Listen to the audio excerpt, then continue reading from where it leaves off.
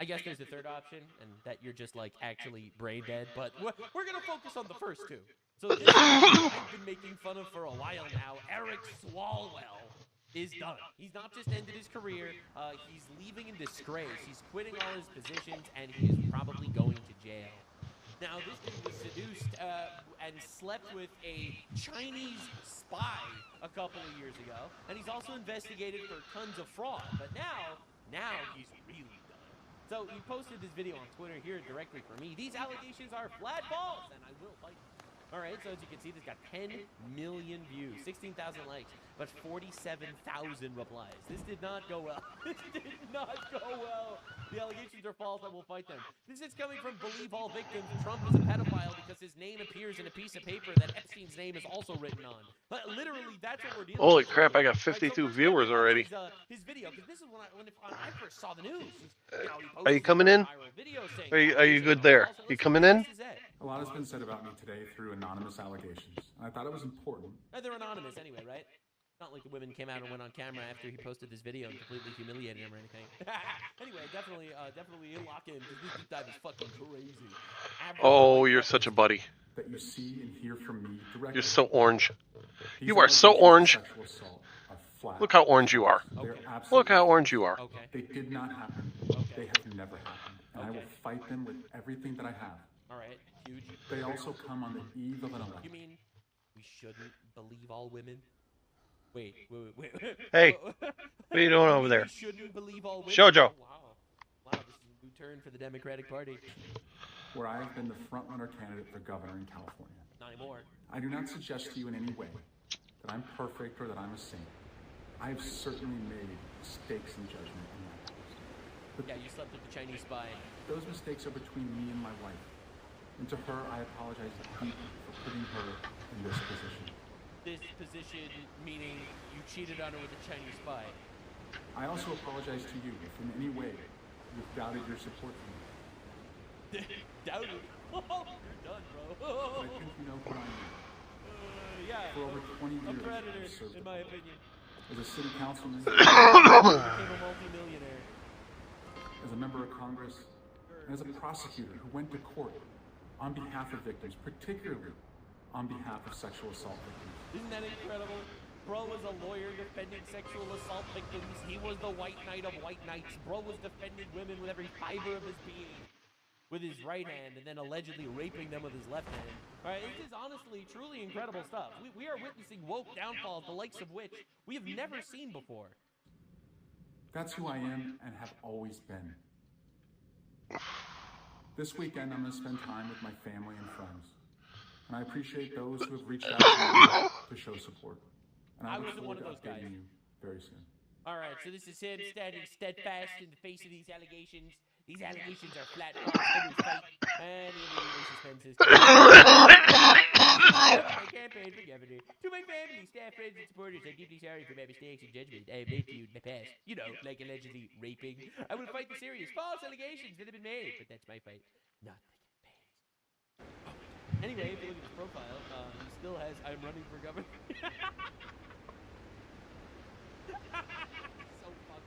He's so good, bro! Right, this is Mr. Open Borders. So no wonder why he wants to bring the rapists in the country. Maybe he wanted people of like-minded, allegedly like-minded people. Who knows? Who knows? Oh, Nick Shirley. Oh, bro, you aren't fit to run. Your time as a congressman. Resign. Elon Musk. Bro, you should definitely fight those false allegations. Shit, workers! Oh my god! Bro's getting literally murdered in the comments. Oh my god, Elon Musk coming in with the fucking takedown.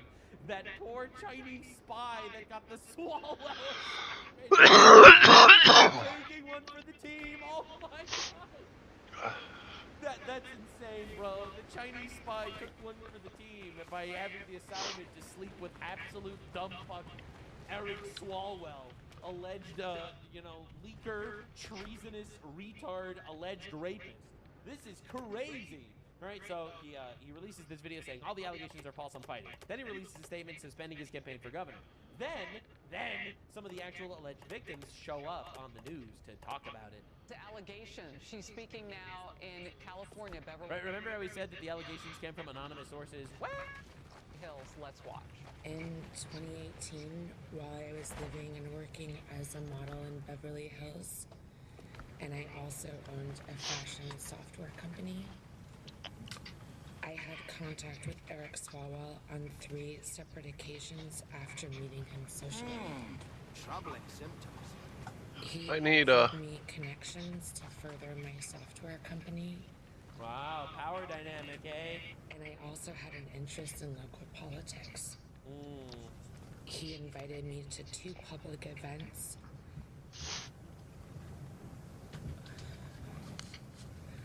I knew he was married at the time and that his wife was pregnant. Oh my god, He what was a my fucking friend. monster. On the 3rd occasion, I believe he drugged my drink. Holy shit! I only had 1 glass of wine.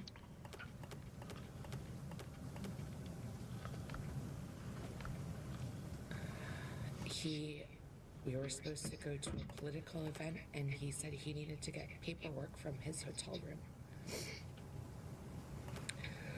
When I arrived at his hotel room, I was already incapacitated, and I couldn't move my arms or my body. What the fuck, dude? He raped me,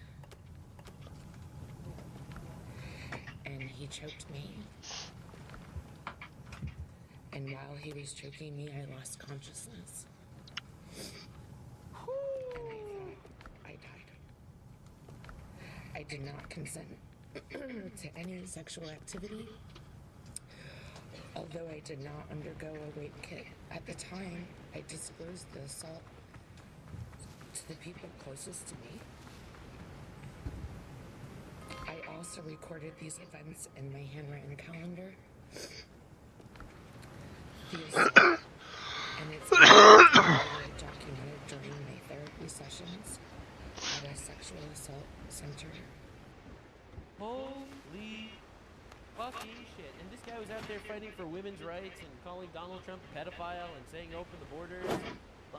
Holy shit. And this guy was like the front runner for California governor. This dude was straight up just a Democrat party, like Democrat Jesus. Alright, I'm not even gonna lie. Oh my god. Now, I wasn't going to really mention this, but I feel like I should, right? She said that she had like a drink of wine and he allegedly drugged the drink and then raped her and strangled her and stuff. Then you have possibly the worst commentary of all time from Megyn Kelly. I don't know what happened to her. So she goes on to then describe a 2019 encounter with him after a night of heavy drinking, which is the theme of this woman's story. She's apparently a very heavy drinker, or at least was during all the time she was with him. And that is another thing for which she needs to take responsibility. What? She needs to take responsibility. Never put yourself in this position. And my friend, she did it twice. She went back to a night of heavy drinking with him after this interlude in which she claims she blacked out, they had sex, and by definition it was non-consensual because she remembers none of it. What? Yeah, anyway, we don't need to get into I don't even know what happened to her at this point. Like, actually just running defense for this Swalwell character and shit. What are we even doing here? Like, again, you cannot believe her story. But if you believe her story, then it's not her fault. Bro, she said she had 1 drink, and then she got... again, maybe she's talking about something else. But I just saw that, and I lost my mind. Anywho, then, of course, the actual allegations came out, and Eric Swalwell resigned from... I am deeply sorry to my family, staff, and constituents for mistakes in judgment I've made in my past. What, like allegedly raping people? I will fight these I'm aware of the efforts to bring an immediate expulsion vote against me and other members, expelling anyone in Congress without due process of undated allegations we made is wrong. What about due process? Speaking now in California, Beverly Hills. Let's watch. Is that not insane? This is your due process guy over here. You can't expel me without due process. Rogers. This is crazy. Within days of an allegation being made. But it's Dude, also they wrong let by me decisions kill that them. have me distracted from my duties. Therefore, I plan to resign my seat in Congress. I will work with my staff. They're like and 4 ensure dudes. they are able in my One of them actions was a to serve boss. the needs of the good people in the 14th congressional district. Bro, you are a fucking loser. Loser! All right, here's one of the worst age tweets of all time from Eric Swalwell. To my Republican colleagues, sexual assault victims deserve justice. Do the right thing. Go sign the petition. It's so fucking over, bro. It's so fucking over, dude. You know, there is zero allegations against Trump that are actually holding water in the Epstein files, yet this dude pushed it every single day. What an absolute loser. Now, Representative Anna Paulina Luna seems like she is gunning to put Eric Swalwell in jail. Congresswoman Anna Paulina Luna is on the legislative committee, and she's Congresswoman, what was in Congress? Did he have a rep? Yeah, he did have a reputation, and as you know, Jesse, I was actually the member of Congress that wrote the expulsion resolution for him, and I was ready to call it up and did tell him that if he did not resign by tomorrow that it would be filed, and we did have the votes to expel him from Congress. So what I will say is that many people on the Hill knew about this. Many reporters have come forward, even in talking to me, saying that they had heard stories about this. But I do think that he has serious criminal problems on his hand, and I do think that he might end up in jail, Jesse. And if I could just share with you for a moment, not only did I receive forensic reporting showing that, you know, that infamous video of him in the hotel room was indeed him, it was not AI generated, but I'm also being told that, more stuff is going to be dropping in the next 24 hours, and then also potentially the individual who recorded that video in that hotel room, Jesse, was a female and she was underage. Oh my god, dude! How does it keep getting worse for this guy? Dude, it's always the people you most enjoy. Wow, that's crazy. These false allegations has it all about him. That's insane, bro. Insane! And I love how people are like, oh, these Democrats are expelling their own Like people. those should be Bro, dropping this something, was an man. open secret in the Democratic Party for like 10 years, apparently, and they did nothing about it. That's one. Two, what's the wrongdoing that Trump did? What wrongdoing did Trump do that he wasn't, like, literally in court for? Like, what are we doing here? This is a former Swalwell donor, multi-billionaire, saying he's no longer a Democrat. He just can't trust him anymore. First, you're mad. I mean, Mad? I am no longer a Democrat. I'm now a libertarian and Republican. Because that's what a blue dog Democrat used to be. Okay? It's called executing, being accountable, enforcing, respect, responsibility, and results. Knowing what your job description is. Delivering results. Unifying. Making this country great. He was one of Swalwell's biggest donors, by the way, and he just completely flipped. Completely flipped. All right, so this is crazy. We were going to wait just before the California governor primary to nuke Swalwell out of the race with my recordings of him inebriating lobbyists at dinner. But now that his Democrat friends are calling on him to drop out, I guess I don't have to wait. Oh my it's fascistic.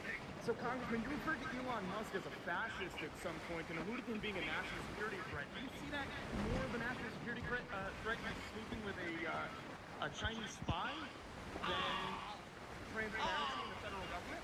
What are your thoughts on that? What are your thoughts on that? What's Fang Fang think of that? What's fascistic about exposing government corruption? Bro. At dinner now with a bunch of lobbyists, you know, they're buying a bunch of booze, and you know that's awfully nice. You know, you were talking about, you know, maybe. How's everybody doing this morning? People that are tense. I just heard that one too.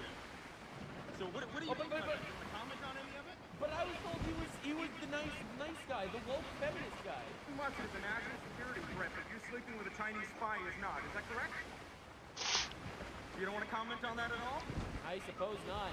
Anyway, this dude is like absolutely nuked from orbit. All right, so this is retardo extraordinaire. This guy, Harry Sisson, who had this entire, by the way, this dude had an entire scandal about him, like sleeping with a bunch of women too. It's crazy how they're all like this. So this is him basically dropping Swalwell too. By now, I'm sure you've all heard about the incredibly serious allegations against Representative Eric Swalwell. He's a Democrat that's running for governor of California as well, and he's been accused of inappropriate behavior, of assaulting women, and other very horrific things. The allegations are detailed. There are records to back it up, text messages to back it up.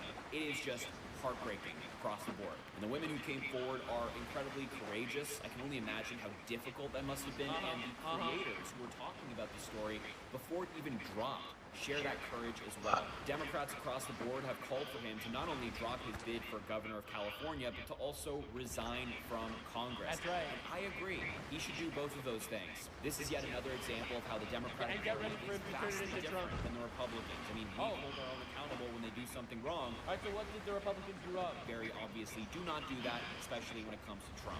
But what did Trump do wrong? Did he rape and drug a whole bunch of women? Because he was not found guilty of rape in court. They brought him to court over it. They did not find him guilty of rape. So I don't know, man. What are we doing here? I love how it's like Eric Swalwell raped a whole bunch of women allegedly. Let's make this about Trump. Entire Democrat perspective. This is another accuser blowing the whistle. I was so far removed from what had happened in 2019. I felt safe because I was established. I had a partner. I felt more secure that I could have a strictly professional relationship with this person. After that door closed, we went to another. I went to the bathroom, and I don't remember anything after that. You don't remember anything? I remember the next day. I can see flashes of that evening, of him on top of me pushing him off, him grabbing me. That's a whole ass lot of allegations from a lot of different women, my guy. Now, just because everything is killing him at the same time, Eric Swalwell paid a legal Brazilian live-in nanny under the table with campaign funds, complaint alleges. All right, so that's fraud as well. All right, now his career should have ended when he was caught sleeping with a Chinese spy, but they kept him around for some reason. Where's the actual evidence of collusion between the Trump campaign and Putin? It's right in front of your nose, Tucker. When we look back on this in 25 years, we're going to be amazed at how much of it was right in front of us. You're a member of Judiciary. Do you believe the president right now has been an agent of the Russians? Yes, I think there's more evidence than he is. Yes, and I think all the arrows point in that direction. I haven't seen a single piece of evidence that he's not. An agent like in the 1940s where you had people who are Reds, to use an all time, like that. In other words, working for a foreign power. He's working on behalf of the Russians, yeah. Okay. The question has shifted from whether the president He's is working on, Russians, oh my God. what evidence exists that the president is not working with the Russians. At what point do you draw the line and not accuse the President of the United States without any evidence of being an agent of Russia? Yeah, he's betrayed our country, and I don't say that lightly. I worked as a prosecutor for 7 years, and Betraying the country, by the way, we want evidence before you say that, but you said an agent of Russia. Yeah, he works on their behalf. I'm not hearing the evidence that he's an agent of Russia. Yeah, I think it's pretty clear. Right. It's pretty clear. So this dude has an entire history of talking about the gigantic Donald Trump agent of Russia situation. Meanwhile, this dude was literally sleeping with the Chinese spy. Literally sleeping with the Chinese spy. Now, Ben Shapiro and everyone else is getting in their licks at the very end. You know, like, this dude's on his way out. Everyone's fucking coming out and killing this dude. All right? And just, we found some receipts. You did say, I think homosexual activity is a sin. Yes, I'm a religious Jew. Sure, there's a genetic component. You found me out. Orientation. But the view of all religious people I know has always been that sexual behavior is something that is up to you. And you said, I may have a desire to sleep with many women, but I do not. I agree with me.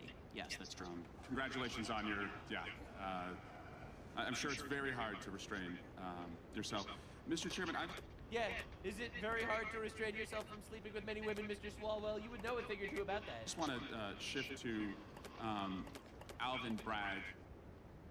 Yeah, I don't know, man.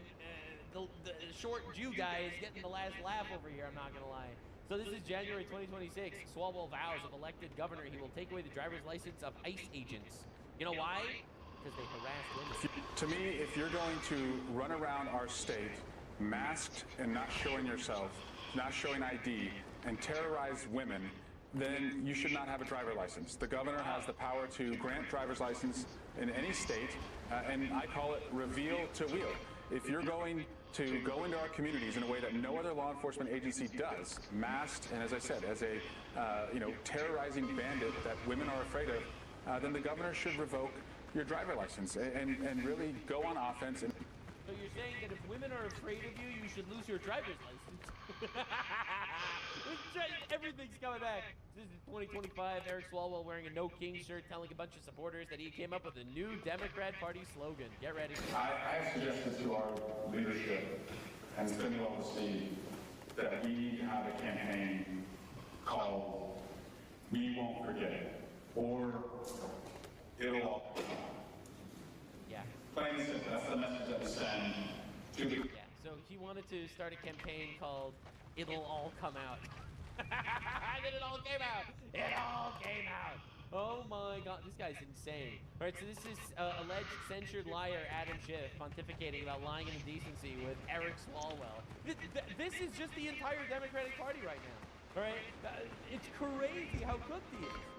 The fact that he has now dropped out of the governor's race and resigned from Congress, is that justice in your view?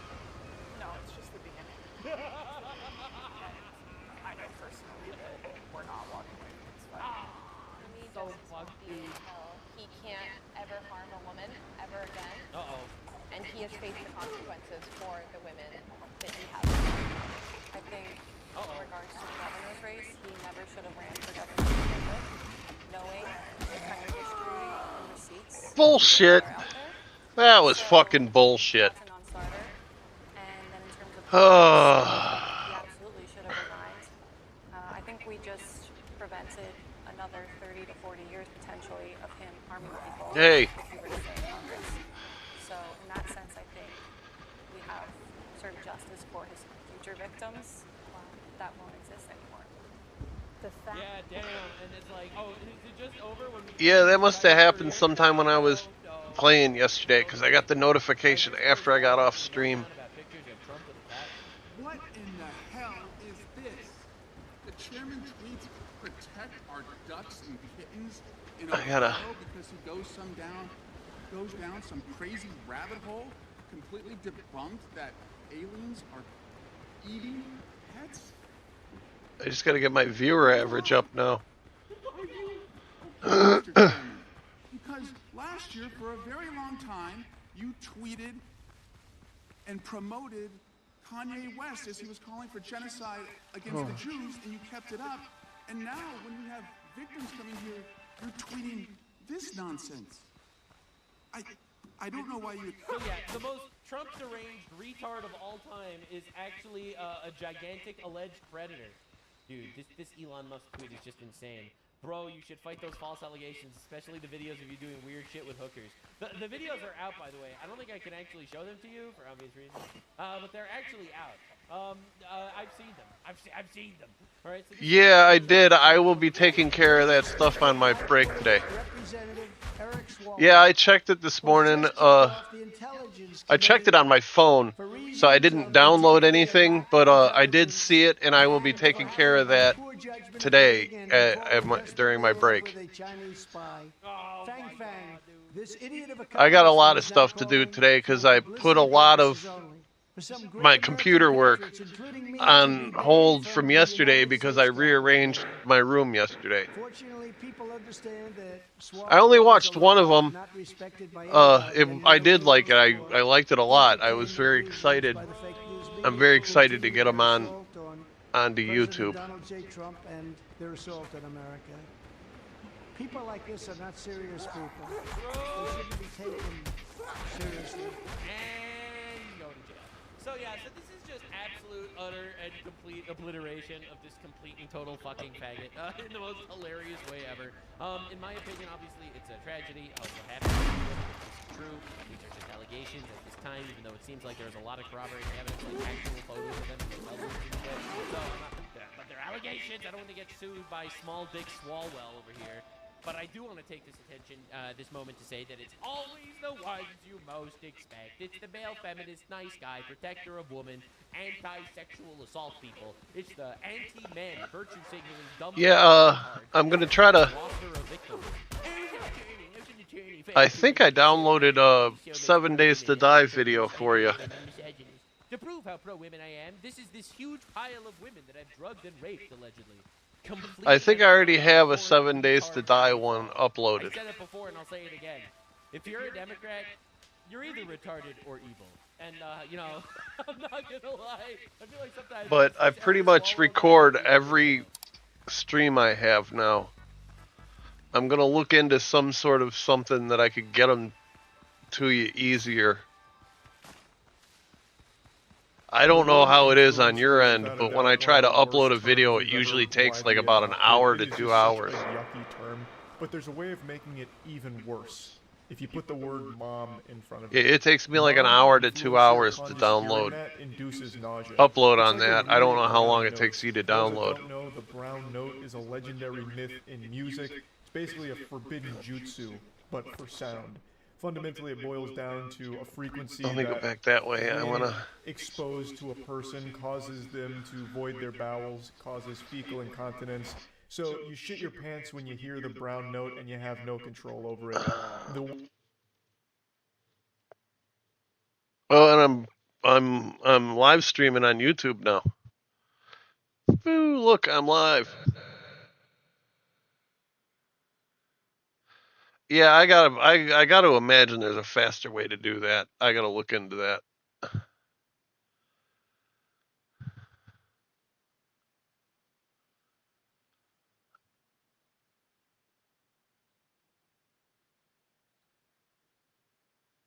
I want to listen to this. This is Power Hour with Gabriella Power. Hello, I'm Gabriella Power. Welcome to Power Hour. Yeah, actually, I had a clip. It's a short from Grand Theft Auto. Has attacked Donald Trump's use of the power. There's a story behind it, but it's got a picture of me doing a barrel roll in an SUV. But that was back in the day when I hardly had any viewers, and Hybrid Absolute was watching me, and we were talking about. I have never had more than $2,000 worth of damage done to a car. You go to the place to get your car fixed, it's never been over $2,000. So I decided I was going to trash my car to see how high of a repair bill I could get. And the first thing I did is I went off a jump, and I was going to try to land upside down, but I ended up doing a barrel roll and landing perfectly. I don't know if I'm, you know, to be honest, I could go one with barely something. Obviously, I'm completely biased as relates to what my dad did. Alright, I definitely got to upgrade this base. Uniquely. But I had that.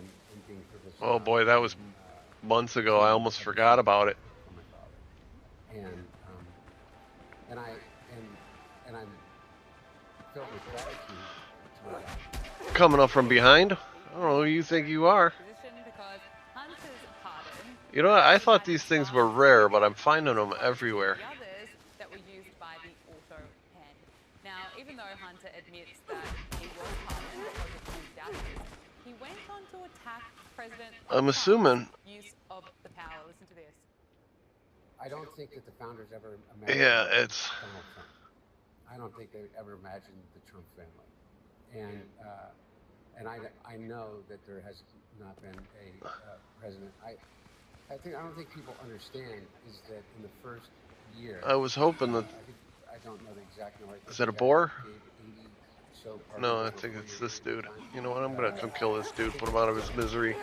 Donald Trump has given over 1,500 pardons in the first year. You didn't have to throw that at me.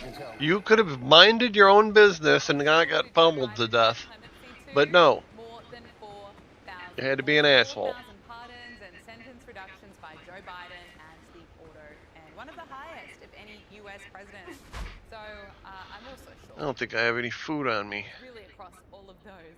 We're going to have much more to say on this. I could eat a banana. In just a moment, but later in the show we'll be speaking with Esther Kraku over in the They're a UK, superfood. up to speed on the dramatic fallout between Keir Starmer and Donald They're not really a superfood. They're just like have a ridiculous amount of potassium in them. to Harry and Meghan's visit to Australia. There's a growing concern for American seniors that isn't getting enough coverage in the media. Several officials have now acknowledged a significant error in government provider directories, that the information is often inaccurate. People are finding out far too late. See that bitch? That guy's armored. Cover their preferred doctors in a system this complicated. Everything right and still end up. Wow, I totally missed him. Those mistakes can cost you thousands. That's why I partnered with Chapter. When you need to understand your Medicare options, you need a team that advocates for you, not the insurance company. Why am I not hitting this guy?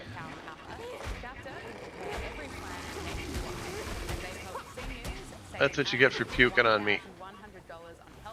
It was disgusting and completely uncalled for. If you're turning 65 or have There it questions is. about your coverage, call Chapter at 743-282-0196. Don't rely on outdated data. Call 743-282-0196 to speak with a real person who can help you navigate this today. That's 743-282-0196. Joining us now is filmmaker Ami Horowitz. Ami, it is great to see you again. I think I might have everything I need. We're going to play what do you have to say about the Democrats in just a moment. What I do need. Can I get your reaction to his comments attacking President Trump's use of pardons? Look, you know what, Gabriella, I really appreciate about you is give me the opportunity to talk about Hunter Biden. This is supposed to heal me, isn't it? Say that name again, but I love that we are. How do I feel about it? It's the height of irony and hypocrisy, obviously, but I would expect nothing less from Hunter Biden, obviously, of course. Well, here's what he had to say in his interview with Luke Riddell from Midas Touch, throwing his support behind Gavin Newsom. I think that Governor Newsom is probably the most articulate and greatest warrior that we have out there.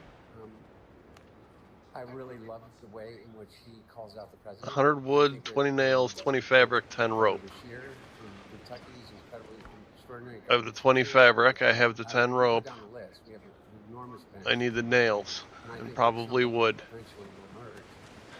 But more than anything, we just have to do it. But it's not just Gavin Newsom that he loves. He's also inspired by Mamdani, but disappointed in others. I'm disappointed in much of the Democratic Party, in the leadership in Congress, in the United States Senate. I look at somebody like Mayor Mamdani, and I'm inspired. And I'm sickened. Absolutely, completely inspired by the way in which he has not only won his election, but the way that he's leading now. Ami, what do you make of those comments? Are they helpful? Hunter, I'm inspired by you. I mean, anybody who was internationally, shamed for being so staggeringly incompetent that you continue to show yourself on television, my I'm out of gunpowder. If it was like that for me, I would pull a Howard Hughes or Greta Garbo, and you would never see my face again. So look, I tell you, Hunter, I appreciate it, baby. You keep taking cuts at bat. Good for you. Look, we have more to say about Gavin Newsom and Mamdani, but before we move on from the Bidens, former US President Joe Biden is back in the spotlight. Here he is making a lot of sense while speaking at a university earlier this week. You know, I got married in Scandinavia after my first year in law school. I did a huge reception. Biden. Made the trip to Scranton to celebrate us on that day, just like they had today. I mean, it's amazing. Between listening to him and Kamala Harris, you either have a kind of different language or a different accent. Again, see my last comments about Hunter Biden. If I was Joe Biden, I would never show my face again. Look, you were president. You were at the top of the mountain. Now you fell off disastrously, obviously. But dude, why do you continue to humiliate yourself in public? Look, this is elder abuse. It's Joe Biden's fault for not letting them in their home, not letting them out. But I guess again, I really admire somebody doing the work out there over and over again. I tell you, I don't know. Okay. But father like son. Yeah, that's fair. Okay, Gavin Newsom. It turns out that the media loves covering for him. Would you believe it, Army? There's, of course, this major Medicare fraud scandal inside California's hospice system. It's apparently around $200 million that's been lost to Medicare hospice fraud in California since 2023. CBS has been covering this story, but other media outlets, well, it seems that they have no interest in bringing this information to their audience. This is according to analysis by the Media Research Center. Both ABC News in the US and NBC News have devoted 0 seconds on their flagship morning and evening broadcasts to this scandal. Army, look, are you surprised? No, of course not. No, obviously they're covered for Gavin Newsom, the Great White Hope, right? They understand that despite what Hunter Biden said, see how I went back, put that name back in there again? It's the last time I've been saying in a long time. They don't have a strong bench, okay? Gavin Newsom is it. He's their only shot at the White House. Because right behind him are people like Gretchen Whitmer, AOC, Kamala Harris. God, those are the names that are running second, third, and fourth, right? They're kind of all interchanged. So of course they want Gavin Newsom to win. Look, I did a little, look, I do show prep for you, right? I'll just come on and just wing it. This is show prep. It's what I'm about. CNN, I scrolled for 2 minutes of the CNN website to see when them covering the scandal. I don't know why, but I like catching the little crabs. The story of Luther Vandross, the indisputable. If there was show up more often, I could probably spend the whole day just running around catching little crabs. It was about the SantaCon organizer who's a Grinch and stole $1 million. I'll admit, I've spent a lot of time drunk on Christmas during SantaCon, so that affects me personally. And of course, the hard-hitting regular flip-flop will ruin your feet. By the way, just so you know, I am anti-flip-flop. I find it incredibly uncomfortable, so I appreciate that also. But yeah, I couldn't find anything about this particular scandal on CNN.com website. So. Well, I'm glad that you're anti-flip-flop and that CNN is covering that for you. I'm going to have to ask you about Mamdani, who, of course, Hunter Biden. Look, there it is. I said it for you. Once again, we're going to keep covering it as long as we keep speaking. Hunter Biden says it's inspiring. New Yorkers, of course, have been lucky enough to have 100 days to run Mamdani. And here's his latest announcement. When I ran for mayor, I said I was going to tax the rich. Well, today, we're taxing them. I'm thrilled to announce we've secured a pied-à-terre tax, the first in New York's history. This is an annual fee on luxury properties worth more than $5 million, whose owners do not live full-time in the city. Like for this penthouse. Said it before. Good luck, New York City. Yeah, you want to go out and humiliate publicly the people who are actually investing in your city. Because let me tell you, it's pretty grim. So it's basically in New York, if you're not using it, the city will take it from you? Some of the highlights of Governor Mamdani in the last 100 days. Like, he refused to take homeless encampments down. So if you walk down Broadway, where I live, they take up literally the entire width of the sidewalk. You have to walk around these homeless encampments. Or you go through Central Park. They're literally like campsites, right? And I call the cops once, like, look, there's a campsite where little children are walking by and they look at me and go, we're literally not allowed to do anything about that. And by the way, homeless people literally die over the winter because he refused to take down these encampments. He also, yoink, yoink. To his credit, he's doing a child Yoink, care yoink. in Harlem, and it's going to serve 40 children, and they're going to spend almost $13 million on that. So for the first year cost of those kids, it's about $300,000 per kid. Great job, Mamdani. They can all go to Harvard for $60,000, so that might be a better deal. Yeah, under Mamdani, we've seen the major. I wish you could find scallops. Take down New York City's finance outlook. I love scallops, man. It's a negative. That's going to increase borrowing costs. It's going to push into a debt cycle. Well done. Yeah, I would suggest, hey, Mamdani, you and Mrs. Cardamom just go back to the mansion and just continue parking Twitter accounts that support the rape and murder of people. I think you guys do a better job doing that. Stick there. You mentioned the childcare centre. Instantly, I think of the Leering Centre that was exposed by Nick Shirley. Look, I want to talk to you, of course, about the conflict in the Middle East. President Trump has spoken with Fox News, and he says that he believes The war with Iran is close to over. Here he is. I had to divert, because if I didn't do that, right now you would have Iran with a nuclear weapon. And if they had a nuclear weapon, you would be calling everybody over there, sir. And you don't want to do that. Well, you keep saying was. Is this war over? I think it's close to over. I mean, I view it as very close to over. You know what? If I pulled up stakes right now, it would take them 20 years to rebuild their country. And we're not finished. We'll see what happens. I think they want to make a deal very badly. It's interesting, Army. He says it's close to over, but we're not finished. What's your assessment? Yeah, look, I don't think he's wrong. I think the job is not done yet. But by the way, if he did step away right now, which I don't think he should do or will, it would rank as one of the most monumental foreign policy achievements in the last few decades, right? Just full stop now. He's not going to. Look, his eye is still on the prize. You know, people said there was no end game, there's no objective. That's a little crap, okay?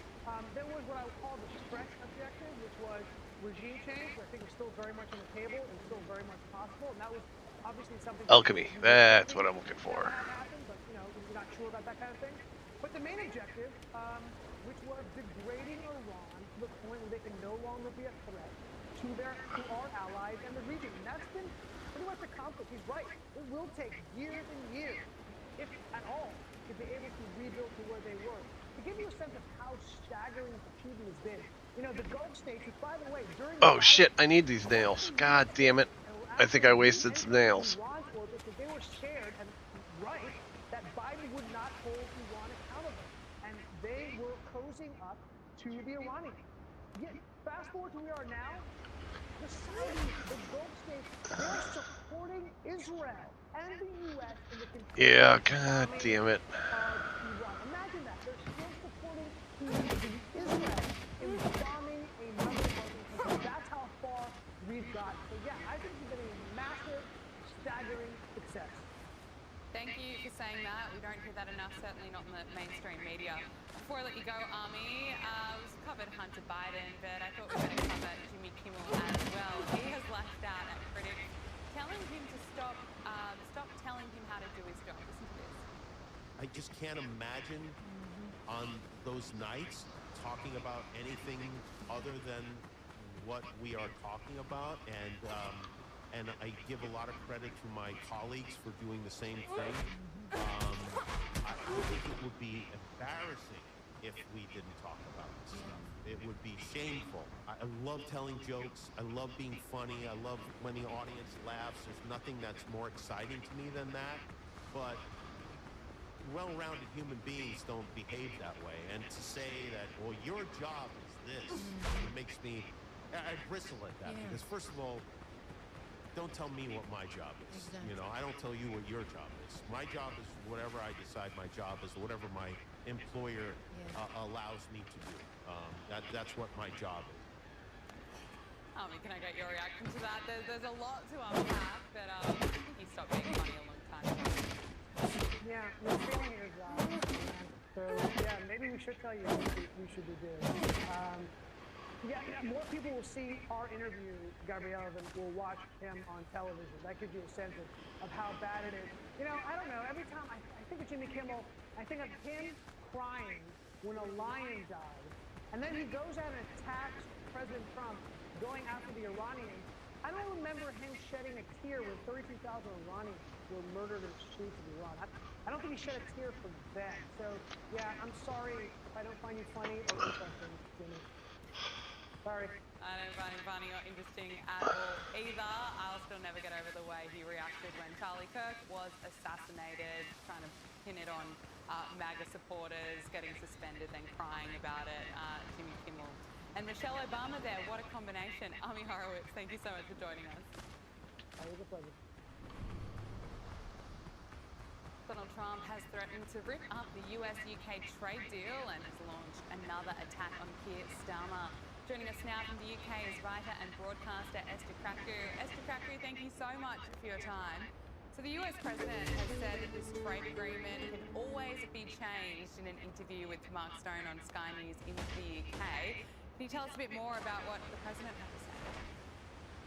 Yeah, so the president was basically raging about Keir Starmer's insistence that the UK will have no involvement with the US's war in Iran, including helping to remove the blockade that was imposed by Iran on the Strait of Hormuz, even though Keir Starmer has been doing sort of the diplomatic rounds and saying that he's been involved in talks to try and keep it open. Now, the Foreign Secretary, Yvette Cooper, made one of her demands, and I call it more of a polite ask than a demand, because a country without a deployable army can't really make demands. Making the case that Lebanon should be part of the Iran ceasefire that's very fragile and ongoing at the moment. But it kind of just shows the detachment of the Keir Starmer government from the reality of the situation.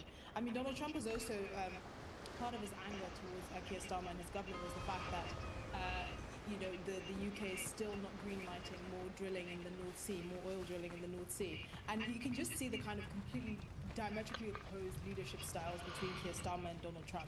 Keir Starmer is very much a consensus leader, and the reason, one of the main reasons that the expansion of drilling in the North Sea for oil and gas hasn't actually happened is because of the Energy Secretary, Energy and Net Zero Secretary Ed Miliband, who has absolutely forbidden it and said basically under no circumstances will the UK greenlight more licenses for offshore drilling in the North Sea. And for Donald Trump, this is an act of lunacy, because what he basically sees is that the UK is putting its own national interests basically in jeopardy because of this ideological attachment to net zero. And it's important to note that the US has overtaken the UK in Norway in supplying the UK with crude oil and gas since 2024. So they're now our biggest supplier. So comments like this from the US president, while it may seem like just another tirade, they do have to carry a lot of weight behind them. And this is why people like the Chancellor Rachel Reeves needs to be very careful. I mean, she mentioned in let me an put it in interview with order like journalists this. just a couple of So days ago with this that she's frustrated with Donald Trump's war here, in Iran this and that clay it vase, I has don't no know what clear it's strategic for. goals and that it's an act of folly. Well, this is the Mystery same man shit. who can basically Goose sink and the British slaves. economy This overnight. doesn't belong I in mean, there. the US is our biggest trading partner in many respects, and it's not even close, maybe second to the EU on some respects, but they're the #1 destination for foreign direct investment from the UK. So these are not the kind of comments you want to be making when he basically holds the future of your economy in his hands. Now, obviously, they're trying to distance themselves from the war in Iran to pander to their base and to make it seem like Rachel Reeves is trying to do everything she can to save the British economy. But we've just been downgraded in terms of growth forecasts. We have the lowest growth forecasts in the G7. And it's not all because of Donald Trump. It's because of things like tax rises and our inability to get energy security under control, and the fact that we basically have virtually no meaningful production in the UK. It's all been offshore to places like China, which we're seeing an increasing dependence on. So Donald Trump is echoing a lot of things that I think Keir Starmer's government should take notice of, because this is not just an old man ranting. He really does hold a lot of cards with regards to the direction of the UK and our economy. Yeah, he certainly does. We do have some audio of Keir Starmer. He says that he's not going to yield to Donald Trump and maintains that he will not get dragged into the war with Iran. Position on the Iran war has been clear from the start. We're not going to get dragged into this war. It is not our war. And a lot of pressure has been applied to me to take a different course. And that pressure included what happened last night. I'm not going to change my mind. I'm not going to yield.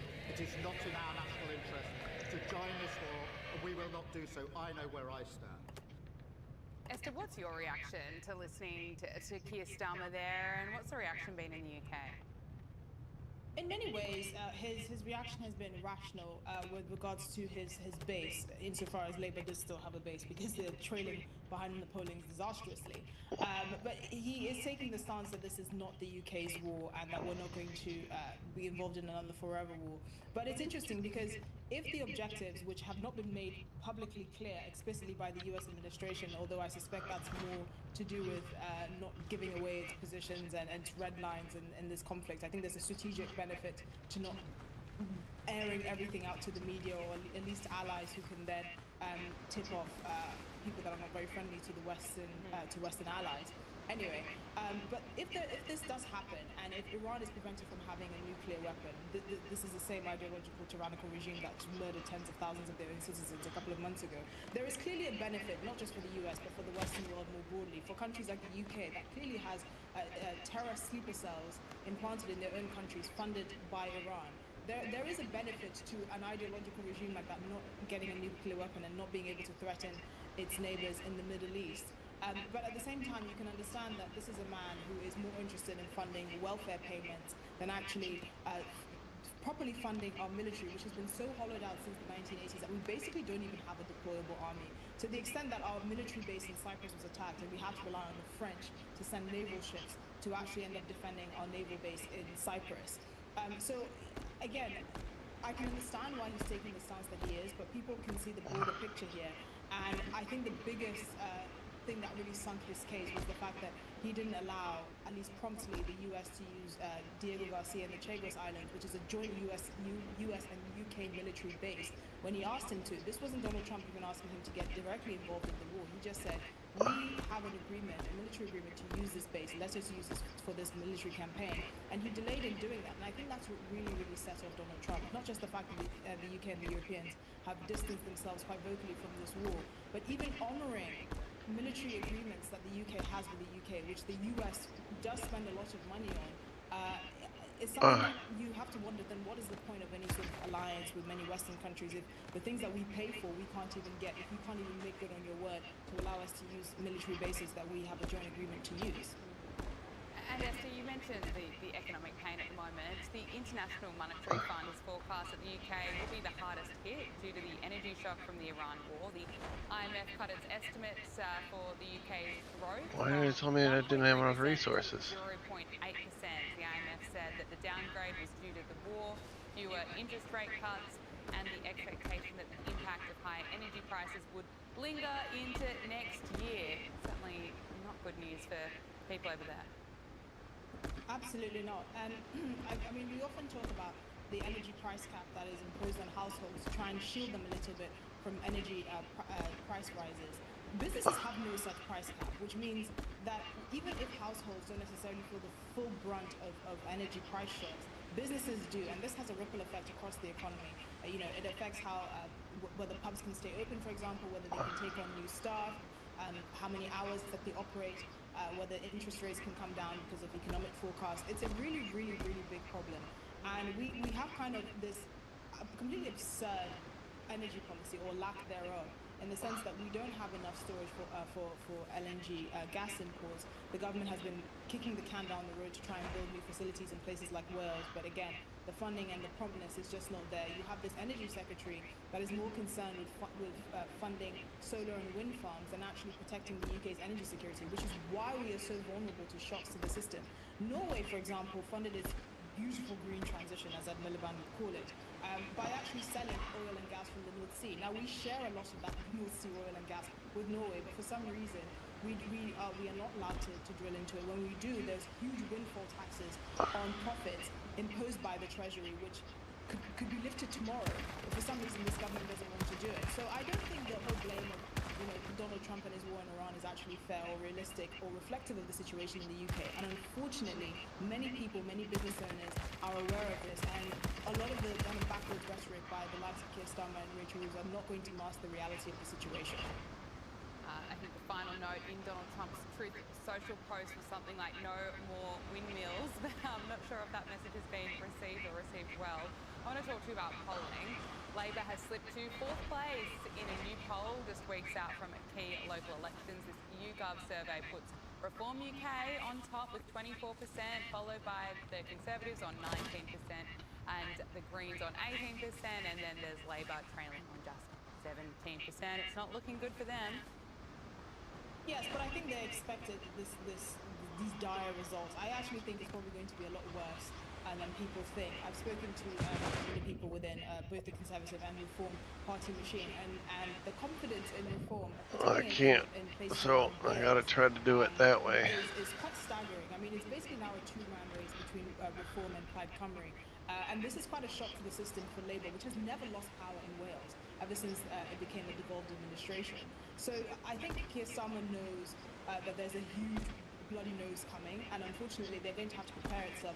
I mean, most people don't know, today is actually the 1-year anniversary of common sense, should I say, which was the Supreme Court ruling last year that said that gender in law means basically biological sex. Men and women are not the same, they're not interchangeable, and that the law is the law.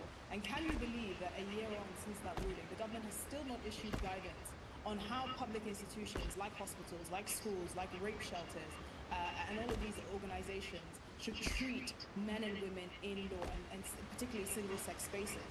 And Bridget Phillipson recently came out, the minister who's in charge of this issue, saying that she was going to release guidance after the May 2nd elections. So you now have a situation where legal protections for women in single-sex spaces are being kicked down the road because of these upcoming elections, which just shows the government's complete lack of seriousness on this issue. But it also shows that Labour are really anticipating a kind of seismic defeat in many parts of Wales, but especially Scotland as well, where you're even seeing the rise of the Scottish Greens, which is absolutely incredible. Oh, because I moved too far away, that's why. Alright, whoops, I almost drowned. So Keir Starmer and his government are facing backlash for policies that they have chosen to implement, and they cannot get around it. They cannot keep blaming Trump or the war in Ukraine or the Russians or the Iranians. They can only blame themselves because a lot of this is a mess of their own making. I couldn't agree with you more. Just finally, before I let you go, London's Mayor Sadiq Khan's target of building 88,000 homes a year. There's my box of rocks. There it is. By property analysts after a sharp slowdown in construction. Analysts are saying that this overall pace, or the overall pace, I should say, of development. All right, for now.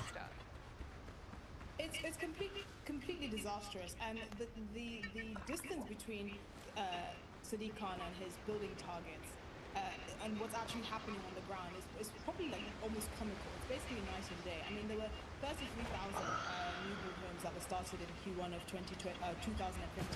This year it was about 5,000. So that's an astronomical drop. You know, he's about 10 times behind the homes that he actually needs to build, particularly for the private sector. And in fairness, a lot of it is not his fault. A lot of it is the state of the economy and the high rates of borrowing and how difficult it is for businesses to borrow money. But at the same time, the rates that this London mayor is guaranteeing for construction in London is abysmal. And there's no temptation for construction companies to even try and build in places, in parts of the capital that are desirable. It's more beneficial for them to just sit on the land and to see the land appreciate, and then maybe a couple of years down the line when the forecast for the British economy don't look so terrible, maybe they may break ground. But there's not very much that this Labour government is doing to entice businesses to get moving again, not the Mayor of London and certainly not the central government. Esther Kaku, writer and broadcaster, damn it. Thank you so much for joining us. We really appreciate it. Prince Harry and Meghan Markle are in Australia, and Meghan is not only charging thousands to see her at the Her Best Life retreat, she's also using her time here to go on reality television. That is what is happening. Joining us in the studio is News Corp columnist Angela Mollard. Angela, thank you for coming in. Nice to see you, Gabriella. There is so much to unpack about what these two have been up to, but first of all, here is Meghan appearing on MasterChef. Please welcome to MasterChef Australia, the Duchess of Sussex, Meghan Markle!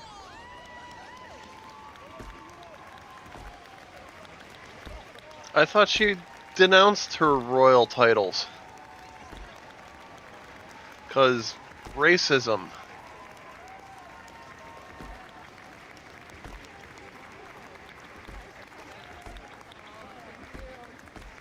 Do people in the UK even like her?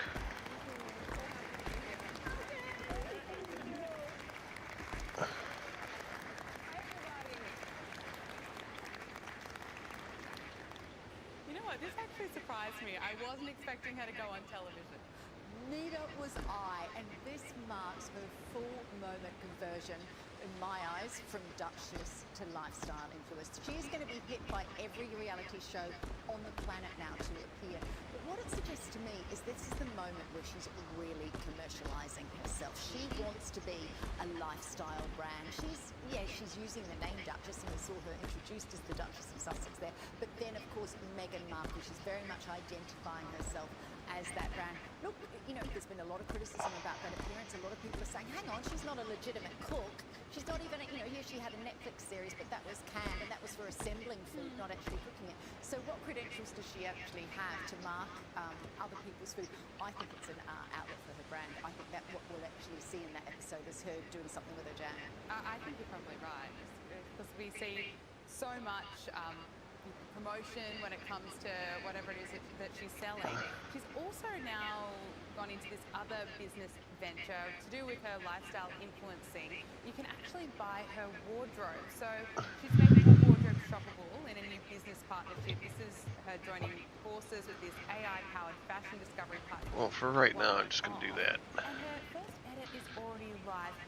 What do you make of Megan doing this while also going to, I suppose, hospitals? She's going to the Children's Hospital in Melbourne and also women's shelters.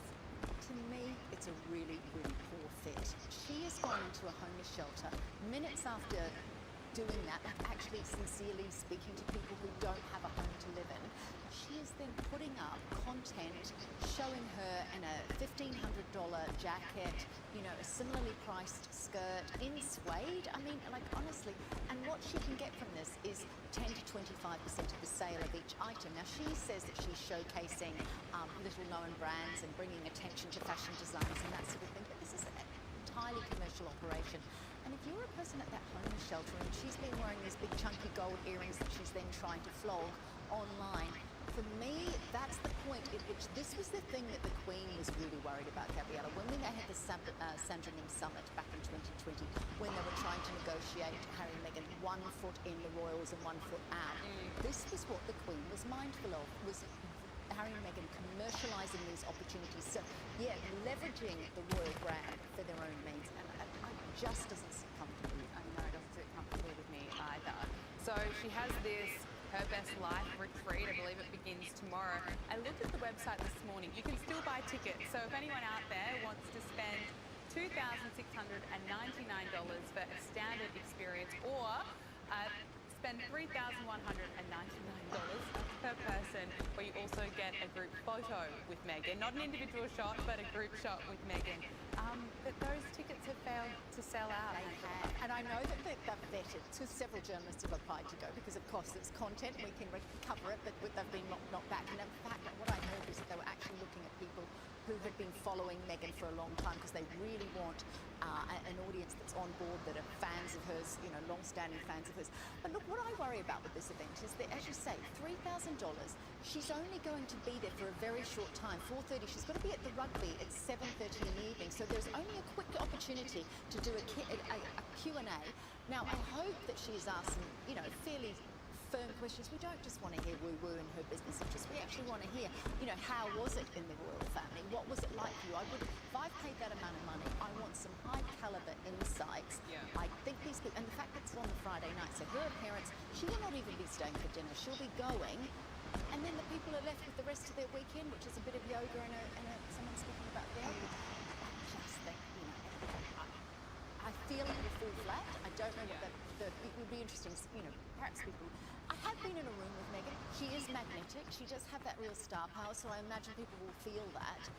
Nevertheless, that's a lot of hit into your pocket in a cost of living crisis. That's a lot of money. I know, I said this on the show yesterday, but people are struggling to fill up their car with petrol at the moment. I don't know who is wanting to spend more than $3,000 to get a photograph with Meghan Markle. And I think the fact that it hasn't sold out yet kind of says a lot about the appetite for Harry and Meghan here in Australia.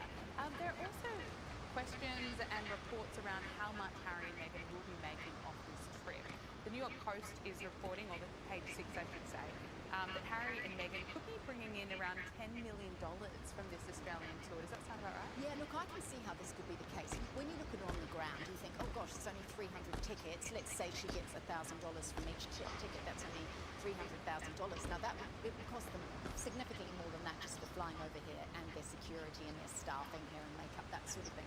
But where they're parlaying this into money is the affiliate endorsements, it's sponsorship, it's branding, it's building that brand. She's using us, particularly Meghan, obviously, and we'll talk about this, about how their two interests are diverging. I think Harry's very much going to to his core purposeful events, and Meghan's really lifestyle influencing.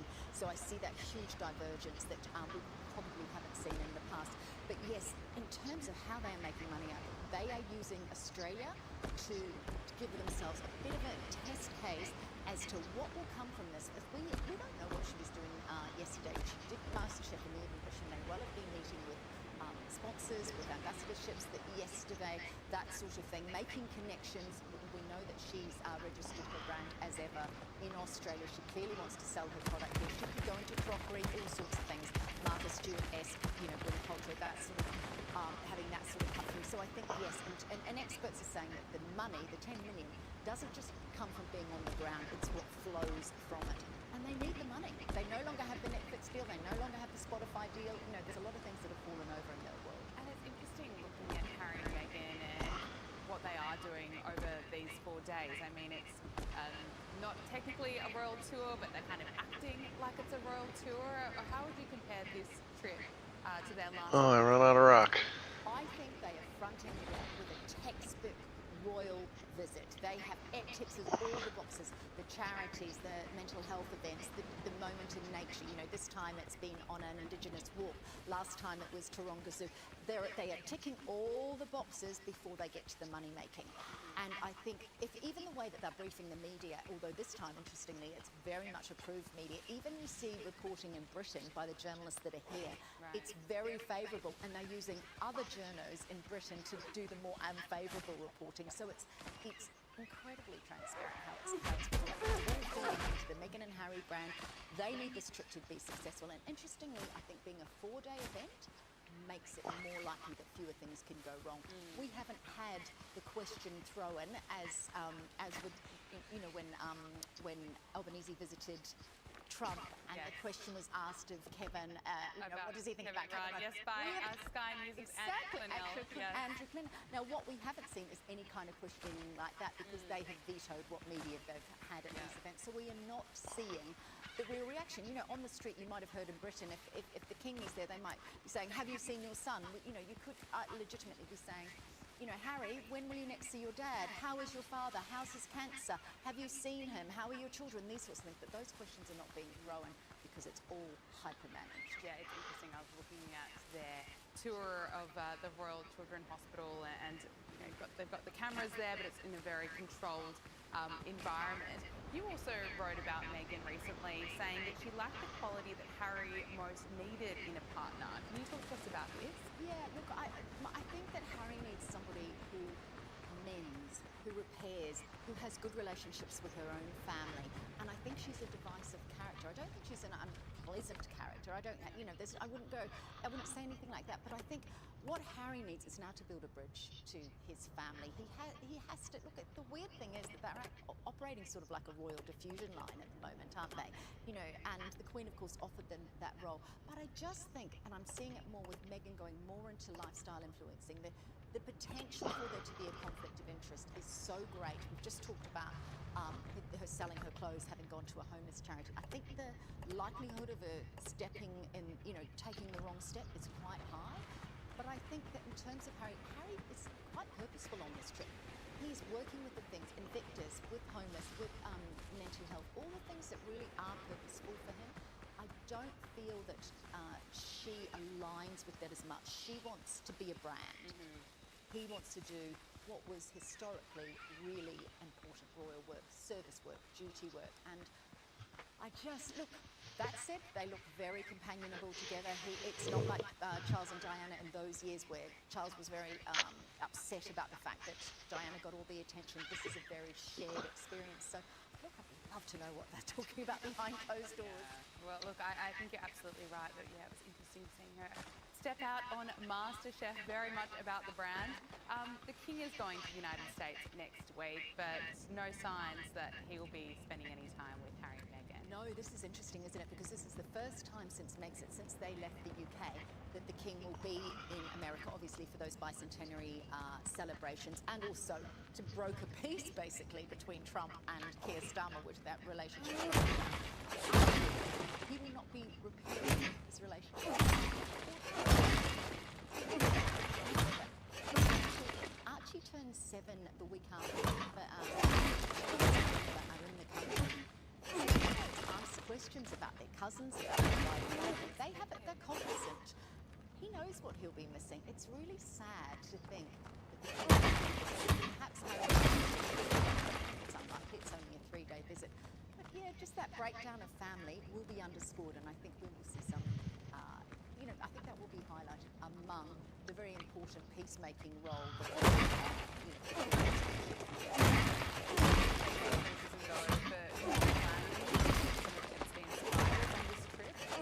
What do you make of Miss Camilla is the US Democrat from California. When you've got a monarch adjacent to I can see why they're not doing it. He has spoken out strongly about his support, as has Prince Edward, for the victims. Perpetrated in America. That says that is going to be a real problem. Angela Muller, thank you so much for joining us on Power Hour. There's so much to talk about with the royals here. We're not working royals. You can't call it a royal tour. Yeah. You can't even call it a royal trip. The British are arcing up about it being called a royal trip. Well, that isn't fair enough indeed. What is it, a lifestyle trip? A branding exercise. Yes, that is what is happening right here down under. Angela Muller, thank you so much. Thanks.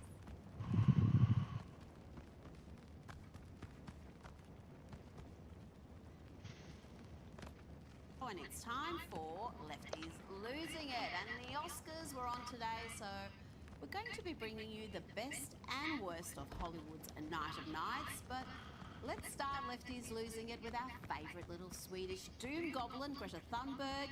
And here we have the gal who set records for truancy, showing incredible range. Not only is she an expert on catastrophic climate change and the Middle East, but her geopolitical expertise extends to Cuba. And of course, many leaders are not discovered. It's all Donald Trump. We need to talk about what's happening in Cuba right now. As the Trump administration is waging illegitimate wars across the world, killing countless people, it is also strangling the Cuban people, deliberately, methodically, and openly. The pedophile Trump himself saying there's an embargo, there's no oil, there's no money. He said it like it was something to be proud of. What did that little Chucky doll lookalike call President Trump? I do hope he sues her for whatever ill-gotten gains she may have. And Greta was not done lecturing us about Cuba. She knows better than Cubans what is good for Cubans. She does not say a single word to condemn the brutal communist dictators or the reason why more than 1 million Cubans have left their own country. Cubans are up for the world, and now it is time for the world to stand up. Now I ask all of you, every friend of peace, every defender of the right of peoples to determine their own futures, to join. Wherever you are in the world, go to the local US embassy and make your voice heard.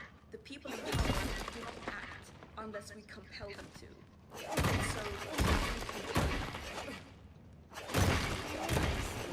She is. Now to the Oscars, and I'm sure you're just dying to hear some virtue signaling. Here is the team behind the voice of Rekt.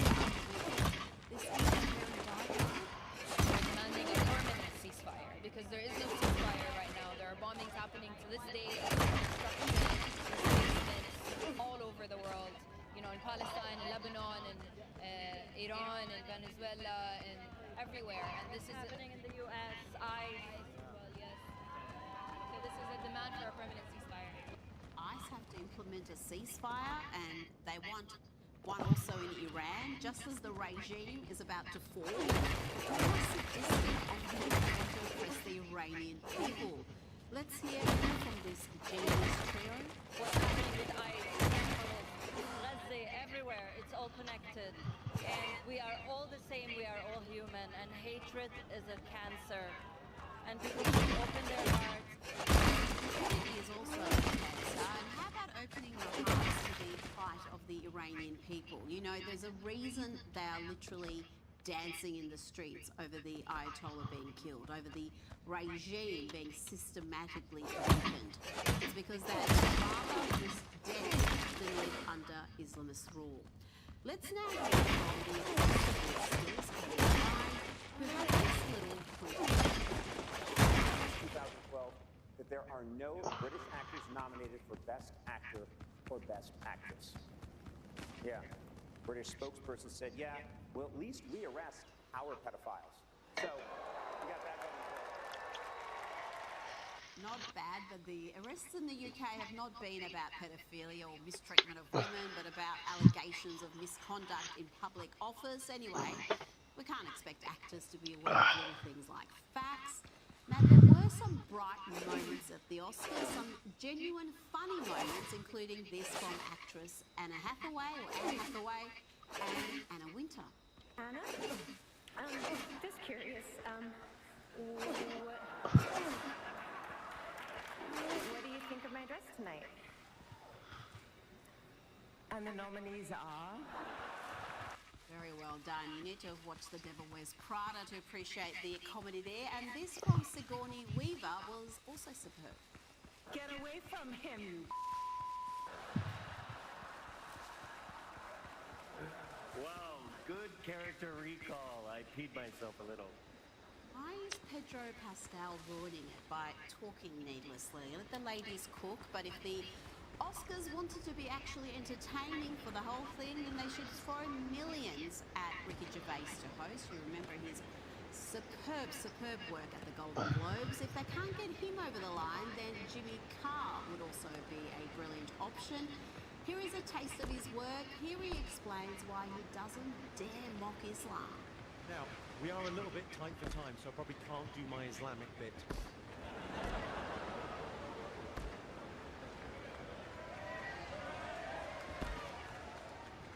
Well, obviously, I'm not going to be telling the same jokes about Muhammad. I feel very comfortable telling about Jesus Christ, and that's because, fun fact, I'm not an idiot.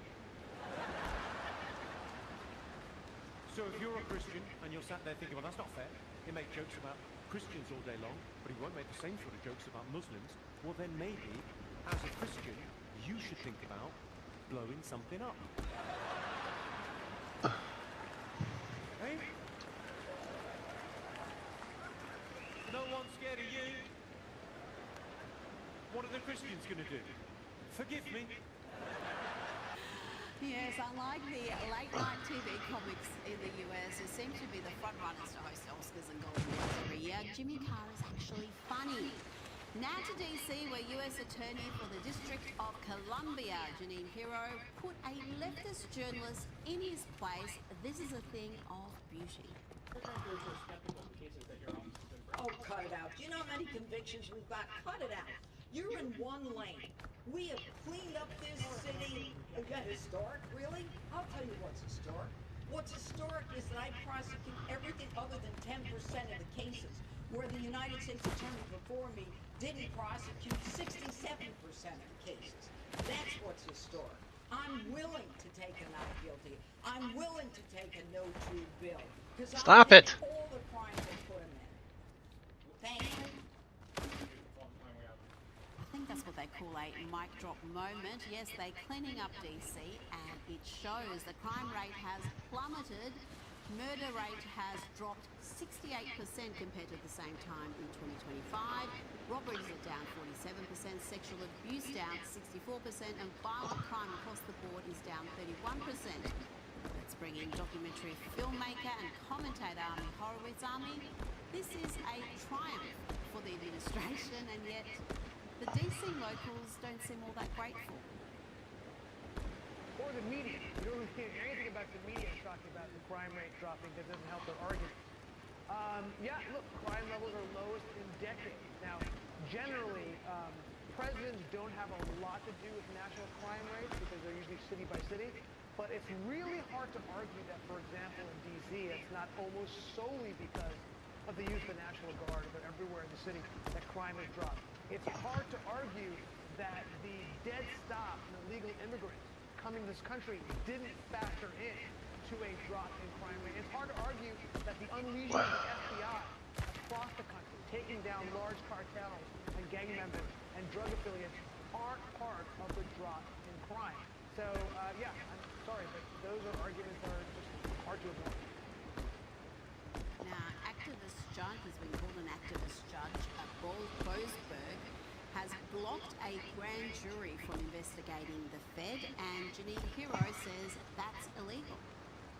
In Washington, an activist judge has taken that tool away from us by inserting himself and preventing the grand jury from even obtaining, let alone hearing evidence. He has neutered the grand jury's ability to investigate crime. As a result, Jerome Powell today is now bathed in immunity, preventing my office from investigating the Federal Reserve. This is wrong, and it is without legal authority. Army Horowitz, I know you're not a lawyer, but what's your take on that conflict between members of the judiciary, the Trump administration, and this determination to look at the Fed, investigate the Fed? But I play one on TV, Rita. Look, I'm going to be honest. Enough for me. You are not going to like my answer, okay? I Look, knew you would be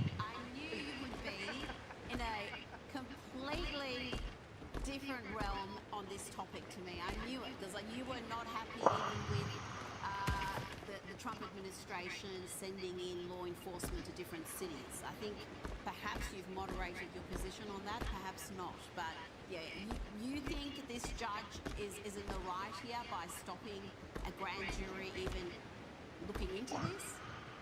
Look, I'm not going to debate with you the dual mandate of the Fed, right, which is the efficacy of this particular regime on that issue. I'm not going to debate with you, whether or not we need deep cuts now to juice up the economy or whether it's inflation.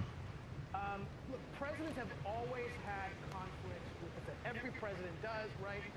They want a stronger economy and more Fed rate cuts, and the Fed is a little more cautious. That's common. Look, President Johnson even famously pushed a Federal Reserve chairman on his ranch. But this is something a little bit different, okay? This is not about building cost overall, okay? Trump is a builder. He famously has tons of buildings that have cost overruns. It's part of the process. This is about him trying to find cause to get rid of Jerome Powell, okay? And cause is not like, the cause, you can't just get, a president just can't get rid of a Federal Reserve chairman. He has to have what the word is cause, the legal meaning that you have in an employment contract. It's gross misbehavior or criminal activity, right? It's not like you're not doing your job properly. And he's trying to pressure Jerome Powell to do deep cuts to juice up the economy. And by the way, hypocritically, I'm sorry, but Trump criticized Jerome Powell for having deep cuts under Biden to juice up the economy for him. So I don't like this. This is as close as you get to abuse of power, and I think this is not the kind of behavior that we need. He rankles him that the Fed is outside the executive branch, and like you said, because you knew the way I think generally, I don't like growth of executive power. I never liked it. I think it engages the U.S. Well, it's all well and good. In theory, I would agree with you, but when these bodies become deeply politicized and they behave accordingly, I think then you need to take action. And I would argue that's what we have seen with the Fed over several years. But that's an argument that we will keep having, I'm sure. We'll get to the Iranian conflict shortly because I know there's plenty to be said there, but the Oscars were on today, and as usual we had more incoherent virtue signalling from the celebrity class, including calls for a ceasefire in Gaza, Lebanon and Iran. Army, these dolts. Heartbreakingly for the Democrats, they're having a really bad time. Legislation is being pushed banning the worst of them, and Hassan Piker, the worst of them, if you can even call him a Democrat, or full-blown jihadist, whatever he prefers to go by these days, is making a lot of waves. He's picking fight with congressmen, and honestly, after watching what happened to Eric Swalwell, Democrat congressman, completely shamed for all sorts of victims, another Democrat leftoid that has all sorts of victims decides to rear his ugly head.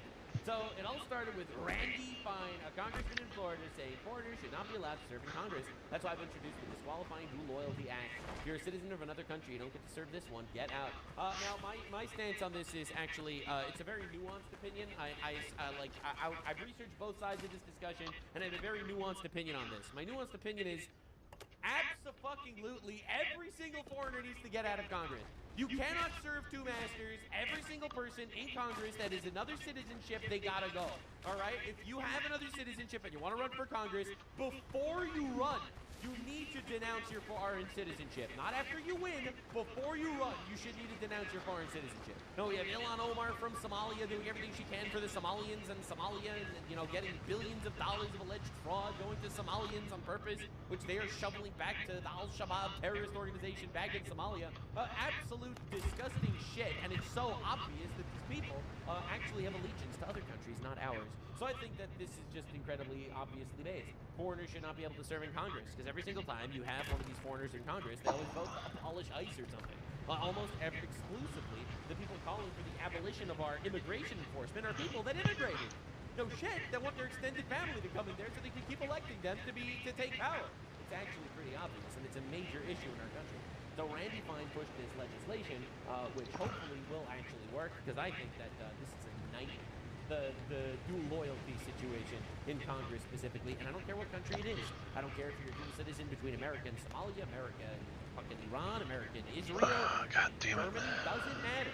If you have another citizenship, you should not be empowered to represent Americans, because I personally will always assume that you might be having a foreign interest, a foreign government, and foreign people in mind, when your goal is representing us, the Americans.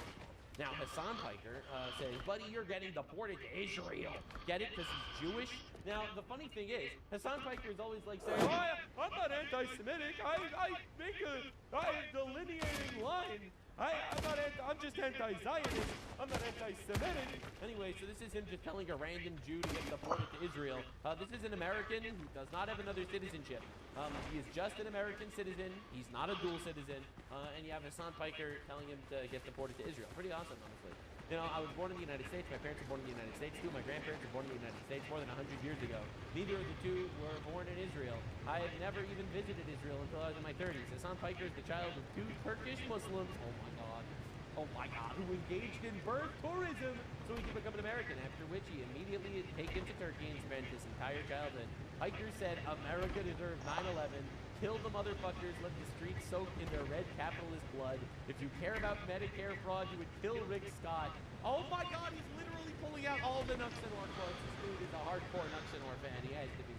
He has campaigned alongside Representatives Summer Lee, Ro Khanna, Ilhan Omar, Rashida Tlaib, Zohran Mamdani, AOC, and Bernie Sanders. This is the Democrat Party today.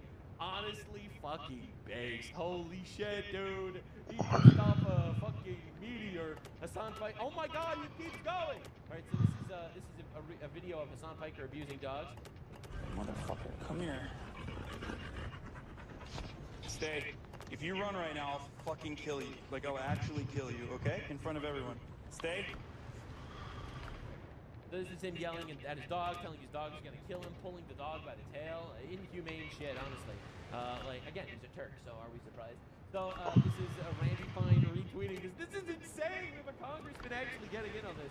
Hassan Piker is a major mainstream Muslim voice in America who has campaigned alongside Summer Lee, AOC, Bernie Sanders, Zohran Mamdani, Ro Khanna, Ilhan Omar, Rashida Tlaib. In the video, he is seen abusing a dog, torturing it, while saying, if you run right now, I'll fucking kill you. This is sick and disturbing. I choose dog.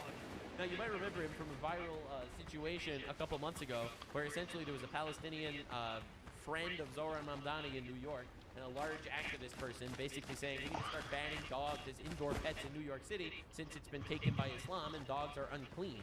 And Zohran Mamdani and Randy Fine basically said, if forced to choose between the Muslims and the dogs, the choice is obvious. This obviously pissed off a lot of people. This obviously upset some people for some reason. Anyway, so he drops that one. Now, this same Hassan Piker is on the show with Ilhan Omar. You know?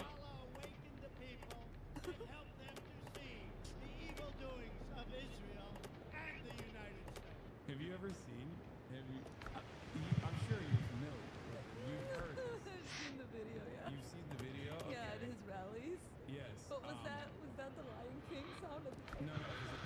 So anyways, so this is him and Ilhan Omar chilling out, two foreign Muslims coming into our country to conquer it from the inside. You know, they're both pushing the death to America bullshit. They're both pushing the infinite immigration, the infinite fraud. So yeah, actually, it's really nice that people are actually starting to pay attention that this is a major issue. Two terrorist supporters on the stream together? I did not see this coming at all. This is so shocking and crazy. So Obama's former speechwriter, John Favreau, asks the Democrat spokesperson, Hassan Piker, if he actually supports the Hamas terrorists. Times better. Do you actually mean that? Or is that a rhetorical move? Or like a solidarity signal? Like what? I mean, it's all of the above. I do mean it. I think it's a... Right, so this is asking directly, when you say Hamas is great, right? So my question is, when you say Hamas is 1,000 times better, do you actually mean that? Or is that a rhetorical move? Or like a solidarity signal? Like what? I mean, it's all of the above. The left just supports terrorism now. I do mean it. I think it's a rhetorical move because it frustrates a lot of people. I've also said I'm a harm reduction voter. I'm a less... It frustrates people when the terrorist supporter admits they support terrorists. My guy, this is the oldest news of all time. This is the guy that says he doesn't care if rapes happened on October 7th, and also denied rapes happening on October 7th. Cerebral voter, and therefore I would vote for Hamas over Israel every single time. So obviously, of course, you would vote for the guys that started the war and use human shields, as opposed to the guys that are killing terrorists that have been killing their people. Absolutely, obviously, this is the Hassan Piker strategy. You know, it's because he actually loves terrorism, actually. And people are starting to notice. This is from the RNC Research Department releasing videos of Hassan Piker. Bro is getting mega cooked. Now, backfiring for Twitch, as he took to his 4 million subscriber YouTube account to explain.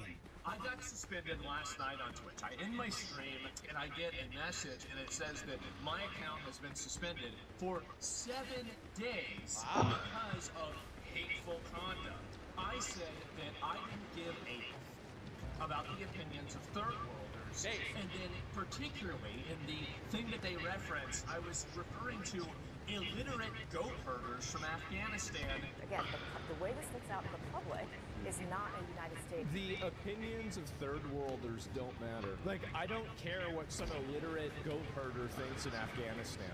It doesn't matter.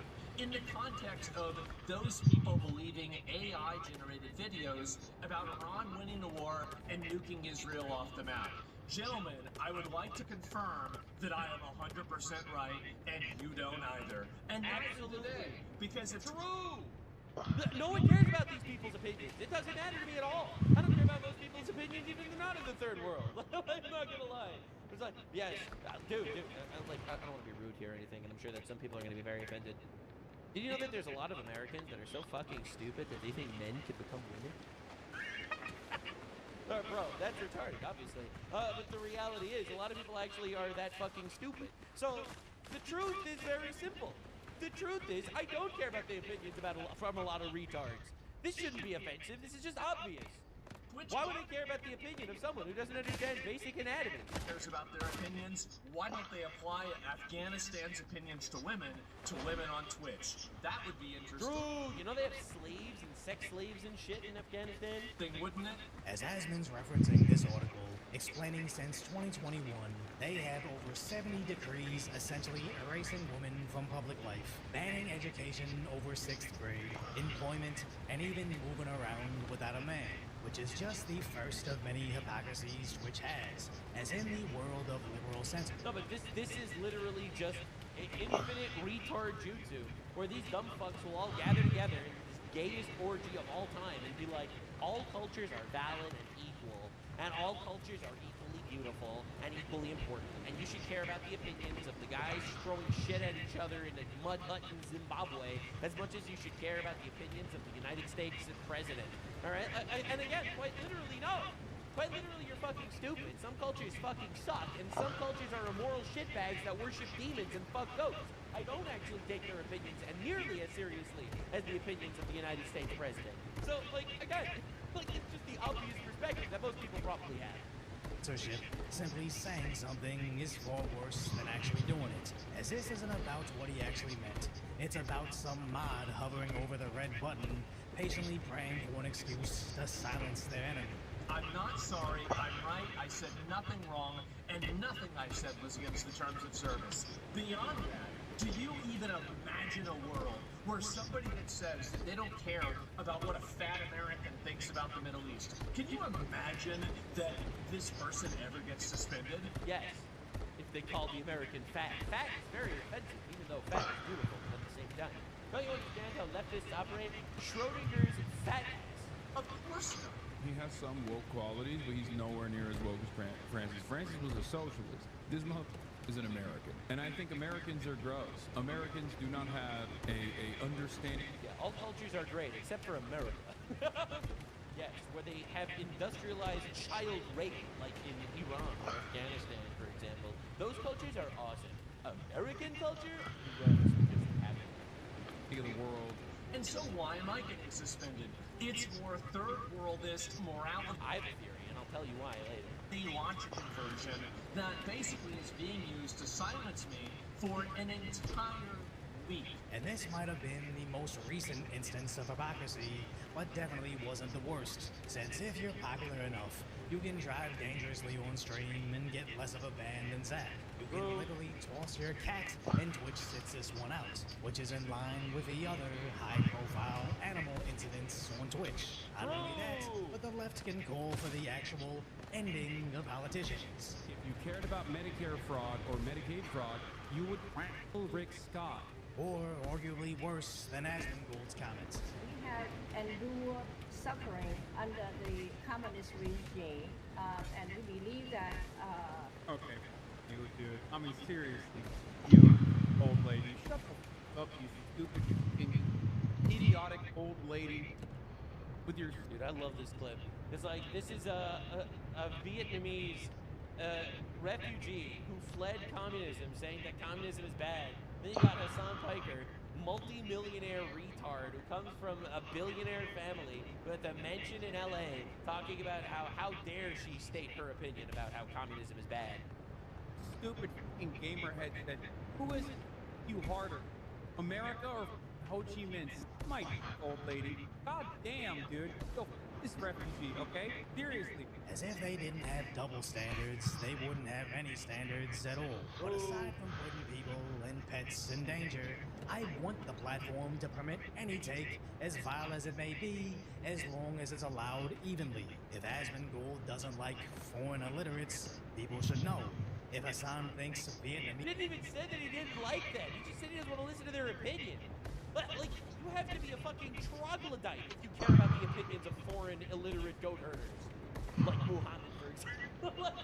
Oh my god, yeah, one of my favorite trolls is like when you say who wrote the Quran, and it's like, it's the word of God. Yeah, but who wrote it? Was it Muhammad? No, he was illiterate. It's like, okay. Alright, dude. These girls that have inconvenient information on how communism works should inhale his frontal. Viewers should know that's who he is. But that's the problem with selective moderation on these tech platforms. It's never going to be applied evenly, as the left knows without mass censorship, they simply couldn't exist. I had the same experience on my side. They killed Charlie Kirk. Charlie Kirk was the negotiator, and they just couldn't engage, so they murdered him. Yep, leftism. Livestream channel where a video covering a riot randomly got tagged and suppressed as sexual content. There was nothing even remotely close to that, but upon appeal and human review, they confirmed it indeed included it. And after that's crazy. I've gotten so many videos zapped for like sexual content when there was absolutely nothing there. It's horrible, but yeah, no, true. True. They looked into it and said, oh no, it was because of curse words. But that label never got removed, and the channel's growth has never been the same since. All because some human moderator didn't like what I was doing, so decided to apply what's likely the worst label for a movie. Not because I was violating the rule, but because what I believe was just making up reasons to suppress me. The same thing just happened to Asmongold, but at least he's already hedging his bets by diversifying his streaming. I totally believe him, by the way. Like, a lot of this situation just stems from they don't like you, so therefore they're just going to be heavy-handed. And that's why the terms of service are so vague in all these websites. You know, you're not allowed to offend a protected group. What the fuck is offend a protected group? Hassan should say, you know, all Jews are inbred and, you know, kill them and shit. And Hamas is awesome. And that's okay. That's fine. But mentioning that Palestinians are an inferior culture because, you know, their #1 export is terrorism. That'll get you banned. I mean, and here's the annoying thing, right? Is like, well, if Trump nukes Iran, which seems like that's going to be more likely every day, then I'm going to have to go live on Kick and Rumble, right? Maybe on YouTube too. I prefer just to do Kick and Rumble. It's a copyright thing, right? It's a confusing, you know, content creator reason. But like, and then we'll continue uploading videos. And if something What is it? happens, don't worry, I'll be there, and you'll have a way to watch me, and you know, it'll be all back to usual. But I would like to take at least a little bit of time and, you know, like maybe fix a little bit of things in my life and get new teeth or some shit. Relax a little bit. Every time Twitch bans him, he gets more teeth. Now, I personally hope he takes the week off, just relaxes, and comes back as a Chad. Who cheat out in a man. Is it on Steam? Try to argue why when Zach does it, it's bad. But the more important aspect is how he recently started multi-streaming to Kick. Just started to get his Rumble channel afloat on top of his 4 million subscriber YouTube channel and his 1 million subscriber clips page, which every single day, every single clip gets over 1 million views. Yeah, it seems loosely related, but honestly may be the main reason he got hit so hard only recently, as has been gold in 2026 as the 6th biggest growth for right-leaning channels, but is the only one that gathers most of his audience on Twitch, and it is slowly turning Twitch viewers to Kick viewers during the continuing trend of viewership collapse, with even streamers slowly leaving the platform. They're faced with a difficult decision of, do we continue to slowly lose viewership outside the carefully controlled bubble of Amazon, or do we cut our losses at once? All of That's a really good point. If you ban Asmongold, Twitch just becomes an exclusively left-wing echo chamber, and that's it. The viewers just think that Hassan's way is the only way. That's honestly insane. Millions of fans immediately migrating away, just to stop the slow expansion of his influence. As his rival Hassan can poke fun at Asmongold's punishment, but doesn't detract from the fact that even his puff piece. What is this picture, bro? How small is his head? Has him looking bizarre. He can spend his time trying to explain why he looks this way. This has shoulder pads. Like, oh my God, he's such a loser. I've worn this before on stream. But now, not only is it right this guy is like the most insecure motherfucker of all time. Tagging Democrats for affiliating with him, even deep left CNN is denouncing the insane things he said. Quote, it doesn't matter if effing happened on October 7th. Like, that doesn't change the dynamic. Hassan Piker is excusing sexual violence by Hamas terrorists. He's endorsing it, it seems. But he doesn't care if it happened? And here's what Piker said about the horrors of September 11th, 2001. America deserved 9/11, dude. I'm saying. As Twitch's war over politics has been over, viewers that used to like Hassan until he probably shocked his dog, or was watching big booba Twitch streamers before realizing how pathetic it is. They suddenly have more time to give Asmongold a chance, realizing he's just a regular guy like them, and nothing like what the left paints him as. And now their own pipeline has guided their escape from the left's carefully curated bubble of Twitch, Reddit, and the mainstream media, as Asmongold doubles down over his ban, emboldening everybody else to do the same. Let me talk about, like, really how I feel about this. All right. Do I give about the opinions of a bunch of third worlders in regards to what my country should do? No. Absolutely not. Obviously. I do not. You shouldn't. They shouldn't give a fuck about what I think about their country. Because why would I take we have viewers. So, I mean, I suppose they should care for somebody's opinion that is from a in these countries? And by the way, they are these many of these countries are. And don't let anybody teach you or Alright, I literally did this just because I was sick of running around this little lagoon. Be listened to. Maybe they should apply Afghanistan's opinions to women on Twitch. How about that? But they won't, because they also agree with me too. I just was the one that said it, but everybody thinks this. And I have nothing, by the way. Oh, I said illiterate. They have 37% literacy. Flip a coin, I'm right. And if you're a guy from Afghanistan, you're watching, I don't know, I'm sure we've got a number of them. We've got a lot of people that watch the show. listen, man, I'm not talking about you, but you know that there's some idiots in your country that are morons. I'm talking about them. And by the way, we have those same third worldists. We have those same, in America. Being a third worlder and being a third worldist, yes, it's a geography, but it's more importantly a mindset. Yeah. If you're dumb as fucking rocks, then I don't care. I don't care about your opinion regardless of where you were born. So true, so true. I'm not racist just against some people. I'm racist against everybody. Beautiful lesson. We amplified that message. Maybe 40,000 people saw it live, but the ban had people wondering why. Rumors fly it was over showing worse parts, but after his YouTube explanation receiving over 1.7 million views, his Twitch posts hitting nearly 10 million in under a day, they've only highlighted their hypocrisy, reminding everybody how insanely stupid their last 6 months have been. But all remain optimistic and not give up on them yet.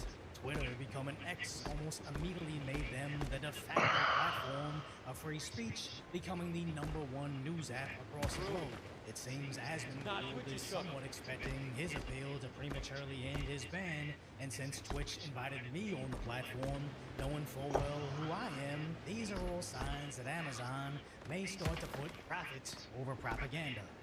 Yeah, I wouldn't count on it. I very much expect the devil to continue doing his shit.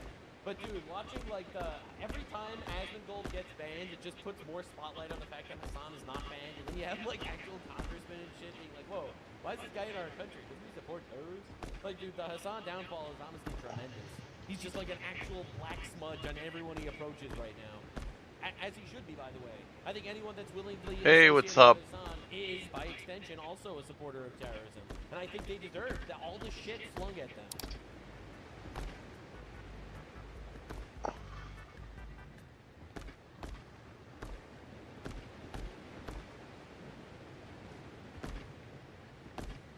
So, indie games recently have been popping off. Nothing, I moved my main base because I was sick of running around this lagoon, so I just built it on top of the lagoon. I'm actually even kind of shocked at how well a lot of these indie games are doing. And why are indie games performing so well? I will tell you why. It's because they are actually video games. Like, if I go right now and I look at SteamDB, how many of these video games are indie games? Banana is unfortunately an indie game, and I think Repo is an indie game. And it looks like Megabonk is no longer on the list, but Megabonk was also an indie game, and so was Ball Pit very recently. Give me 1 second. I've got to use the bathroom. We're going to watch the video, okay? So yeah, it's been crazy. Why don't you take the mic with you? Because I have to pre-watch the entire video while I'm gone, so I know how to react to it in the most optimal way. That's clearly what's going on. In the last few weeks, 6 indie games have been released. I love this game, by the way. This is, like, I've been playing this game a lot off stream. This game is so good. By teams of 5 people or less, and combined they've sold over 8 this is RV area. While studios with play hundreds of developers, hundreds of millions in the bank are shutting down, these absolute lunatics are winning, and it's not even close. 2025 has proved something. When you make something genuinely new, genuinely weird, genuinely passionate, we notice. 6 games, all completely unique, all from tiny teams willing to try something no one else would, and they're being rewarded for it, because innovation beats budget, risk beats formula, fun beats focus groups. Well, look at Napoleon Dynamite, for example. I mean, think about how successful that movie was, and that shit was filmed with a budget of, like, I'd say like $16, right? I mean, that's it. A lot of video games, you don't really need to do a whole lot of crazy stuff. All you really need to do is just make something that's fun to play, and you don't need $1 billion for that. Gaming is broken. It's happening somewhere else right now, and this year it's undeniable. Indie games are winning, so let's break down these 6 games and why. That's like GTA 6. I don't need bubbles in my beer. I need to play GTA 6. 4 players try to drive a falling apart RV out of a deadly valley. Kind of like Overcooked meets off-roading. You're steering, repairing. I really feel like this is the one thing as a streamer that I don't do. I never play video games with other people.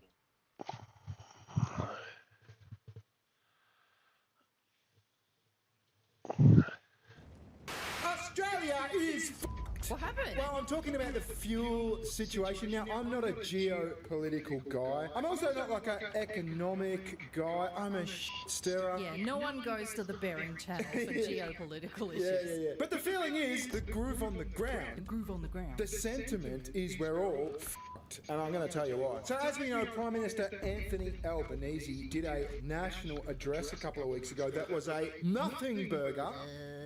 Australia. We're all in it together. We're doing everything we can. It was just lame. My fellow Australians, by nature, we're an optimistic country. I couldn't help myself. Yeah. Do you think Americans like to do that? Like edit in when they say country to cunt? But it would sound different, wouldn't it? I suppose it would, yeah. Would it work? Because it's more like cunt. Yeah, I'm going to have to do so much beeping. We'll just stop it. Anyway, let's have a look. Let's go. So anyway, Prime Minister Albanese's address, everyone thought it was going to be more serious than it was. You were doom preparing hardcore. Yeah, I know. I was buying cans of non-perishable items, filling up the bathtub. No, I wasn't really, but I thought it was going to be something serious. And like the way he painted it, it was just like, yeah, everything's all good. And to put it in perspective, we've only had like 4, I think, Prime Minister addresses on TV since World War II. Yeah. So to get on and say, yeah, everything's cool, guys, is just like, what? My fellow Australians, by nature, we're an optimistic country. But I understand that right now, it's hard to be positive. Tonight, I want to speak directly with you about what the government is doing to shield Australia in these uncertain times. On Monday, National Cabinet adopted the National Fuel Security Plan. The National Fuel Security Plan. So that was chopped down. That obviously wasn't his whole speech. But someone in the comments of this goes, anyone else feel like they were just spoken to as if they're in 3rd grade? Not Australians. Yeah, it's like we're in kindergarten and he's trying to explain how to tie our shoes or something. Yeah, you're so young and naive, you just take everything that's being told to you at face value. Yeah, so I was in a family group chat following this speech from the Prime Minister, and I said I wanted, what is the country's actual fuel reserve situation? What is the next few months' supply looking like? The status of orders being cancelled or delayed? Does the government have any further plans to ease food supply chain costs? What can we expect re supermarket prices? How are we helping agriculture? Farmers are screaming for diesel. Address the WA state of emergency declared today. So Western Australia actually declared like a state of emergency on the very day that Albanese made his speech. Oh, did they hire that Aboriginal translator? No, I don't think they did. And when/what will trigger the provisions of the 1984 Fuel Emergency Act? What is the tipping point? My brother responds, and what's with the gay over-the-top voice? Speak normally.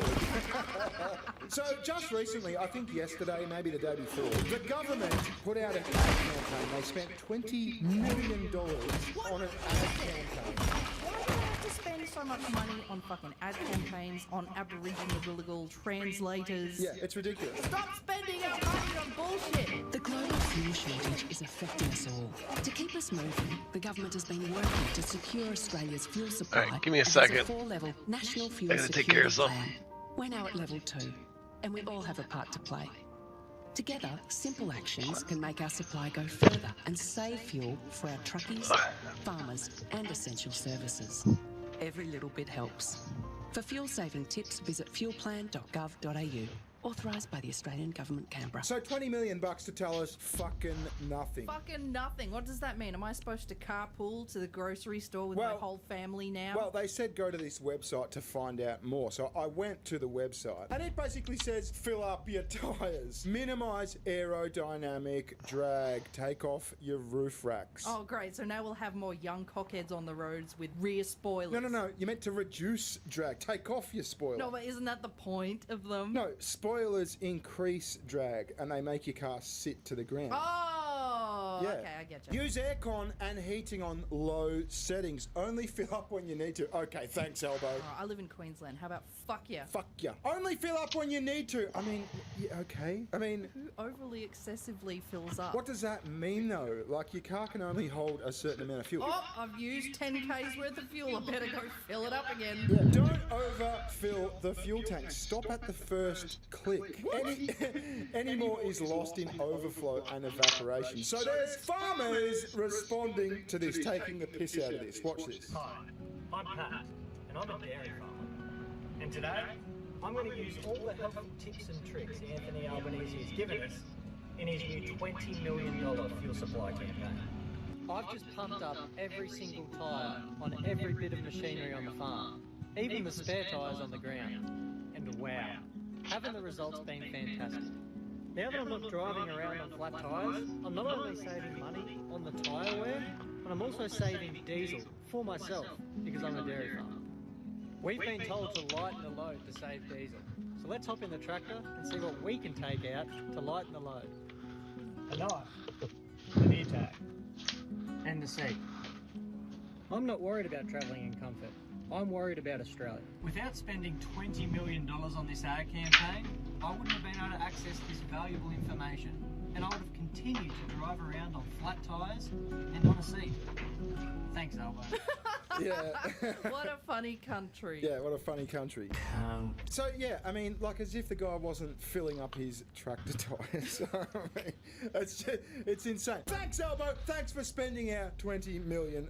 Yeah, I've now removed my seat from my tractor. Yeah. So anyway, there's 4 levels to this fuel crisis, apparently, according to this website. It feels like threat level midnight. Yeah, we're at level 2, which is only buy the fuel you need and make voluntary choices to use less and avoid the impact of higher fuel prices. So listen, this whole website is airy-fairy, meal-mouthed government shit, right? It doesn't fucking tell you. Oh, come on! I put it into AI and I said, listen, can you give this to me like a fucking normal person? And so it did. It said, level 1, business as usual. The vibe, everything is fine, blah, blah, blah. How fucked are you? 0%. Level 2, the level we're currently on. Keep an eye on it stage, current level. The vibe, the engine is making a weird clicking sound, but the car is still moving. How fucked are you? 15%. The reality prices are high and supply is a bit shaky, blah, blah, blah. Wow, you've really trained your AI to know you. I know. It sounds like me, doesn't it? Stage 3, which I gotta tell you, in light of what's just happened today, or probably yesterday by the time you see this video, I think we're about to go up to stage 3, and stage 3 is starting to sweat. The vibe, the low fuel light is on, and you're 50 k's away from the nearest petrol station. How fucked are you? 50%. The reality, there's actual shortages. The government will start dipping into emergency reserves. You'll be told, not asked, to work from home or take the bus. And then there's level 4, the emergency only stage. This is basically where ambulances, cops, farmers get fuel and everyone else can go fuck themselves. This is the fully fucked stage. Yeah. Albo continues. We are working to bring the price of fuel down, to make more fuel here, and to keep it on shore. So...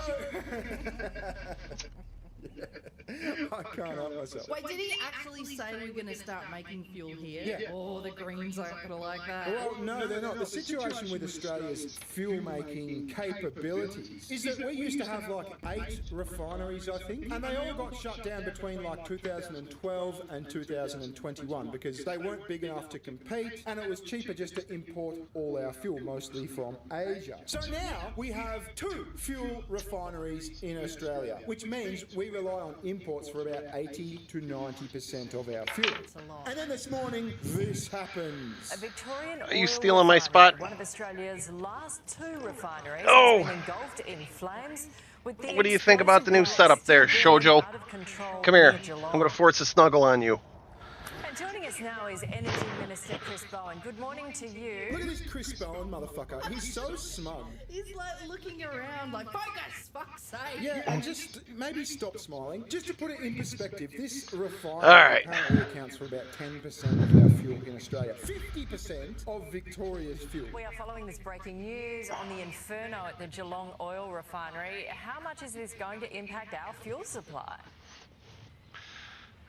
Good morning, Nat. Yes, a fire broke out at the Geelong refinery about 11 p.m. last night. It's quite a major fire. It's still burning. So, avoiding the question bit there. Yeah, it's going to affect our fucking fuel supply. Like I said, I think we're about to go up to level 3, which is almost fuck you, you got to stay home, you can't go anywhere. We need all the fuel for the farmers, the cops, the ambos, etc. Yeah, we're almost at fully fucked stage, but I'm smiling. Yeah, and this is all after, like, some of the news reports I've been seeing in the last fucking week. Grocery prices expected to climb 20% as shops pass on cost of war. So things like fresh produce, meat, etc. are set to go up by like 20%. And not just them, like fucking everything else. Our daughter, right, she loves smoked salmon. Do you know how much fucking smoked salmon costs Yeah, now? yeah, I mean, it was always expensive, yeah. She's a little bit fucking picky with her meat. Yeah, she loves smoked salmon. But yeah, the grocery bills at the fucking supermarket are just off tap. I go to the supermarket to get a couple of things, like just a couple of, and sure enough, you look at the shopping list and there's this and there's that on it. But I walk out with like one bag and I've spent 70, 80 bucks. It's Yeah, fucked. yeah, you look down, you're like, oh, 7, 10 items, I should get away with, what, maybe $40? No, it's 80, maybe 90. It's double. And then, all while this is going on, you've got Albanese, trying to push through this extra vehicle registration for EVs, for electric I told vehicles. you about this. You did, yeah. So they're saying that EV drivers could lose a free kick tax loophole. Yeah, it's because they're not paying tax on fuel for the roads. Well, they're not and paying the everything. fuel excise by filling up all the time. Yeah. Which is fucked. We just bought a car that's a hybrid. So I don't know whether this affects us. I fucking hope it doesn't. But isn't that a punch in the face? Like 5 years ago, we got fucking solar on our roof on the promise that you won't have a power bill anymore. Which we didn't for like a couple of years. We didn't have a power bill. Oh, yeah, it was all good for a bit. And then all of a sudden it's, the feed-in tariffs aren't as much now. This is all like the electricity fucking commission state by state. Yeah, it was fuck you, we're not making enough money. Yeah, so it's invest in There's a solar, lot of guys. butterflies It'll over fucking there. save you heaps of money. Oh yeah, fuck you, that's gone now. Oh, get an EV, they're fucking good, so we get a hybrid. Fuck you, you're gonna get taxed more. It's just insane. Albanese continue. But I'm absolutely certain of this. We will deal with these global challenges the Australian way, working together and looking after each other, as we always have. Thank you and good evening. Fuck off, Alvin Greasy, you're not helping anyone. Yeah, so it was all mealy-mouthed shit, and I think we're in the shit now. Like I said, I think we're about to go up to level 3, and I think a lot of people are going to start doing it really, really tough. Yeah, it's going to be threat level midnight soon. Visit Sugar Dick, she has a channel. Yes, I do. Thanks for watching. We'll catch you later. Ta-ta. Bye-bye. See ya.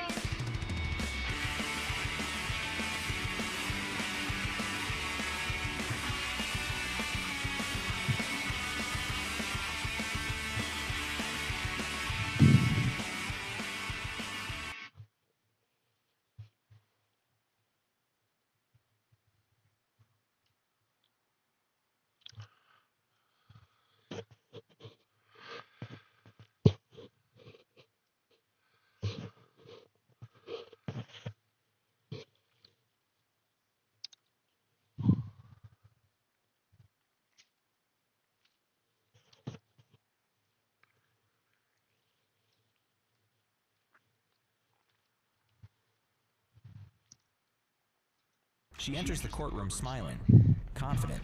She was going to be out soon, she thought. 17-year-old Sarah Grace Patrick believes she'll walk out on bond.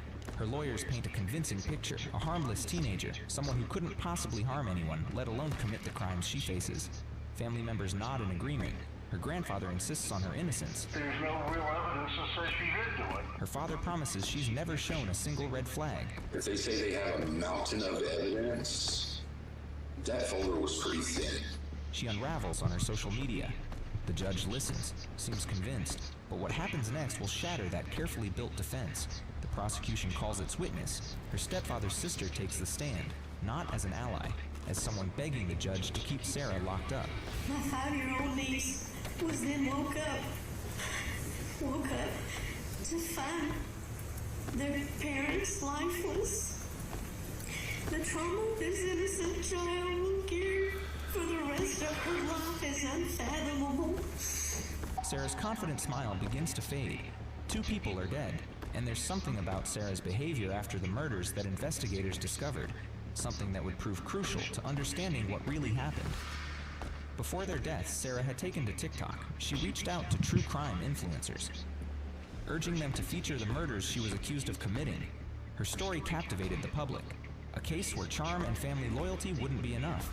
If this case is new to you, sit tight, because what happened on the morning of February 20th, 2025 will challenge everything about family, guilt, and how far a teenage girl's world can unravel. Thursday, February 20th, 2025. Early morning, around 7:15 a.m. Tyus Road, Carrollton, Georgia. A 5-year-old girl walks into her parents' bedroom. What she finds is a sight no child should ever see.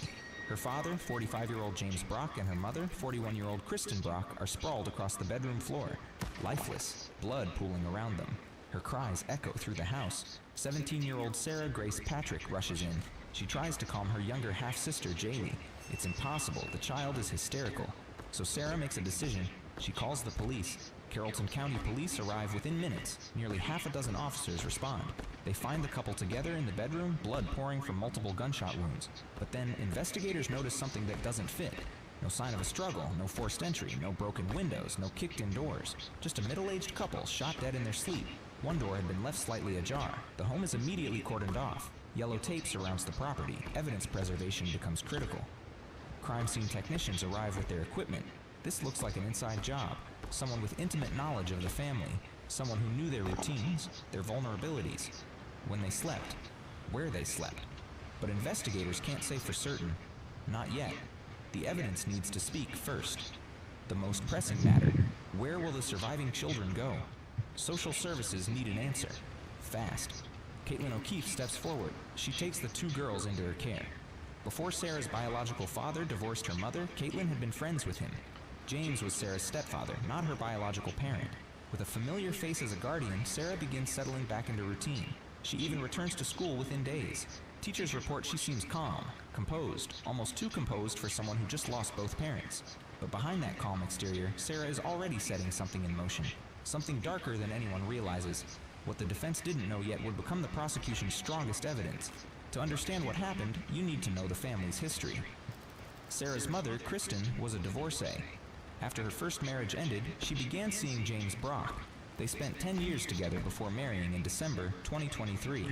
A blended family. Sarah and her brother are from Kristen's first marriage. 5-year-old Jaylee from James's previous relationship. From the outside, they looked perfect, but appearances can deceive.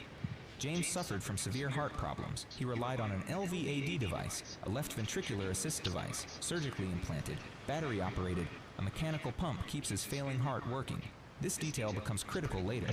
Remember it, it was a last resort, keeping him alive until doctors could find a heart transplant match. He'd nearly died in 2021. Kristen posted on Facebook begging for prayers. He pulled through until February 20th, 2025. Here's what the defense wanted the court to believe. This couple had turned their lives around, reformed, devoted parents, but court documents tell a different story. The couple had a history with drugs. This destroyed Kristen's first marriage to Sarah's biological father in 2018. Court documents stated, the mother has unrehabilitated substance abuse issues, and both she and her boyfriend failed to provide a suitable drug-free environment for minor children adequately. A custody battle followed. Eventually, joint legal custody was agreed upon. Kristen got primary physical custody. Dornell saw the children on alternate weekends, but the couple claimed they'd moved past all that. Found religion and changed their ways, they became deeply religious, committed members of Catalyst Church in Carrollton, 45 miles west of Atlanta, attended regularly, volunteered, appeared devoted to their faith and family. When they died, the church held a memorial service. Friends filled the pews, family members spoke. James's oldest son from his first marriage gave an emotional tribute. Tears, embraces, grief. Sarah was allowed to speak too. She mounted the pulpit, addressed the congregation. I just wanted to say that God to my mom and Dad since we never got the kids. I was so used to you guys always leaving me to clean up, and I never thought to imagine y'all not being here. And then I had a simple clue people turning the joy to that. For James, thank you for all the life lessons you taught me and for being the best bonus dad ever. Your heart will finally be here in heaven, and neither of y'all will be in the pain anymore. Although that gives me so much comfort, your fight was not supposed to end there. Although there's nothing we can do to bring you back, we still have control over how we treat people with us today. Therefore, when someone tries to tell you anything, no matter how unfair it could be, just listen, because you never know if somebody's going to go. You could say goodnight and wake up in a few hours, just to find out they weren't there, despite their joy and their love. So just listen, and never take a hunger in your life. God damn it. Watch the video closely. Everyone else who speaks that day struggles. Voices breaking, tears streaming, genuine raw grief pouring out. Sarah, no tears. Her voice stays steady, controlled, too polished, too collected. For someone who just lost both guardians, the two people raising her, her composure is chilling. Some attendees notice, whisper about it afterward. Others defend her. Everyone grieves differently, they say. Maybe she's in shock, processing trauma in her own way. Then investigators discovered something that changed everything. Before the murders, Sarah had a TikTok account. Like most teens her age, she spent hours scrolling, watching videos, creating content, and following trends.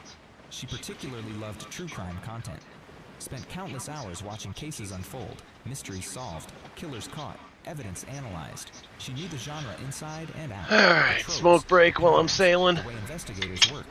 But after her parents died, Sarah started doing something strange, something that would catch investigators' attention and become central to the prosecution's case. She started messaging true crime influencers, multiple creators, dozens of messages, all with the same goal, all follow the same pattern. She wanted them to cover her parents' case, the murders she was accused of committing. She pitched it like a story, like content, like entertainment. Think about that for a moment. Court documents revealed that Sarah sent several messages to different creators across multiple platforms, TikTok, Instagram, YouTube. The messages were eerily similar, almost like she'd crafted a template. One creator received this message from Sarah. "Hey, I was wondering if you would be able to cover my parents' murder case. It's super interesting and I think the audience would love it. Super interesting." Those were her words, about her parents' murders, about the people who raised her, who fed her, who put a roof over her head. The creator was disturbed, deeply uncomfortable. This wasn't a normal request. This was someone allegedly grieving their parents, treating their deaths like entertainment, like clickbait, like content to be consumed. The creator reported it to the authorities immediately. Screenshots were taken, every message preserved, every timestamp is documented, turned over to investigators who were already building their case.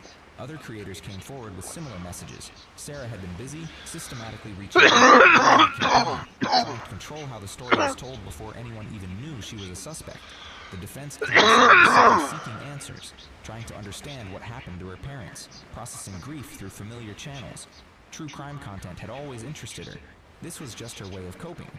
Prosecutors saw something else entirely, a calculated move, someone who wanted control of the narrative. Someone was managing their public image before charges were even filed.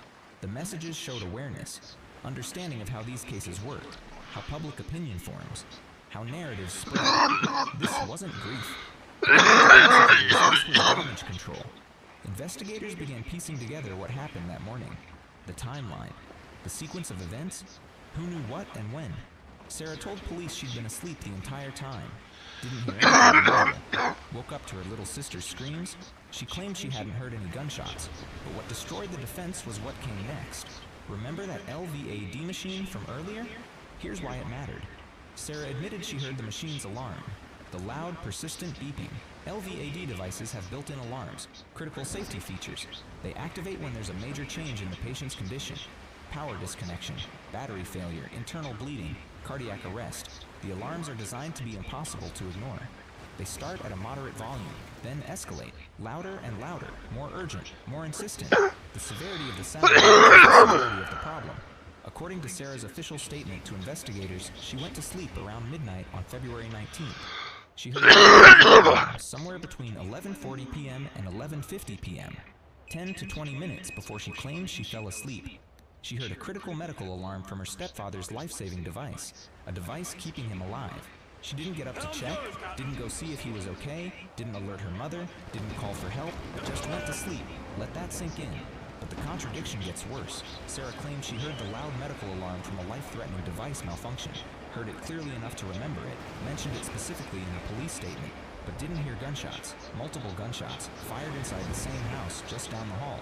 Defense attorneys claimed deep sleep, exhaustion from the day. Teenagers sleep heavily, they argued. It's scientifically documented.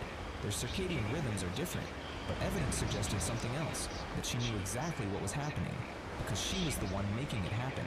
This wasn't the only contradiction investigators would uncover, but there was something else the defense didn't know yet, something that would seal Sarah's fate.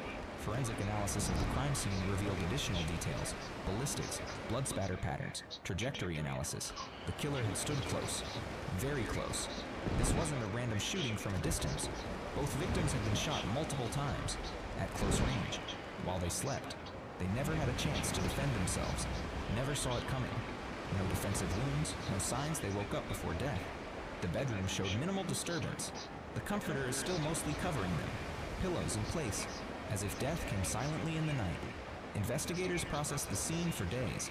Every surface is dusted for prints, every fiber collected, every drop of blood cataloged, shell casings photographed from multiple angles, blood spatter experts documenting patterns. Crime scene reconstructionists are mapping trajectories. The house itself told a story. Downstairs appeared normal. Kitchen clean, living room undisturbed, nothing out of place. But upstairs in that bedroom, 2 lives had ended. Neighbors reported hearing nothing unusual that night. No screams, no loud noises. One neighbor mentioned hearing what might have been firecrackers around midnight. But this was Georgia, rural Georgia. People shoot fireworks year-round. Nobody thought twice about it. Only later would they realize those weren't fireworks. Those were gunshots ending 2 lives. July 1st, 2025, nearly 4 months after the murders. The case had gone quiet. Media attention had faded. Sarah had been living with her guardian, attending school, and maintaining her routine. Then the Carroll County Sheriff's Office submits an arrest warrant for 17-year-old Sarah Grace Patrick. 2 counts of murder, 2 counts of aggravated assault. On July 8th, Sarah turns herself in. Her biological father drives her to the station. She's booked, fingerprinted, photographed, processed. Because of the severity of the crimes, prosecutors announced she will be charged as an adult. This means she'll face adult penalties if convicted, adult prison, adult sentencing guidelines. 2 people were murdered in their sleep, shot multiple times, no mercy shown. The question everyone asks, how did police connect Sarah to the murders? What evidence led them to their own daughter? Authorities haven't released an official statement detailing their investigation. They're keeping their cards close, strategy, protecting the case for trial. But the evidence trail suggests several factors came together. Sarah was 17, an avid consumer of true crime content. She knew what mistakes criminals made, understood how investigators think, recognized what evidence mattered. She'd watched hundreds of hours of true crime videos, murder mysteries, cold cases, forensic investigations, police interrogations. She knew the patterns, the procedures, the methods detectives use. But knowing about crimes and successfully covering them up are vastly different skills. Theory versus practice, knowledge versus execution. Watching something explained and actually doing it under pressure are completely different experiences. Her devices were seized promptly. Phone, computer, tablet, all taken into evidence within hours of the murders, before she could think clearly, before she could cover her tracks. She likely didn't have time to delete critical information. Digital forensics experts went through everything. Search history, text messages, social media, deleted files recovered. Nothing escapes forensic analysis. Modern digital forensics can recover almost anything. Even data wiped multiple times can sometimes be retrieved. Incriminating Google searches. How to dispose of a gun. Can police trace bullets? How long does forensic analysis take? Searches were made weeks before the murders. Evidence of premeditation. Text messages expressing hatred toward her parents. Messages to friends. Venting frustration. Anger. Resentment building. I wish they were dead. I can't wait until they're gone. They don't deserve to be parents. Messages that would later be presented as evidence of motive. Screenshots preserved, timestamps documented, context established. Every digital breadcrumb leads investigators closer to the truth. Those TikTok messages suddenly looked very different. Not grief-stricken, not innocent, calculated, manipulative, attempting to control how the story was told. Police haven't revealed a definitive motive. Available information suggests the murders may have been driven by family tensions, conflict, arguments. Resentment is building over time. One neighbor, when interviewed by local news, shared something important. Kristen had confided in having trouble with Sarah. Behavioral issues, defiance, arguments escalating. All she said was Sarah Grace was bucking her because she didn't want to be there. She wanted to live with her daddy. The neighbor wouldn't elaborate, didn't want to speak ill of the dead, but the implication was clear. Things weren't perfect behind closed doors. One critical piece of evidence remained missing, the murder weapon, never found at the scene. Police searched extensively. Every room was methodically examined. The yard was combed inch by inch. Nearby woods were investigated with cadaver dogs and metal detectors. Drainage ditches checked. Storm sewers explored. Local ponds are drained? Nothing. No family member owned a registered gun. County records showed no firearms registered to James Brock. None to Kristen, no ammunition, no gun safe, no indication anyone in the I gotta household sail had back ever owned a home weapon. and This then raised come back critical here. questions. Where did Because I the gun come from? frickin' Who forgot provided to it? bring a bell Did they with know what me. it would be used for? Were they accessories? Conspirators? Likely scenario. Sarah obtained the gun from an outside source. Someone at school, maybe. You know, A let me friend check out of my a whole friend. ship. I got Someone anything selling going on guns down here? illegally. Georgia's gun laws are Down in the relatively hall? loose. Private sales don't require background checks, cash transactions, no records, no paper trail. After the murders, she disposed of it. Not Threw it in really. the river, buried it in the woods, gave it back to whoever provided it. Wiped it clean of prints first, I or guess it tried doesn't to. really Police seem may like have recovered the weapon later. found her fingerprints, her DNA, her forensics linked her to the gun. This would explain the confidence in pressing charges, but authorities keep these details classified. No police, no leaked information.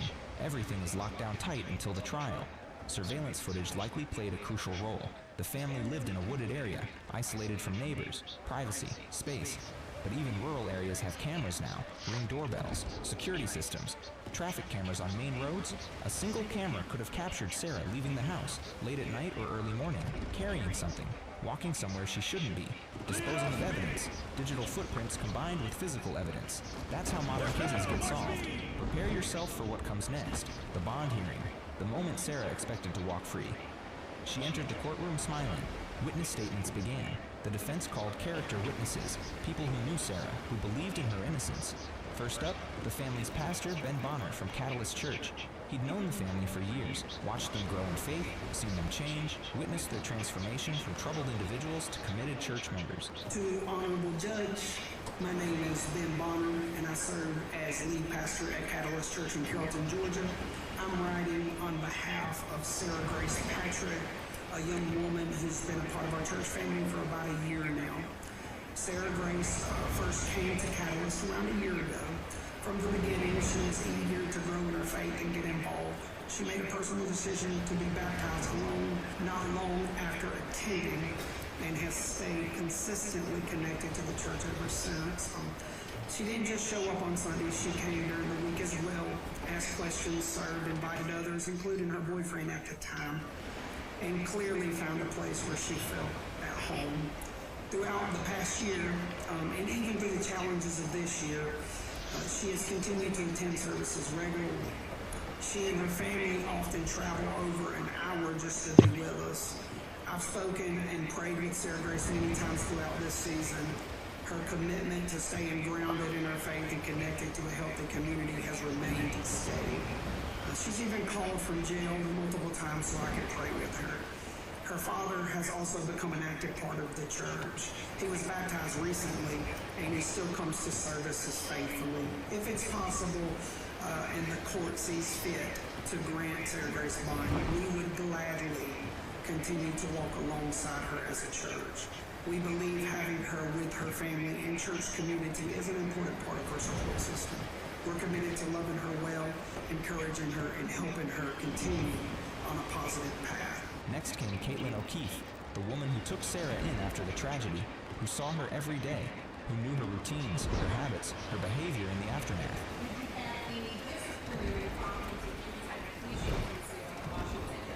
Not even one. Honestly, I had some teenagers, one that gave me a hard time, and Sarah was a pleasure. She was easy. O'Keefe testified, "I've seen no indication that this girl could do what she's accused of.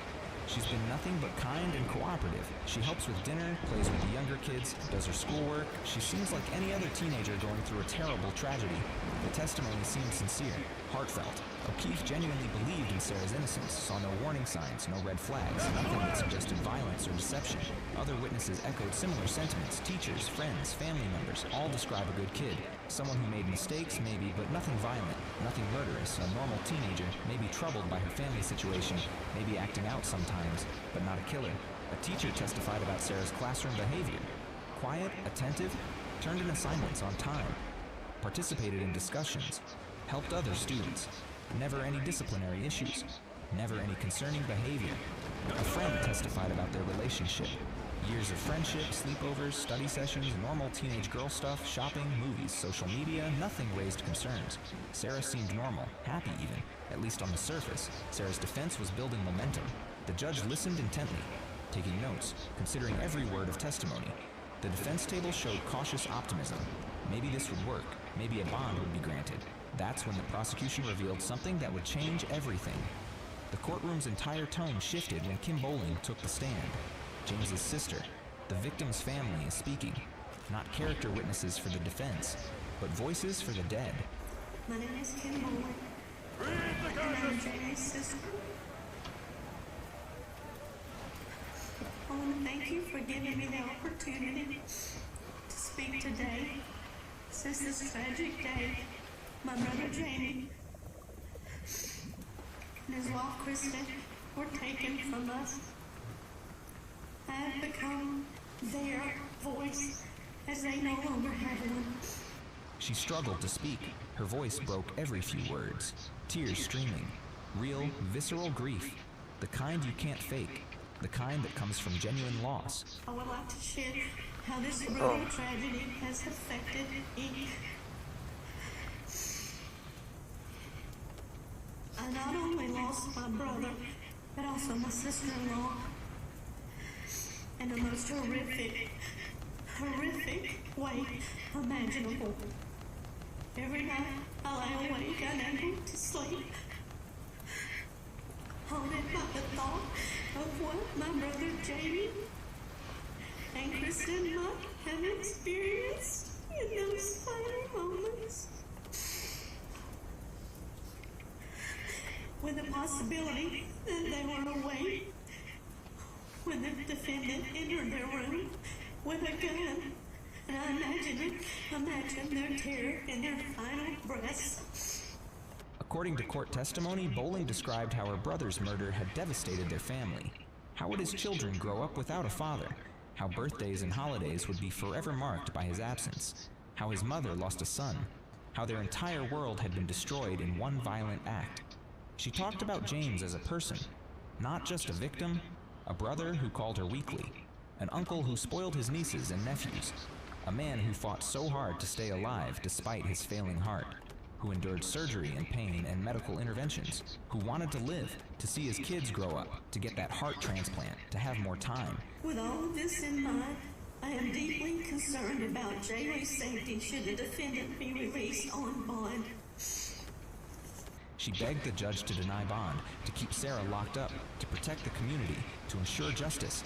Her voice grew stronger as she spoke, anger mixing with grief. Don't let her out. What do you got going on? What are you doing? Please, for my brother, for Kristen, for those Why you gotta be a little babies she left troublemaker behind, all the time, for huh? Joey who found them, who will carry that image forever. For Bowling, there was no doubt. Sarah Like a killed little her parents. monster. The evidence was clear. Justice demanded she remain behind bars. No second chances, no bond, no release back into society. But perhaps the most heart-wrenching testimony came from James's 12-year-old son, too young to testify for himself. His statement was written out, read aloud by family friend Kelly Brown. My name is Jaden Brock, and I am 12 years old. I wanted to talk today because my dad and stepmom was shot and killed. I miss him every day. What makes me more sad is I trusted Sarah. I need a new engine for that. Why would she do this to me? And why would she hurt everyone like this?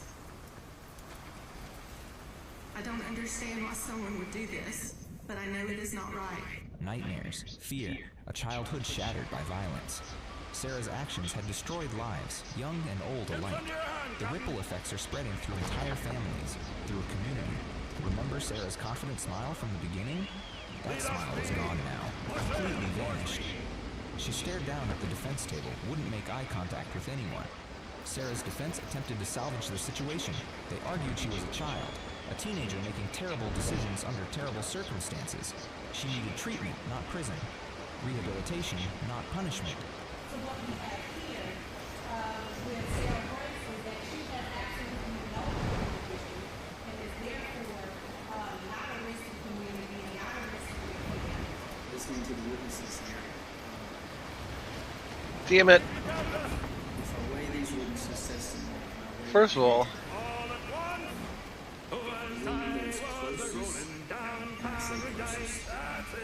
in family relationship, who expressed that they had vast concerns, that she would have the ability to flee, that she would be a danger to the community, that she would be a danger to them, that she would pose a significant risk of intimidating, or actually I think the state is still away from intimidating, or influencing and manipulating witnesses. By finding that, I find the state has met their burdens by compliance to the evidence. And Ms. Patrick, because of that, I'm bound by the law to not be able to obtain bond this time. After hearing all the testimony, the judge reached his decision. Bond denied. Sarah would remain in Carroll County Jail. No release, no house arrest, no ankle monitor, full detention until trial. The charges escalated, 2 counts each of malice murder, felony murder, aggravated assault, and possession of a firearm during commission of a felony. 8 counts total. Defense claimed mental health issues, diminished capacity, a troubled teenager who snapped under pressure. She needed help, not condemnation. Prosecution pointed to the TikTok messages, the planning evident in disposing of the weapon, the calculated behavior afterward. This wasn't a momentary lapse, this was deliberate. The contrast was stark. 2 completely different versions of the same person. One painted a victim of circumstances, the other a calculated killer. Remember those text messages to true crime influencers? There it is. Prosecutors argued they demonstrated full awareness, understanding of her actions, comprehension of consequences. She knew exactly what she was doing when she reached out. Defense claimed she was processing grief, seeking understanding through familiar channels. Evidence suggested she was managing her public image, controlling the narrative, attempting to shape how people viewed the case before it even went to trial. Prosecutors had one more piece of evidence they hadn't revealed yet. Something was discovered during the forensic analysis of Sarah's devices. Details remain sealed, protected until trial.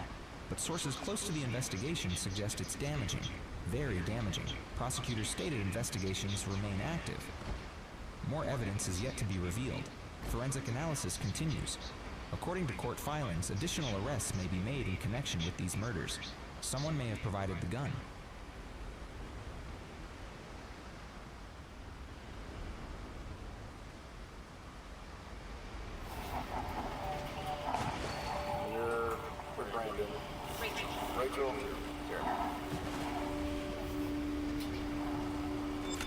This is 21-year-old Brandon Reisner, standing alongside his 2 parents.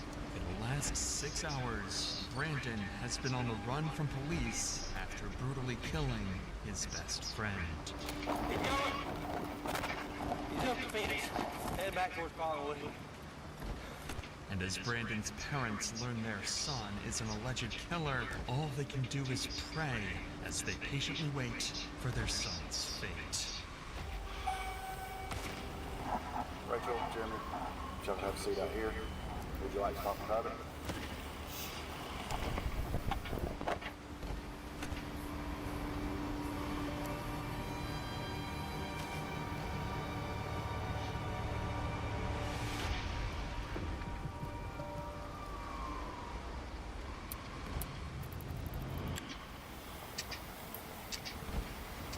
On a cold November morning in 2022, a ditched Toyota Prius would be discovered by officers in Rome, Georgia. There's nothing. That's what I was looking for. There's nothing. Why this car was ditched in the middle of a creek is something police were yet to figure out. Y'all don't think he's in there? No, I know. Okay. Son's name's Aaron Davis. Supposed to be coming to Rome to see some friends and going to Alabama to see his girlfriend. I don't think you made it there.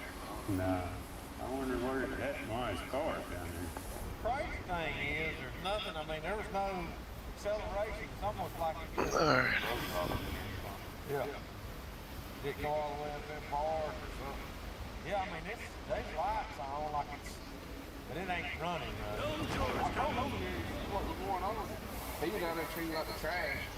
A tow truck would eventually come and lift the vehicle out from the creek, and upon searching the license plate number, they would discover it belonged to 21-year-old Aaron Davis.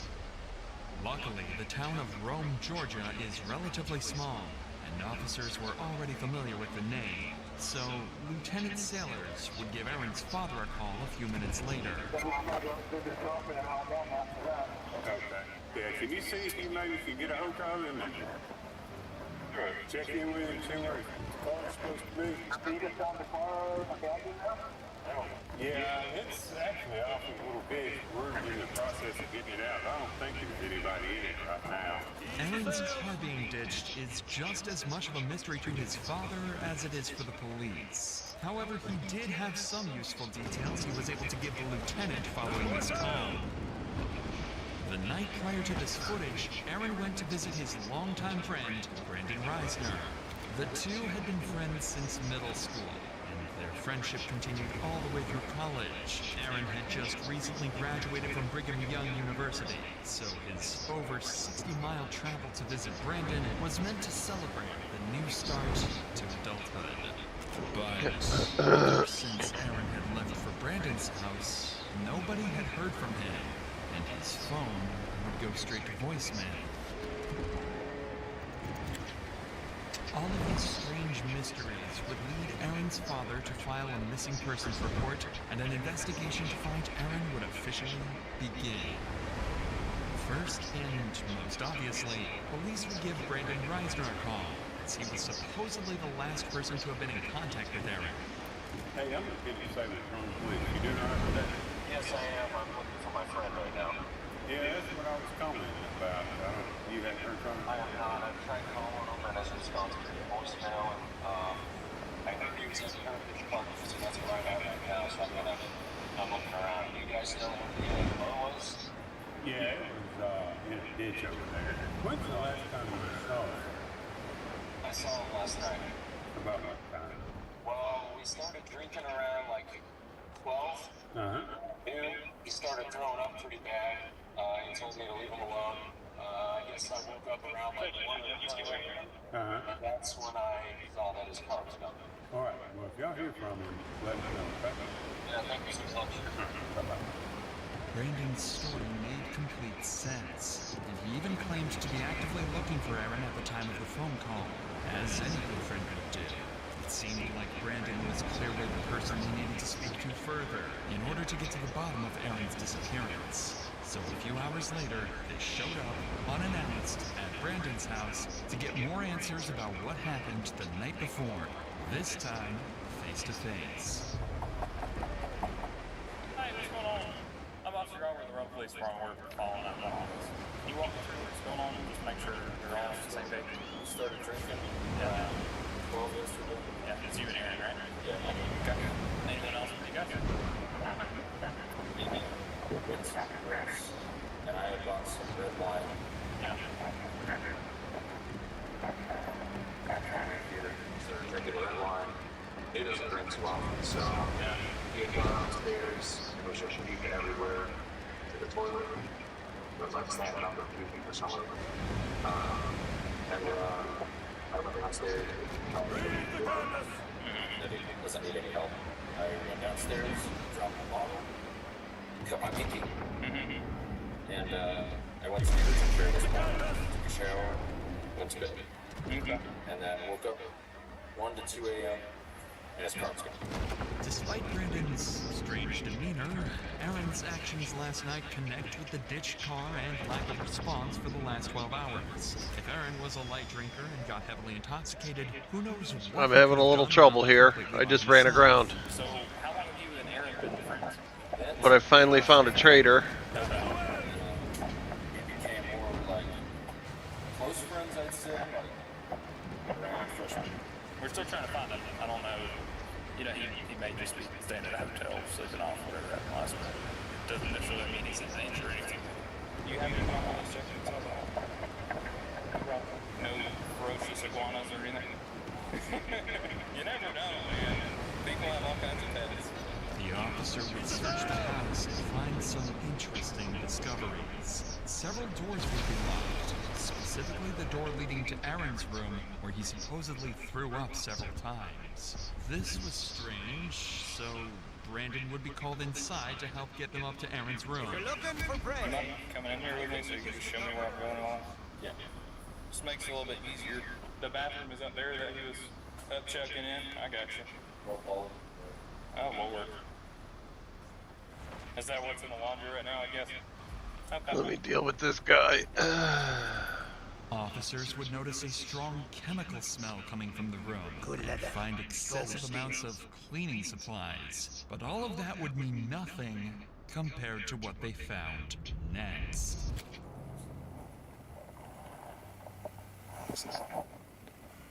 There's a significant amount of blood next to the bed, too.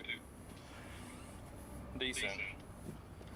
More than Is there a guy that'll buy stuff? There, he's a buyer. Looks like he could have been throwing up blood, I guess. See all that? It's weird to be throwing up blood like that. Not to mention if he had alcohol poisoning, he wouldn't have been able to get up. But he only buys certain shit. Especially at 2 or 3 in the morning. He's poured powder out there, too. The cops are starting to find the whole scenario awfully suspicious.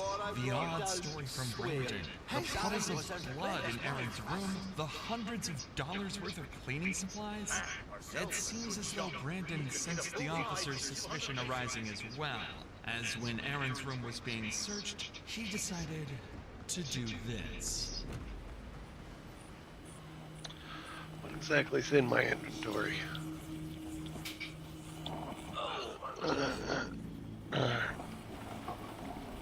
So I can get more wood.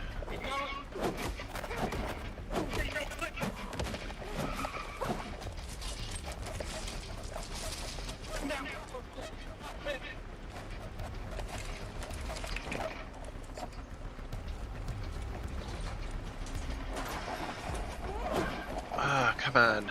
He's up the fence. Head back towards Collinwood.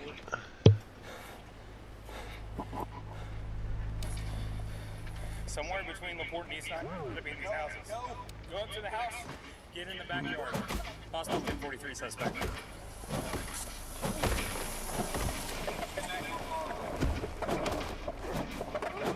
Run back more right. Keep me more units. Unfortunately, officers lost sight of Brandon. He officially managed to escape the police, at least for now. Desperate for any leads that might aid in finding Brandon, police began going door to door around the neighborhood, questioning witnesses who might have caught a glimpse of where he had fled. During this effort, one officer encountered a neighbor who happened to be on a call with Brandon's father, Jeremy. Quickly, the officer took the phone to speak with him directly. Hey, sir, I'm Lieutenant Silas from Police. I'm sure of the homeowner. Yeah. Brandon's father. Yeah, we're probably going to need to talk to Brandon. Do you know where he is? No, I thought he was still at home. Now, earlier, we had told him maybe drive around the areas where they normally hang out and try to look for Aaron. Okay, we'll keep trying to get him. We're still about an hour away, working our way there. Even Jeremy was clueless regarding Brandon's whereabouts, and seemingly so was everyone else, as an entire hour would go by with Brandon nowhere to be found.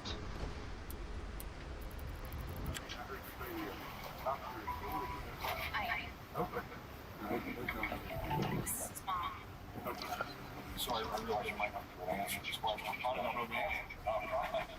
There's suspicion that Brandon was involved in hurting Aaron or something. There's suspicion of something happening beyond that they're on control of. Well, we don't know. They're lifelong friends. We called back after the boy's mom called us.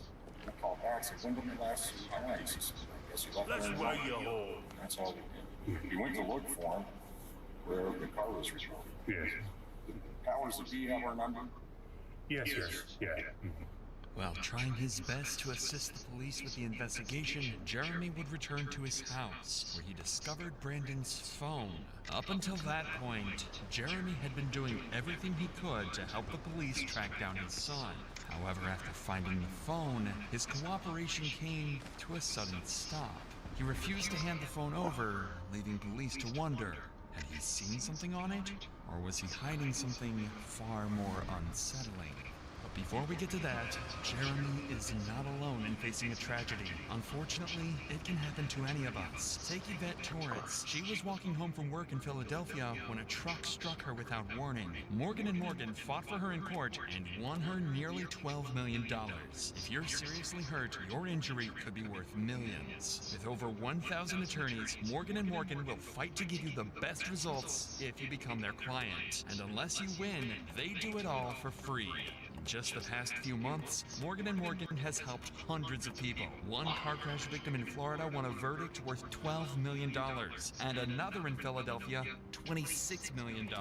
That was 40 times more than their insurance offered. So if you ever got seriously injured, your case could be worth millions. And it takes only a few minutes to see if you have a case. You can start your claim with Morgan & Morgan by visiting www.forthepeople.com/insanity found in the description, or by scanning the QR code on the screen from your phone's camera.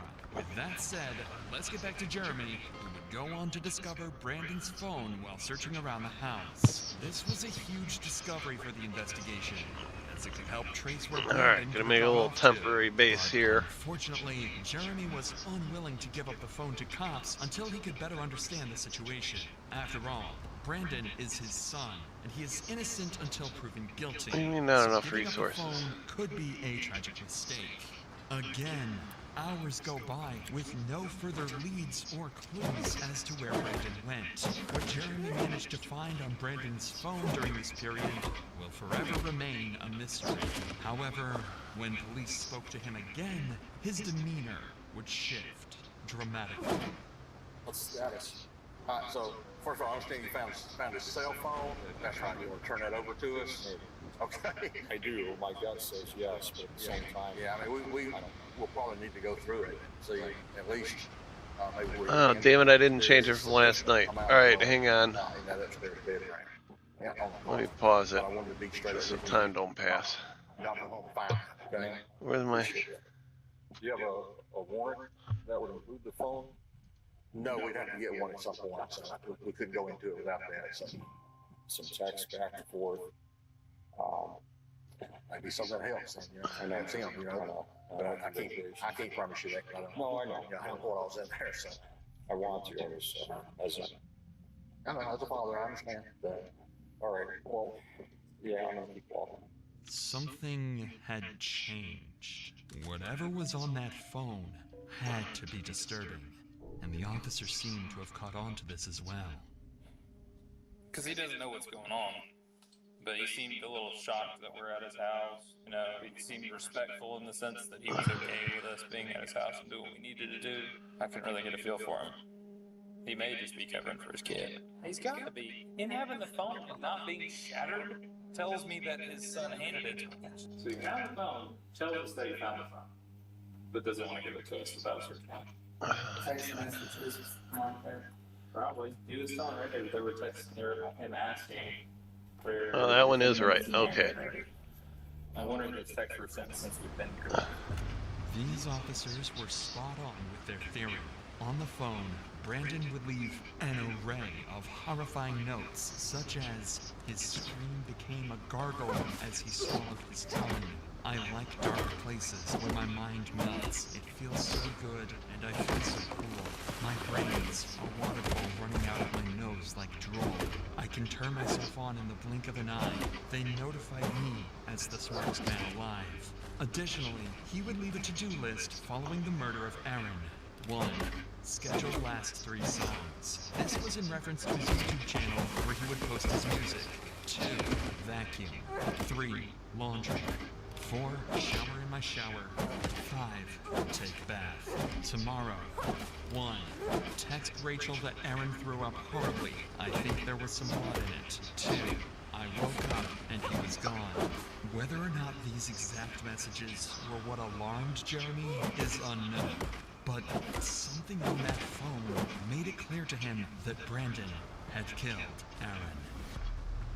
And just an hour later, Jeremy would call police detailing that he was with Brandon and that he was willing to surrender and turn himself in. So 25 minutes later, Brandon and his parents would arrive at the station.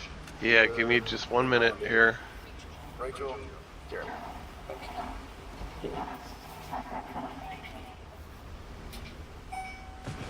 Damn it.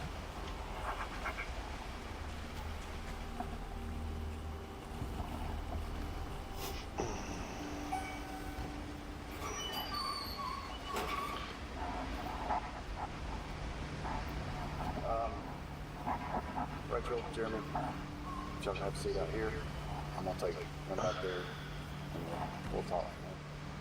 Would you like to talk about it? You need to send somebody else on the property. Okay. I'll be right back out with you, okay?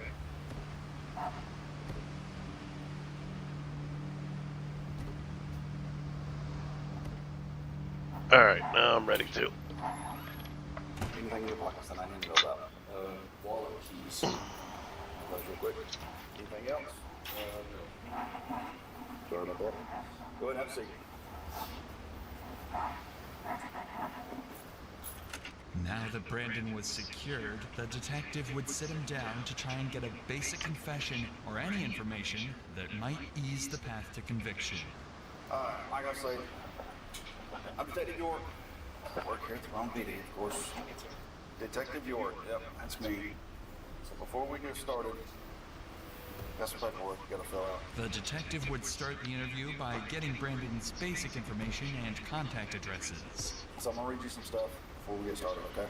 You have the right to remain silent. You have the right to talk to a lawyer for advice before you are asked questions and have him with you during questions. You would like a lawyer, okay? All right, sit tight for just a minute. Brandon was smart. He knows nothing he says in the interrogation room will go on to help him in court, so he decides to keep his mouth shut. While this is unfortunate for the detective, Brandon's parents are more than willing to have a discussion with him. So instead, he turns his attention over to them to try and get the information that he's looking for.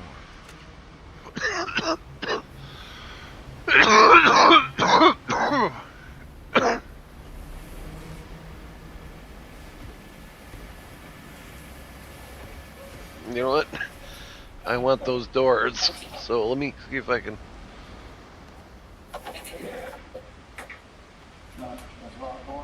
They don't center. God damn it. So we'll just do this door.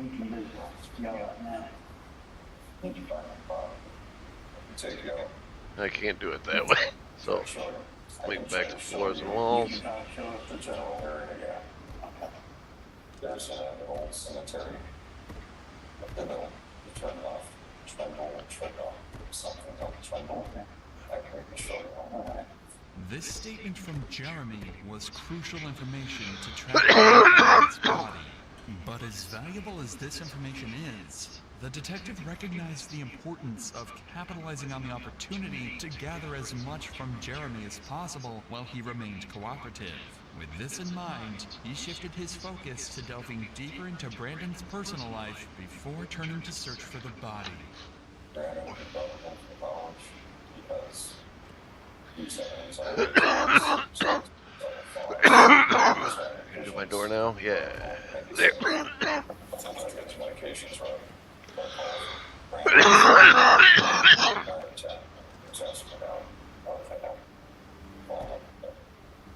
So they like, you didn't want dad finding out it was falling upstairs in the carpet. That's all we heard. Then an hour or two goes by. Boy's mom calls us. Or I called Brandon back over the meeting after camp. So, you know what Aaron is? This is home. Got around 5. And we were told Aaron at the runway. Brandon ran from the house right here. God's body is one of the He's been waiting to he has 2 months since he was a kid, diagnosed as a kid.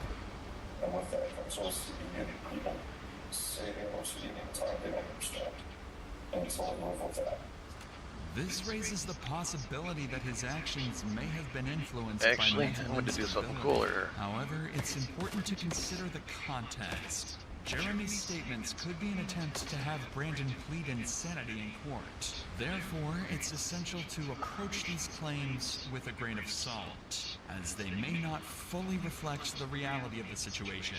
Regardless, police now had an approximate location of where Aaron's body should be, so all hands went on deck to search the cemetery Jeremy had described.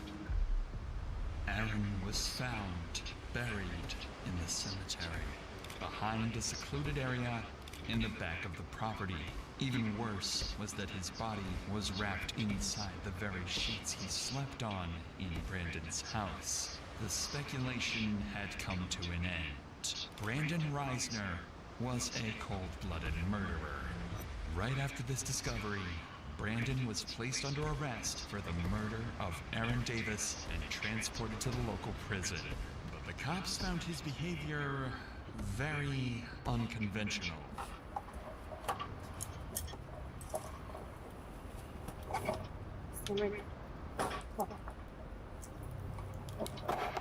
Might as well do the same thing to this side. Close to the camera. Let them follow their instructions. Alright. This is property. You've got IDs here if you want. For me? No, we're coming. You've got your ID. Oh, yeah. Officers stated that Brandon remained eerily calm while being transported and seemed completely unfazed by the entire situation. And while Brandon had been successfully captured and the case had seemingly came to a successful conclusion, officers had one tragic duty to complete before the end of the day. I'm out of plant fibers. No way. Aaron's parents that their son had been murdered. We need questions. Here? I don't know a whole lot because I'm not. Been here doing that, sir. It's just a busy.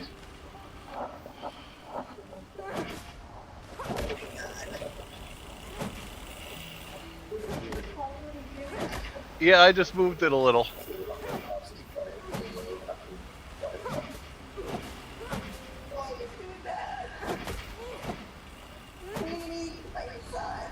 Probably on break, I'm actually going to fix it a little better.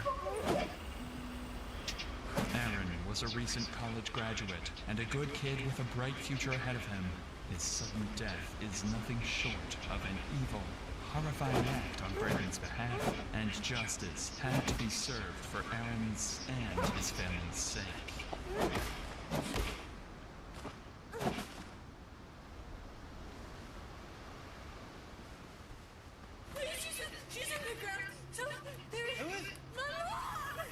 This man has just been told that his wife has been murdered.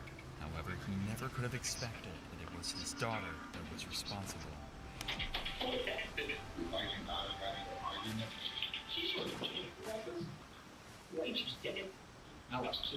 On March 3rd, 2020, Ohio police responded to a 911 call at an address in Akron. On the floor of her kitchen, 30 stab wounds in her neck. Her daughter, Sydney, was in the house at the time and told police this was a home invasion turned brutal murder. But even though Sydney was injured as well, there were still questions left unanswered. Things weren't adding up for the cops. Brenda was on the phone with I wanted to go get that ship. At the time she was attacked, and during that call, because I want to leave a bunch of crates here. Before the phone went dead. When he called back, the voice on the other end of the phone claimed to be Brenda, but the college professor knew this was a lie and suspected Sydney was pretending to be her mother. Fearing the worst, he called 911 and the first responders arrived in no time.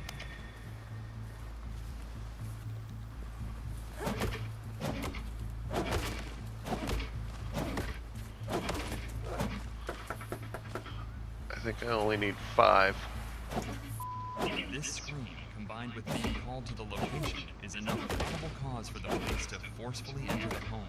And this is what was waiting for him when he walked inside the house. Hacker police! Hacker police!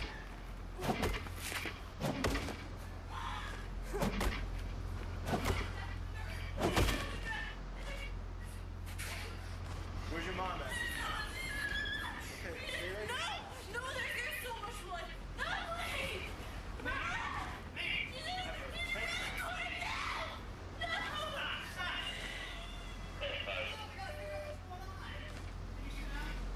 R9, get that 32 rolling here quick. We got a female down, blood on. Start some more you got crunch. Take her outside. Secure the scene. She looks like a 22. She looks like she's been down for a while. There's blood all over the place. There's a knife by her head and stuff like that. There's a huge pool of blood. No, I think she just walked in. There's a broken window in the back. So if you can just put up some crime scene tape. As soon as AFD gets here, they're going to pronounce her, I'm sure. It turns out Brenda hasn't just been stabbed. She's also been hit over the head with an iron skillet, and her injuries are so devastating that her life hangs in the balance. We gotta figure out what's going on. Come on. She's gonna be okay. Come on. Come on, come on. You just need to cooperate with me, all right? Huh? Yeah, that game got boring real fucking quick. What's going on? This game is much better. This is a way better version of Everwind.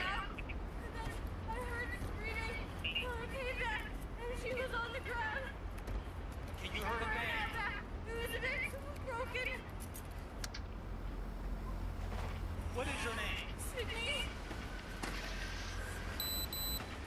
Are you cut? I don't think so. Yeah, you cut I somewhere. don't think so. Yeah, you're hit. No, I was helping her. I grabbed her. All right, stop.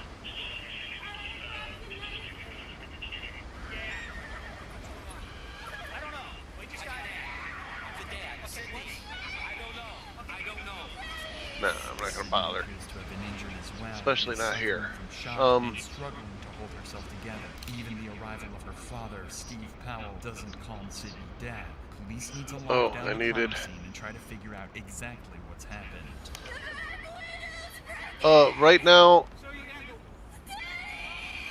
I'm setting this little trading post up.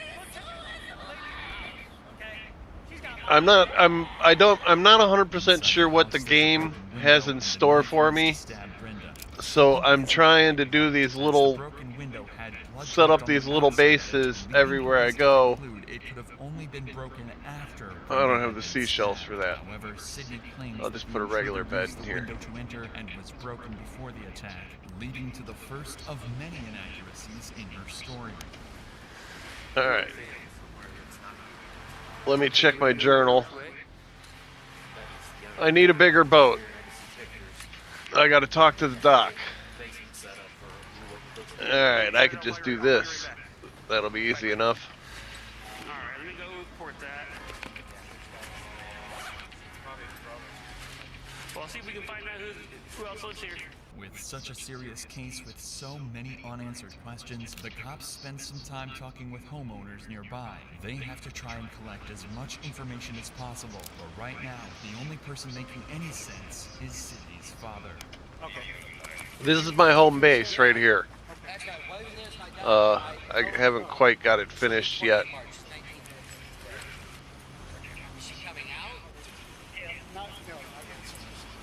But where's the dude?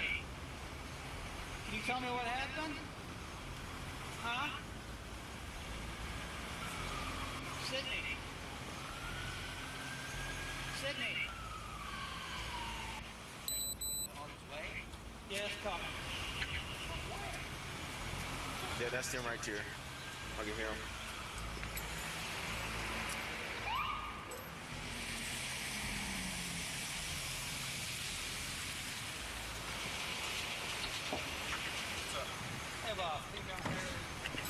While trying to piece this puzzle together, police speak to Steve Powell and one of Sydney's friends down at the station in the hopes that they may be able to help them shed some light on exactly what happened.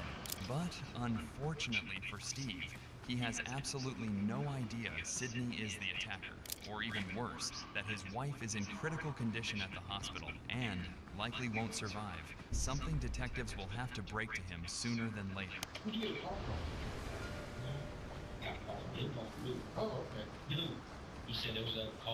Not yet. I'm still not used to this. I'm looking for this. Cool, I got everything I need. We're gonna put it. I'm gonna put this right here.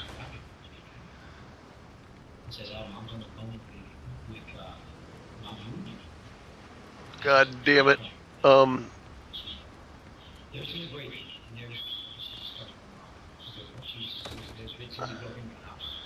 It requires a roof.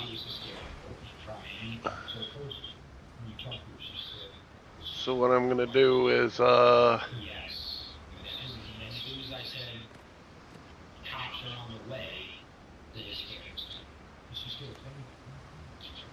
Well, as far as we knew up until today, yes, but apparently not for the last. no, I want. What Sydney hadn't told her parents was that she'd been kicked out of college weeks before this happened and had been I want lying more to them stone. ever since. But she did tell her I'm gonna go friends, gather more including stone Lauren, because if I'm gonna do this, I'm doing it right. Now, we understand that Sydney was your roommate at Mount Union? So we gotta go gather some stone. And so you've been friends ever since your freshman year at St. Why can't I build wooden walls? Go over each other's houses, everything like that? Why can't I go between those two trees? freshman year, her first semester.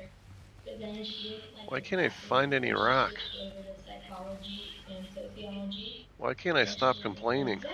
So then this year she switched to education, and then she didn't like that either, and that's one of the reasons she left, is because she really couldn't find what she liked. I think need she more hated rock. her classes, and I think Rock, we rock, do rock. the best, Ooh. and she didn't really tell me that.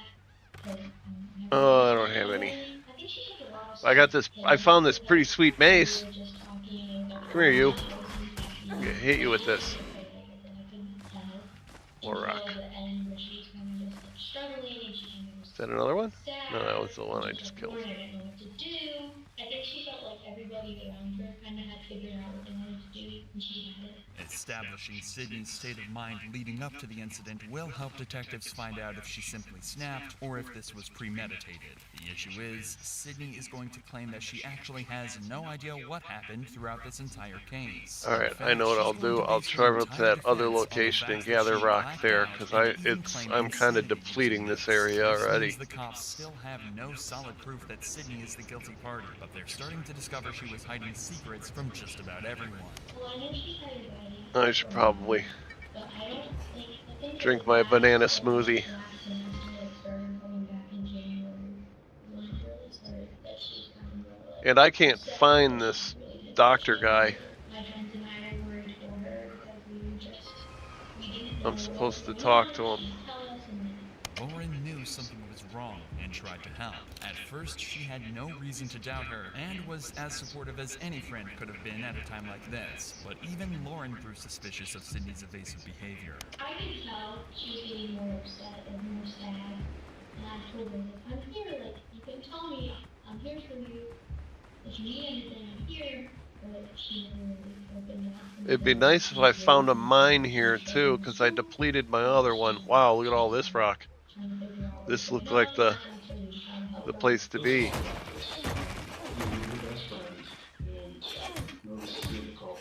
Tell us about her relationship with her parents. Oh, that's sulfur. That's probably what I need to make gunpowder. They did everything together. And one of the reasons she left was they were always close. She never said anything bad about her mom. She never opened up about having a conflict with her mom. And I can't. Alright. Every time she goes, I need plenty of stone to make my war shop. oh, my mom wants me Is this stone? No, that's more sulfur. She loved being home. By this point, Sydney is becoming wrapped up in a lie that she's going to struggle to escape from. But instead of owning up, she decided to make out as if college just wasn't working out for her and tried to convince her parents that they could save a lot of money on college bills if she. Why would you do this to me? What's going on? Now I'm going to law school, and I don't really like what I'm doing, and it seems like it's a waste of my time and money. So that's all part of it. Nobody's going to tell you you need to do what you The funny thing is but that's not what she the dodo bird had no natural predators, and it was completely non-aggressive.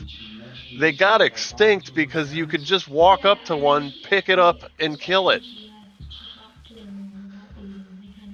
They had no fear of humans, and sailors would just go out. That's all they had to do is walk up to one, grab it, pick it up, snap its neck. You could grab like 10 of them, bring them back to the ship. Her parents who knew nothing of her problems at college until they received a phone call from Sydney's professor. So Stephen. That's why it's an insult to call somebody a dodo. What was going on with their daughter? So I went back. I called my wife. Well, my daughter's home. She picks up. She's just working down the shore. Oh, he's only swollen. I basically told her, I said, I could take him.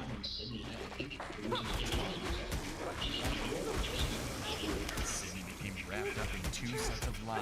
The story she told her Just go down, you fat bastard. There you go. aren't the end of the world, and any parent would support their child through such difficult times. You need not enough inventory space. Parents would be mad and couldn't bring herself to tell them she'd been asked to leave the college. Yeah, we asked what she was doing, and she said she was good. There we go. What we would see as normal, like she was I have no pearls.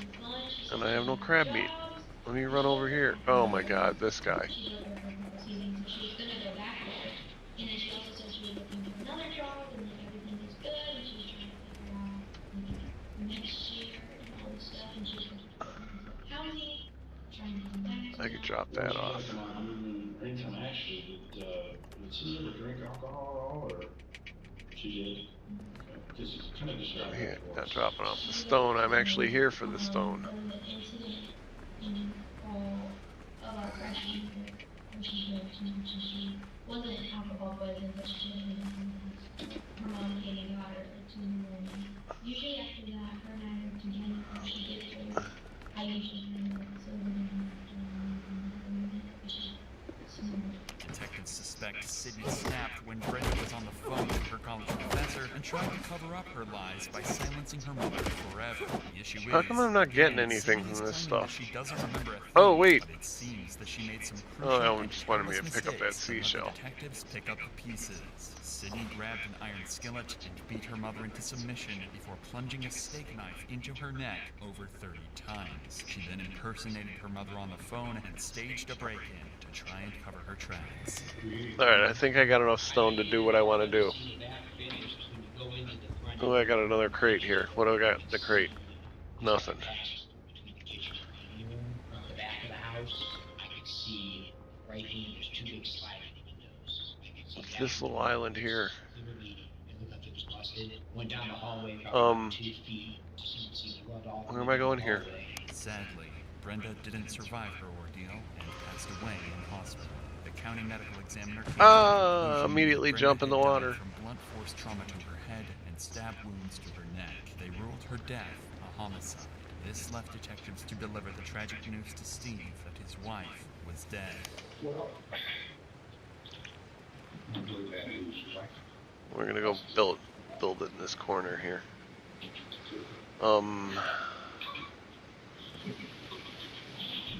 Detectives investigated Sydney's claims that an intruder was responsible, but their findings didn't seem to match her story, and the evidence was painting a different picture altogether. This left detectives with one final devastating task to carry out, telling Steve that his own daughter killed his wife. I don't think someone broke into the house. I don't know if it was wife and daughter having an argument physically. I mean, the window was broken and there's no forced entry into the house. Did you drink from the daughter around that really heated arguments? This is not possible. Your son's outside. My son's here? Would you like one of us to just go be with your son? Take your time. There's no much. It's simply impossible to imagine the turmoil Steve must be going through at this moment. His wife murdered and his daughter the main suspect. Finally, Steve realizes the detectives might be right, leaving him to deliver the news to his son. Alright. Oop, I didn't mean that. I meant this. Alright. Where was the thing I was just thinking about?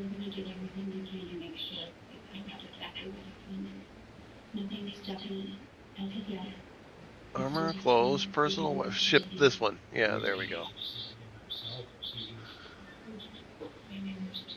Well, yeah,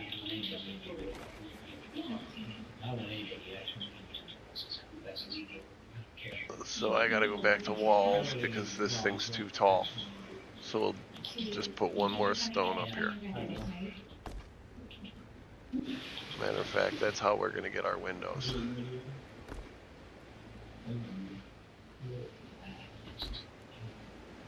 They haven't told me. Sydney was arrested and charged for the murder of Brenda Powell. She claimed insanity at first, saying she had almost no memory of what happened, including hitting Brenda with the cast iron skillet and fatally stabbing her. The jury didn't believe Sydney, and she was found guilty on 2 counts of murder, 1 count of felonious assault, and 1 count of tampering with evidence. Sydney Powell was sentenced to life in prison with a chance of parole after 15 years.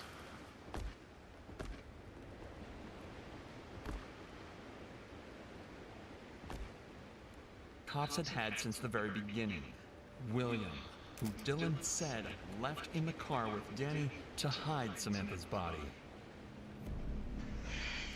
Our concern is obviously for most of the family. Oh, let's do this one. You're probably feeling that way too a little bit. Whatever this girl's relationship with her mom and dad, she has a mom and dad, and they want to be able to marry together. blemishes yet. I mean, you probably white cop, we'll white cop. It's like August, we'll white cop too. We, I mean, probably, I understand you're having some issues as far as where you guys actually were at. I want you to try at least think about like where you got.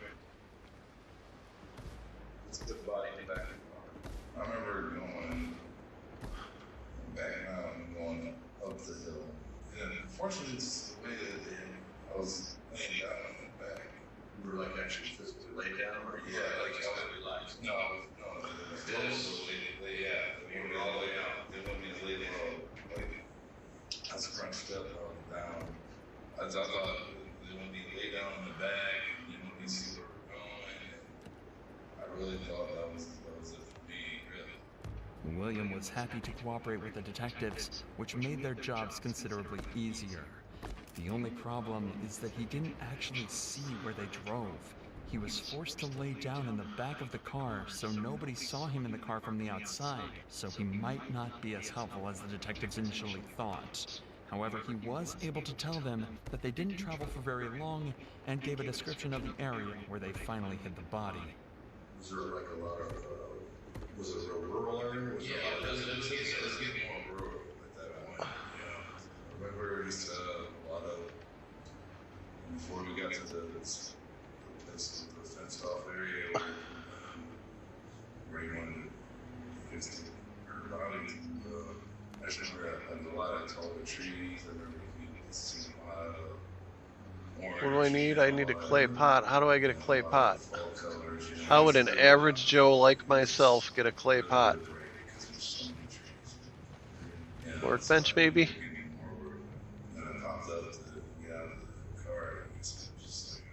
Yeah, there we go.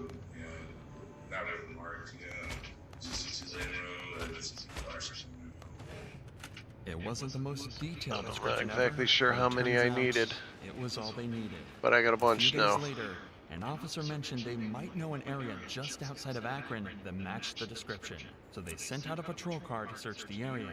And, sure enough, they found it. Samantha's body. And what was the other alchemy amongst thing? The dirt, not even buried, just dumped out in the open. This needs a Immediately, copper they were pot. able to identify it by the butterfly tattoo on her arm that her mother had mentioned all those days ago. Their search had finally come to an end, and her family could finally make peace. The only question now think I was only what needed to one. do with the suspects. The detectives clearly named Danny as the murderer, with Tony having a large role in the murder too. However, despite how helpful William ended up being, the rest of his interview and other witness statements implied he had a lot more to do with the murder than he initially let on. So he was charged with abuse of a corpse and tampering with evidence, with a sentence of 10 years. And the court had to decide on the fate of Dylan, the 19-year-old. Alright, let's check out what these things do. Alchemy table, clay bottle. He might be able to get his life back on track. So he was charged with tampering and obstructing, but he was only given 5 Elixir of cruelty. As for the killer couple, Tony was given 16 years for tampering with evidence and obstruction of justice, and Danny was charged with murder and abuse of a corpse, and given a life sentence with the possibility of parole after 24 years. What do you do? Thanks again, Surfshark, for sponsoring this video. Head over to surfshark.com/insanity or click the link in the description. Oh, that must be the upgrade for it. Surfshark at an unbeatable price.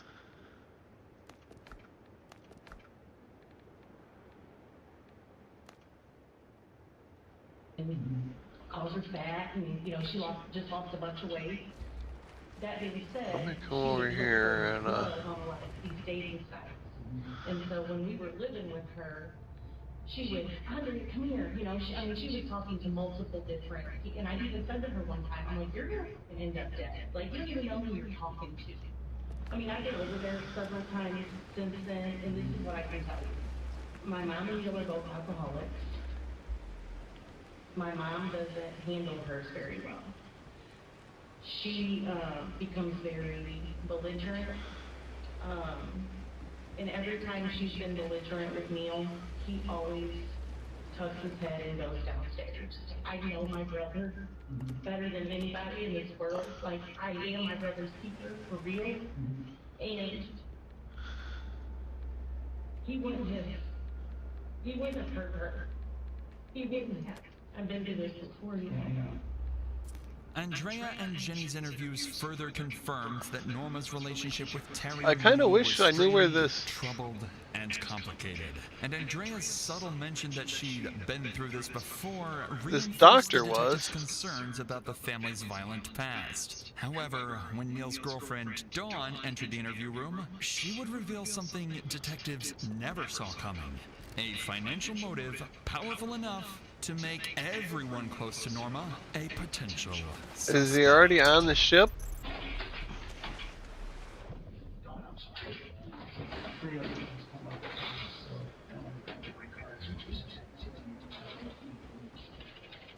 This morning, when what happened, and we all just woke up, Terry shows up. Well, what happened to Norma? 6 o'clock in the morning, we all just showed up on site. Terry should not have known anything of what happened, but yeah, he shows up at the house. So, Norma had a date last night. I don't know who it was. She don't know who's really like, which I was wondering about. She don't know who you're talking to. Norma has to have the television relationship with this morning. So that's another thing to look into. Everything in my body tells me Terry has something to do with it. Norma was struggling with depressed all the time. Terry was a big problem. If Terry thought that his income was coming from The goddamn main quest. it would probably make him very angry. She had an escrow. You know what? I'm going to try to reload it. If Terry's beneficiary and Norma's gone, Terry gets up to $5 million. To see if the guy shows up. You're saying this year Norma would have gotten Tom's estate? Yeah, like $5 million.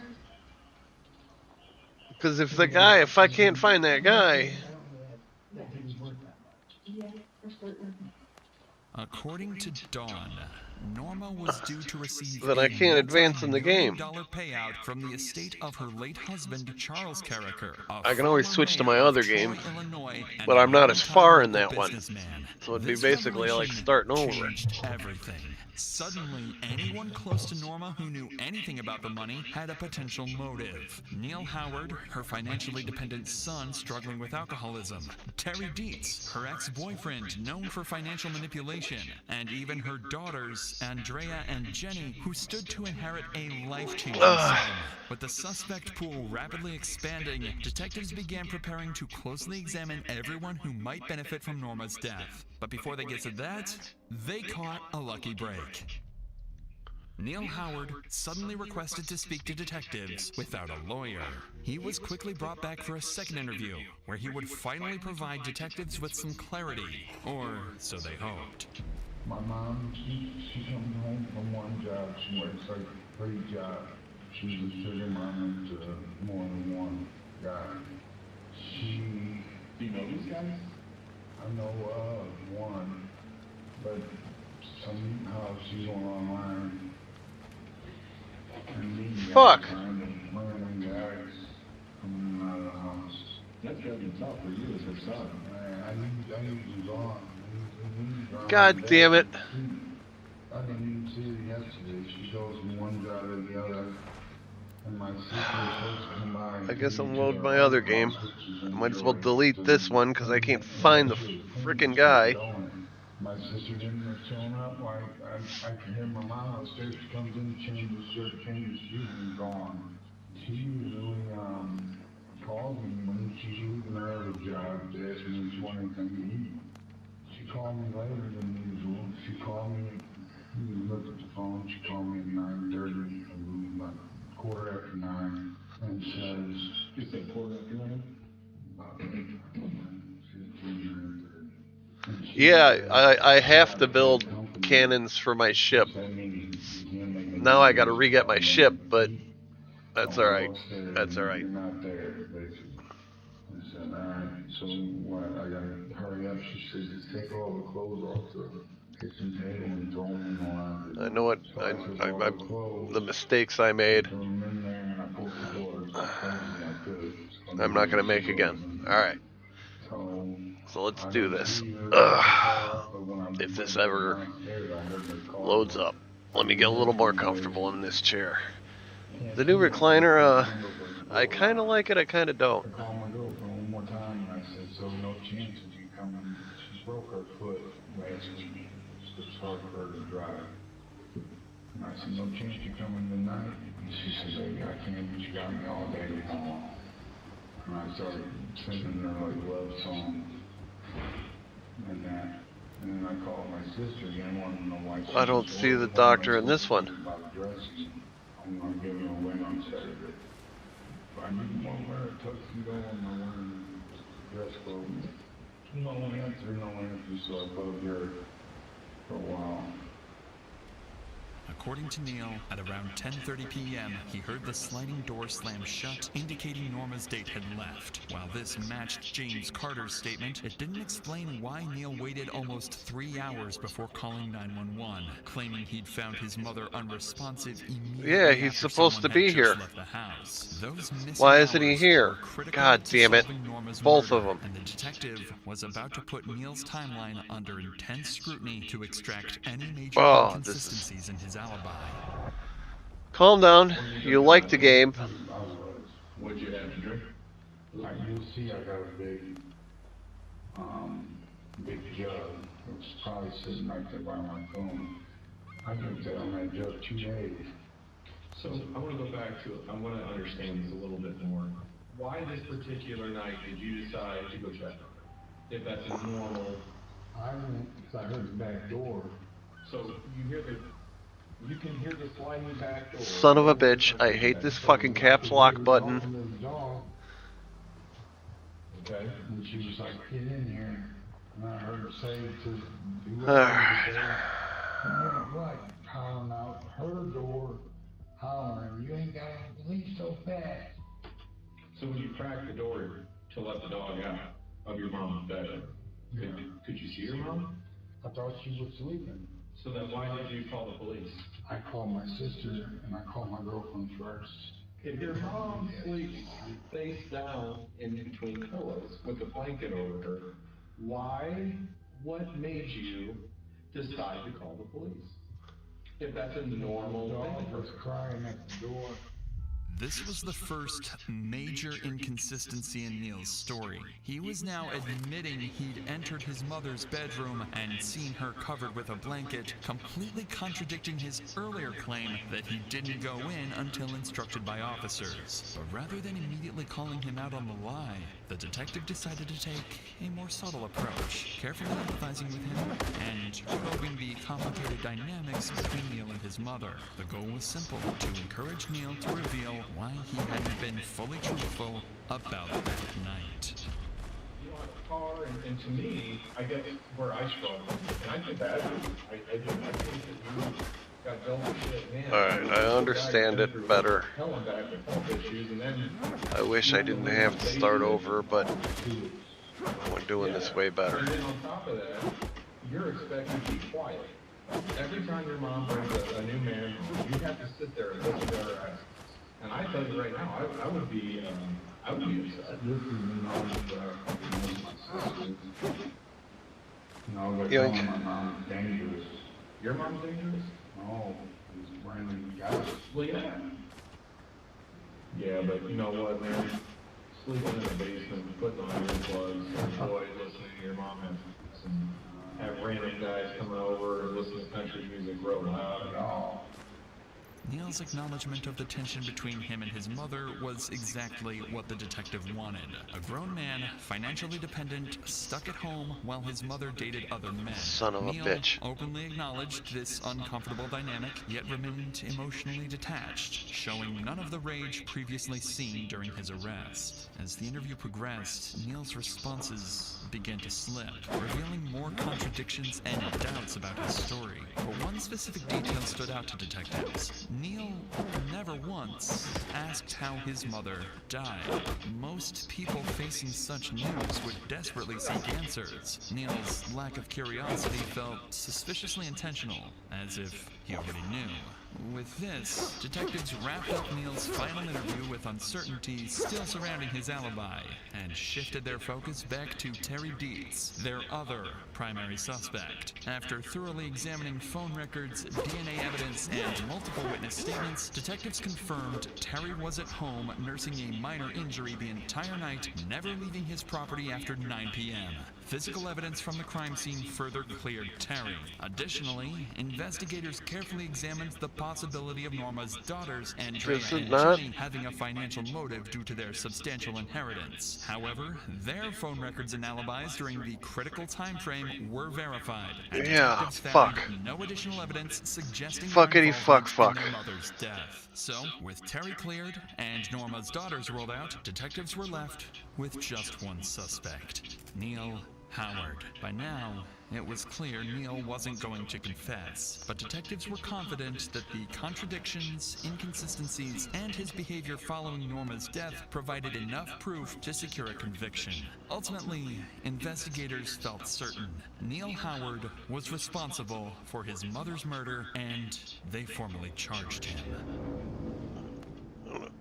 At the trial, prosecutors argued that sometime between 10:30 p.m. and 1:30 a.m., Neil, heavily intoxicated and increasingly volatile, entered Norma's bedroom. An argument may have broken out, or perhaps the tension had been simmering all day. At some point, Neil strangled Norma with a bungee cord, then covered her up with a blanket. Instead of immediately calling for help, Neil repeatedly tried contacting his sister Andrea, just as he'd done years earlier after killing his father. Phone records revealed that Neil started calling Andrea at 12:49 a.m., making 7 attempts to reach her, the final call occurring at 1:30 a.m., moments before dialing 911. The jury reviewed Neil's shifting accounts, the physical evidence, and his documented history of violence. Prosecutors painted a clear picture.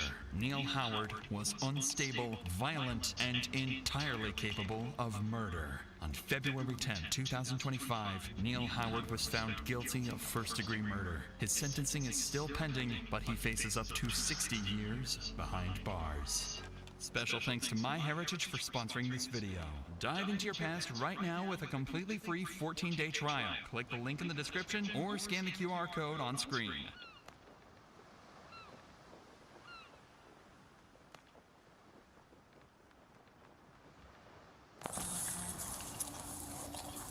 Look at that.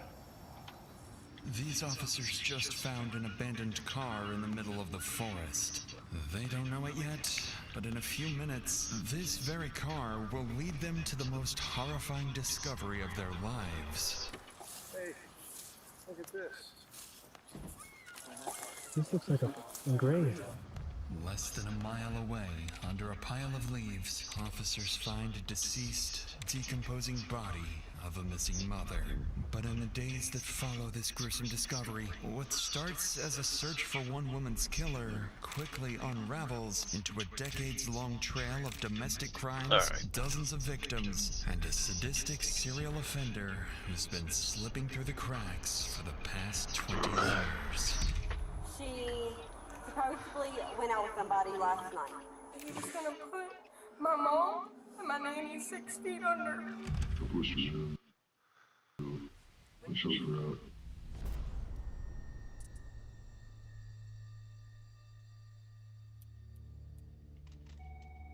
NRV Communications, Fraser. Yes, I was wondering if I can have a deputy come down and talk to me. My best friend is missing.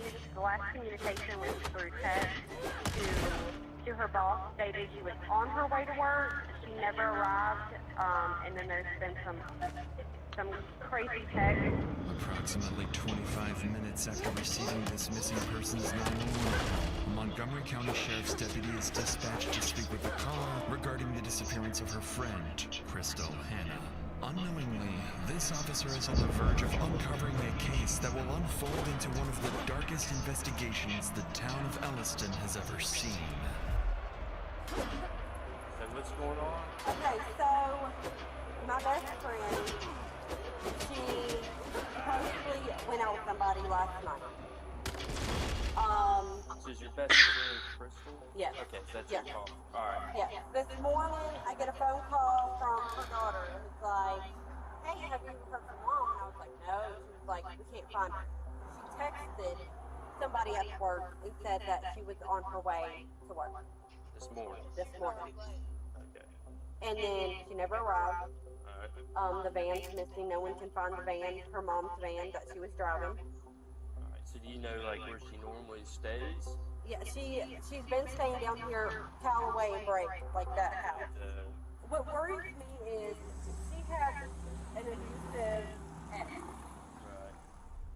The statements provided by Crystal's friend are troubling, to say the least, but it's the combination of details that really stands out. A missing vehicle, an abusive ex, and a mysterious man Crystal went on a date with just the night before. Taken together, it paints a situation that could lead in almost any direction.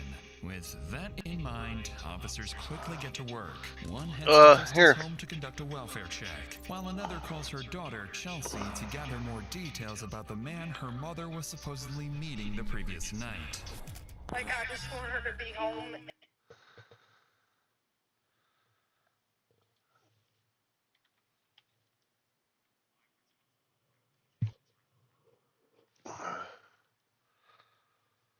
There's one 12 hours ago. Landscape for the next century is I being didn't see decided this one. week, and a lot of it happens to involve Donald Trump slapping his schmeat on the table and then blowing up terrorists, which is awesome, actually. A lot of people get confused and they're like, wait a second, no, it's not terrorists, they're human beings, yes, dead human beings, and it's awesome, actually. Stop being a loser. But don't you care about human life? Of course I do, which is why I fully support blowing up terrorists. Man, all roads lead back to blowing up terrorists being awesome, actually. Definitely subscribe for more Nuts Doctrine. So this is a little announcement from the U.S. military. The U.S. has announced a formal blockade of Iranian ports and coastal areas. This is a legal action. All vessels are advised to immediately return to port if leaving and discontinue transit to Iran if that is your next port of call. Do not attempt to breach the blockade. Vessels will be boarded for interdiction and seizure of transit to or from Iranian port. That is correct. That is correct. If you don't like it, we will be turning you into submarine confetti. You might not be happy about this update, but it's happening. Turn around and prepare to be boarded. If you do not comply with this blockade, we will use force. That's right. The whole of the United States Navy is ready for force compliance. The whole of it. Let's just understand. More soldiers getting sent over, all right? The whole of the Navy. All right, so just understand where we're at. Total and utter complete domination over the Strait of Hormuz, which was always in the palms of the Iranian regime of terrorists to forever have the ability to close. A lot of people are saying, well, why should worry about opening up the Strait of Hormuz? Iran literally had it open before that. Yeah, but they could have closed it whenever they wanted to extort the entire world, because they're terrorists. And now they can't, because now it's ours. We are renaming it the Strait of Donald. And there's nothing you can do about it. Continue having sex with goats or something. And of course, Iran has suspended all petrochemical exports until further notice. Breaking news, they cannot actually export things anymore at all. Because they have no Air Force and they have no Navy, and because they are totally blockaded and they are slowly dying. We started off by bombing them, sending them to a very quick demise. They screamed, they cried, they yelled. We don't even know who's in charge of the country anymore. And guess what, ladies and gentlemen? The rest of them are just going to be gargling slowly on their own blood, unable to make a living until they eventually get eaten from within. We have a lot to talk about today. So Donald Trump also, of course, wants to remind everyone, NATO wasn't there for us, and they won't be there for us in the future. It very much looks like he is planning on leaving NATO, which is awesome. I fully support it. I don't like the idea of funding 70% of the military of all of Europe. And then Europe not being there for us, and in fact, even more likely, allying us with our enemies. So yes, great actually. I don't want to be in a NATO alliance with future Islamic countries like England or France or current Islamic countries like Spain. Bro, this multipolar world is over. So Donald Trump made this tweet, and this scared the crap out of the Iranians. All right, so let me show you what losing means. All right, if you look up loser in the dictionary, you will see a big picture of the map of Iran with this tweet. China is very happy that I am permanently opening the Strait of Hormuz. Remember, China was Iran's biggest backer because China needs oil. They have no natural oil, basically. And they have been importing all of their oil from Iran, or at least a large amount of it. I am doing it for them, also the world. All right, so just understand. He is not doing this for China. He is not doing this for China at all. You see, China really hates this law, but there's really nothing they can do about it. Because they would get absolutely Swiss cheesed by the United States military if they actually wanted to get involved. This situation will never happen again. They have agreed not to send weapons to Iran. Remember, this is Iran's biggest backer, backstabbing them just because they want to be friendly and cuddly-wuddly with the United States. This is being a powerhouse. This is what happens when you're the most powerful country on the planet, and you're not afraid to swing your dick around. But you're not afraid to acknowledge that. You don't have to commit ultimate jihad, all right? Suicide yourself like Europe did. President Xi will give me a big, fat hug when I get there in a few weeks. Holy shit. We are working together smartly and very well. Doesn't that beat fighting? But remember, we are very good at fighting if we have to. Far better than anyone else. Dude, this tweet is actually, like, fucking insane. Yeah, so if you look up loser in the dictionary, gigantic picture of Iran with this tweet on it. Like, Iran's allies backstabbing them just because they want to be friendly with us. This is Trump basically doubling down that we completely dominated China here. You've got a major meeting coming up next month with President Xi. I want to get your take on China and how this shift in oil, particularly because of Iran, particularly because of Venezuela, and what you've done, even your comments on Cuba. Think about how insane it is, man. China needs Cuba, needs Venezuela, needs Iran, and all of a sudden they're all falling apart. Wow! 5D chess, for real, for real. This is like the 200 IQ plan, and everyone's like, Trump is just dumb and stuff. Completely toppled the old order and put us as the top dog on the planet, like by a long shot. How does that change the dynamic of this meeting with President Xi? It means we have all the leverage, but Trump doesn't actually want to say that publicly. I think it does. I mean, he's somebody that needs oil. We don't. True. He's somebody I get along with very well. Just I need more wood. He wrote you a letter? Yeah, he did. He responded to a letter that I wrote because I had heard that China's giving weapons to. I mean, you're seeing it all over the place to Iran. China's Did he say he's giving them? Yeah, and I wrote him a letter asking him not to do that. Hey, hello, Mr. Xi. You're looking good. Have you lost weight? Anyway, stop sending weapons to Iran, or we will kill you. Oh, God. We will end the civilization. Yours truly, the Donald.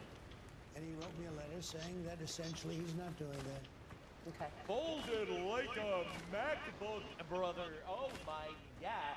So anyway, complete and utter Chinese dominated. It's truly incredible. Now, Trump is beefing with everybody these days. And the scariest part is he's actually winning, which is horrifying. So Trump made this tweet. Well, someone please tell Pope Leo that Iran has killed at least 42,000 innocent God damn it. in the last 2 months, and that for Iran to have a nuclear bomb is absolutely unacceptable.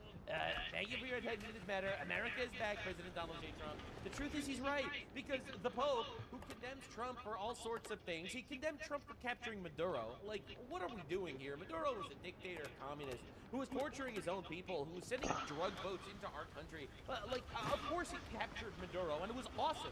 It was incredible, and the Pope condemned him for that. But the Pope didn't condemn Iran for massacring 42,000 plus of their own people. Unarmed people, just massacring them in the streets. He had nothing to say about that. It seems like the Pope had his agenda. A lot of people started memeing on the Pope. When Muslims destroy Europe, nothing to say. When Muslims slaughter Christians in Africa, nothing to say. When Muslims burn churches worldwide, nothing to say. When America bombs Muslim countries, Trump gets involved. A lot of people started noticing that there's something weird going on. Donald Trump made another tweet. He quoted this tweet saying, it's fascinating to see what social media reveals about a person before they become the Pope. Before he became Pope Leo, Cardinal Robert Prevost was on Twitter trashing Trump, criticizing bans, calling for open borders, promoting both vaccines, endorsing stricter gun control, and tweeting after George Floyd, we need to hear more from leaders in the church to reject racism and seek justice. This was deleted the day he was elected. And Donald Trump retweeted it, saying, not good, bro is beefing with the woke Pope. What are we doing on the timeline? So this went incredibly viral. So I feel like I have to talk about this because this is basically saying what I said in my previous video and what a lot of people are thinking. So the Pope met with David Axelrod last week. David Axelrod, Obama's campaign architect, a man who is not Catholic, has never met a Pope before, and whose entire career is engineering political narratives for the American left. And then, by pure coincidence, the Pope immediately started lobbing shots at the Trump administration, and 3 U.S. cardinals popped up on 60 Minutes doing the same thing. All organically, I'm sure. I'm a practicing Catholic. I need you to understand that part, but in my opinion, Trump has all the rights to lash out at him. Maybe you'll disagree with me, and Trump talks like water is wet. I'm talking about my church being run like a DNC satellite office with a golden throne. This is the same Vatican that watched the government padlock churches during COVID and said nothing, that let Biden take communion while funding abortion and said nothing, that fired Bishop Strickland for defending the actual church doctrine, that removed Bishop Fernandez in Puerto Rico for defending religious exemption. The catechism itself supports. But somehow, Trump is a threat to human dignity. Pope Francis was bad. Leo has turned out to be worse. Francis at least was thinking about his politics. Leo went in and hired the consulting firm. The man ignored the slaughter of Christians across Nigeria, the Sahel, India, Syria, Bangladesh, Pakistan. Hundreds of believers murdered, churches burned, pastors kidnapped. His response planned without dialogue. Of course, he won't even name who's doing the killing. No, in fact, he has to say that, Catholics and Muslims but he'll fly across continents to make integrated gestures the week after people coordinated a media hit on a sitting U.S. president. The weaponization of belief is obvious. You get the Pope to pick a fight with Trump, and suddenly millions of conservative Catholics have to choose between their faith and their vote. It seems like there's a crazy Bolshevik-style infiltration going on, and it seems like it's working. But honestly, the ultimate W of the day has to come from Tom Horn. So this is the Hoarder's R, and he is a Catholic man. And they asked him about Trump's beef with the Pope, and his response was incredible. I'm not speaking for the president, I'm speaking for myself, a lifelong Catholic. The boy says stay out of immigration. Oh, I never built a tent. Because if they wore my shoes for 40 years and talked to a 9-year-old girl that I've raped multiple times, I was in the back of the trailer, tractor trailer, 19 dead aliens at my feet, including a 5-year-old boy that baked to death. If they understood the atrocities that happened on an open border, I think their opinion would change. And I welcome discussion with anyone because they don't understand. President Trump has the most secure border in the lifetime of this nation right now. Lives are being saved. He's saving thousands of lives a year because he has a secure border. Human traffickers are out of business, right? The cartels are going bankrupt because of that secure border. I wish they'd understand. Because if they did, I think they have a different opinion. I hope they actually engage in conversations, because it's really easy to shout platitudes from your throne and not actually engage with any form of pushback whatsoever. It's really, really easy.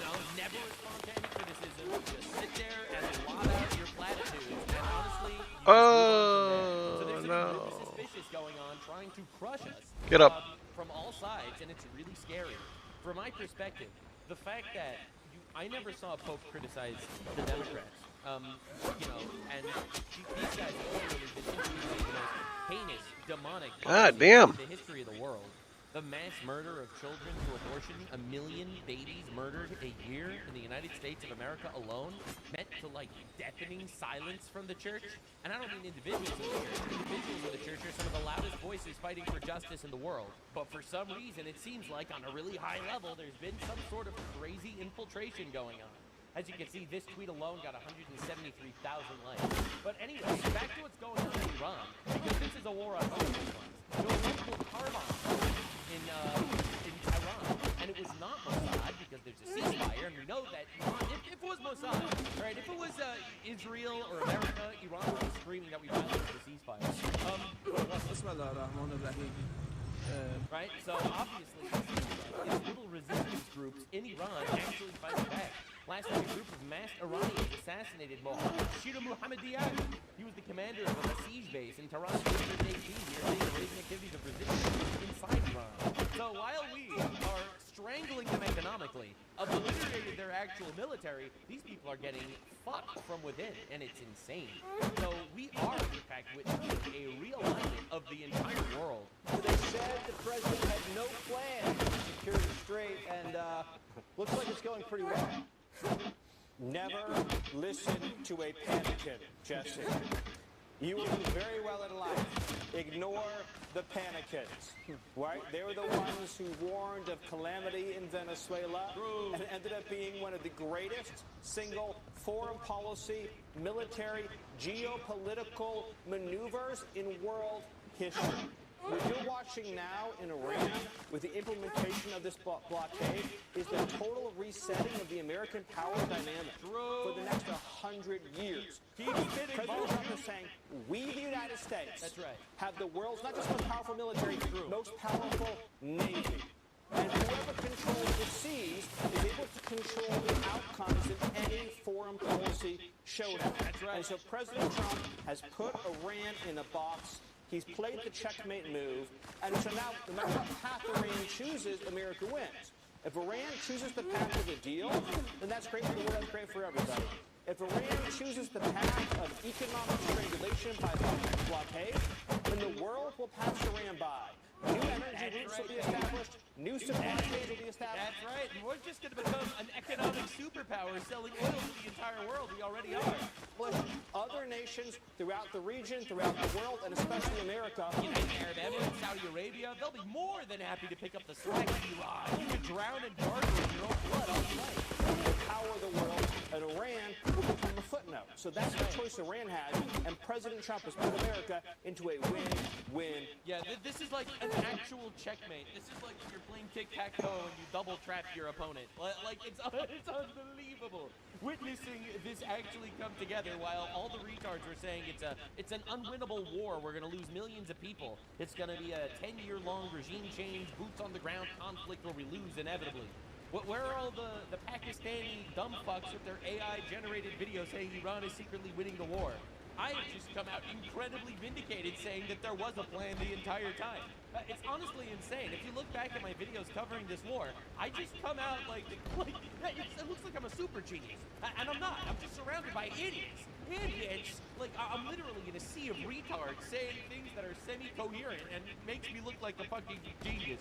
You know, my favorite part about this entire situation is that I fully acknowledge that America is the good guys here, and that Iran is the bad guys, and therefore it's really nice that the good guys are obliterating the bad guys.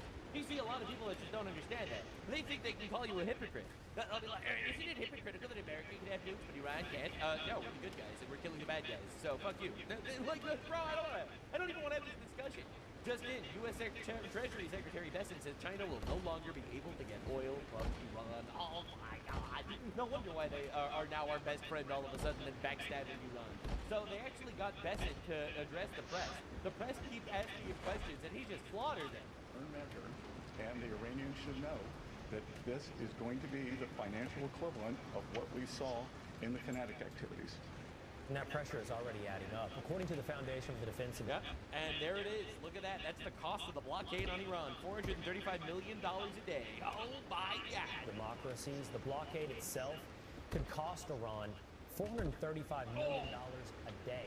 That's $13 billion a month just by us blockading them. And don't worry, guys, because we're just going to sell all that oil instead. Everyone will be fine. Chill out, guys. Chill out, right? So everyone's, so you have to understand how evil the press is. So you think that the press is going to be like, wow, we were wrong when we said that Trump was losing this whole time. Trump was actually winning. You are not ready for the level of retard you are about to hear. And that's why you have me, this blue retard, to sum up all the other retards and bring them to you. The sanctions waivers have expired, but how much money did Russia benefit from that temporary sanctions waiver? You initially said about... Get ready for this. This is, look at his face. It could have been $2 billion. No. Just understand how retarded this question actually was. All right, get ready. By the fact that oil prices are going down, doesn't it benefit Russia? Literally, holy shit, these people are fucking retarded. But again, let's think of a different world where oil spiked to 150, and they would have made a lot more by doing that, by pushing the Russian barrels that were already on the water. They were going to be sold. They were going to China no matter what. That we pushed them to our allies. We helped stabilize the oil price. And as you can see, there were doomsday scenarios. Oil's going to 150, it's going to 200, it's going to $250. West Texas crude for the front month delivery is about $92, $93. Right, so oil prices go down. Oh my God, that means Russia's gonna have cheap oil. Oil prices go up. Oh my God, Trump guys, it's some sort of catastrophe. But like, dude, these people are actually fucking evil. It's insane. They're not just retarded. They're also evil. And And I think that's not a correct characterization. Yesterday, we announced Operation Economic Fury. I need fabric. For over a year, we have had maximum pressure on the Iranians, both on blocking payments into the Iranian state and going after the accounts of the IRGC. One of the fatal mistakes that the Iranians made was bombing their GCC neighbors, and who are now willing to be much more transparent in terms of the funds, or do a deeper dive into funds that are held within their banking system. Yeah, so Iran, absolute dipshit terrorists, bombed all of their neighbors, and then all of their neighbors were like, you know what, we're going to give the United States all the information on exactly how much money Iran has literally everywhere. So what it seems like is actually happening is we're freezing up Iranian assets around the world, not just in American banks, but in banks in all of the Gulf countries that are now our actual allies, right? And China is getting really scared about this. Now, or is the letter exchange that you talked about now taking that off? Well, as you know, the president spoke about the letter with respect to he and the correspondence between he and President Xi. President Xi assured the president that they are not supplying Iran with weapons throughout this conflict, and that assurance was made to the president. It's obviously something the administration keeps close tabs on with respect to tariff. I don't have an update on the tariffs, but I do have an update on Iran. Iran is or used to be the largest sponsor of terrorism. True, fuck those guys. Purchasing more than 90% of True. Of China's energy needs. True. We believe this blockade in the Straits, there will be a cause of Chinese fine, but I will tell you that 2 Chinese banks received letters from the U.S. president, not to identify the banks, but we told them that if we can prove that there is Iranian money flowing through your accounts, then we are willing to put on secondary sanctions. Yeah, bro. Like, dude, China unnoticed. If we find out you're getting any money from America, well, that's it. We're going to sanction the shit out of you. Oh, my God. It's unbelievable. And the United Arab Emirates, right? Arabs in the Middle East, which are, you know, close allies of ours right now through all this, you know, bonds forged in terrorists trying to fucking kill us, I guess, are more than happy to help us blockade Iran. The third day of the American blockade here on the Persian Gulf behind me. So far, no reports of any major incidents, but on the topic of the 2 weeks... No major incidents means Iran are gigantic pussies, and they're not willing to test the blockade because they know they will become underwater confetti, and they really don't like that idea at all. You see, despite the fact that they constantly scream at the top of their lungs, we are going to blow ourselves up for God, and then have sex with children for eternity in heaven, they really don't seem to want to commit. But don't worry, we're here to help. Ceasefire that we're in the midst of. A short while ago, a senior U.S. official telling Fox News that the United States has not formally agreed to an extension of the ceasefire. There is continued engagement between the U.S. and Iran to reach a deal. Now, a short while ago, also the BBC reported that the Iranian military is threatening to block shipping in the Persian Gulf. I love how the BBC and British broadcasting cucks are literally just extended Iranian state propaganda. Just actually running defense for these guys constantly, and it's just humiliating them, because it's like, Iran threatens to obliterate America, and Iran just fucking dies instead. At sea and the Gulf of Oman, if the U.S. blockade of Iranian ports continues. The U.S. says it's need more nails. Ships in or out of Iranian ports in the Strait of Hormuz, but it is allowing other ships to use the strait. CENTCOM Commander Admiral Brad Cooper writing in full, a blockade of Iranian ports has been fully implemented as U.S. forces maintain maritime superiority in the Middle East. An estimated 90% of Iran's economy is fueled by international trade by sea. That's right. In less than 36 hours since the blockade was implemented, U.S. forces have completely halted economic trade going into and out of Iran by sea. Now, Kepler reports that yesterday, 3 vessels passed through the Strait of Hormuz, and Fox confirms a 4th ship, a Chinese vessel, carrying oil and chemicals passed as well. Now, President Trump posted the truth within the past hour. China is very happy that I am permanently opening the Strait of Hormuz. I am doing it for them also. What's they running around for? Oh, the situation shipwreck beats. they have agreed not to send weapons to Iran. I need nails. President Xi will give me a big fat hug when I get there in a few weeks. We are working together smartly and very well. What a big Doesn't fat that hug. beat fighting?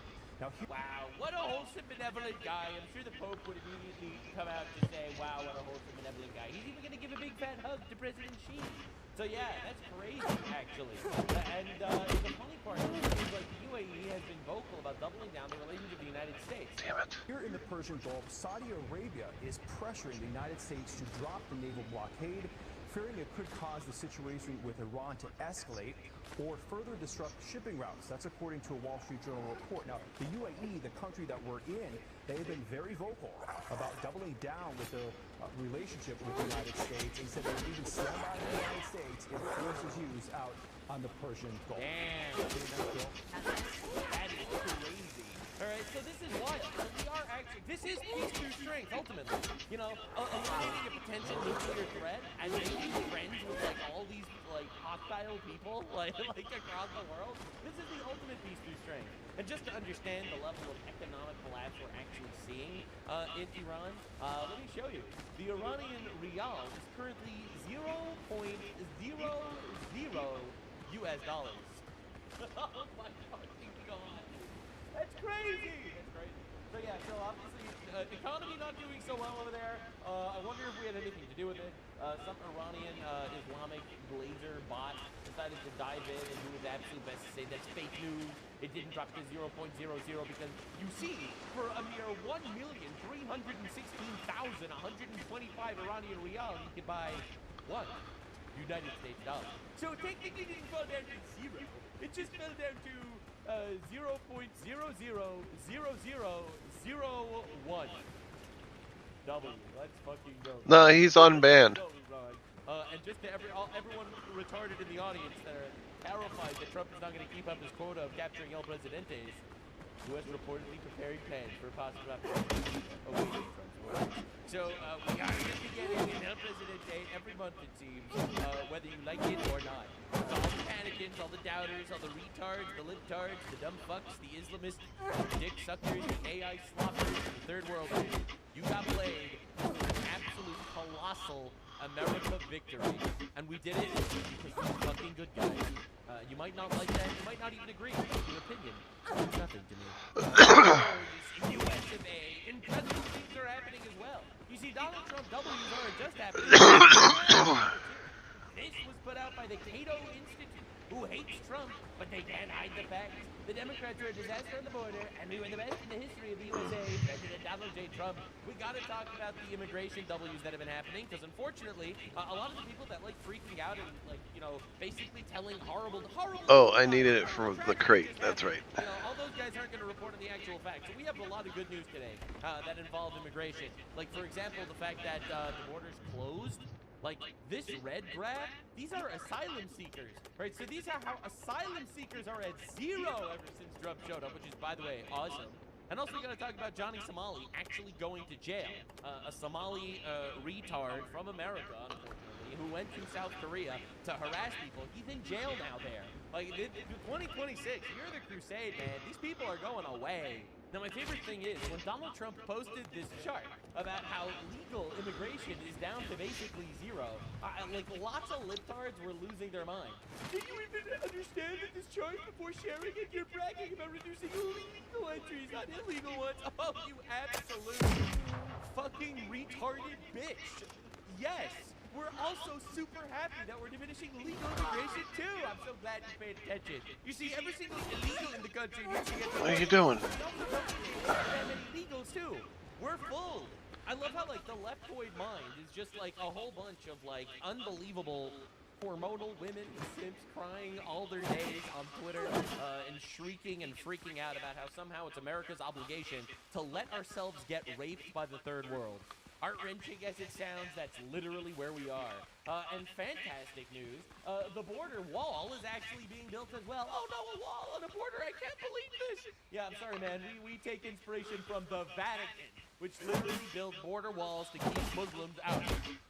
Historically speaking, I'm not saying that the perfect are border walls, obviously, because, you know, obviously we have an immigration problem for more than just Muslims.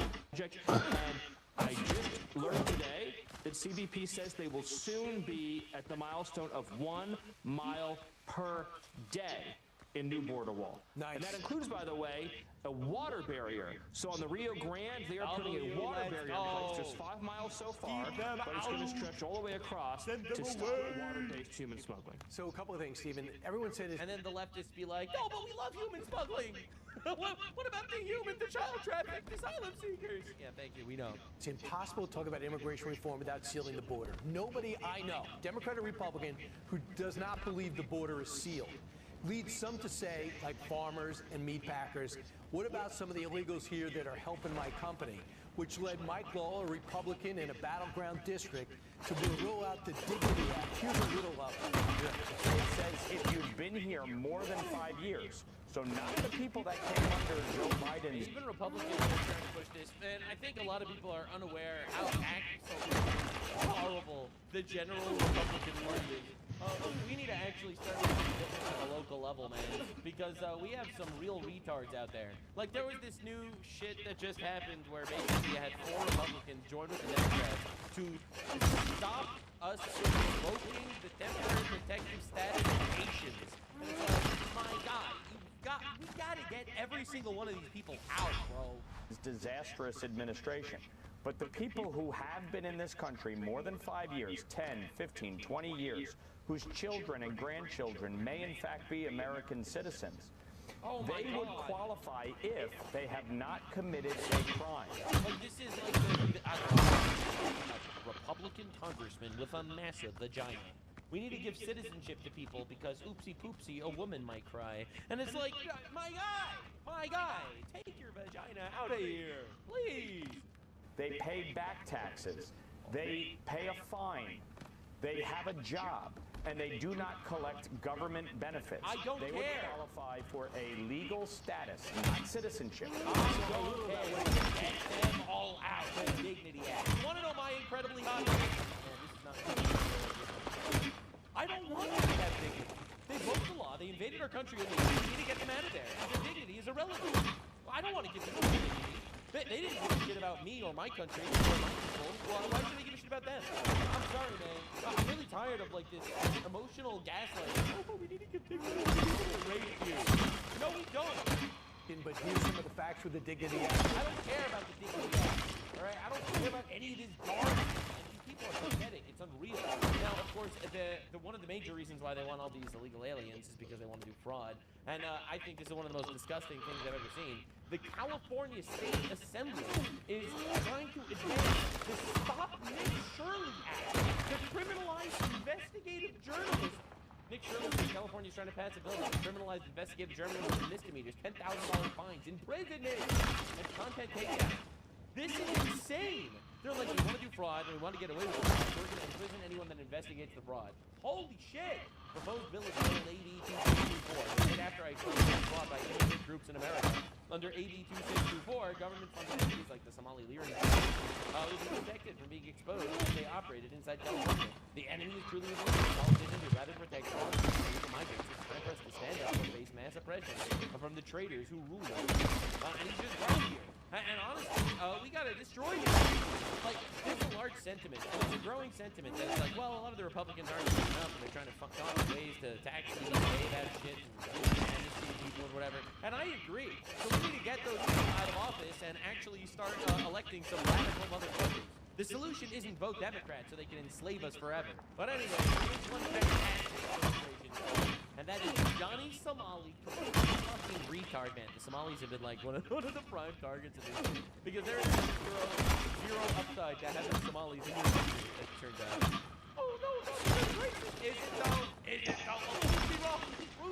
Show me an upside. Show me how America is better because we have hundreds of thousands of people. Like, this is the most obvious group of people that doesn't want to assimilate, that just straight up makes our country worse. Now, people crying about the literacy rates dropping. Well, we're importing people with an average IQ of 67, and they get included in this consensus. And it's like, oh, the average literacy rate is dropping. Yeah, we're importing dumb fucks, man.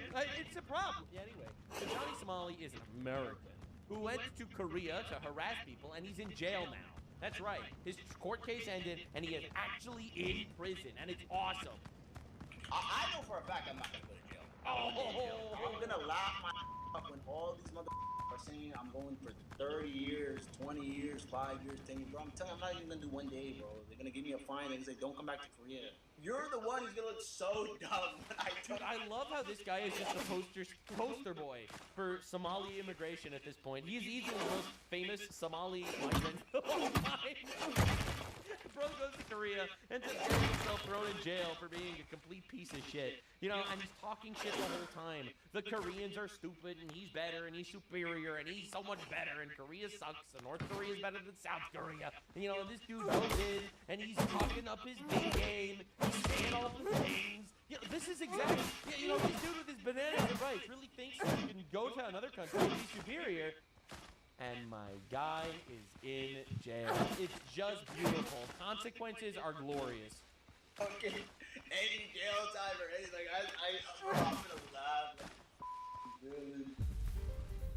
All right, so we got a lawyer that actually went to the court case, I think. Johnny Somali, aka Ramzi Khalid Ismail, has been sentenced to 6 months and 20 days in prison with life. Complete W. Bro's gotta get raped by me, J.D. over there, and it's gonna be fucking diabolical. I'm not gonna lie, bro. It's gonna be evil. Now, again, I don't want Johnny to get raped in prison. I'm just saying, there's a high likelihood that his roommate will be a large, very fat, overweight Korean man named Like, I ain't gonna lie. Bro's roommate is young stuck, and it's pretty diabolical. Labor in Seoul, South Korea today. We're here today on the Legal Mindset. We teach you to be around judge. I'm Andrew Esquire, American attorney who's been tracking this from beginning to end. And today we're going to break out the exact reasons for the guilty plea, his imprisonment and sentence, and what happens next. Let's get into what happened today in Seoul, South Korea. So first of all, to just get to my opening statements, Ramzi Khalid Ismail, aka Johnny Somali, was found guilty on all 8 charges. So there were 4 counts. Wait. No shot. Bro, a lot of the charges are like disturbing of peace and shit, which is great, absolutely. But apparently, like, that means he's a sex offender. That means he's a registered sex offender. Oh my God. They threw the book at we need to treat immigrants this way too, man. Counts of business obstruction, 2 counts of the Minor Crimes Act, and 2 counts of the deep fake distribution. Guilty. You're being racist. No, I'm not being racist. These guys fucking suck, man. Like, come on, dude. All right, if you're coming into our country, you need to obey our laws. If you don't obey our laws, we're gonna obliterate you. That's how it works. That's at least how it should work. All right, this infinite pussification of society to let these people get off of literally whatever they do. All right, it just makes them do more shit. On all charges. He was sentenced to 6 months in prison with labor, an additional 20 days of detention, and 5 years of offender status, with his phones being permanently confiscated. But how did we get there? Well, we got there through a team effort. I started this in front of the same courtroom, and their photo here today is a photo in one in front of that same. I love it, dude. I love it. This is like a generational hater. He actually went to court to watch this dumb fuck go to jail. Absolute cinema. In courtroom today, but it was a team effort. My team, the Somali conviction team, worked very hard submitting evidence, submitting facts, and really getting into it with this process where we wanted to have jail time instead of the normal process where foreigners are often just given a fine and let go. That is so base. You know, God bless the citizens that are fighting for justice when the giant, slopping, drooling vaginas that are running society just want to let everyone off on shit forever. You know, if not for like people like Nick Shirley doing investigative journalism himself, you know, we would have never had this fraud task force actually start arresting people. And hundreds of people have already been arrested for fraud situations. You know, like if we wouldn't have like, you know, our absolute assholes in society driving people insane to actually enforce the laws wouldn't be enforced. They would just let people get off with everything. Dude, this is cinema. Which we thought could be a very, very real possibility if there was not more attention on this. And completely true. And the moral of the story is that you matter. You viewer, who think you don't matter. You do matter. God created you in his own image for a reason. And maybe it's not to harass Korean judges to make sure that they arrest Somalis, but if it is, then that is a truly worthwhile reason to be in this world. You've made your creator proud. You can see we had Korean media which interviewed us, and many people from the team were there. You've got Professor Ulrich Nod, you've got Kingman Lee, who's showed up off of X. You've got Atozi, you've got myself, Gabe, another individual who showed up who saw the coverage. You've got Atozi's editor. Everybody worked together. This was a huge team effort. There are a lot of people that aren't even pictured in this that worked together to get this done. And because of the coverage of this, and also the coverage in Korean media, as you see here, that actually led to a different result than normal. True. But let's get into the... And that is why citizen journalism is everything today. Because we have the ability to annoy politicians into submission. That's right. We just gotta annoy the shit out of these people until they actually buckle to our whims. That's right, we have to threaten them, we have to outvote them, we have to install new, more radical people than they are. That's right. And when people say, Nux, you're radicalizing your audience, I say, yes, I hope so. I would love it if we could get some Old Testament justice brought back into society. I would love to bring back a more liberally used death penalty on murderers and child rapists. I would love it if vandals and thieves and burglars and fraudsters end up getting forced labor for years to pay up whatever damage they've done. Under my system, a truly colorblind, anti-racist system, it doesn't matter what color you are, you will be punished to the full extent of the law. And I have no mercy or loyalty to the politicians that refuse to enable that agenda, because they will lose their next election. Because we, here, the citizen journalists of the world, need to come together and brutally humiliate the retards and losers to make sure that everyone knows exactly what they're voting for. Because you matter. The last thing any of these people in positions of power actually want is a spotlight on their wrongdoing. So you know what? They're going to capitulate. Trial facts itself. So how did the trial start? All right, let's well, the trial started packed with observers. Now, the first time I came, there was hardly anybody in that courtroom about a year and a half ago. However, today, standing room only. People were sitting on the floor, all there for Somalia. They had to all there to watch a Somali go to jail, baby. I would do it too. Put up actually the red tape that would line people up. It was very, very much more chaotic than normal. Now, strict security was enforced. There was no phones for recording, as well as no reaction. Look how Somali just got so fucking mad. Everyone just watched dude eat shit. Action was expression. At one point, when someone smiled in the courtroom, the bailiff actually corrected them. Hey, no expressions. Wow. No, keep it serious. Keep it somber. And the judge did remain the same throughout the trial. Now, the prosecutor did change in the spring from the older male prosecutor that was there before to a new female prosecutor, which was there today in this case. Now, what happened? Well, first, there was the guilty portion, because first they had to assess the guilt, because Ramsey had pled guilt on 6 of the charges, the business obstruction and the Minor Crimes Act, but still reasserted his non-guilty plea. Bro didn't want to be a registered sex offender. Can't imagine why. In the deepfakes. So the judge found Somali guilty on the deepfakes, as we predicted he would, because a reasonable person of the age and gender of the victims would experience shame at the deepfakes. The judge then went on to say, okay, you're guilty, now let's talk about sentencing. And he said, in his opinion, there were both mitigating and aggravating factors for the sentencing of Somali. So the mitigating factors that he explained in this case were for that victims Jungmann and Hank Yu did not want Somali to be punished. And there had been a settlement with Jungmann that they tried to get the charges dropped. So they weren't dropped, but the judge did say he did factor that in for mitigation. They also said that victim Bong Bong did not experience severe shame or embarrassment. And had she experienced severe embarrassment, perhaps it was only moderate shame and embarrassment, I guess. Harsh punishment. They also said, and this is very interesting, that the travel ban and the inability to return home were technical disadvantages for Somali. That was very curious to me, because if he had been allowed to leave and go home, he clearly would have not come back and not faced any punishment, never gone to jail. He would have just not come back to Korea. I'm telling you, man, these people are too weak. Too weak! But anyway, I don't care. This dude's in jail for 6 months. However, he did bring up aggravating factors. The aggravating factors he brought up were that Somali repeatedly committed crimes primarily for YouTube revenue and broadcasted these with no regard for the victim. He also said that Somali showed clear disregard for... Not gonna lie, bro. We introduced these people with an average IQ of 6'7" to the internet. And everything was worse since then. We gotta immediately cut off internet access to the third world, and society would become a utopia immediately. No more AI slop images from Pakistan talking about how Iran is winning the war against America. No more Tucker Carlson pandering to Islamic voters. No more people shaming you for Islamophobia when you're not a huge fan of rape happening in England every 54 minutes, in London specifically. All right, we wouldn't have a Johnny Somali. I'm not gonna lie. This dude wouldn't be out there harassing people in public to the point that he'd be a registered sex offender. We wouldn't have access to the internet. I'm telling you, man. Look, people are gonna say I'm racist. Don't call me a liar. For Korean law.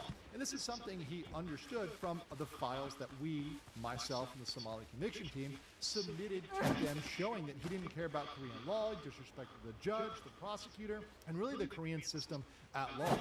He said that the Korean system is an absolute joke, and because of that, he wanted to show how much of a joke it was. Shout out to the president, you, the judge, the prosecutor, y'all can suck my bitch ass bitches. Yeah, suck my saw. Zero humility, and it just didn't in. Now, he also did bring up the risk of repeat copycat crimes, and saying that because Johnny Somali is a type of streamer which can be copied and repeated, this is a risk, and they need to set a precedent to deter other streamers. So base, all law needs to work like this. I love how it's just like, oh, he might have copycats. Dude, if a guy gets away with murder, there will be copycats. If a guy gets away with vandalism, there will be copycats. The consequences are important not only to punish the individual, but to prevent other people from doing that crime, because they don't want to face those consequences too. Absolutely, there's always risk of copycat. Coming in. Now, whether or not 6 months will actually deter people is up for debate. A lot of people, even myself included, think it's not severe enough to deter everybody, but perhaps it can be some sort of deterrent. But he did factor that in as an aggravating factor. All right. So when he handed down the sentence, he explained very clearly it was 6 months in prison with labor. That will be in a specialized prison for labor, also in a prison for offenders, because he had 5 years of offender status, so he can be no... Bro's actually getting raped in jail. This is so fucking sad, dude. Oh my god. They're putting him in a sex offender jail for labor. He's so cooked. Bro and his prison mate dong suck are really gonna get along. They out there are gonna become best of friends. They're gonna know each other inside and out. Nowhere near women or children, and he also has to be away from certain types of locations as well. So he can't do all sorts of labor, but he will be laboring in prison. He also will have an additional 20 days of detention, and his phones are permanently confiscated. He will never get back that Galaxy or iPhone ever again. The judge also explained that there are several questions about flight risk and whether he would be immediately detained. They gave him the option to remain silent, but instead Johnny Somali decided to speak, and it's... No shot! He's so retarded, bro. Bro. Never let a man with an IQ of 6'7" actually make his own life decisions. Decided to lie even more. So when Somali spoke, the judge asked him if he was still a student. Somali lied. He said, yes, Arizona State University. We all know this is untrue. He hasn't been a student for quite a long time. The judge asked if there's any other reason why he should not be immediately detained. Somali said, I have family in my home country get that out I of miss here, deeply. And I know I have to pay for my crimes, but I'd be grateful if you gave me a second chance, because I think I can do better. Well, the judge kind of ignored this plea, because it didn't actually answer the question of why he shouldn't be immediately detained. Of course, they're not going to let him go home. That's ridiculous. He's already been sentenced. The prosecutor stated, in fact, that he does pose a severe flight risk and should be detained immediately. Agreed. Now, he was given another chance to speak, to kind of respond to the prosecutor. Somali again lied and said throughout the court proceedings from 2025 to now, I have refrained from doing anything to harass the public. So I feel this has taught me a vital lesson. Of course, we know that's not true. We have the sexual harassment charges that were filed based on his activity during that period, and those are filed in the... This dude literally films himself sexually harassing people, and then he actually just goes to the judge and just lies to the camera. Dude, I'm getting flashbacks from the Somali Leering Center in Minnesota. Bro goes to the camera and is like, I would show you my paperwork. Someone broke into my Leering Center and stole all the paperwork. It's like, just straight up lie to the camera like that. Eastern District. We also had several instances where he was harassing people in public, where he was insulting people, getting drunk. So we know that's not true. But the judge said, okay, really that none of that is relevant. we're going to find a significant flight risk and detain him immediately. So the judge then explained that there's 7 days for both Somali or the prosecution to appeal. This is very important because the prosecution can find that this was too light. They recommended 3 years, and he only I already have 6 months. lunch made. I just have to warm it up in the microwave. I have meat tortellini and sausage gravy. Also try to appeal this, but the thing is for Somali, where appeals are not going to work in his favor. I had a small bowl last night. It's really good. So if Somali is angry about this, he has to appeal from jail. So while he'll be in jail, he'll be serving that time. By the time he would appeal it for saying it's too severe, well, his term will probably be at the end of the sentence where he's already served that prison labor. Now, the bailiff did escort... I've been following this story for so long. I just keep saying, wake me when he's in jail, wake me when he's in jail. He's in jail. Somali out after that, after they explained the chance for appeal, the 7 days for appeal. His possessions were taken. Somali seemed to be prepared to go to jail as he brought a full backpack with all of his things, and he was handcuffed immediately and taken to a side room where he'll be bussed over to the detention center, and they'll eventually decide which prison to send him to. After Somali left the room and we saw him be taken off and handcuffed, all the observers left. Now, Korean media was waiting outside, and myself, others, Atozi, we were interviewed about how we felt about it, and we gave our true opinion, which is we are happy that he was proven wrong, but we think that he deserved more time there. Bro, the YouTubers just fucking going for the jugular. Asked us if we were talking as YouTubers or Americans or whatever, and I answered that we're talking as people interested in the truth, and we're interested in revealing the Korean court process and getting the truth out there, both to Korea, Americans, everybody, and making sure he serves the time that he should serve and he's punished appropriately.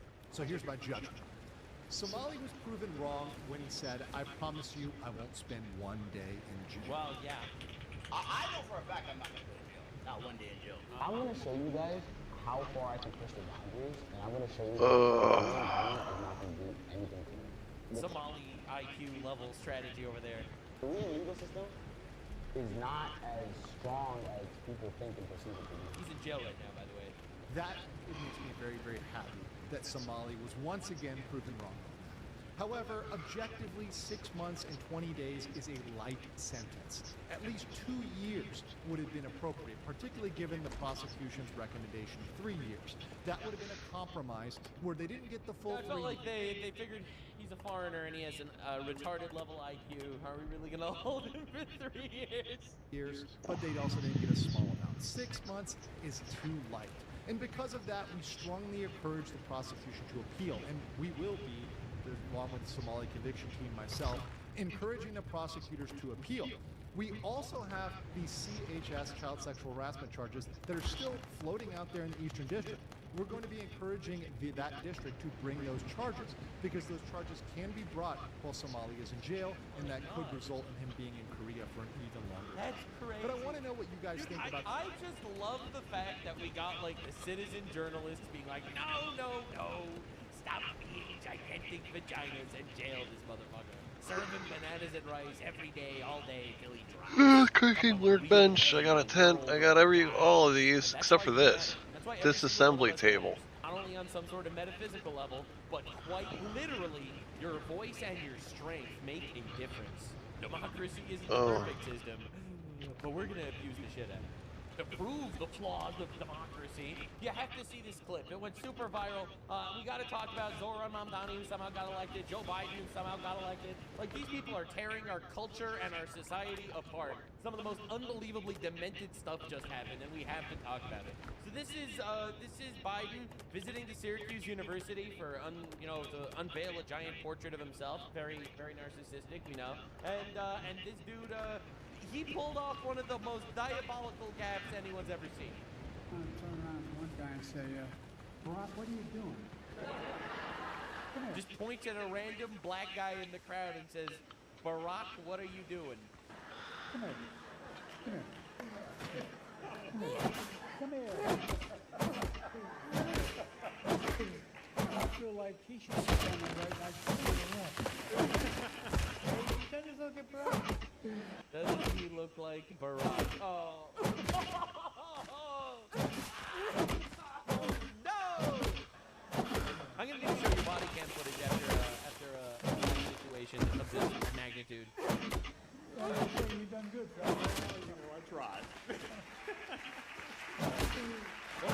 the most awkward thing I've ever seen in my entire life. No one knows how this dude actually managed to show up.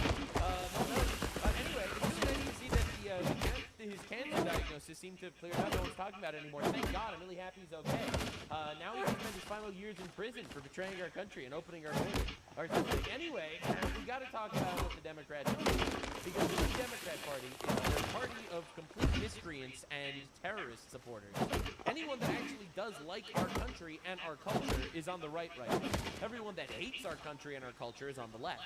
Now, the issue is the moderate liberal still claims they like the country. So those guys can't win elections anymore. They need to literally have some fucking retard radical leftist foreigners in every single election ever. This guy is running for governor in California or something. He's running for, I'm fixing literacy in California. Higher expense, no security, no safety, no literacy. My plan, Marka plan, make affordable California again, will recognize children who maintain GPA levels. Motherfucker is fighting for literacy and he can't speak. Unbelievable that we're like literally letting ourselves get raped by the third world for this shit. 3.87, 3.93 will support first binder upon graduation from high school. Will credit $505. Like, this is unironically just a leftist position. We're going to bring in some foreigner that hates our country, and he's going to tear us apart and tell the retards how he's going to give you free shit. Maybe you'll vote for him. Plus, first year, no registration fee. It's just shocking that this is an actual ad. This guy's running on fixing literacy in California, can't speak English. This is the craziest thing I've ever seen, is what I would say, normally. Now, Zoran Mamdani, let's just say, got into a lot of drama lately. And a lot of people are talking about this because, well, they hate our country and they like the people that are destroying our country. So I can't show you this full clip because it does get violent. But as you can see, this individual of a nebulous ethnic background is resisting arrest.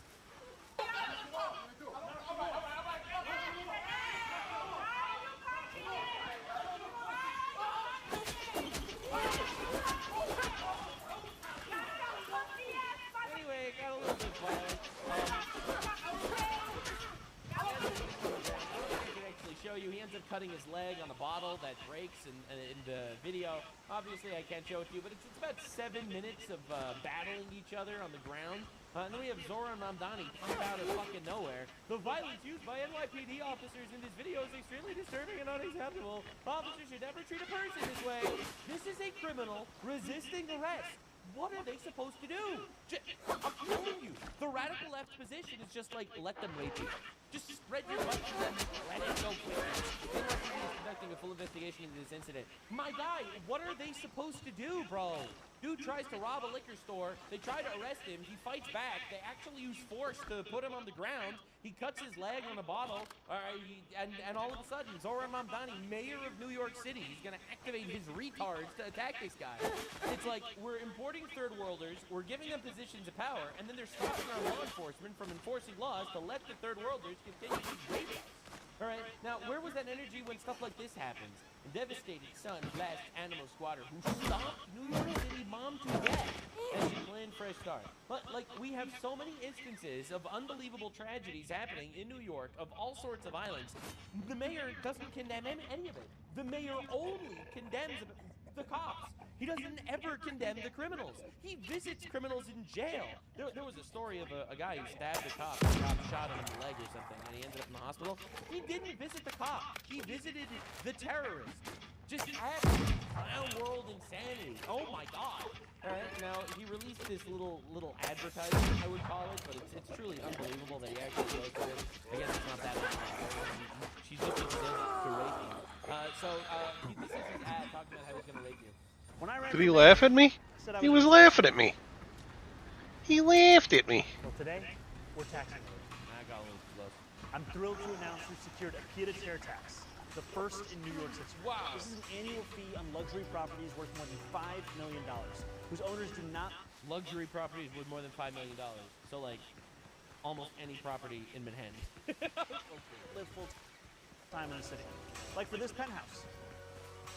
which hedge fund CEO Ken Griffin bought for $238 million. This pied-à-terre tax is specifically designed for the richest of the rich, those who store their wealth in New York City real estate but who don't actually live there. But even so, they're able to reap the financial rewards of owning property in, dare I say, the greatest city in the world.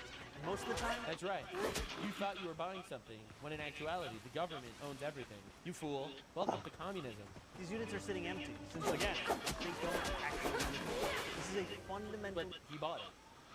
But they don't care, because they think that people shouldn't actually own things. That's communism. The unfair system that hurts working New Yorkers. Now, it's coming to an end. This tax will raise at least $500 million directly for the city. That's less money than he spent on LGBT programs this year, by the way. It'll help fund things like free childcare, cleaner streets, Free childcare for illegal aliens, by the way. and safer neighborhoods. There's many Safer neighborhoods when the crime rates increased under his actual mayorship. Mayor, I believe everyone has a role to play in contributing to our city. Everyone's role to play, including Rich, because we're taking their money. Thank you, Rich. Meanwhile, Kathy Hochul, the governor of New York, begs rich people to come back to New York. And the reality is, of course they're leaving. Obviously, why would rich people stay in New York? Why? So it's like, the funniest part is, like, communism cannot exist without a capitalist system propping it up. So here you have people getting rich on capitalism, then the communists being like, holy shit, if we just take their money and redistribute it, well, we could have money for a couple of years until we're inevitably poor and become Cuba too. We do have a Bolshevik revolution in our actual country right now. We really do. And it's mostly coming from third worlders that just want to legalize taking our shit. Bro, just the visual here is insane. We're importing these people into our country. They just vote to take our money. Like, they outbreed us, and then they vote to take our money. Understand where we're at. Now, the funniest part is, not only are they taking our money, but it's a completely and utterly corrupt government run by libtards. They fucking waste the money. So they raise the taxes, they take the money, and then the money goes to fucking who knows where.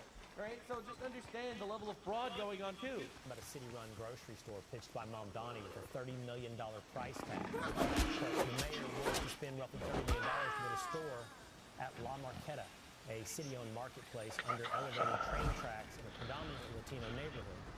Because nothing says efficiency like the government getting into the grocery business. That's right. But the Dems aren't stopping there. California Congressman Ro Khanna says, why not just make everything free? Yo, Drew, another foreigner? Once you start noticing, there's no turning back. Once you start noticing the fact that this system has clearly and utterly been designed and maneuvered in order to bring in foreigners, give them positions of power, and then have them literally just vote to rape us, you will notice exactly what's going on in the country. We are witnessing a modern-day Bolshevik revolution predicated on the idea of importing retards to rape us. Medicare for all. That's a better system with better outcomes where healthcare. It's just so much better if we can all vote to rape each other. Like, dude, it's crazy. It's crazy. It's actually. But when you import these people, they're like, yo, wouldn't it be a better system to just take the money made by like white people and give it to the thousands? Whoa, I didn't think of that. Guaranteed to every single person from the day. Yo. No young matter where you're born. So true, bestie. So true. So people invade our country illegally, and then we take your money to give it to that guy. Isn't that nice? Not only will it incentivize other people to come in illegally, but also, fuck you. people to assure career opportunity is not limited by your family's wealth. We need free college and free trade schools. Free college. That's right. Just make everything free, and nothing is actually free. You have to understand things cost money to maintain, and that comes from you, the person actually working, the person paying taxes. Not the Somali community where 90% of them are on welfare. You, the actual working class guy. The Democrats always claim that they're fighting for the working class, but they are not fighting for the working class. They're fighting the working class. I have never felt as raped in my entire life as when I paid taxes this year. Because that dude that killed Irina Zarutska, that dude got out of jail 14 times. But I would go to fucking jail immediately if I didn't pay taxes. So yeah, I guess I have to fund Somali leering centers. The rape. That's what we are. And this is the rise of the gigantic Bolshevik revolution that's happening. Apparently Zoran Mamdani's $30 million free grocery store construction is triple what it should cost to build. I wonder where the other $20 million are going. So, you know, they rape the billionaires, they take the money from the billionaires, that's what they say. It's from every single working person, and then 2/3 of the money isn't actually needed. And then then suddenly the foreigners end up getting richer. It's kind of weird how that happened. Now, Hassan Piker is really nice to lay it out for us. He was invited to speak at Retard Land in Yale. Apparently, that's what's Retard Land these days. So they got him to speak here, and this is him saying that one of the biggest tragedies of the world is that Russia didn't beat America in the Cold War. The fall of the USSR was one of the greatest catastrophes of the 20th century. Literally, like, what the fuck are we doing? We're again another foreigner. Weird, huh? So this isn't me being xenophobic or Islamophobic or yes, but also no, not specifically. Okay, this is literally obvious. Of course, if we bring foreigners into our country, they have no allegiance to our country, they have no love for our country, they have no patriotism for our country, they don't like our country, they don't want our country to win. They root for Iran in our war with terrorists. Okay, right? So they hate our country. We bring them in, and they literally just come up with ways to decide how the people that built this country should just get raped, and bring in more people that hate this country, or we have to give our money to the people that hate us, so that they can control us. This is what's happening. This dude just shows up to talk about the fall of the USSR and one of the biggest catastrophes in human history. Just wait. Listen, maybe you'll agree. Not only was there incalculable harm done to every single country under its banner, child prostitution, skyrocketing suicide rates, life expectancy plummeting, but America was no longer contested around the globe. Based. Let's fucking go. We're awesome. But he hates America, so this is a bad thing for him. This is the craziest part. So he will support every single Islamic terrorist organization. They all do child prostitution, by the way. The religion does child prostitution. The prophet of the religion is a pedophile. Like, what are you even talking about? But again, he doesn't care, obviously. And it is precisely because of the actually getting booed end to that multipolarity that we saw accelerated neoliberalism that is devastating every Western nation right now. Yeah, every Western nation that actually follows, leftist ideals is dying. The Western nation that actually like themselves and aren't completely gay and cucked are thriving. Limited and unchecked greed. So therefore, we needed the USSR to not fall. It's pretty insane. It's just literally an enemy of our nation. It's crazy. You follow USSR as one of the greatest catastrophes of the 20th century. This is the largest leftist streamer, by the way. All right, you know the famous quote: "Only good communist is a dead communist." I don't know, man. It's kind of, I'm kind of getting patriotic right now. I'm not gonna lie. All right, so this is Democrat John Fetterman freaking out that leftists are courting this anti-American, pro-Islamic terrorism retard. I mean, it's crazy. It's crazy.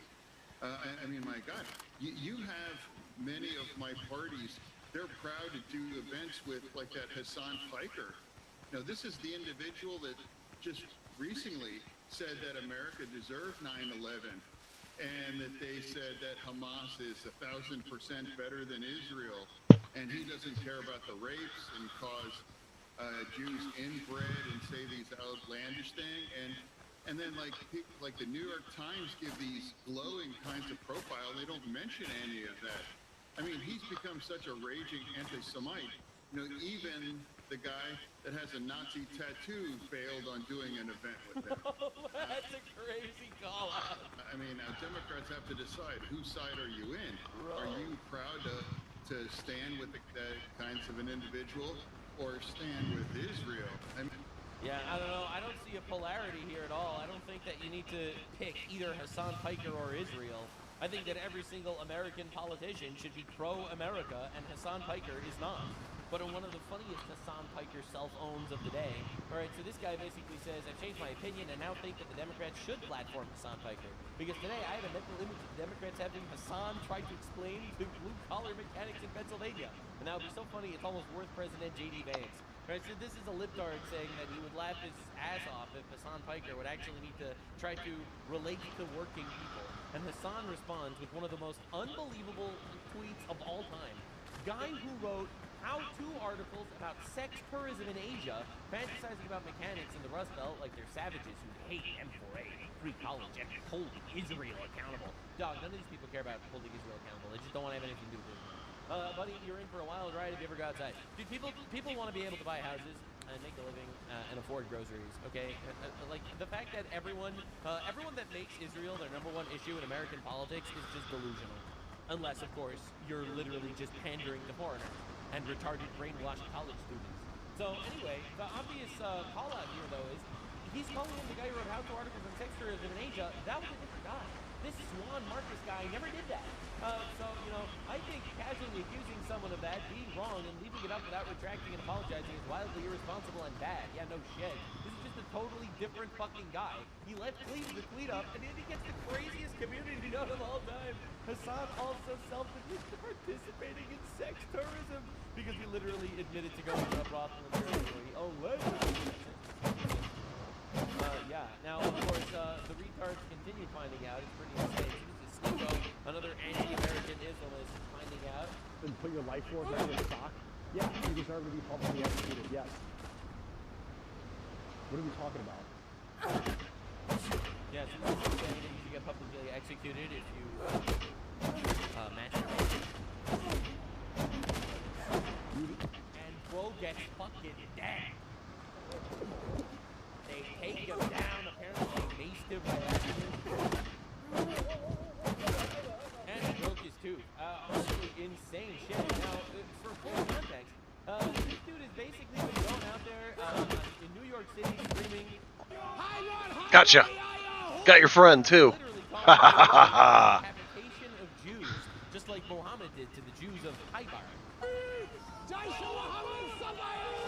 Actual fucking psychopath, anti-American piece of shit, pro-Iranian garbage. All right, and he found out. You know, he goes out there, he says, and then someone decked him. Now, I'm gonna tell you my opinion on this. My opinion is this is unacceptable. Is it funny? Perhaps. Is Sneeko an anti-American piece of shit that found out? Absolutely. But I don't think it's acceptable to be attacking and assaulting streamers who says things that you don't like. I'm actually very against political violence, so I unequivocally condemn this. I did watch it many times. But I unequivocally condemn it. Do we understand? Do we understand my position? Is it clear? Is it clear? Is it funny? Maybe. But do I condemn it? Yes. It's unacceptable. But is it funny? That is the question that we all have to ask ourselves. Dog, the third worlder anti-American fatigue is skyrocketing. Everyone's realizing that these pieces of shit are actually just against our country, right? And you know, we don't have to be that surprised about it. This is Michigan. This is Dearborn, Michigan. 26-year-old Audi Mulagi Al-Saidi, federally charged by the FBI. New tonight, a Metro Detroit man facing federal charges, and what investigators found on his devices is disturbing. Now, what happened? You know, this has been one of the top stories this afternoon on ClickOnDetroit.com. Investigators with FBI Detroit uncovered an enormous stash of suspected child sexually abusive material, all linked to one Dearborn man. And they say the disturbing discovery includes tens of thousands of files with sexually explicit content. Let's bring in local investigator Erica Erickson with more on how the feds caught up to him. Yeah, Priya and Devon, I'm talking about Audi Al-Saidi. Seems like a straight white Christian. And his name's actually spelled differently in a couple of court documents. He's from Dearborn, and the FBI... Dearborn, Michigan? I'm shocked. I'm just shocked. Is accusing him of receiving, distributing, and possessing a massive amount of sexually abusive material involving real children. Now, according to this federal complaint, the feds say they getting Islamophobic. Uncovered more than 35,000 downloadable files deemed of investigative interest. All right, we gotta hang him. That's my stance. We hang him legally. I don't like vigilante justice. All right, I'm not calling for political violence or anything, but I do believe in court justice. Hang him publicly. Seriously, hang him publicly, says Tim Burchett, a congressman. And honestly, this is where we're at in society. We just have radical fatigue. Radical fatigue. It's insane, actually. One of BLM's crowning This achievements is going mega viral, by the way, today too. was the rapid increase in police-worn body cameras. Yeah, let's check in on how that's working out for them. Right.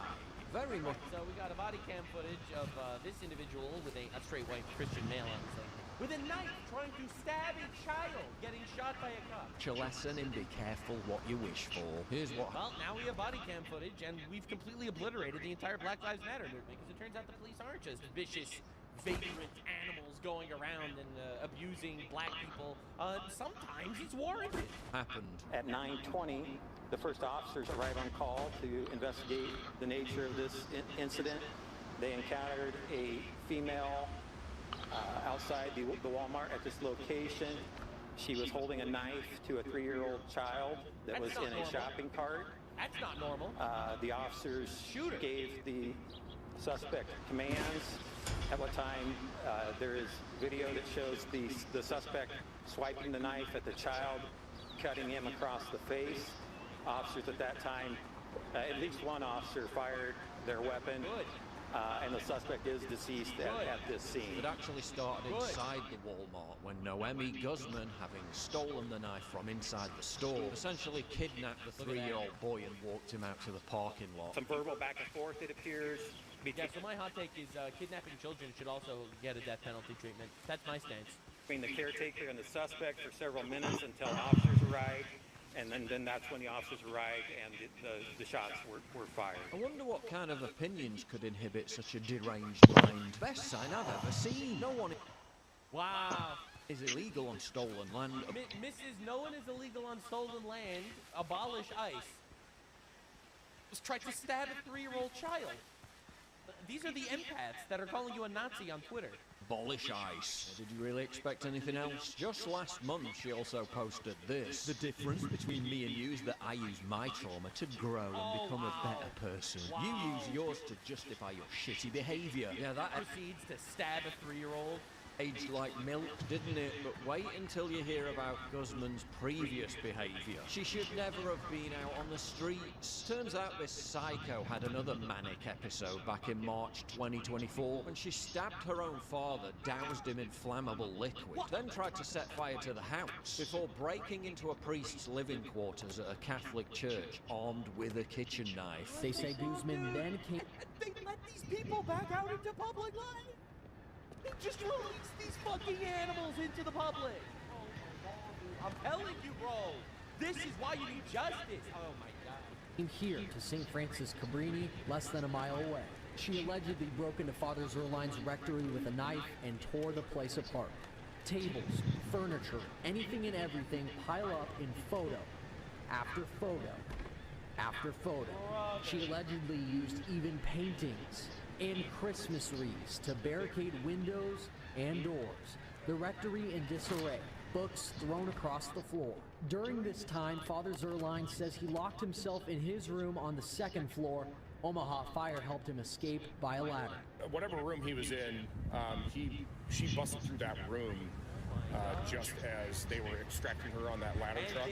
And then she into public less than a year later. She kidnaps and tries to stab a 3-year-old.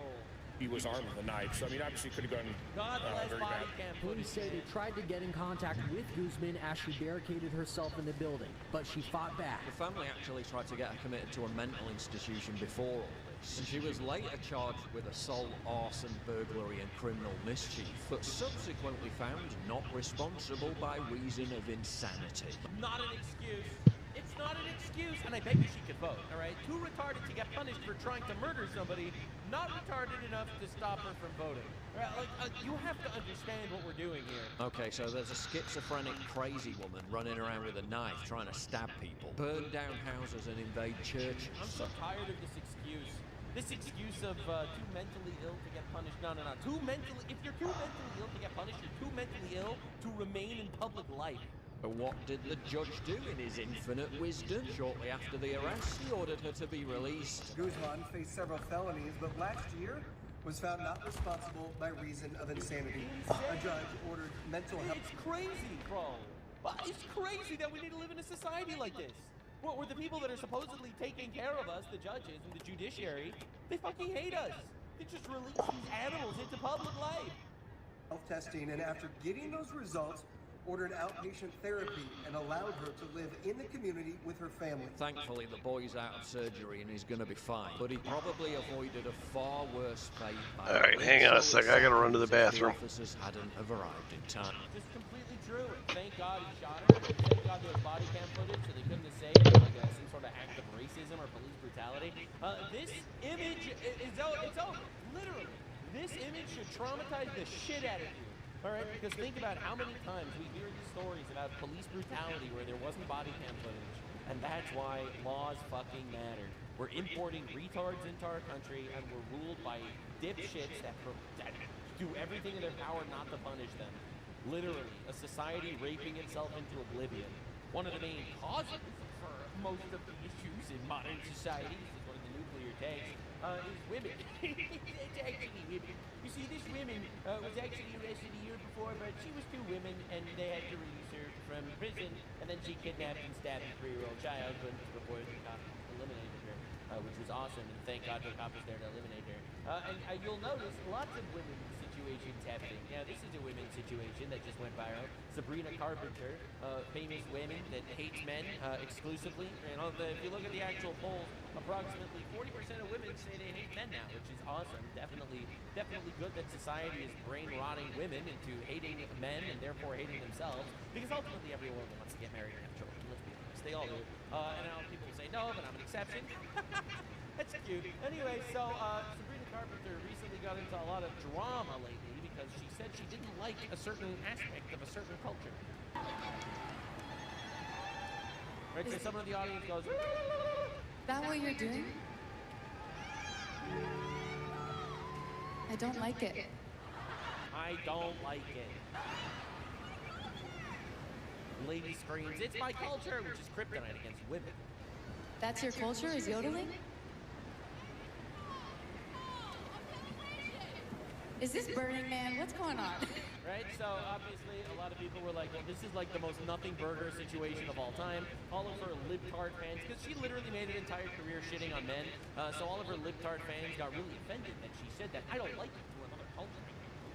Alright, so this became a great meme. Is that your culture? I don't like it. Just based, actually. And I fully support this meme. This meme is very fucking funny. But every rational person is like, this is the most nothing burger thing on the planet. You're allowed to dislike things from other cultures. You know, I'm personally not a huge fan of the fact that most Islamic countries have child sex slavery. I'm just not a huge fan of that. Some people like it. I personally do not. Call me a bigot. We'll see how far that gets you. But of course, she needs to be held accountable by women. This is Pokimane, complete and utter retard extraordinaire, decides to come out and say that actually she deserves to get canceled for saying she doesn't like yodeling. I mean, I think she was saying Burning Man derogatory, but I've never been a Burning Man, so I don't know. But I think she was trying to say, like, you guys are kind of wilding out. And I think it just hurt me to hear specifically that reaction to... Oh, it hurt Pokimane to hear the reaction to someone interrupting her concert by yodeling at her. Someone speaking about their culture. Some cultures are shittier than others, you should know. You come from Morocco. It just reminded me of, you know, when you're in middle school and you bring like your ethnic food to the cafeteria and people are smelling it and they're like, what is that? That smells weird. Sometimes ethnic food smells like dog shit. Alright, I'm just gonna be real. And again, I think she was probably just frustrated. Like, I don't think this is reason to like assassinate her character or say she's a terrible person. I think it's maybe just a good, 1, learning opportunity, and 2... What are we even doing here, guys? She made an entire formal apology for this. Good moment for us to maybe realize we should stop reacting to things that we don't recognize with such negativity. She was interrupted because some bitch was yodeling at her. Listen, Pokimane comes from Morocco. The average IQ in Morocco is 80, and currently 27% of Moroccans are inbred. So, you know, like, we gotta take this with a grain of salt. Also, Morocco is mass executing dogs because they have a World Cup event in like 3 years in Morocco. They want to make sure they don't have dogs there because Muslims hate dogs. So they're massacring the dogs in public in Morocco right now. So, you know, I actually don't like certain things about your culture, Pokimane, and that's fine. Because you don't have to like all the things about my culture. You know, you go out there screaming about how much you hate the rich, even though you're rich. Did you steal my spot? Come here, little kitten. My culture is awesome and successful. Oh. I guess. And I hate that your culture, you know, has legalized child torture and dog abuse. I threw it. Just because you don't get it doesn't mean you need to put it down in any way. You don't need to scream your culture in my face, though. Especially if it's something cultural. Something cultural. But she knows some random bitch is yodeling at her in the middle of her concert. Like, these people are unbelievable. Because like virtue signal Olympics over here. If something's annoying, you can call it out for being annoying. It doesn't matter if it's I'm back. some person's culture. We have to walk on eggshells because some retard has a culture that's not necessarily yours. I was going to stop that Egyptian man for raping that woman, and then I remembered, well, actually, 99.3% of Egyptian women claim to have been raped in their lifetime, so that's just part of their culture. You know, I saw that Somali genitally mutilating a little girl, and I was going to stop him, and then I was reminded, you know, 99% of Somalis have female genital mutilation, so who am I to get involved in their culture? But these are the people that are just going to wander around and say this What shit. was I doing here? I need to upgrade my weapon. That she didn't even show up at her own event. Right? Like they had this giant Turning Point event yesterday, and she didn't show God up. damn it. Threats on her life. I need Like, to find a boar. they murdered her husband. Like it's truly unbelievable. And this is the empathy people. With our vice president, but after all our family's been through, I take my security team's recommendations extremely seriously. Thank you to our amazing Georgia chapter for your support. God bless you all. What do you want? What sort of light do you want to shed on what she was experiencing and what's happening now? Yeah, I mean, it was a really unfortunate experience for me too, just to have to watch that very difficult decision get made, which I think is the first time that we've ever had to make that decision in Turning Point history.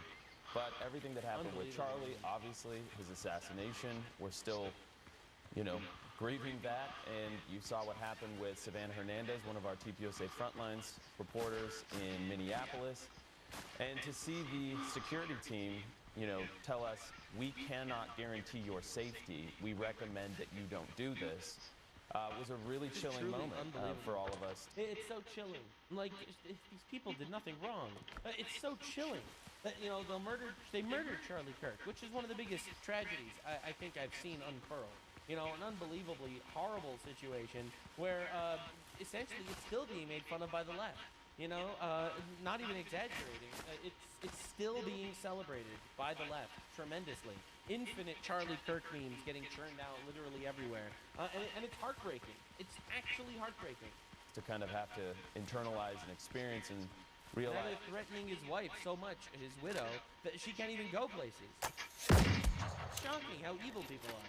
You know, Candace Owens, of course, says that I don't believe there was actually probably a lie, etc., which is unbelievable. But it's just shocking watching this unfurl. I'm gonna die. Their children are one parent away. Oh man. Listen, I almost. what's most important is They would have just let me run. security and your children, your family. Obviously, But that pig was blocking my way. Watching this happen constantly, it really is. And in fact, the women drama gets so fucking bad Come on. everywhere. All right, Will Smith, you might remember him from being completely and utterly humiliated by his wife, literally all the time. Well, his wife continues to humiliate him. Right? And then you wonder, like, wait a second, I don't understand. Why are people not getting married so much? Why are men not willing to date women? What? Well, Will Smith's wife is going viral humiliating the poor dude again? No. No. Now, mind you, Will and I were not together. We hadn't been together. 2016. What did she write a book about how she cheated on her husband? I decided I'm going to take myself to the table, and Will's not ready. He's not ready. And I'm like, so I'm like, well, I'm going to have to speak my truth. And you know, whatever comes after this is going to be the most top quality, certified bullshit that you can even imagine. I'm also going to protect you. So if I got to look like the adulterous wife to make sure you're good, I'm good. What? Yeah. Leave it to somebody like this to cheat on your fucking husband and then to go and write a book about it, go on a book tour, and then talk about how you took accountability for cheating and you were the one that's carrying the cross. I got in my martyrdom. You're a martyr? And what that is for me is... She's a martyr for cheating on her husband and taking accountability. You have to understand. You have to understand the level of retard shit we have to deal with in society. Right? And these people vote. These people are the empaths. These are the people that are basically dictating society. quite learned how to love myself and not leave myself on the side of the road. And so, and in that moment, dude, this is some whole logic that, like, I mean, this is crazy. Yeah. We all remember this. Oh!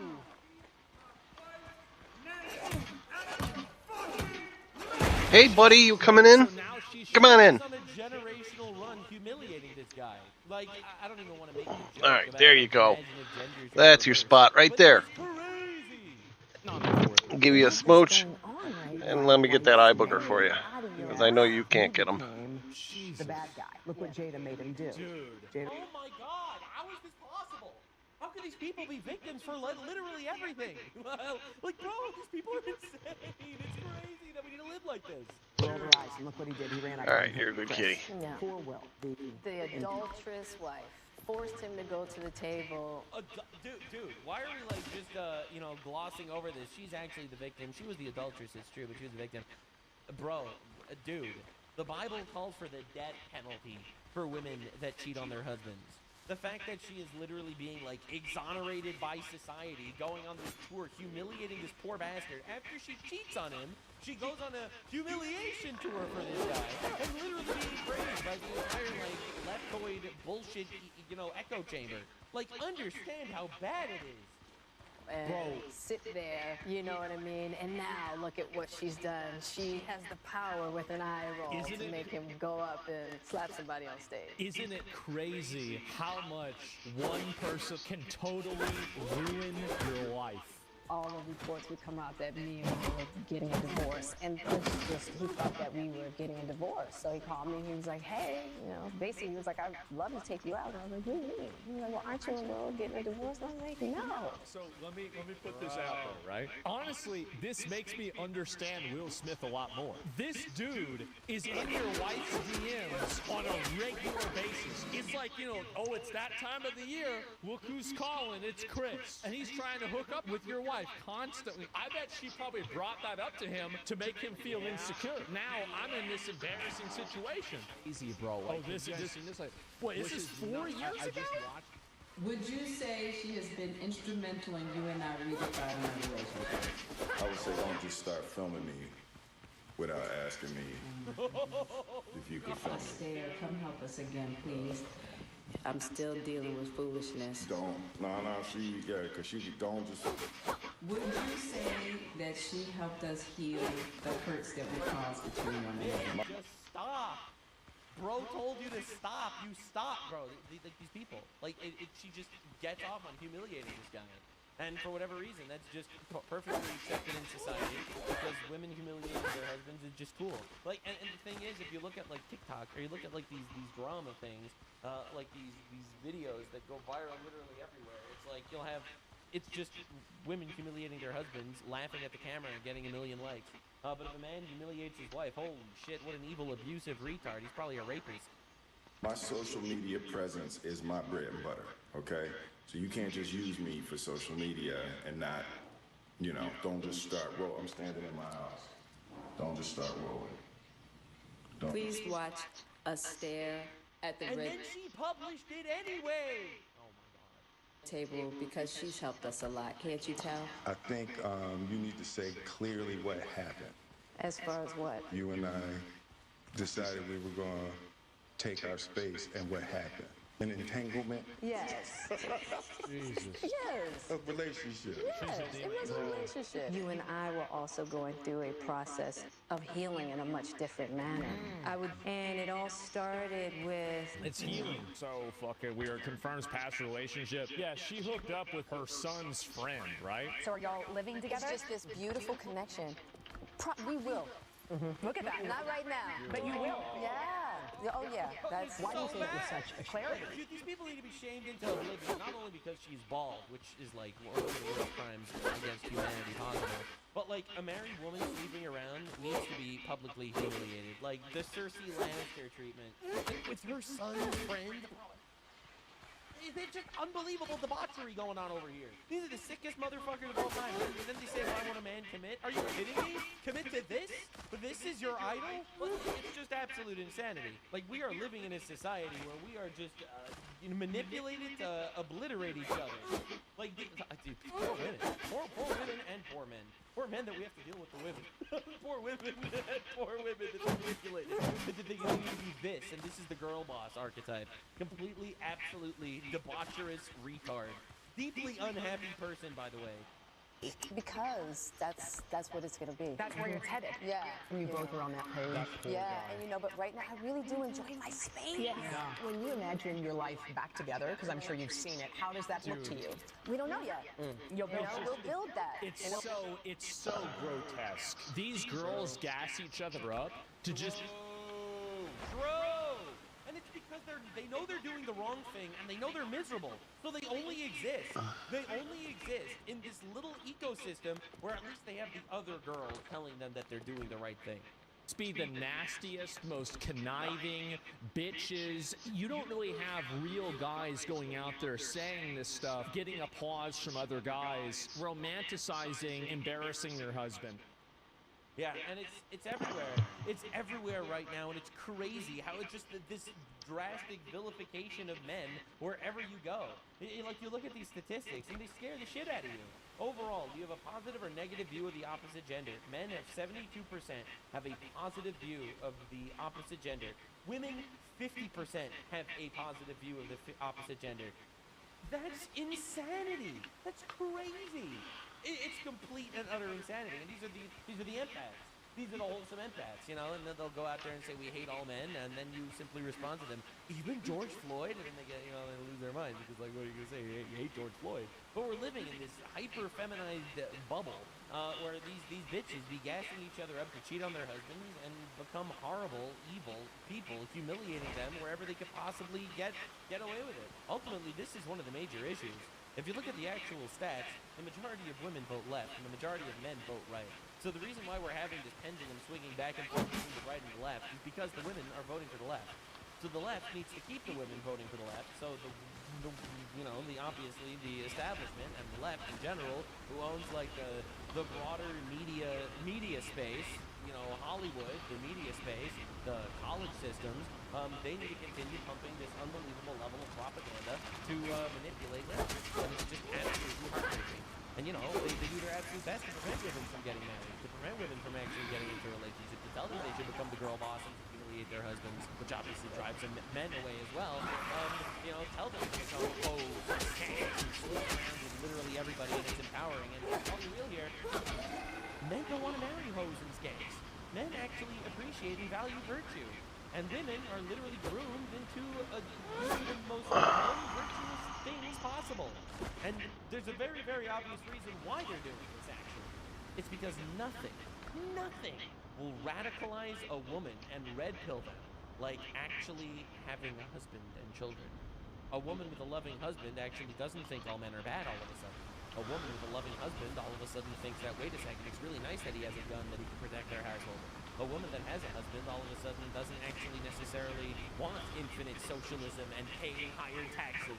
A woman that has children does not want to open the borders to sex traffickers and rapists. A woman that has a husband breaks out of the woman echo chamber bubble. Because the way social media is designed is just literally to trap you in their little echo chambers every single time and push you down that path even more and more and more and more. And you know what? The moment you have a spouse, you're going to start opening your eyes to a whole new echo chamber of retards. That's exactly what they're afraid of. So they will sacrifice the happiness of women on the altar of progress. And man, dude, these women are getting away with everything these days. They're real comfortable doing some unbelievable stuff. So this is one of the wildest videos ever posted in the history of the world. New Saikuno victim comes forward saying he finished inside her without protection. Alright, so for those of you unaware, Saikuno is this massive streamer guy. He was like this male feminist simp dude, always saying like, oh man, I respect women so much. Anyway, turns out he slept with all of them. Yeah, I think I'm going to probably play it all day, man. I'm thinking about, in a few minutes, getting up, warming myself up some tortellini and eating something and just keep playing. Right, so this is one of the wildest ones ever.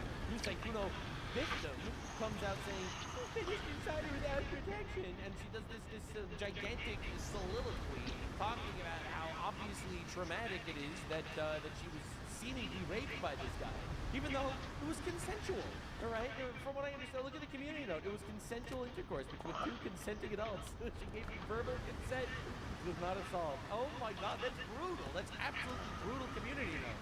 Like, imagine doing this 12-minute long crybaby game, screaming and yelling at Yeah, I gotta. a victim, but in your actual story, you admit there was consent.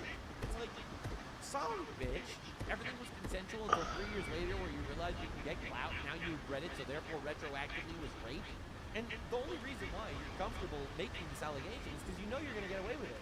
Right? This clip got 19 million views. You know you're going to get away with this. Because unfortunately, this hyper-feminized society isn't really using consequences to win it. This screenshot will haunt me to the end of my days. This is a woman with a knife stabbing a 3-year-old boy that she kidnapped, getting shot by a cop. And this woman also committed burglary and arson and robbery and attempted murder a year ago, but the judge ruled, hey, you can let her out again. And here she is again a year later. You know, and it's honestly insane. So apparently there were some crazy updates on this entire Saikuno situation. Right, this is Saikuno over here, big streamer guy who made believe he was like a synth male feminist guy, respects women. Turns out he literally slept with every single woman ever because obviously he's a male with a penis that worked. And apparently he had a girlfriend who, in my opinion, and I'm the only one that says this, in my opinion, she knew he was sleeping around because, like, let's be real, this dude is cuddling with women on stream all the time and you don't think he's sleeping with them? Like, you have to be fucking retarded. It's all of them. They're all like this. This is the least surprising news of all time. Well, anyway, more and more people keep coming out to call him a rapist and a pedophile, or not a pedophile, rather, but just like a rapist and a predator with zero evidence. And they're all going to get away with all of this garbage. Massive day for the unemployed. The Saikuno files are getting worse. Yeah, the truth is, bro's career is cooked because he tried to get away with his entire career being like the nice guy that respects women, and then all these women accuse him of shit. Right? The libtard audience will eat you alive. Right? And, you know, you live by the woke and you die by the woke. That's just how it works, man. New Saikuno victim comes forward saying he finished inside her without protection in evil Las Vegas hotel room. Oh, what the actual did you just say to me right now? We got Pokemon with some more shit over here. Valkyrie chimed in. We can just get it over with, okay? This Chinese streamer mocked Saikuno's old photo and then he got bullied. We also got direct call-outs from XQC onto Pokemon and vice versa. Bro, all the retards are fighting. First, let's talk about the elephant in the room. I went to evil Las Vegas alone. But I wasn't alone. What is up, guys? It's Saikuno here. But I didn't know that he had other intentions. Sharing a hotel room. This is like unbelievable. Like, these women are actual babies. I shared a hotel room with this guy and we cuddled. I didn't expect to actually have sex. Like, where are the dads in these women's lives? No dad would let this happen. I'm just being honest for half a second. Right? This is dadless syndrome. Right? We're living in a society where the divorce rate is high because colleges taught women that actually they should divorce their husbands. It'll make them happy, and then they're all miserable and alone. Then their daughters become hoes. So interesting how that keeps happening. Like, let's be real here. This bitch had a dad-shaped hole in her heart. She wanted to fill that hole with a little bit of streamer penis. I'm sorry, man. That's what happened. Like this is unbelievable. With a guy. What do you think he's there for? To play Riga Legends with you? I've only ever slept with 3 people. So you a hoe? Okay. Well, not like a professional hoe, but a moderate one. For now. You dirty dog, Saikuno. All right, moving on. It was very new to me. I've never had a one-night stand or anything like that. She's talking about she's a victim. She literally agreed to share a hotel room with this dude where they're cuddling and shit. And then I consented to having sex with her. Hey, get on topic. Nobody cares about your life. We care about Saikuno. I asked him, I'm like, is this normal for you? Like, do you sleep around a lot? And he said, no, I just... He was being around the bush the whole time. I gotta put a stop to this guy. He's still doing his on-stream persona. Does the e-boy shit.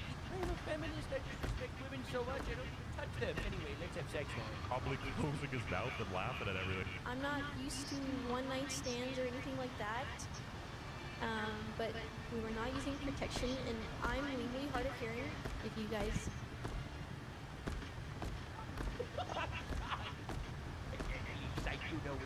I can't believe Saikudo would rape a deaf girl like that. That's great. That was a joke. Don't know already. But in the heat of the moment, he asked me if it was safe, and I didn't hear him. But I just said, This is literally the most consensual sex of all time outside of marriage. Again, I don't think that people should be having sex outside of marriage. Call me a prude, but I think you should get married and then have a family. I think it's as simple as that. You wouldn't even get into any of these issues. In fact, want to know something hilarious? This is going to be controversial. A lot of people hate when I do this, but I'm going to say it anyway. It turns out that the biblical lifestyle, not only is it what God wants, but it's also literally the best lifestyle. You would not have any of these issues, actually. and he finished inside of me, and then I love like the level of detail here. It's like, and he was like, "Excuse me, can I release globs of cum inside you?" And she was like, "I didn't really hear what I said." But then I said, and then he glorped all over the place. Like, yeah, thank you, we got it. All right, what is this story? and that was it. Are we still doing the I'm a victim for having consensual that I regret thing in 2026? Caleb Hamburger, my God. Streamer Leia described willingly sharing Saikudo's Evo hotel room, given a oral sex first night and assuming, when he asked to finish inside her during consensual the next day. She did not say stop and later expressed regret. Regret after consensual is still a valid emotional experience. Mocking it doesn't make the point stronger. But like there are a lot of just like absolutely insane people out there that we need to deal with. We need to share society with these people for some reason. Like, these people could vote, but I have a strong emotional response, and therefore we should lock this guy up for being a rapist when I consented at the time. It's like, are we being serious here for a second? Like these aren't serious people. These people shouldn't have the right to vote. That's just being honest. An emotion doesn't mean the person you had consensual with was in the wrong. Now he technically was wrong because he was cheating, but that was the only reason.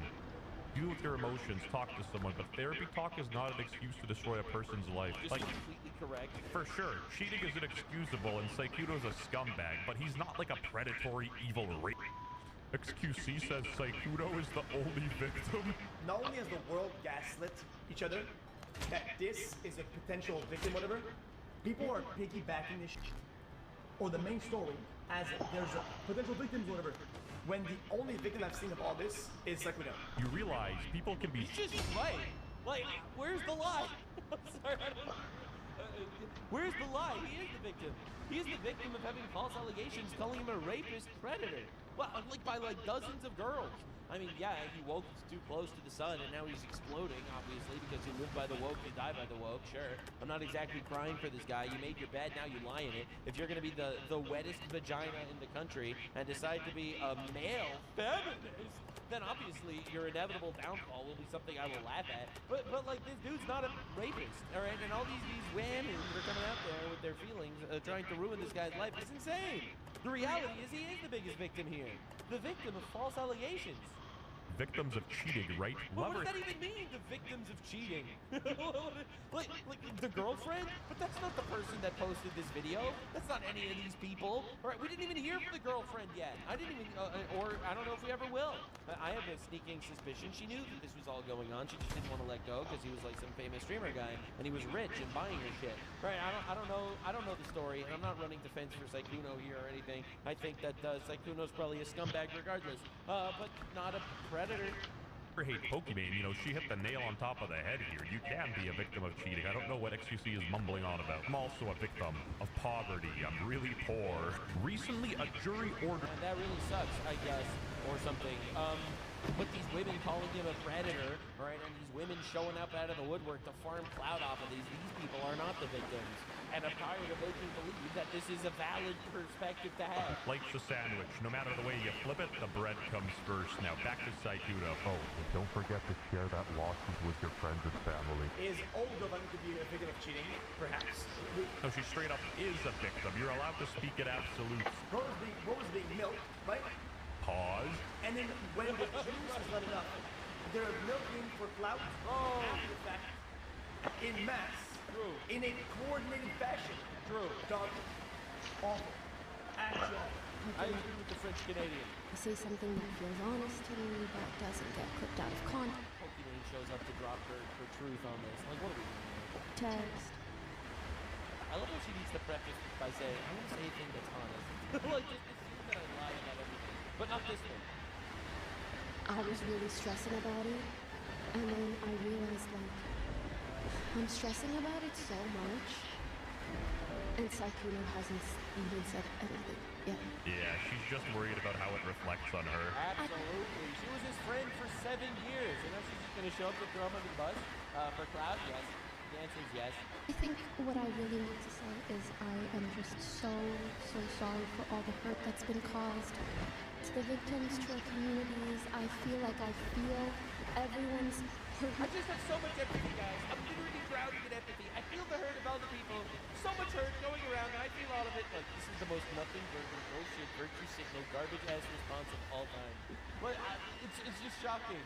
It's shocking how she can become more unlikable every time. I'm telling you, man. Giving the third world internet access was the biggest mistake. And shock and confusion. To say at the age of 32, I've acquired empathy. It's the victims. Victim, singular. Victims. Because she knew victim singular. She says victims because she believes all these women that are coming out with stories about how he's a predator. She believed them. She's the believe all victims lady. She literally made tweets saying believe all victims.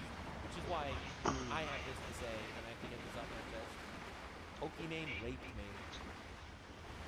That was a joke, but if I was saying that without the premise of saying it was a joke, well then you're just gonna have to believe me as a victim. Alright, let's take a toke here. Google Doc, not a victim. Girl he slept with in Evo, not a victim either. His girlfriend he cheated on, yay, victim. It's just so sad and disappointing. I love how it's like buzzword. Pokimane is so sad, so disappointing. I have so much emotions for so many people, and these emotions are so real. So let's all join hands together with our emotions. special. French Canadians started to make sense because, you know, XQC is right. There are no victims. Moving on from those two, if you guys remember the photo that Jason posted, Valkyrie actually tweeted under it. She said, "Let me get you more jewelry," which is funny because she said the exact same thing under Saikudo's photo. Hate for this, deleted it, and almost started to cry. I was making fun of my own comment. How do we make these people famous, man? Like, this is great. There are people that, like, listen to these people. From a long time ago, I thought it was going to be lighthearted. It was not lighthearted. Who in the who from Whoville found that offensive? Clearly it's nothing. I deleted it because it... By the woke.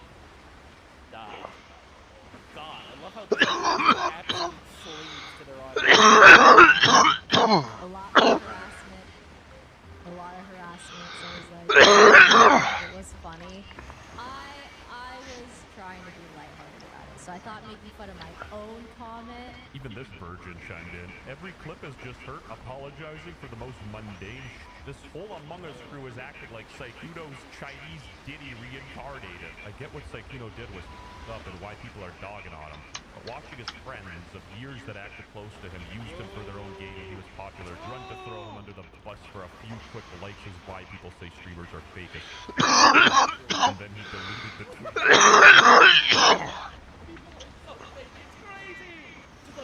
How dare you stand up to women? I'm telling you, man. People thought that you can't criticize the Jews. You've never tried to criticize a woman. Bro, why delete this? No lies were said. People were speculating that these two were involved in making him delete it, but hey. I doubt it, bro. He just got pushed back from the woke retard audience. Just a theory.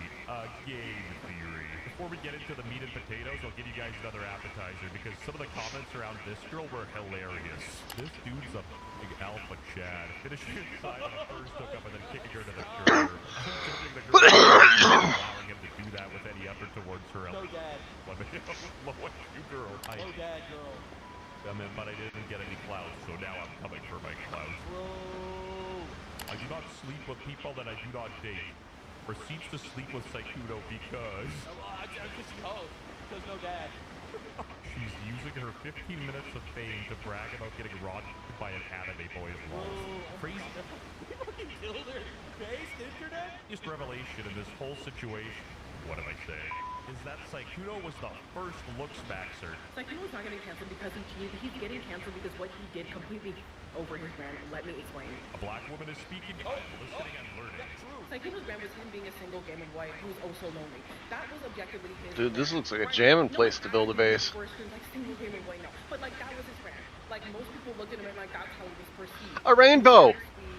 He was always harping about, oh, I don't have a girlfriend, I don't have a girlfriend. Oh, one day, when he had a long-term girlfriend and was cheating on her. I'm glad I listened because I learned. And yeah, this community is the reason why this thing is so blown out. Yeah, no, absolutely, bro. Look, man, look, as a wise person once said, if you live by the woke, you die by the woke. All right? Nuts to art of woke.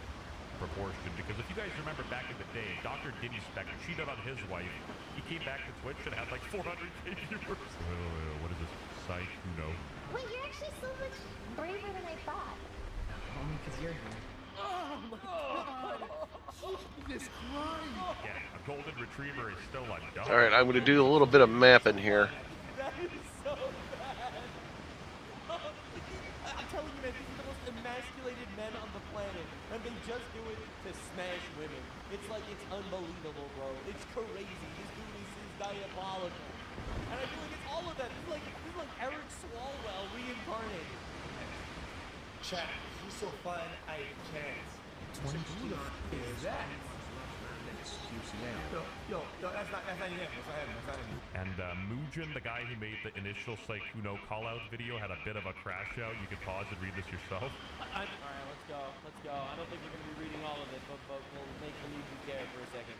Some members of my community reached out regarding a few concerns. I want to make sure I properly address them before we fully move on from the topic. Live inside that her mom was dead. Girlfriend.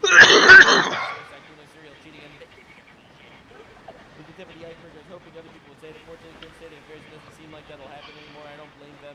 Instead, I can only wish them the best. Oh my god. As for real, continue making videos that make millions of people enjoy. Oh my god, dude. I mean, again, I think that categorically victim is the right word to use, but they're not victims of a crime.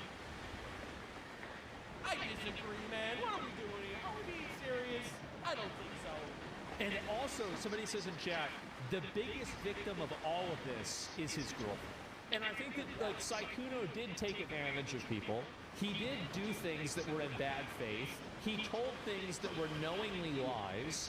But does it make them victims of sexual assault? Because that's what victim implies in these situations. You know, there's a colloquial term here, too. And he did that in a way that was not becoming of a gentleman. Yeah, I agree. He was a scumbag piece of shit sleeping around e-boy retard. Sure. But, like, come on. And if you want to say that people are victims of that, then I think that's valid. I'm doing the forbidden thing of disagreeing with Asmod Gold, but most of the people DM'd him first. You know what I mean? If I beg Epstein to go on his island and something happens, am I the victim here? It's like the girl who went to this hotel. What did you expect? He wasn't gonna make a move? You think he likes your personality? I'm an Asian girl. I love K-pop, boba, I love Animal Crossing. If you want to talk about fake, brother, Sykkuno faked his entire personality. Let alone faked a 5-year relationship, and none of his close friends knew about this 5-year relationship. Yeah, I don't believe that for a second. I think they all for sure knew about it. The biggest thing to me is that all these streamers are practically on the same page. They're just arguing over some bullshit. Like the most trivial stuff. Sykkuno is an asshole for cheating, but he's not a predator. XQC thinks that people are dogpiling all over Sykkuno. Pokemon's here believing all victims. Valkyrie is just depressed and straight up reaching for the bottle. And your boy is here covering all this trash because I should have listened harder in school. If you want to support the channel further, become a channel member. Our private Discord is growing and we even got some... Yeah, love that. Anyway, so again, it's just more allegations, more lies. It's the degenerate lifestyle destroying more people.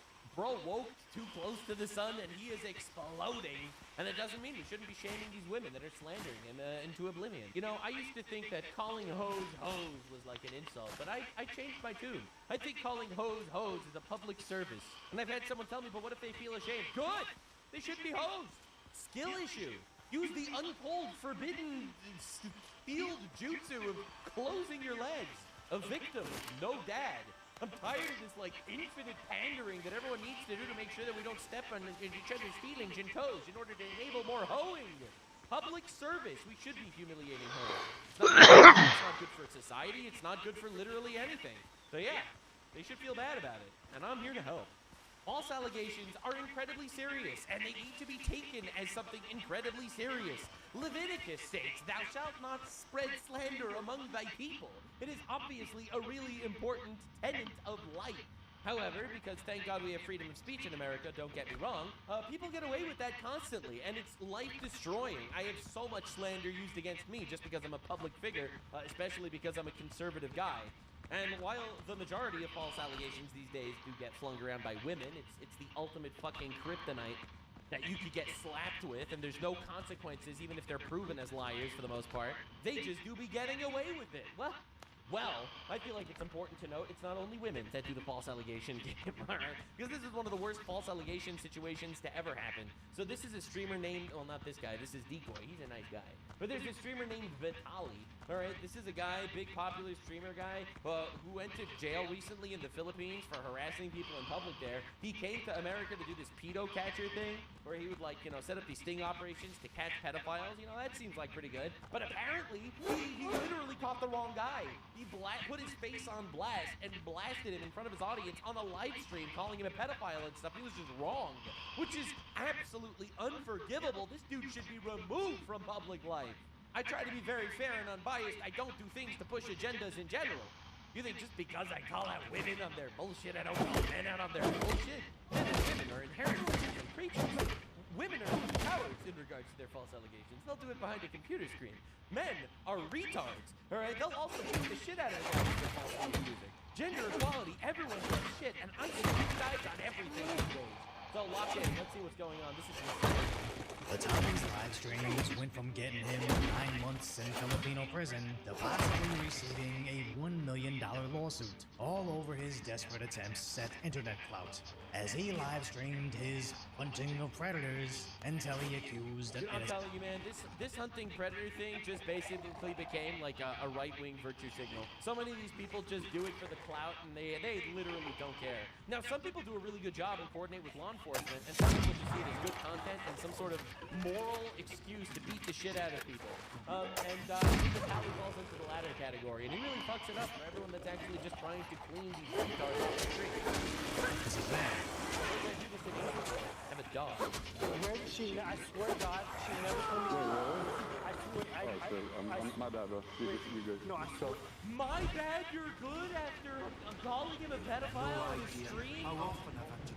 Holy shit. Sorry, bro. Wrong person. Maybe it's a misunderstanding. Wait, no, dude, listen. Wrong person? Dude, this is life destroying. What are we doing here? In 18, I swear to God. I swear. Let me read this real quick. Wait, no, wait. What? Hold on, let me read. Yo, one at a time. One at a time. Let me just show you, okay, so you guys know that, you know, I'm not playing or anything like that. Yo, can I read the whole evidence? He said, LOL, you can tell me. Fuck, okay, I want to be totally honest before everything. I lied on there. I'm 16.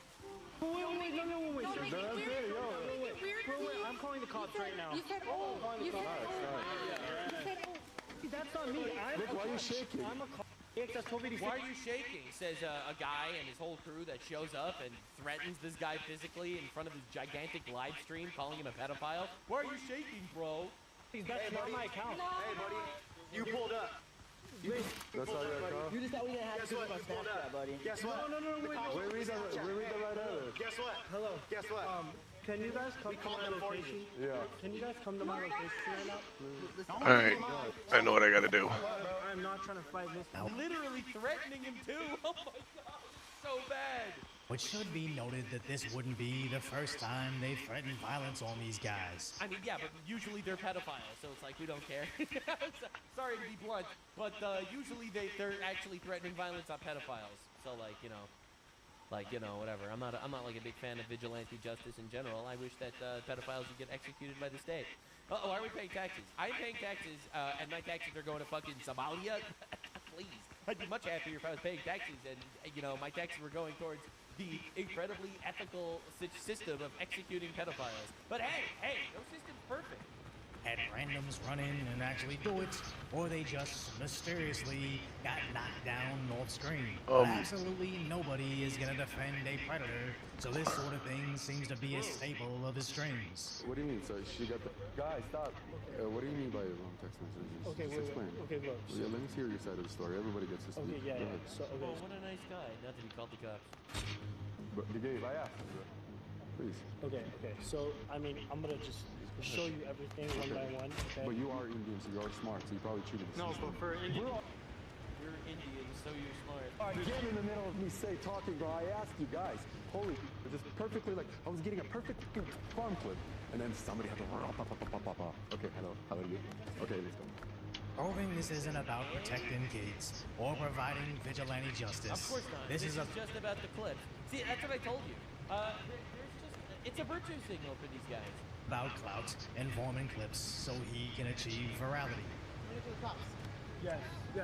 Where's the cops? Right here, the suspect. Here we go. The mustache is crazy. Hello. What's up?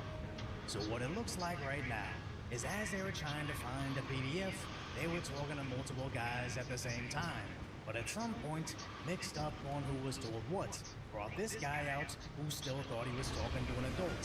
And if they broadcast this entire thing on live stream to allegedly tens of thousands of people, Vitali now has a huge defamation lawsuit on his hands, which he immediately acknowledges. What happened recently? I think we should take a break, go to Miami. Bro just got out of prison. Yeah, I messed up. I should have made these bells before I went over there. Dude, this is big. Alright, you see, this is not like, anonymous internet woman that says allegedly and allegedly 47 times before calling someone a rapist. Alright, this is huge. Do some regular IRLs, chill for a bit. I mean, that's not chill for a bit, like take days off, chill for a bit, but do Yeah, have a different style. Just sketchy shredders. So if you guys ask I wonder. if I'm cooked, I'm very cooked, yes. We're wrongfully identified. Oh, fuck, you made a separate apology video and everything, and this is like some Giga Chad. Honestly, there's no amount of apologizing that'll heal it, but you'll do what you can. Accused as a child predator. We were completely wrong, and we made a terrible mistake. And our team and I messed up. We're deeply sorry to our...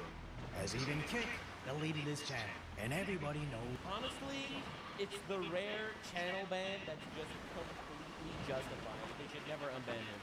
It's completely unacceptable. It's one of the most unacceptable things I've ever seen. Whose apology videos typically get a fraction of the views of the viral original, and for him to openly admit, yes, we were wrong, makes his defamation case basically a slam dunk, as his victim made a long post saying how he was featured on Vitali's latest episode, wrongfully portrayed as someone trying to engage inappropriately.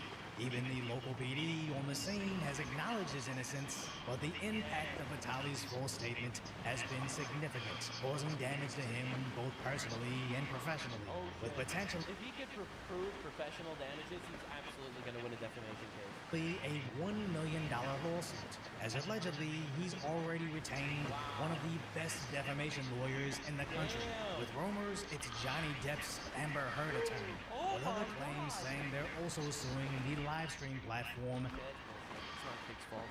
Kick. And that's where this really gets interesting. Filing a $1 million lawsuit means nothing if the defendant is fresh out of prison, broke and unemployed. I know Kick pays a lot. That's why we need to reinstitute forced labor.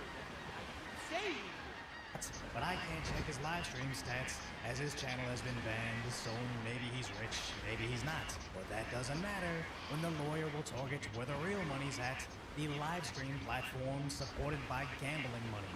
Yeah, there's no way he's winning a defamation lawsuit against the platform. It's like a platform can't police every statement made by every single person on the platform. All right, especially because the platform is protected by whatever the number of the code is that basically says that the platform is not an owner of the content; it's a distributor of the content. Which is why if I post something that's copyright, right? If I leak the new Avatar: The Last Airbender movie on my YouTube channel, right? I could get sued by Nickelodeon, the feet people, but YouTube can't. It's not YouTube's fault that I leaked it on my YouTube channel. It's my fault. Like, you go onto YouTube and look up Family Guy clips, infinite Family Guy clips. Now, the truth of the matter is, technically that's copyright infringement, but YouTube is not getting sued by Adult Swim. Yeah, that's not going anywhere. As another live streamer has come forward saying Vitaly's strain has caused him to be targeted too. Listen. I just want to talk to you in the car first. I'm assuming your name is Asian Andy? Let's read it out.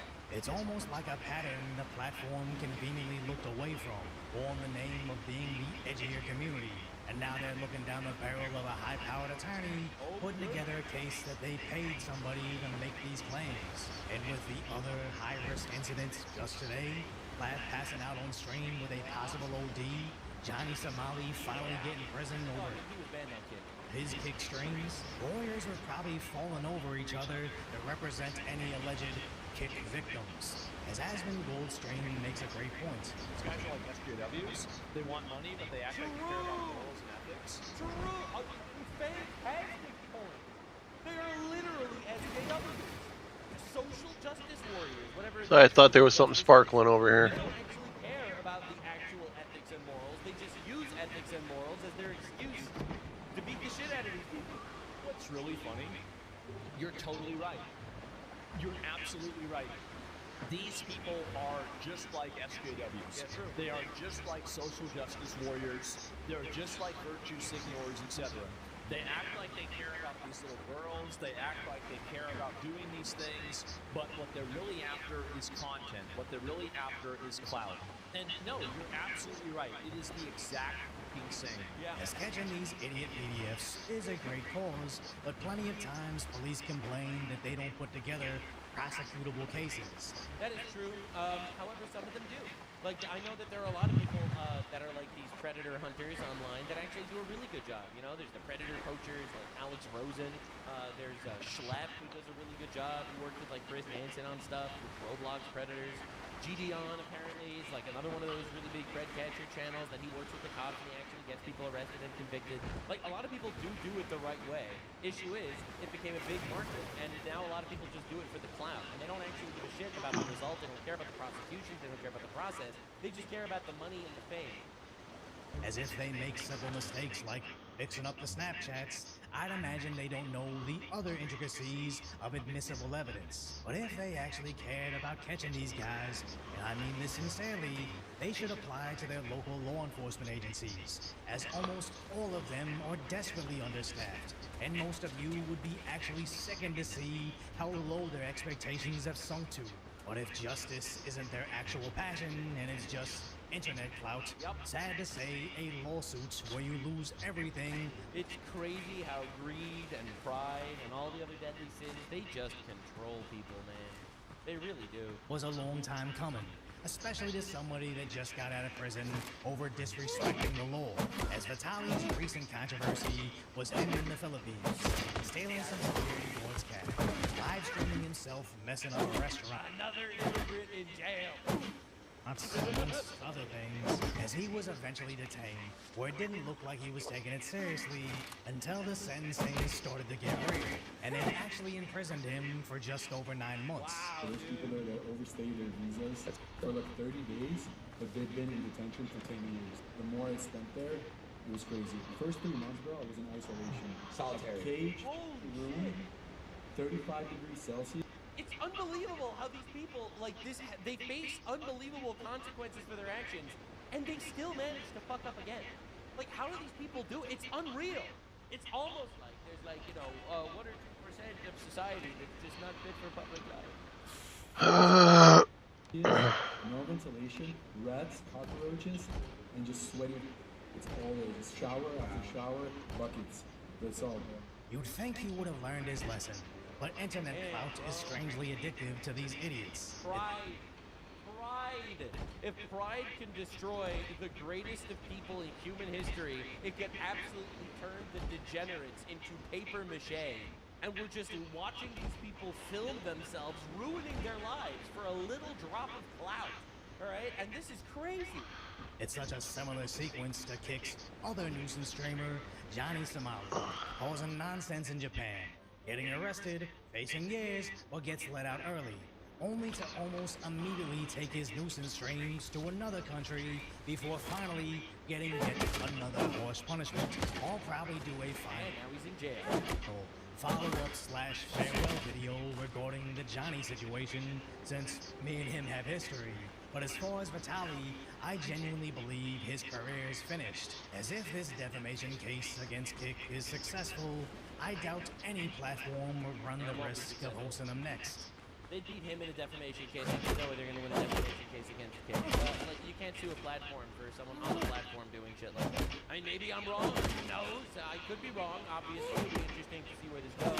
But the truth of the matter is, false allegations are life-destroying, life-ruining, and they're evil. They are satanic. Basically, all of media revolves around this entire system predicated on false allegations. That's why it's so nice to see Trump suing the BBC, because they said that he, incited a violent insurrection. It's nice to see that he sued ABC because ABC called him a convicted rapist. Well, that's a lie.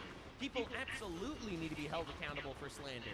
And unfortunately, that doesn't happen. A lot of the reason why it doesn't happen is because, thank God, the First Amendment exists, and it's awesome and it's incredible, and the slander is just a sacrifice that basically everyone in a public position needs to endure to make sure the First Amendment remains sacred. And when it's actionable, these motherfuckers need to get taken down. There's an old Jewish parable, some sort of metaphor, about you have this wise old man, and he goes up to a snake, and he says to the snake, "You're the lowest of creatures. All right, you don't even enjoy what you eat. You swallow things whole, and you just kill things. You're poisonous, and you just kill things. And you don't even enjoy what you kill. Like, it's unbelievable. What a pathetic existence." And the snake responded to the old man, saying, "True, I kill and I gain no pleasure from it, but I can kill up close. You could slander someone across the world. You could kill people from afar, and you gain nothing from it. So doesn't that make you even more evil and detestable than me?" Anyway, that was today's big deep dive on all of the things going on.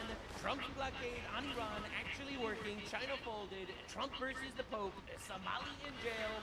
I would have had one more nail. But anyway, let me go slap down a crate. Country fucking us wherever they possibly can, getting elected by other foreigners and liberal women who have developed this beautiful society of humiliating men wherever they possibly can, because society is teaching them to hate men and humiliate themselves and make brutal lives for themselves, where they can just go along slandering, defaming, and ruining the lives of men wherever they go. And it's not like men aren't retarded either sometimes, brutally humiliating and slandering people too. Honestly, a good deep dive on all the things that happen. Definitely subscribe. We try for a deep dive every single day. My channel is still demonetized, by the way, for those of you curious. I will update you on when that changes, but as it stands now, entire channel, 0 revenue. It's absolutely brutal. If you want to support me on Patreon and you want to donate there, that would be really nice. Link is in the description.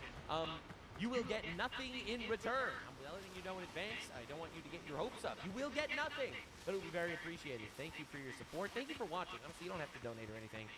This is for the love. I'm making this video for the love of the game, man. I'm doing it because, like I said in the video, it's up to the citizens of the world to stand up against evil. And I hope with God's help, I am able to actually do that. So thank you all so much for being here. Appreciate you guys all the way. Big kisses, and I'll see you tomorrow. Bye.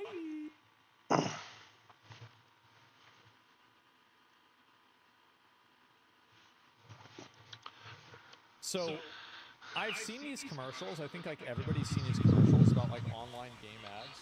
And I've always been wondering like, why is it that like, because like some of these games, they'll...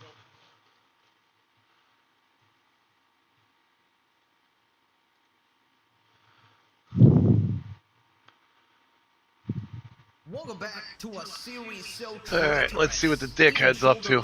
Piker subscribed. In today's video, Hassan continues his campaign to reach the kids with his politics. This time he's gone to Yale University and is talking about the end of the American Empire. The Yale audience is a mixed bag of Hassan glazers and Hassan haters who constantly hiss at him like he's a snake. He starts off his speech making a joke about threatening to murder a U.S. senator, very classy. He then talks about how evil America is and how defeating the Nazis was actually a bad thing. Bruh, he's now doubling down on his statement supporting the USSR and Joseph Stalin. 20 million people killed, by the way. Absolutely insane. He admits they were a ruthless authoritarian dictatorship, but somehow justifies it, saying that it's better than American outcomes. He then quotes another one of his favorite people, Chairman Mao. A student absolutely destroys Hassan. How the hell? He's being called out Come by on. streamers JC and XQC for his previous awkward Team Water stream, where he was guilting streamers into donating. Subscribe or you gotta attend a Hassan Pica speech in person. Chaka!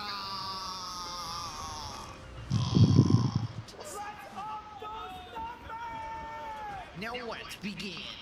Right, so Hassan is continuing his campaign to appeal to the youth, going to colleges to give his classic Diddy Piper speeches. So in case you missed last time, he basically went to Stanford University and he was crying because they reduced his venue size. This literally was a 1,000 person venue that was fucking sold out. They swapped it to a 350 person venue instead. He was also introduced by a guy with criminal charges, and he was a big fan of Hassan, of course. I myself am one of 11 students and alumni of Stanford University who are currently facing 3 years in prison on 2 felony counts for sitting at the university president's office in 2024. Well, that brings us to today. He's now at Yale University, another Ivy League school, and he's debating the end of the American empire. Interesting. So Hassan is obviously on the anti-America side, the pro-terrorist side, the pro-communism side, and he's glazing a bunch of dictators here. Currently on our way to Yale Union, where we are going to be participating in a debate. The debate is about ending the American empire. Its resolution? Quite contentious, it seems, that there were a lot of people that didn't want me to come here today and speak to all of you. That's right. I know what that means now. Right, so basically they are hissing, which is kind of like booing the guy on stage. In SpongeBob terms, this would be like throwing rotten tomatoes at them, right? And I mean, it totally fits because Hassan is a snake. Even XQC's chat calls him Hassan. So yeah, you know, shout out to the few people with common sense there, although a lot of them are surrounded by idiots, unfortunately. So anyways, he decides to start his speech, instantly making a joke about Rekt Scott, a senator and political opponent of his that you might remember. If you cared about Medicare fraud or Medicaid fraud, you would follow Rekt Scott. I'm especially Run! sad that Senator Rekt Scott couldn't make it.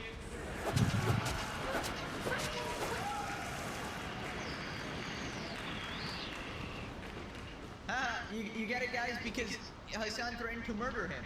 That's the joke. That's the funny, that Hassan issues death threats regularly. That's the funny part. Isn't that peak comedy, guys? So again, let's just reiterate, right? Hassan has the audacity to call half of America terrorists, as he was doing last video, when he's out here issuing death threats and just laughing about the situation here without an apology at all. And obviously, Hassan never does anything himself, right? Some insane person in his audience actually takes action on behalf of him, and then Hassan just walks free. Of course, in a previous video, we also unearthed that he actually threatened Charlie Kirk's life as well, and then a couple of years later, he happened to get assassinated. No connection there, just saying that, hey, Hassan threatens to murder someone, and then that person ends up dying. And obviously, there's no one-to-one connection. There probably never will be, because this is how Hassan slides by with his dangerous rhetoric, right? He just says this violent, unhinged shit. He keeps escalating, and then he just jokes about it. And I find it interesting that he's having a debate here at Yale, because when he loses a debate, he literally threatens to murder the other person. So I wonder what he's gonna say to these students here. So then, like a classic comedian, you know, recycling his jokes, Hassan here does his classic spiel, talks about how shit America is and gets some claps. I'm sure you have many opinions on whether or not we should end the U.S. empire and the global capitalist system, which is what I will be talking about today. And then your grandparents are probably going to hear about it on Fox News tomorrow. But it's an interesting resolution. End the U.S. empire. It's interesting because how do you end something that's already in the process of dying?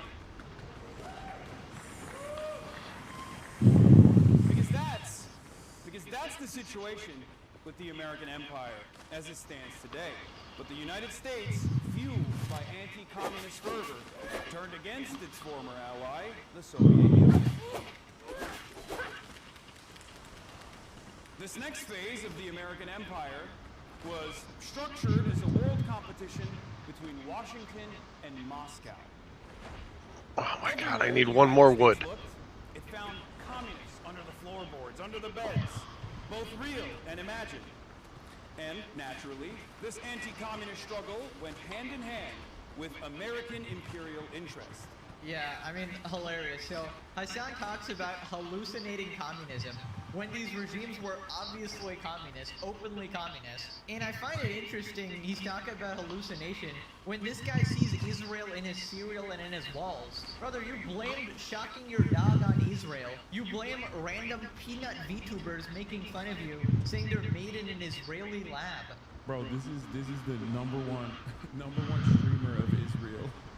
Israel's finest. You're an absolute fucking clown who is always projecting. Every single word out of his mouth is insane projection.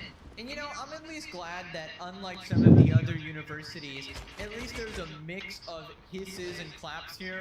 I mean, this is a debate, so I understand that there's people that will be disagreeing with him. That's at least a good start, except we know that Hassan is not going to be listening to them at all, right? Goes in one ear and out the other. He's basically only there to recruit more people to his cult. And you guys actually let me know that these other universities also have a bunch of people that don't like him. They just don't show up to the speech, right? Which is understandable. Like, I probably wouldn't show up to a Hassan Biker speech, alright? We probably have better things to do.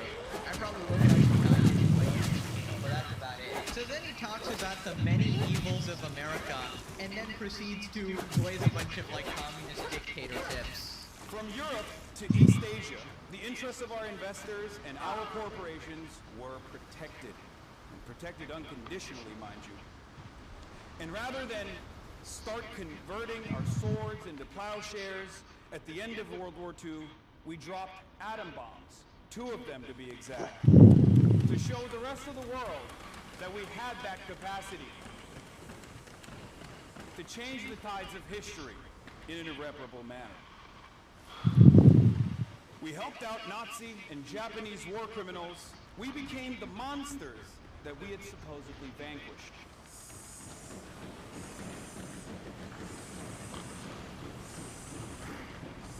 What Americans call the Cold War,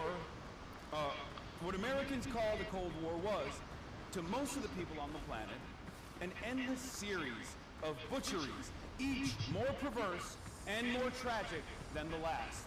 Yeah, you know, Hassan, you would actually have a point if you were remotely consistent at all, right? You can criticize, like, the intervention America does, you can talk about the evils and dropping bombs and how bad war is and everything. The only thing is, it only makes sense if you denounce evils in other places too. But when it comes to all these communist dictatorships, Hassan basically just hand waves them, right? He goes, well, actually, they're doing a great job, which is why I'm going on a humanitarian mission here, obviously.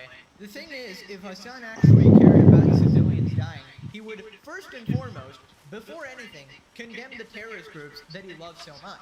So when I hear all this talk by Hassan going, oh yeah, America's so bad, they're so evil, they're the most evil regime apparently, they're a terrorist organization, I'm really just waiting for him to be consistent, right? To show that he actually does care about oppression, because you can't criticize a bunch of things, but it's a complete scapegoat for Hassan, it's a complete lie. It's basically a means of deflection, right? And the one thing you'll never do is honest comparisons, right? This is the guy who tries to say that North Korea is not a dictatorship, the guy who glazes the USSR, as we'll get to in a second as well. You know, 10 to 20 million people dying, completely hand-waving. And I find it interesting, you see a guy who makes a tweet and immediately say, this person's Hitler. But then when there are these dictators, legitimately who have already killed, this isn't a tweet or anything, they've already killed tens of millions of people. Those are hand waved. I just don't understand. Like, you have to be consistent there. You know, the more I see Hassan in these sort of settings, I have a feeling that he might actually try to run for office later in his life, like actually try to become a politician, potentially America's next dictator, like straight up. Now, he always says that he has no political aspirations, right? For now. But I think it's a bait and switch, right? Trying to get people to leave him alone while he quietly builds up this cultish army and tries to basically destroy the entire world. It's unironically Hassan the cartoon villain's plan, which will never come to fruition, obviously, but like, he's comically evil. So then Hassan implies that defeating the Nazis was a bad thing, right? Because America bad, I guess. So the guy calling everybody Nazis is an insult, right? Zionist Nazis, actually, right? He is now playing defense for Nazis. I mean, we shouldn't really be surprised. We all know what he thinks about Jewish people. Packed to the fucking gills with the most inbred, uneducated, ultra-nationalist, rabid, Haredi population. What was the point of defeating the Nazis if we went on to dominate so much of the globe as violently as we have? Was the point of all of it so that we could have the rest of the world to ourselves? The war that began in 1939 ended. But in the ideological dialogue between the two worlds and two leaders, Roosevelt lost the war. The real victor was Adolf Hitler. It is my personal opinion that the contemporary world is moved by the ideas that served as the foundation on which Hitler rose to power. 70 years later, God damn it. history has proven Arevalo right. In place after place, time after time, the United States can never settle down its imperial bloodlust, this forever hunt for manifest destiny. We can draw a straight line from indigenous massacres of the early United States to the 20th century, killing fields that we... Holy fucking shit. Of course, you know, I guess America shouldn't have defeated the Nazis. They should have let them win, actually. I mean, they do share an ideology with Hassan and his terrorist buddies, right? Both extremely anti-Semitic, right? I mean, I imagine in the multiverse, in an alternate timeline, Hassan is like this president, right? Evil dictator or whatever. Sneeko is his right-hand man. Truly the darkest timeline ever. We gotta make sure that doesn't happen in our reality by spreading the message that Hassan is a colossal Rhaegar. Also, just a side note, but the hissing crowd is really dedicated. Like, they did it the entire speech. They didn't even stop at all. And I will say it is annoying as hell, but to be honest, so are the flippin' clappers who glaze them after every 5 words. So I guess in that sense, it's warranted. By the way, who decided this stupid ass, like, debate culture where you clap after every line or something? Like, just wait till the end of the speech or something. It's so annoying. Like, I never get it. Anyways, moving on to the main part here where Hassan talks about the USSR. And this is the part that's going viral on Twitter. So, remember a while back, Hassan said that it's unfortunate that America defeated the USSR? Obviously because he's pro-communism, he's pro-dictators, pro-Stalin, of course. We are in the heart of the imperial core. This is the country that defeated the USSR, unfortunately. Well, so now he addresses that clip, and in classic Diddy Piker fashion, he doubles down, right? So he could have said, it was in the heat of the moment, it was a mistake, I didn't mean it, right? But this guy's so unhinged. Bro's like, Hitler bad, but Stalin, big fan, actually. Hassan explains why the fall of the USSR was one of the greatest catastrophes of the 20th century in his Yale speech. It's Ron Mamdani's election victory night party. Yeah, hang on. I was interviewed I need to upgrade this shit out of my weapons. by a media outlet who said we defeated the USSR and the USSR dissolved, unfortunately. This was quite the controversial statement at the time. Fox News still loves repeating this soundbite. And some Democrats also channel that frustration as well. They say, how dare you, Hassan? The USSR was our enemy. They were ruthless, authoritarian.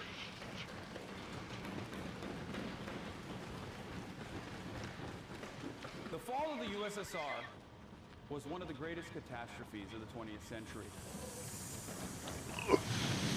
Just wait. Listen, maybe you'll agree. Okay, hold up. So, before we hear the reasoning here, right? Let me just make it clear. Hassan is doubling down here, despite admitting and acknowledging that they were a ruthless, authoritarian dictatorship. He isn't even denying that they were bad, right?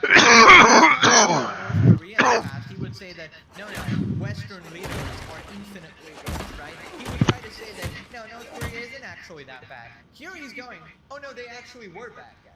This is basically the logic of Hitler was bad guys, but Stalin was bad guys, but yeah, so just in case you guys didn't know, around 10 to 20 million people were killed by the Gulag, obviously, very famous, famines, it was the Great Purge. So here we have Hassan, literally, unironically, supporting mass murder. Right? Meanwhile, he also simultaneously goes, genocide bad, right? This is why nobody believes you, Hassan. You're a massive fucking hypocrite. You hand-wave murder because it's done by communists, apparently, but then you have the audacity to talk about Israel-Palestine as if you actually care at all about civilians. Now, I haven't watched this next part. Let me guess his reasoning, okay? Stalin bad, because America, right? But America, though. But America worse, right? Let's maybe you'll agree. Incalculable harm done to every single country under its banner. Child prostitution, skyrocketing suicide rates, life expectancy plummeting. But America was no longer contested around the globe. Okay, I'm gonna give myself like a 7 out of 10 for that one. You know, close enough. So the reason it's bad is because America is a superpower now and apparently uncontested, right? And apparently that is the worst case scenario for Hassan. He can't imagine anything worse than America having power, right? So the implication is it would still be better if the USSR was in power, the communist regime was in power, the dictators were actually ruling the world. So unironically, according to Hassan, his ideal world would be a communist paradise ruled by dictators. I assume Hassan would be leader. He would shot all dogs, right? No dog would be free. Every dog would be captured and shot. Shot collar installed, because he's an animal abuser. He would shut off all social media, because it's out of context, obviously. And he would forcefully marry Asmongold, the Diddy Pike of Paradise, of course. At this point, I don't even know how Hassan Glazers defend him, right? Because they really claim to be anti-oppression, anti-authoritarian, right? One of the slogans that was going around was "No kings allowed. We're not, no dictators allowed." And then they watch this man justify the USSR. Brother, what the fuck is their chain of logic? Somebody explain to me. How are they pro-LGBT and pro-Hezbollah? Like, how does any of this make sense? You really have to uninstall your brain, man. Scientists are legitimately going to be studying the brain of a Hassan Piker fan for centuries. That shit has got some terminal virus from alien space or something. Who responded, I toned down my terrorist supporting extremist propaganda so I can trick more people into being brainwashed by my pseudo-intellectual bullshit. Oh yeah, these communist regimes founded on mass starvation, dictators, and other atrocities are just swell, guys. Aren't we just so sad the West won? Give me a break. Hassan would support aliens annihilating the Earth's population as long as America was first. Yep, I mean, he would 100% get behind that. In a utilitarian perspective, of course. You see, America is just doing so much bad into the world and the universe, surely being eliminated by aliens would be great. Bro skipped history class for sure if he thinks the USSR was a good thing to anyone, but to rich a-holes like him.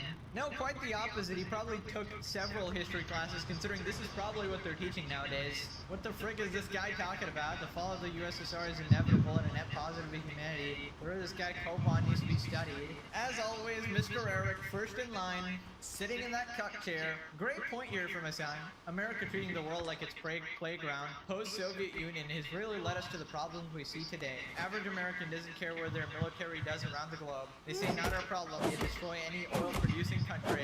And what would the USSR actually be doing? I'm sure they'd just be leaving everybody in peace, quiet, doing nothing.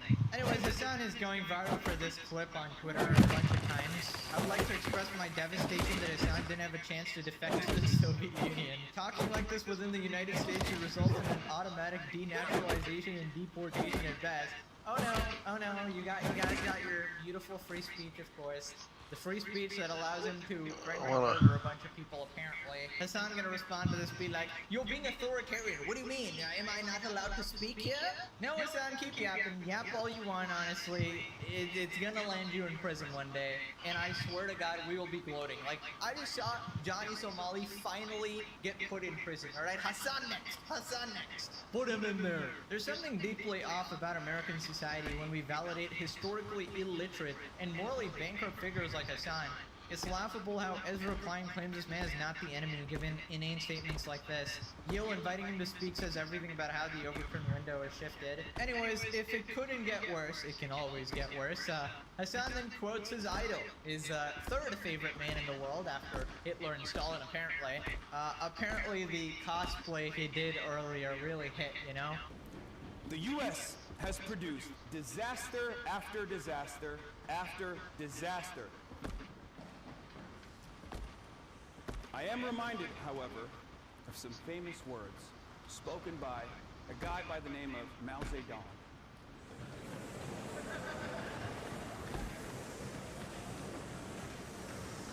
Speaking with an American journalist in 1946, Mao Zedong said these words: "All reactionaries are paper tigers.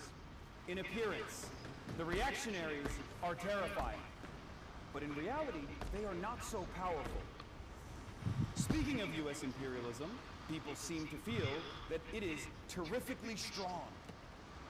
But it will be proved that the U.S. reactionaries, like all reactionaries in history, do not have much strength. In the United States, there are others who are really strong. The American people. Perhaps Mao was right about this. But maybe it was a little too early. After all, being a leftist is about being right, but too early.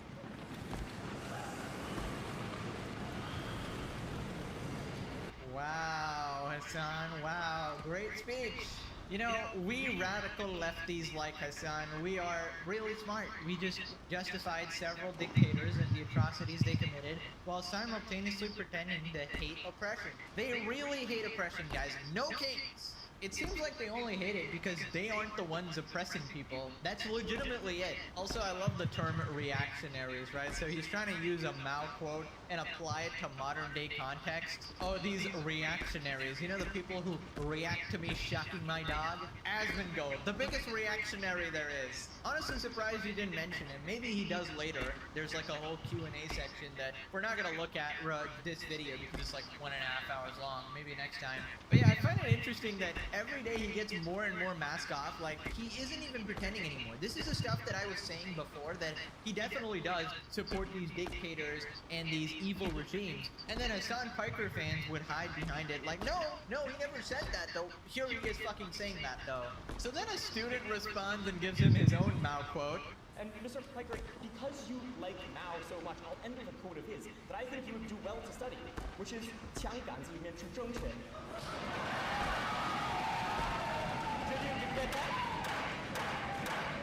Did you get that? It's political power grows out the barrel of a gun. We do not want a violent world due to a power struggle when American empire falls. America has blood on its hands, but it's better for power to be in American hands than any other.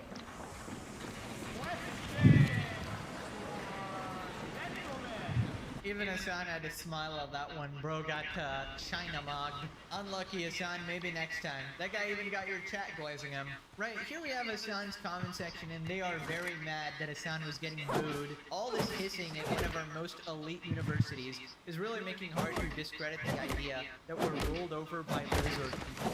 So, now they're mad. Now they're mad, okay? All this other time, all these other universities is all fine. But when they boo Hassan, now they're mad. Never been more affirmed of my opinion that American Ivy Leagues are weird and pretentious. Are you kidding me? You people always do this authority, this appeal to degrees, this appeal to, oh my god, oh, these Ivy League students are so much smarter than you. Oh my god, they're so much more educated. Hassan has his lovely degree from 14 years ago. He's so smart. He's actually well read on these topics. And now because they're against you, it's like, oh, they're weird and pretentious. Which they are, they absolutely are, but we've at least been consistent on this. Brother, hissing at literally plainly stated facts is so silly, of course. Facts are still facts. What facts? I made it up. The Ivy League class is so freaking cringe. Holy shit, I've never felt so lucky to not go to an Ivy League. That crowd was so freaking annoying. Man, Burgoy's universities are strange, silly places. No wonder the economic and political elite end up being such weirdos. You mean Hassan? Hassan is the economical elite here, bro. Multi-millionaire. How did he survive the cringe? He was born in it. He was forged in it. This is somehow worse than terminally online people. You're a Hassan viewer. There is nobody more terminally online than you. Okay, hold up. 60 comments! 60 comments on the Hassan Piker channel. And I'm sure 500 on his stream. I'm not gonna lie, the stomping feet and hissing was annoying as frick. Wait, the stomping? What was I coming over? Oh, I was making more charcoal. Banging your table and clapping. Was that also a diss? I don't actually know. Somebody used to tell me. Yeah, watching the speeches of students was particularly painful as you hear a few Nazis hissing at the most moderate things in existence. Most moderate things as Hassan literally glazes the USSR and justifies like Stalin atrocities. This is the most moderate things, guys. And of course, they're the Nazis. This is giving Slytherin house vibes. Welcome to the Hisanabi podcast. Right, so people are calling out Hassan on Twitter. Watch Yale students orgasmically welcome Hassan Piker, man who said America deserves 9/11 and calls to murder a sitting U.S. senator. Yale is poison.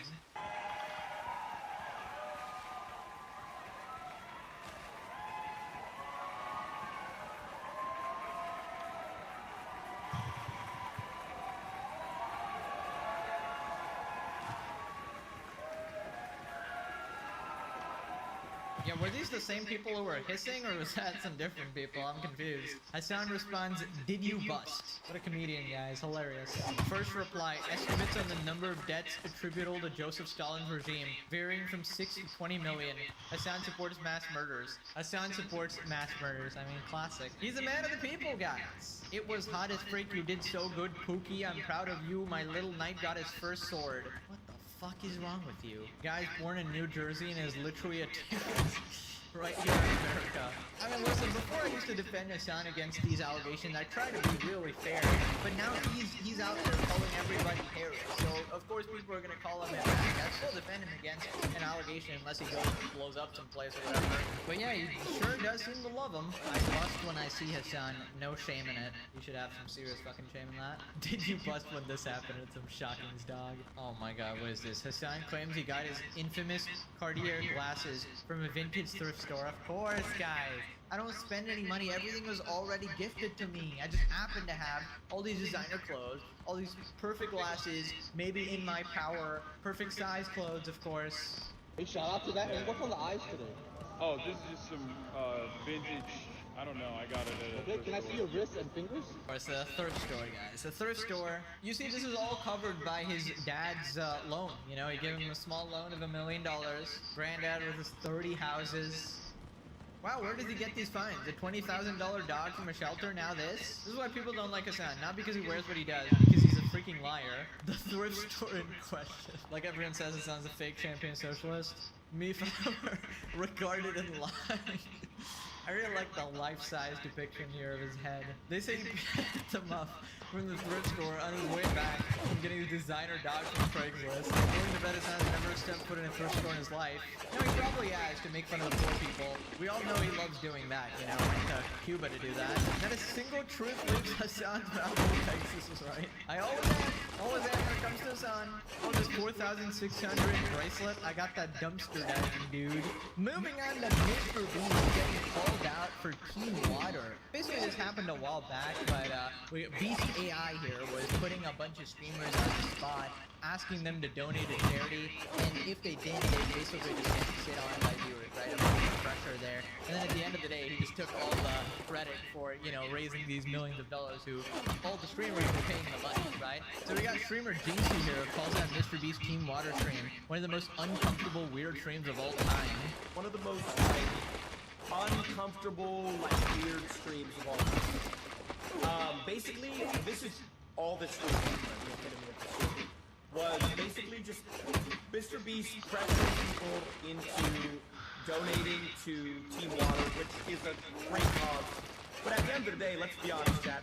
If Team Water raises, whatever, $100 million, who gets the credit for it, bro? Who's gonna make the tweet and say, oh, this is Team Water, we raised this amount of money? Who gets all the credit for it? Mr. B. Exactly. So, basically, we're all donating, he's getting all the credit, but we're all getting pressured into donating in front of, hundreds of thousands of people. When you combine all those things, you're talking 200,000 people are watching this live. And at the end of the day, I kind of thought about it, and it's like, well, at the end of the day, it goes to a good cause, so I don't really care. Like, it goes to a good cause. But that's all this stream is, bro. This is one of the, this stream was just excruciating, bro.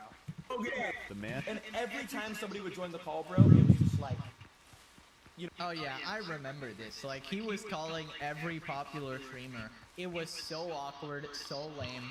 Literally, we have this billionaire trying to hustle more money out of you. Like, buddy, just open your own bank account at this point. He's like, oh, can we get like $500,000, extra million here? Like, buddy, why don't you pull it out? That's like 0.001% of your income. I remember he tried calling Asmongold as well, and he was also like, yeah, no, bro, like, rent's expensive or something. I don't know what he said, but he was basically like, yeah, I'm not fucking donating, or I'll donate later, or some shit like that, right? He basically dodged it. And that was the smart thing to do, right? Because charity should always be of your own volition. You're voluntarily donating. Somebody shouldn't have to fucking, shake you down for it, right? Or like guilt trip you in front of millions of viewers. That's just fucked up. And there's always the lobotomite Mr. Beast fans who will defend him at any cause, like, but actually, it's for charity, but actually, he's doing a good thing. They'll like ignore all the fucking horrible shit he does just because, well actually, he's doing this thing. It's all Oh, I just need one more, come on. And it was XUC responded. Chat, as much as I want to agree with JC, as best as I can, right? I agree with what he says, right? But the way out of it is like a really simple solution. Like if you get called up, I think you could just say, like a lot of people did it. Yo, I just donate privately and shit like that. Oh, that's a cool cause. Good job, guys. I really like the stream. I keep it up. And I usually keep my donations private so that it's just the way it operates. And then people and nobody really blinked an eye about people who said that. This stream was just exclusive. Can we just lie? No, that's not. It's who cares if it's private or public? It's just like you should expect credit. You should just give the love. That's kind of what I'm saying. I absolutely agree with that. At the end of the day, it's kind of a donation, right? And yes, somebody's gonna claim the credit, and maybe that annoys you, then maybe that makes you not gonna go whatever, right? But that makes your vision that it's gonna be an exchange service where you will get credit for this, and the fact that somebody else gets credit, then you won't do it. Then I feel like it's a little bit like it's a bit like hate farming a little bit. I didn't see any of this, but did Mr. Beast like pressure people into donating? It was okay. I said it while it was live, and I said it afterwards. I said, I'll be honest with you, I thought that the methods were a little bit too much. And not just a little bit, it was way too much. I said it at the time when it was still live that I was not going to put it. After, and I said multiple times, that I think that the method was just not okay. Like, just the fact that recalling and re-bringing up somebody and then going back onto the same people. I think it was too much, and I think the reading the room was just not happening. And then we said, oh, we did. Let's extend the stream, and then I pause. I'm like, yeah, could do that. And I look at Aiden, and then he's like, so basically we're in, and I'm like, well, I need to kind of look at some stuff to see if we can do it. Oh, so we're gonna get in there and do that then. So we're gonna. And I'm like, yeah. Well, bro, you know what I mean? Like, bro, it's like read the room checks and yeah, I remember this as well. Basically, XQC was trying to end the stream or like get out of there, basically, and they're like, yeah, we can keep going, we can keep streaming. Yeah, you wouldn't want to let down these millions of viewers here, would ya?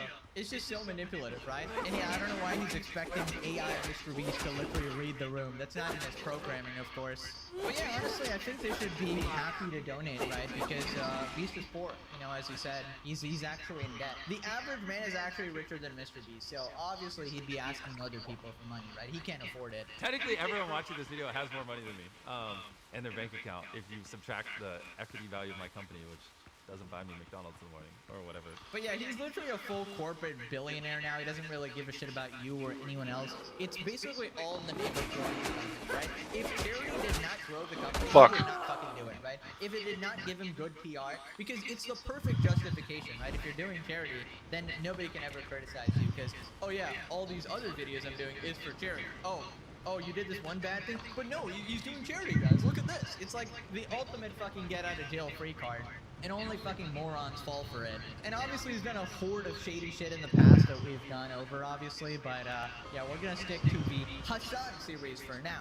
Now click this video or you're gonna attend the Hassan Biker University class. And it's mandatory. Okay, thanks for watching. Bye-bye.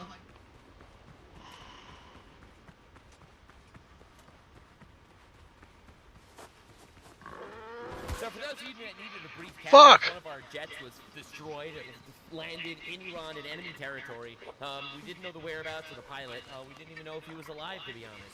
Iranian state television, in the meantime, was, you know, going on a gigantic manhunt for it. توجه بفرمایید. بینندگان عزیز. Right? All of the Iranian state television was calling for all the citizens of Iran. Capture the American pilot who reportedly crashed in Iran for a bounty reward of $60,000. Not a lot, but they're broke as fuck, so, you know, that's the best they can do. These are sick fucks. Yeah, definitely need a better weapon. To torture him just because, you know, they're terrorists and they capture and torture people a lot. It's actually one of their favorite things. Remember, this is a regime that killed 40,000 of their own people, literally, 2 months ago. This is a regime that puts their own children into minefields to blow up the mines on the children so that the actual soldiers could march through the minefield and not be worried. Like, these are some sick fucks. So this was like their one thing, all right? That they have no Navy, all right? They have no Air Force. They have no basically surface-to-air missiles. Like, these guys are absolutely cooked. We had a literal soldier in their territory. This was their only opportunity to do a thing. They did not do a thing, thank God. From President Donald J. Trump. We got him. My fellow Americans, over the past several hours, the United States military pulled off one of the most daring search and rescue operations in U.S. history for one of our incredible crew member officers, who also happens to be the highly respected colonel, who I am thrilled to let you know is now safe and sound. Thank God. This brave warrior was behind enemy lines in the treacherous mountains of Iran, being hunted down by our enemies who are getting closer and closer by the hour, but was never truly alone because his Commander-in-Chief, Secretary of War, Chairman, Joint Chiefs of Staff, and fellow warfighters were monitoring his location 24 hours a day and diligently planning for his rescue. At my direction, the U.S. military sent dozens of aircraft. This is incredible. Armed with the most lethal weapons in the world, bro. They whipped out the discombobulator. To retrieve him, he sustained injuries, but he will be just fine. This miraculous search and rescue operation comes in addition to successful rescue of another brave pilot yesterday, which we did not confirm because we did not want to jeopardize our second rescue operation. This is the first time in military memory that 2 U.S. pilots, this is incredible, have been rescued separately, deep in enemy territory. We will never leave an American warfighter behind. I'm about to show you Islamist just crashing out, being like, yeah, so much money, it wasn't even worth his life. Like, they will never comprehend. They will never comprehend how much we would sacrifice to save lives. We are actually just the best, it turns out. It turns out we are just better than them. Yeah, our civilization is better, our culture is better, and these motherfuckers, they are getting obliterated, and that's awesome, actually. The fact that we were able to pull up both these operations without a single American... 2 more in that upgrades. Once again, we have achieved overwhelming air dominant superiority over Iranian skies. This is also true. Like, aside from the fact that this is an obviously incredible... I need to take a run around this island, see if any boars respawn. Democrat and everyone else should be proud of and united around, but they're not, as I will show you. This is so fucking damning, it's crazy. We truly have the best, most professional and lethal military in history of the world. God bless America, God bless our troops. Happy Easter to all. Alright, so this is honestly incredible stuff. Fantastic tweet. Just a spirit-lifting moment. And honestly, a military miracle. Not only the fact that we have so successfully obliterated them, that we were able to carry out this operation, and that we were able to do it without losing a single man, but it just goes to show that we are, in fact, just fucking better. We know why Allah had no problem letting Iran get obliterated, and Allah has helped us out here alive. We know why all their prayers to Allah did not stop us from killing like 40 ayatollahs. All cultures are equal, says some mentally perverted Democrat. Says some, like, absolutely mind-raped gaytheist. That's just not true. We are up against a death cult that blows up its own people for any form of advantage militarily, and we are here willing to risk our Let me lives ask to rescue our comrades. It's just truly unbelievable stuff. the internet. It really is. This is the stuff of legend, right? And this really proves that we are on the right side of history, actually. All right, we have rescued a seriously wounded and really brave F-15 crew member officer from deep inside the mountains of Iran. The Iranian military was looking hard, big numbers, getting close. He's a highly respected colonel, but this type of raid is seldom attempted because of the danger of the man and equipment. It just doesn't happen. The second raid came after the first one. We rescued the pilot in broad daylight, also unusual. Spending 7 hours over Iran, an amazing show of bravery and talent by all. I will be having a news conference with military noble office on Monday at 1 p.m. God bless our military warriors. President Donald J. Trump. This truly is an unprecedented event, and I'm covering it because this is the way it needs to be covered. All right, I'm not just going to give you the facts on the ground in regards to the actual logistics, although I do that too. I really need to talk about the narrative here because we are fucking fighting demons. All right, so first and foremost, you have to see how it actually happened. That is according to 2 senior U.S. officials and multiple well-placed sources in the region. The weapons systems officer, we're told, ejected along with the pilot when their F-15E Strike Eagle went down. They were flying and they were struck on Thursday night. There's been for the last 48 hours, there's been a manhunt for the weapons systems officer who used SEER training, survival, evasion, resistance, and escape training to evade capture. He hid on an elevated ridge after hiking away from the wreckage and put out... What a legend. But it took All right. The GOAT. The rescue teams to actually reach him because Wildlife does respawn. Also reach him. Obviously. Iran had put out a reward for finding the American. I understand there was a massive firefight as well as a number of aircraft that had to be destroyed. A massive firefight, and we didn't lose a man! God is good! Oh my Lord! Reported on Friday that 2 helicopters, as part of the rescue efforts, were No, not currently. I used to have guns, but I don't have any currently. Injured. We also now know more details about the A-10 Warthog that crashed on Friday in Kuwait. It was part of the rescue mission. It was flying cover and firing suppressive cover to try and keep the crowds away, both from the wreckage as well as to protect the fucking airmen dodo. who was hiding in that what we now know was elevated ridge. But right now, we were willing to risk all the equipment, millions of dollars, because none of that mattered. We had a life to save. All right, we had a fellow American to rescue. Fucking dodos everywhere. This is truly unbelievable. The rescued Americans' first transmission over radio after going down in Iran. They're good for food, but I don't need food right now. President Trump reveals. Right, so after crashing, his first message is God is good. All right, ultimately, this really is a battle of good versus evil. You know, everyone tries to come up with their little logistical reasonings as to why this war is actually bad. It wasn't an imminent threat. Whatever, yada yada. I don't give a shit about your bullshit. The reality is this is very, very obviously good versus evil. Now, my justification for this is very simple. They have been trying to develop nukes. They have been trying to kill us. They've killed thousands of us. They tried to assassinate Trump multiple times. These people needed to fucking die. And whether they were an imminent threat or weren't an imminent threat, I actually don't give a flying fuck. Right? No, I had just a couple. I used to work when I lived in Chicago. I used to work in bad neighborhoods a lot, so I just had a little 32. The threat was inevitable. These people should be fucking obliterated while they're weak as balls. All right, now apparently, the breaking news was apparently civilians are reportedly flooding. I had a 9 for a little while. And Basij convoys trying to capture the downed pilot. It seems like the actual Iranian people that hate the regime stood out there to slow down the actual Iranian terrorists, like the IRGC soldiers, from capturing him, which is incredible.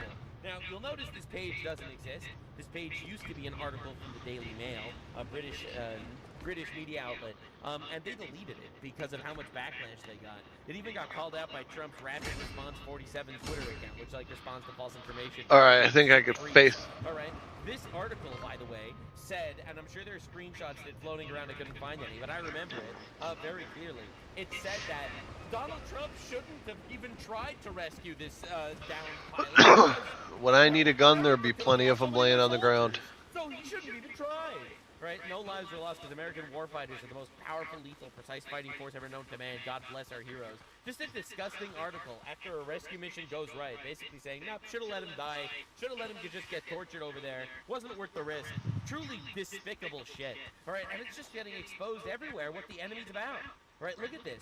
This is caches of equipment belonging to Hezbollah terrorists discovered by the I don't have any any. Oh my God! What's that stuff called again? Gunpowder. You know, everyone talks about how, you know, an American missile on the first day bombed a girls' school and killed 140 children or whatever. People discuss that all the time. Now, my stance is, whether it happened or didn't happen, or was an American missile or an Iranian missile that misfired, the reality is, war sucks. I don't think. Casualties happen, collateral damage is inevitable, and it's not our fault for having this war. It's their fault for having this war. We're not trying to capture Iranian territory. We're not trying to expand our borders. These motherfuckers forced our hand by being terrorists. All right, now the real question is, why was there a girls' school directly attached to Iranian military base? The little question no one likes to ask. Well, it's real simple, actually. It's because they love having civilian casualties. They get to use them. They get to use them as their little propaganda tools. Oh, look at all these people killed. Wow. I'm so happy they died. I mean, it's such a tragedy that they were killed. Right? This is literally the way they've done propaganda in Gaza. That's how they're doing propaganda here. These people don't value human life like we do. And it's been so obviously proven. All right? This is incredible. So it seems like in this rescue, where we rescued the pilot, U.S. forces destroyed the 2 left-behind C-130s that were used as temporary forward operations base so Iran couldn't salvage them. That's right. We did not leave anything behind. We obliterated those fuckers. And this is... I'm not gonna lie, that was totally not worth it. I love seeing these tweets. All right? Lose all this to rescue one pilot and call it a military success? Oh my fucking God. A little upsetting, to be honest. Ever understand us. This is why a piece of paper doesn't make you an American, all right? Because the reality is, when I saw our losses to rescue that man, I thought immediately, thank God he's safe. That was my first thought. I want to see if I could look at all the weapons that you lost. Look at all the millions of dollars of equipment that was wasted. You absolute troglodyte. All right? This is why we're better. This is why we're better. Sorry, it fucking sucks to be you, I guess, but this is honestly incredible. I love seeing these tweets. These tweets completely and utterly, without a shadow of a doubt, prove to me that we are better, we are on the right side of history, and our civilization is worth fighting for. Because literally, a piece of paper doesn't make you an American. Because this is your ideology, and this will never fucking change. The left is crying about Trump losing equipment, saving an American. Here's a video of the Taliban having a military parade with billions in U.S. military equipment left behind by Biden as Afghanistan withdraw, and they didn't care. I remember this. This is a nightmare. And the left didn't care at all. Oh, but Trump lost millions of dollars of equipment rescuing a human being that put his life on the line for our country. Holy shit, you are subhuman. This is unreal. And honestly, former CENTCOM commander dropped an absolute bar on CBS. It's under 48 hours to find the missing weapons systems officer. They were down in a remote mountainous area of southwestern Iran. The weapons officer was hiding in a mountainous crevice, we're told by a senior administration official. What's your assessment of how the search and rescue operation went? Your assessment? We saved his life! Of course, the one in my belt was taken apart. To look for a downed air crewman. We trained for this endlessly. Send air crew over enemy territory. We have detailed alignment. Not what I meant to do. It's a very basic part of who we are as American fighters. That's right. That's who we are. That plan swung into action. Be careful with that machine. Pretty effectively. That's right. As always, you've got somebody on the ground, maybe injured. They got to get to a position where they can hide. All right. To get to them. All that seemed to work out very well. And you know, we've given factories a couple of aircraft in that mission. But I would just tell you, it takes a year to build an aircraft. It takes 200 years to build a military tradition where you don't leave anybody behind. That is an absolute bar.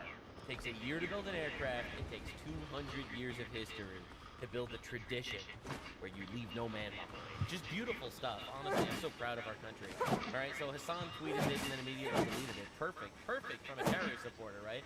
So this is a tweet from some Arabic Al Jazeera outlet.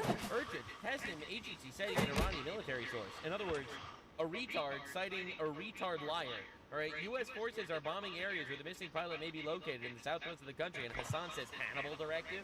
Hannibal Directive, for those of you unaware, is a directive basically never used, where basically you're allowed to destroy or kill your own fellow soldiers to prevent them from getting captured. So Hassan is basically making it seem like, because he believes the Tasnim agency, he believes Al Jazeera citing the Tasnim agency, citing an Iranian military source, an anonymous military source, that we are trying to kill our own soldier to prevent him from being taken captive. All right, now this is honestly despicable shit. And of course Hassan deleted it because it's the most despicable fucking shit in the universe. Obviously Hassan would think like that. I don't think a single American thought this way. To be clear, I don't think a single American was like, holy shit, we need to kill that guy immediately. I really don't think that even crossed anyone's mind. All right, so this is Drop Site News. This is Hassan Piker's major news source. All right, this is funded by George Soros, run by Islamists. For those of you unaware, all right, Iranian state-linked Tasnim News citing military source claims U.S. forces bombing areas southwest of Iran. This is what Hassan Piker just retweeted. Joe Kent also retweeted it. All right, literally, I am so fucking justified here. My vindication will be spoken of for generations. Joe Kent tweeted, praying for the rescue of our downed pilot and the safe return of our special operations, going in and getting it back. USAF air crews are top notch. Right, so this is him retweeting Iran state propaganda, talking about how the United States military is trying to kill our own soldier on the ground. This is Joe Kent, former counterterrorism official, the guy who left in disgrace, screaming about how Trump was getting us all to die in some endless war in Iran. This guy is fucking evil.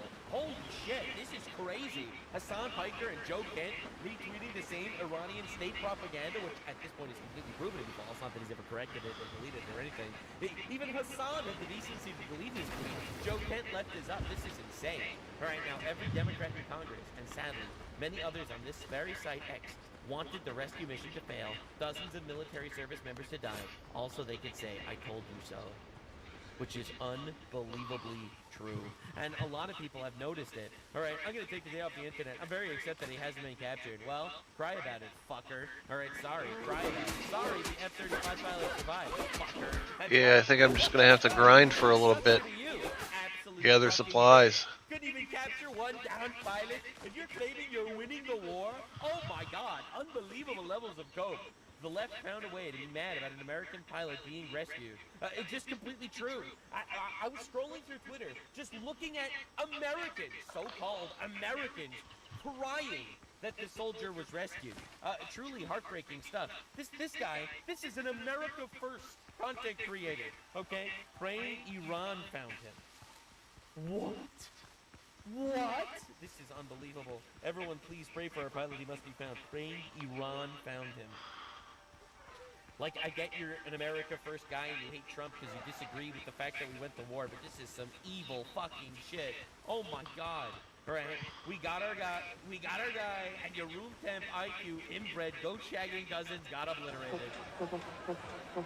That's right. That's right. We got him, boys. We got him, boys. Sorry. Yeah, anyway, you got the idea. Completely dancing on your fucking asses. Right, IRGC channel's in shock right now. Yes, we literally had a down pilot in their territory. On the ground, we got him out. Didn't lose a single man. Truly incredible stuff. And a lot of people are starting to notice this sentiment. I'm seeing thousands of Americans in my timeline and X today rooting against America, hoping Trump is dead, rooting against the rescue of an American. I'm hoping whatever is up here is gonna have frickin' gunpowder, man. These people hate us. These people hate America. What is it? Looks like some kind of fort. And then you see, like, you know, show me one person rooting against the pilot rescue, you godforsaken liar. Well, here's one. All right, I just showed that one to you. But, like, it's so obvious, actually. It's insane. It's insane watching this happen. Watching this unfurl in front of us. Like, the mask just slip off. How could you be like this? Now, you'll notice B is hoping Trump is dead. Because while there was this gigantic operation going on to extract this pilot from enemy territory, Trump obviously told the press, yo, get out of the White House. I don't want to talk to you. We're working on something. And the crazy thing is, because he said that, everyone started immediately pushing a lie that he's dead. Trump has not received help from the Wednesday. Oh my God, he's dead. Oh my God, he's dead, guys. Oh my God, he's dead. The Rapid Response 47 says, no, you're just a sick freak, Aaron. He was commanding one of the most daring rescue operations in modern history, executed with the precise force that only a great American military would deliver. All right, and the truth is, this was a gigantic psyop. Look at all of these tweets from prominent left-wing accounts. Breaking. Speculation is rising that Donald Trump's fucking dead. Many speculating Trump died. You know, breaking. Reports claim Trump dead. All right, or Trump is at the Walter Reed Medical Center. The White House issued a lid. Oh my God, he's dead. All right, this is like all of them. These are just large accounts, mostly left-wing, just pushing the same fucking lie. Every single one of them. Right, and while they were all lying about Trump being dead, all right. We literally had Trump working all day in a critical mission to rescue an American pilot.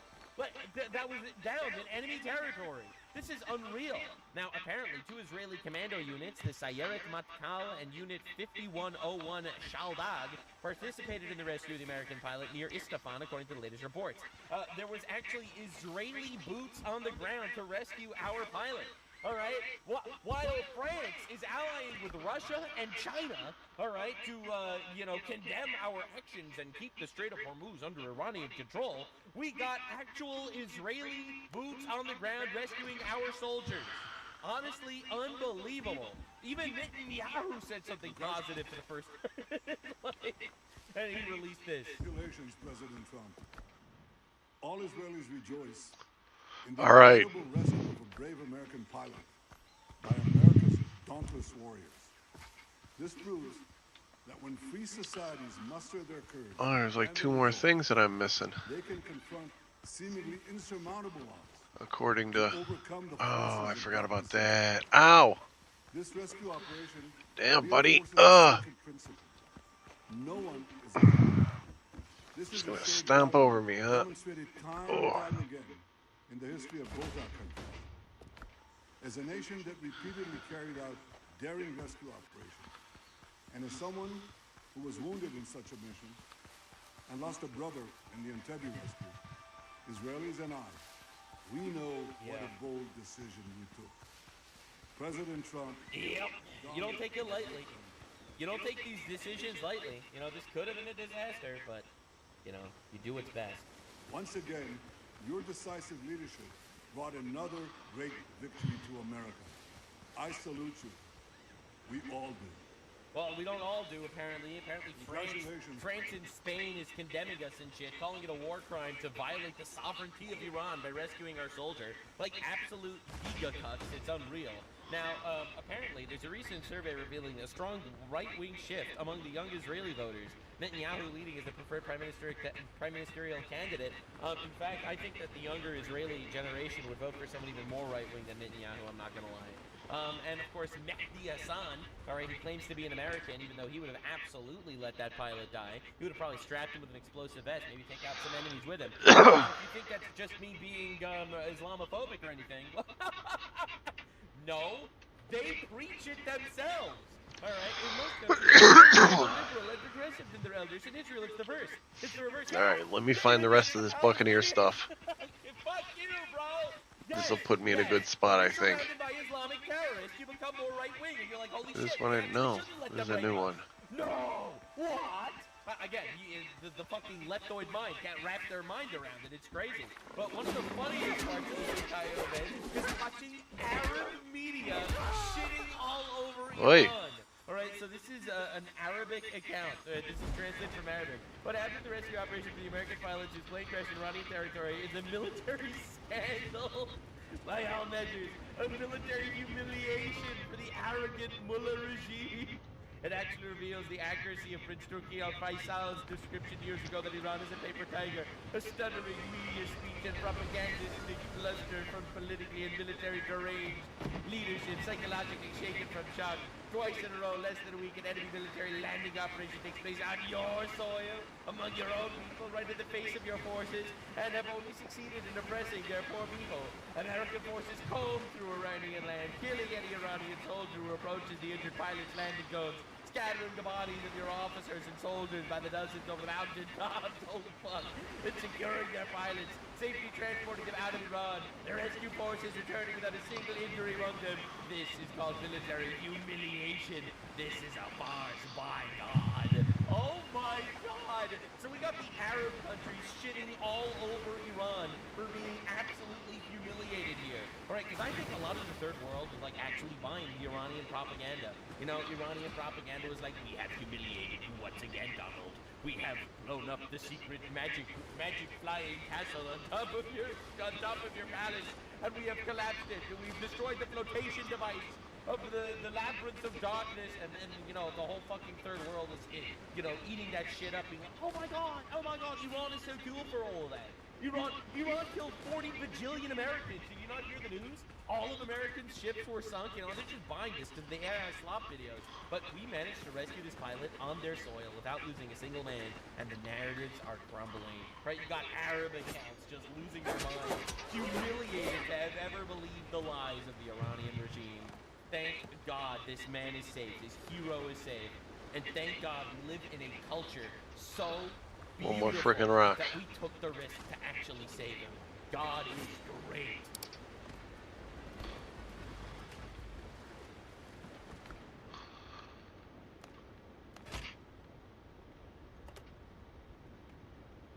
According to YouGov, 4% of adult men and 1% of adult women in the U.S. think about the Roman Empire daily.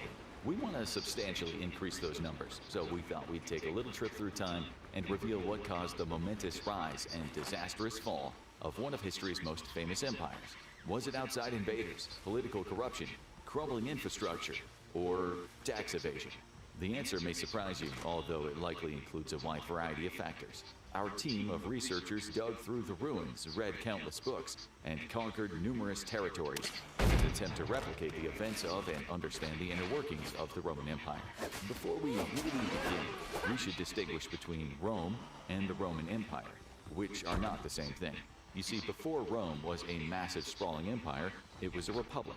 We recognize that things often happen differently in human history. Monarchies gradually become representational governments, but Rome decided to reverse the order. According to legend, the city was originally founded by twin brothers Romulus and Remus, all the way back in 753 BC.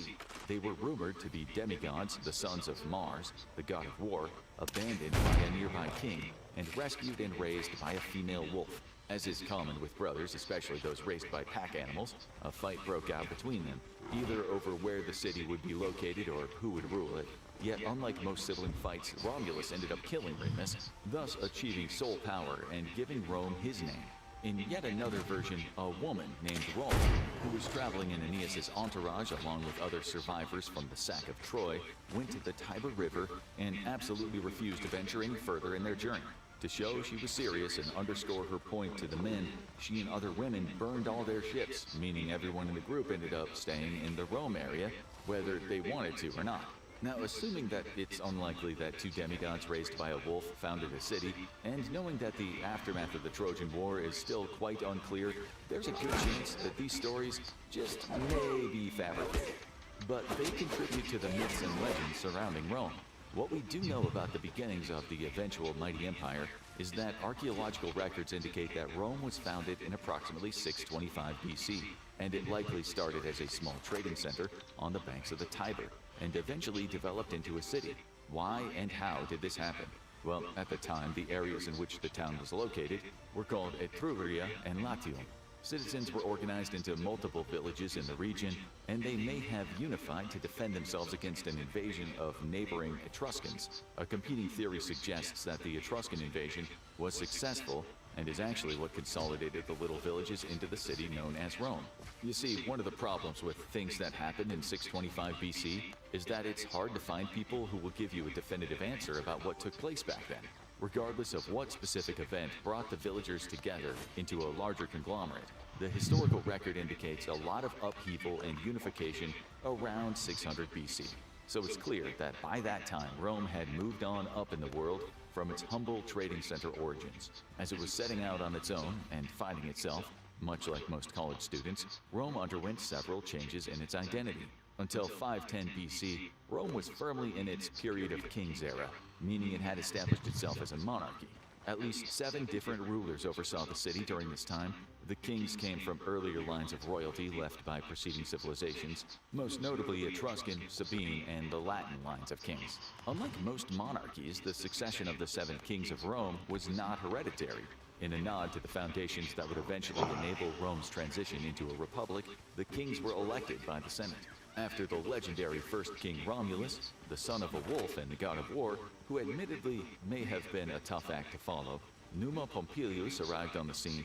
The lines of kings continued to include Tullus Hostilius, who we swear is not a Hogwarts professor but an actual Roman king, Ancus Martius, Lucius Tarquinius Priscus, known as Tarquin the Elder, Servius Tullius, and finally, Lucius Tarquinius Superbus, known as Tarquin the Proud. The last king, or Rex, as referred to by the Romans at the time, was apparently much less beloved than his predecessors. Historians have found evidence to indicate that his rule was widely regarded as tyrannical, with the public largely Oh, against him. you All this fucker. came to a boiling point when Lucius Superbus' son allegedly forced himself upon a well-liked noblewoman, Lucretia. Roman residents and nobles alike reacted with rage and wanted Lucius Superbus and his son out of power. Eventually, the king was overthrown, and Rome transitioned into a republic. The word itself derives from the Latin for property of the people, res publica. If you've ever studied for the SATs, you know that it's just one of many words based on Latin roots that will keep you up at night studying for the vocabulary section. The transition to the Republic wasn't out of the blue, as some recognition of people's rights already existed. Rome's very own constitution had already been established during its first monarchical period. After becoming a republic, the city prospered, expanding its borders through military conquests, leveling up its economy and production of goods, and increasing trade with its neighbors. However, this wasn't exactly the fair and balanced representative government that you might be picturing, at least not initially. See, Rome was divided into patricians and plebeians. Patricians were members of wealthy Holy families, shit! and they were the only ones who could hold elected office and religious office. So instead of being ruled by the people at large, the Romans were now ruled by senators and knights. Oh, man. Classes held all the power. Dude, that This thing was made Rome vicious. Totally different from the republics that exist today. Occasionally, if the upper classes felt it was merited, they could nominate a dictator to guide them through times of crisis, but for the most part, the rule of the patricians held for centuries. However, this wasn't solely achieved through the famed Roman Senate. Although the Senate existed at the time, it wasn't the formal lawmaking body of the Republic. The members were also appointed, not elected, an important distinction from today's legislative bodies. However, the powerful patrician members of the Senate held great sway in society and exercised it over Rome's actual lawmaking groups to get their way. The patricians looked down on the other segment of society, the plebeians, and enacted laws mostly for their own benefit. However, the plebeians, justifiably discontent with the state of affairs, struggled to gain Oh, yeah, I more kinda control suck at within this the game. government of the Roman Republic. But I'm having From fun. the start of the Republic in 509 BC until 494 BC, What's up, the buddy? Senate persisted as the only governing body within the state under the leadership of 2 consuls. That was until the plebeians organized a strike to assume some power. In a victory for both the unions and democracies everywhere, the strike worked. This led to the establishment of several legislative bodies created to give more power to the people. These were divided up as follows. Comitia Centuriata passed laws, made decisions regarding acts of war, and elected consuls, censors, and praetors. The Concilium Plebis, though it started as a ruling body specifically for the plebeians, it eventually expanded its scope of power to make decrees that applied That to all fat people fuck. in Rome. There he including the is. patricians. The Comitia Tributa was in charge of electing minor officials and was generally Yeah. in charge of the more local matters, dispensing justice by enacting fines rather than sentences. It was open to all Roman citizens, well, at least those who were free adults in possession of a penis, which was the case in most ancient societies. The two consuls in charge of this all commanded both the Roman military and oversaw the Senate, not unlike the current powers of the President of the United States. However, as opposed to the former Roman monarchs, the consuls had substantial limitations on their powers. First off, they could only serve for 1 year, leaving them limited time to accrue and thus wield power. Second, there were additional magistrate positions within the Roman Republic that also held decision-making power, thereby keeping the consuls in check. To further strengthen the Republic and the rule of law, the Romans decided to codify many new laws at the time. In 451 BC, they came up with something known as the 12 Tables, a collection of laws about politics, as well as private and public affairs. Thanks to continued expansion during Rome's existence as a republic, by 338 BC, this once small city-state was ruling the entire Italian boot-shaped peninsula. Of course, this expansion was far from linear, as they did suffer quite a few setbacks. For example, the neighboring Gauls came in and sacked Rome in 390 BC. However, the young republic managed to build again and take control of all of Italy under the leadership of Camillus, a revered military leader. Further expansion occurred during the Punic Wars, which lasted from 264 BC to 146 BC, and were fought between Carthage and Rome. At the time, Carthage was an impressive and incredibly powerful I city-state remember now. on the Okay. northern coast of Africa, approximately located near modern-day Tunis, Tunisia.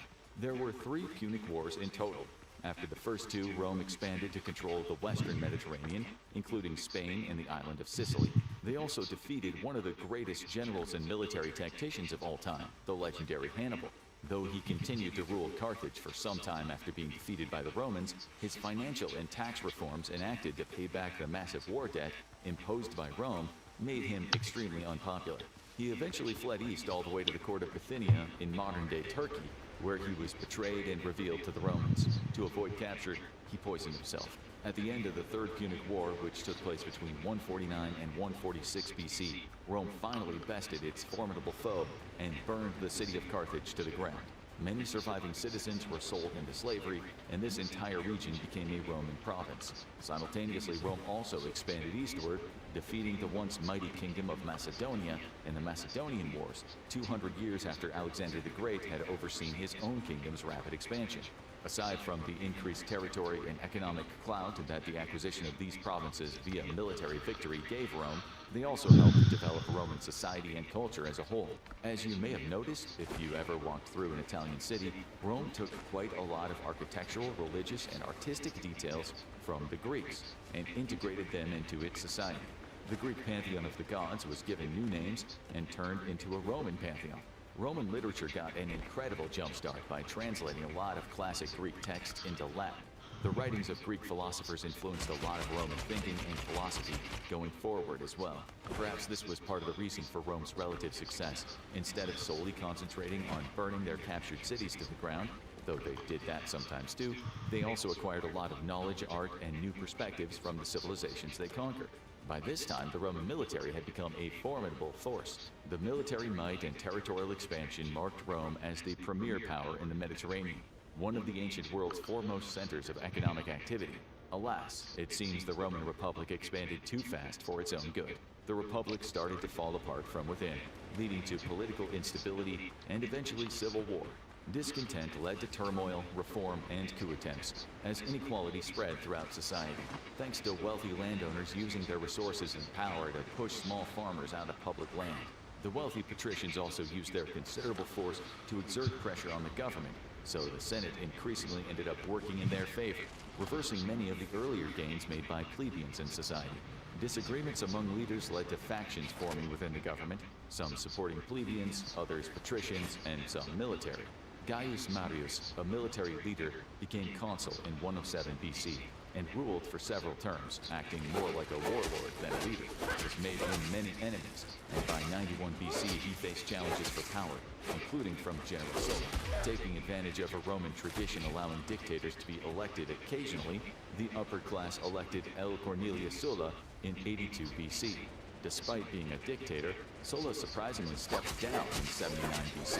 However, the state's growing reliance on strong rulers during times of trouble marked the shift from republic to empire.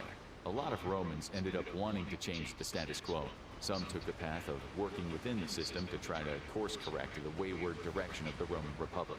This included leaders like the Gracchus brothers, Tiberius and Gaius, who enacted several social reforms during the period of 133 to 122 BC to help the poorest members of Roman society. Unfortunately, they were killed for their troubles, which seemingly discouraged anyone else from trying to help the poor. Others took a more violent approach to political change. In the 1st century BC, Roman senator Lucius Catiline, along with a whole contingent of Romans who fought for the poor and downtrodden and had become incredibly discontent with the state of Roman society, laid out a plan to overthrow the government. He was about to go through with it when he was discovered by Marcus Cicero, a famous Roman orator who exposed him to the Senate. After his failed insurrection attempt, an army of the Roman Republic chased Catiline into Gaul and murdered him and most of his followers. The Republic became incredibly unstable and was embroiled in endless civil wars. This fostered a further gravitation towards strong dictatorial leaders, and eventually it all came to a head with one man, Julius Caesar. Caesar assumed power in 60 BC and had an ambitious vision for a Roman Empire. He sought to conquer huge swaths of mainland Europe, far away from the Mediterranean countries and the coasts that the Republic had controlled. He started venturing north, and by 51 BC had taken over Celtic Gaul. In addition to power and prestige, this gave him a significant amount of wealth, as he could steal Gaul's resources and people. Though Rome hadn't fully become an empire yet, as the Senate was still in existence, the senators' powers were significantly weakening. This was best exemplified when they ordered Caesar to turn back and forego his conquests of Gaul, and Caesar responded by completely ignoring them and doing what he was going to do anyway. While maintaining immense popularity with the Roman public, thanks to his successful military exploits and popular writings about travel and politics, Caesar continued to rankle other senators and former allies, creating a troubling stir in Roman politics. There we go, that's a little better. How's that? He was eventually assassinated in 44 BC. Over 60 conspirators, many of them political officials, gathered together on March 15, now forever called the Ides of March by pretentious people, and stabbed Caesar 23 times during a meeting of the Senate. If the assassins thought the death of the headstrong Caesar would solve their problems and help them get some of their power back, they could not have been more wrong. Due to Caesar's popularity with the people, the public turned completely against the Senate, whose wealthy, out-of-touch members they hadn't exactly loved to begin with. This led to multiple civil wars until a new ruler emerged, Caesar's grandnephew and adoptive son, Gaius Julius Caesar Octavianus, better known as Octavian for short. He took his place and ruled alongside Caesar's former friend, Mark Antony, the Roman emperor, not the Latin singing sensation, and he renamed himself Augustus Caesar, a nod to his adoptive father. When Mark Antony was killed during Rome's conquest of Egypt, Augustus remained the sole ruler. This made him the first official emperor of Rome, achieving the ambitious aims of his father. His reign was long and prosperous, lasting 41 years and representing a golden age for the empire. In fact, this period became known as Pax Romana, meaning Roman peace. Before Augustus's ascension, the Roman Republic had undergone a long period of crisis, instability, and turmoil, and the people were quite frankly tired of it. So Augustus's restoration of stability within political institutions was very welcome, even at the price of establishing a sovereign ruler for life. Instead of expanding Roman territories, Augustus traveled through his lands to quell revolts and encourage peaceful coexistence with the people Rome had previously conquered. He then focused his attention on creating stability and prosperity back home. During the Pax Romana, Augustus enacted many social reforms. He wanted to restore his vision of morality in the Roman Empire and passed several laws to discourage adultery and encourage the birth of children. In fact, families with 3 or more children were frequently rewarded, especially if the kids happened to be boys. This contrasts starkly with the promiscuous, indulgent, and downright Epicurean image we have of most Roman emperors today. In some surprisingly progressive moves, Augustus also granted women citizenship and a number of rights, such as the right to inherit property and to manage their own finances. He also provided a path for slaves to gain freedom, though he made it quite clear that there would be a limit on how many slaves could actually become free. Augustus also established a regular census to ensure a fairer taxation system and win the support of even more people. This helped accurately assess the tax burden of the provinces and made collection fairer and more manageable for Roman citizens. Lastly, Augustus created the Praetorian Guard, veterans of the Roman legions, and carefully screened and selected to serve as the emperor's bodyguards. Literature, architecture, and art reached an apex during Augustus's reign, and many of the most famous Roman sculptures and writings hail from this period, like the Ara Pacis Augustae, built between 13 and 9 BC. Due to all these factors and his benevolent rule, Augustus was loved by the people both during his reign and after. After his death, he was immortalized as a god, and he wouldn't be the last Roman emperor to be bestowed with this honor. Augustus's rule moved Rome into its imperial period, perhaps the time it's best known for, as after his rule, Rome conquered, well, pretty much everything it could get its hands on. The kingdom prospered and expanded, maintaining power by assimilating many of the people it conquered into its empire, but also, horrifically, making a fair amount of conquered people slaves, working for the construction and advancement of the Roman Empire. Unfortunately, not every Roman emperor was as well regarded, competent, and widely respected as Augustus. Many of you may have heard of the oft-mentioned historical figure, Caligula. Known in historical circles as a crazy and violent emperor, Caligula's name eventually became used in modern society as a stand-in for anyone deemed to be extravagantly evil and unstable. Perhaps it came as no surprise to everyone, except him at least, that his life ended via assassination. Caligula had developed an unfortunate habit of sending several members of the patrician class to death on conspiracy charges, whether merited or not. This understandably significantly soured relations between the emperor and his senate. One day in late January 41 AD, Caligula was making his way to lunch through an underground passage in the Palatine when two tribunes of the Praetorian Guard, Cornelius Sabinius and Cassius Chaerea, murdered him. Historians doubt that they committed this act entirely by themselves. Several notable Romans, including the politicians Annius Domitianus, Valerius Asiaticus, and commander Marcus Clemens, were implicated in the plot to assassinate Caligula. However, it seems like no one bothered to investigate all that much after the emperor was killed. A see something, say nothing policy, if you will. So one might say that Caligula's paranoid accusations of conspiracy became a self-fulfilling prophecy. Soon after his death, Claudius was proclaimed emperor in his place. However, here's where Roman history can get a little distorted and unclear and reveal the underlying political games being played as the empire expanded. For example, what if one of the Roman emperors thought that being possibly the worst human being ever to exist wasn't actually all that bad? We are, of course, talking about Nero, another man widely regarded as a stain on the imperial throne of Rome.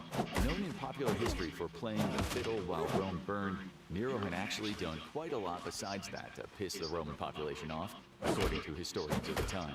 He emptied the treasury, leaving the city effectively cash-strapped, murdered anyone who dared question this action of his, or really any other action of his, and generally came across like a bit of an ass. In addition, his biographer, Suetonius, wrote that Nero practiced every sort of obscenity, including incest, animal cruelty, and flat-out murder. When that's what your own biographer is writing about you, perhaps you've taken a wrong turn in life. Over time, historians have started to suspect that the particulars of the stories about Nero may be untrue. For example, the fiddle story is almost certainly fabricated, seeing as the fiddle wouldn't be invented for almost another millennium. But a raging fire did strike Rome at the time. In the summer of 64 AD, a huge blaze leveled 70% of the city's buildings and made half of its population homeless, as reported by Roman historian Tacitus. The shocked, desperate, and angry Roman population looked for someone to blame, and a rumor quickly spread that the already unpopular Nero had ordered the fire to be set in order to rebuild the city to his liking. His contemporaries thought that this rumor would be quite easily believed. After all, people generally aren't likely to give incestuous, homicidal, puppy-kicking monarchs the benefit of the doubt. The other problem was that while this massive conflagration was devastating the city and its people, Nero decided to make his way up to the top of the city walls, dressed in theatrical garb, and recite a poem about the destruction of Troy, while allegedly weeping with emotion as he imagined the beautiful new city that would arise from the ashes. Legends at the time have him strumming an ancient version of a guitar, known as a chitarra, while reciting his epic poem.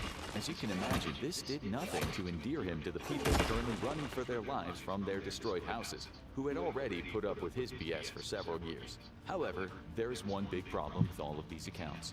They may be somewhat or even mostly false. More than that, They may actually be outright propaganda from the time. Part of the problem with relying on historical records about Rome, or really any civilization, is that we have to parse out the biases of the sources. And many modern historians or archaeologists are now questioning if Nero's reputation as one of the most evil rulers of all time is actually deserved. You see, contrary to the popular belief that Nero was disliked by the Roman population, it appears he may have actually been disliked by the elite instead. Unfortunately, Rome elites were the people who mostly shaped how history would be recorded. During his reign, which began when Nero was a very young 17 years old, he enacted tax reforms that pissed off the wealthy, but made life significantly better for the lower classes. He also loved games, theater, and entertainment. Perhaps one of the most infamous story about him has him playing music while reciting a poem, and encouraged such activities amongst the Roman population, organizing events like chariot races. This won him fame among the public, even as it garnered disdain from his fellow wealthy Romans. He also increased the supply of food available to Rome and undertook several important public works projects. In many artworks and coinage of the time, he is depicted as an emperor well-liked by the population at large. So why would the Roman writers, who were Nero's contemporaries, make up so many vicious lies about him? Curator Thorsten Opper of the British Museum points out a simple truth. The sources need to be seen as texts with a clear agenda. Many Roman writers seem to prefer the old days of oligarchical rule in Rome and detested an emperor who seemed to favor the support and wants of the masses instead. Historians have now uncovered evidence that when the fire broke out in Rome, Nero was actually 30 miles away from the city. So not only was it unlikely he was responsible, but he definitely could not have made his way to the top of the city walls and started playing a fiddle or even a chitarra. It's not to say that Nero was a blameless angel. It's very likely he either killed his mother or forced her into ending her life. And he definitely loved partaking in some extravagant spending for himself. However, perhaps painting a depressing picture of the era, neither of these were exactly unheard of acts of monarchs at the time, as killing relatives to secure succession or favor was not all that rare. He also set Christians on fire, blaming them for starting the blaze that burned down Rome. Yet again, though, horrible abuse and mistreatment of Christians was pretty par for the course for Roman emperors overall. So while Nero has been immortalized as an ostentatious, evil, bloodthirsty, unstable, maniacal ruler, the actual problems of his reign and the reason for his eventual downfall seem to have been much more practical and grounded in reality. They also pointed to the issues that would plague the Roman Empire and eventually lead to its collapse. Nero steadily lost the support just and favor 11? of Rome's All that elite work over time just for by prioritizing the Roman people 11, while extravagantly spending tons and tons of money.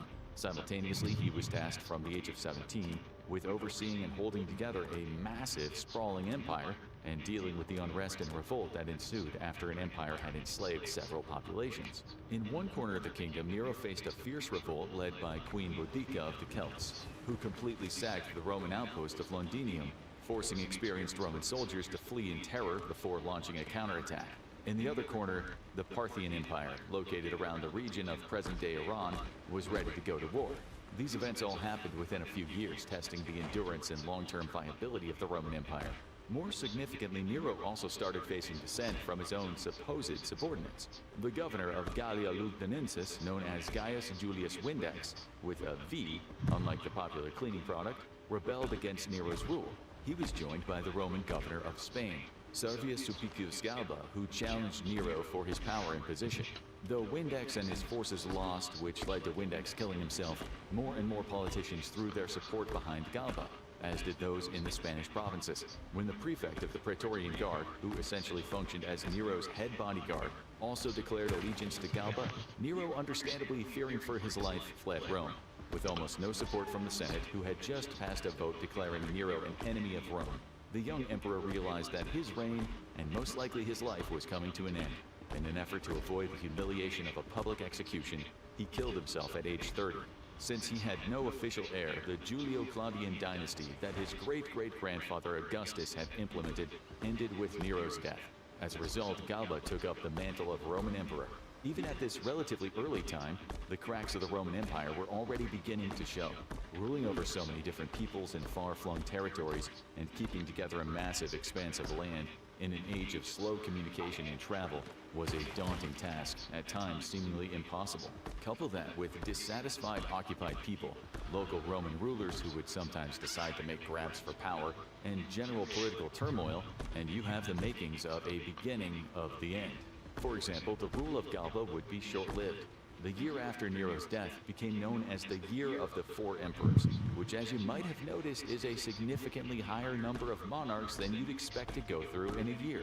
Though the period did actually last a bit longer, amounting to a little more than a year and a half, the quick changes in leadership indicated nothing particularly productive or good going on in the Roman Empire at the time. Let's zoom in on what exactly happened.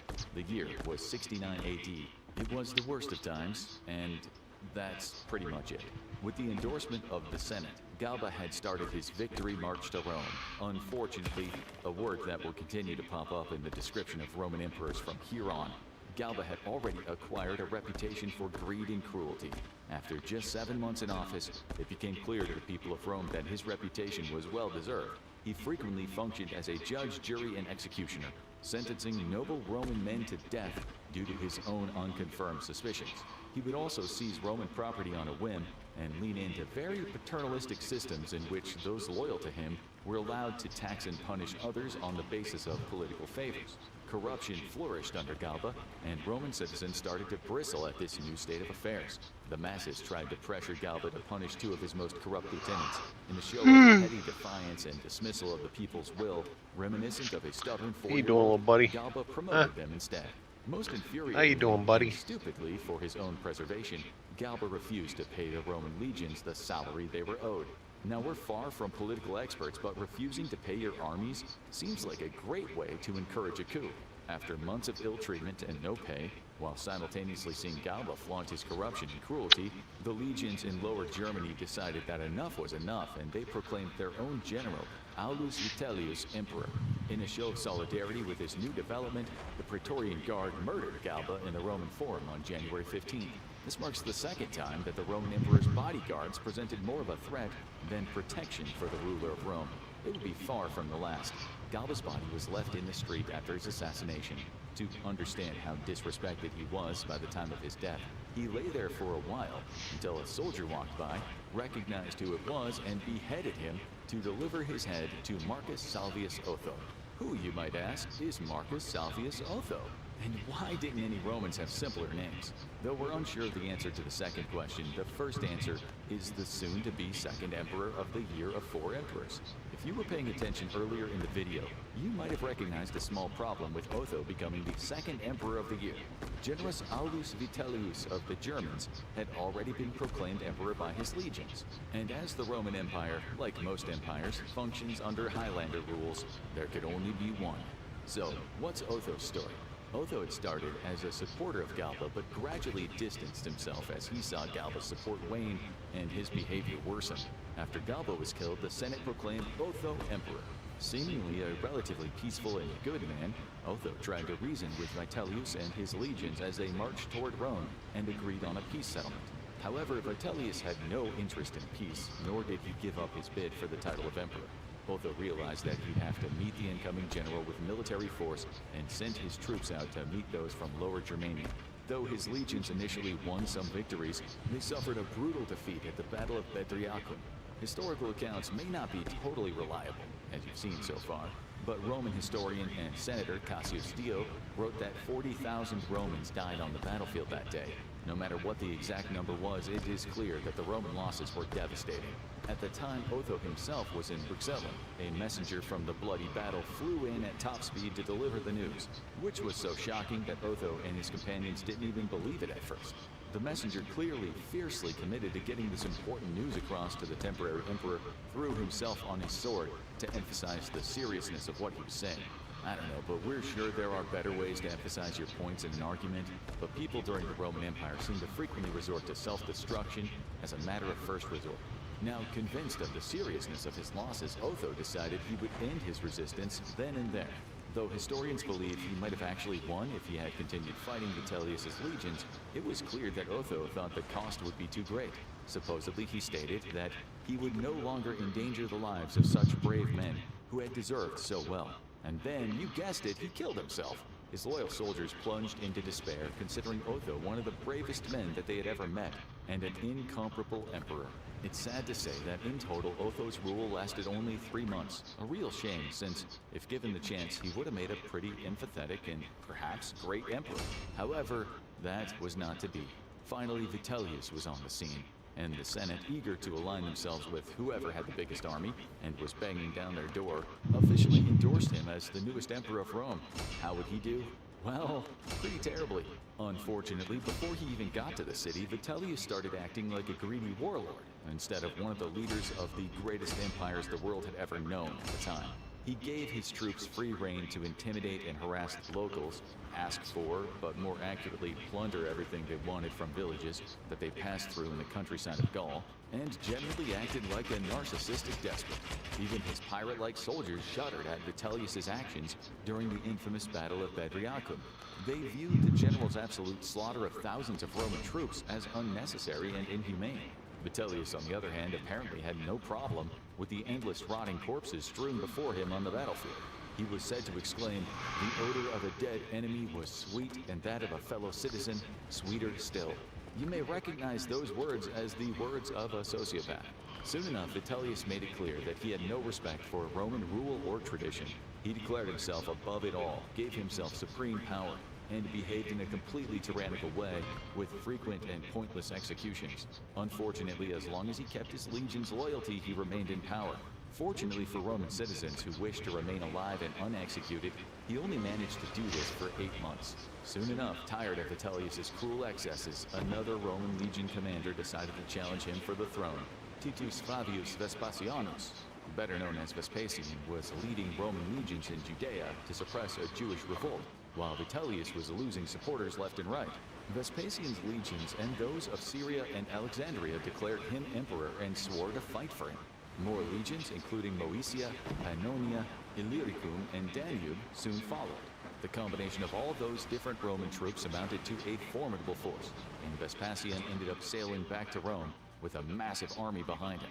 The legions under Vespasian were led by Antonius Primus. They easily crossed and took over northern Italy before they encountered Vitellius's legions in October.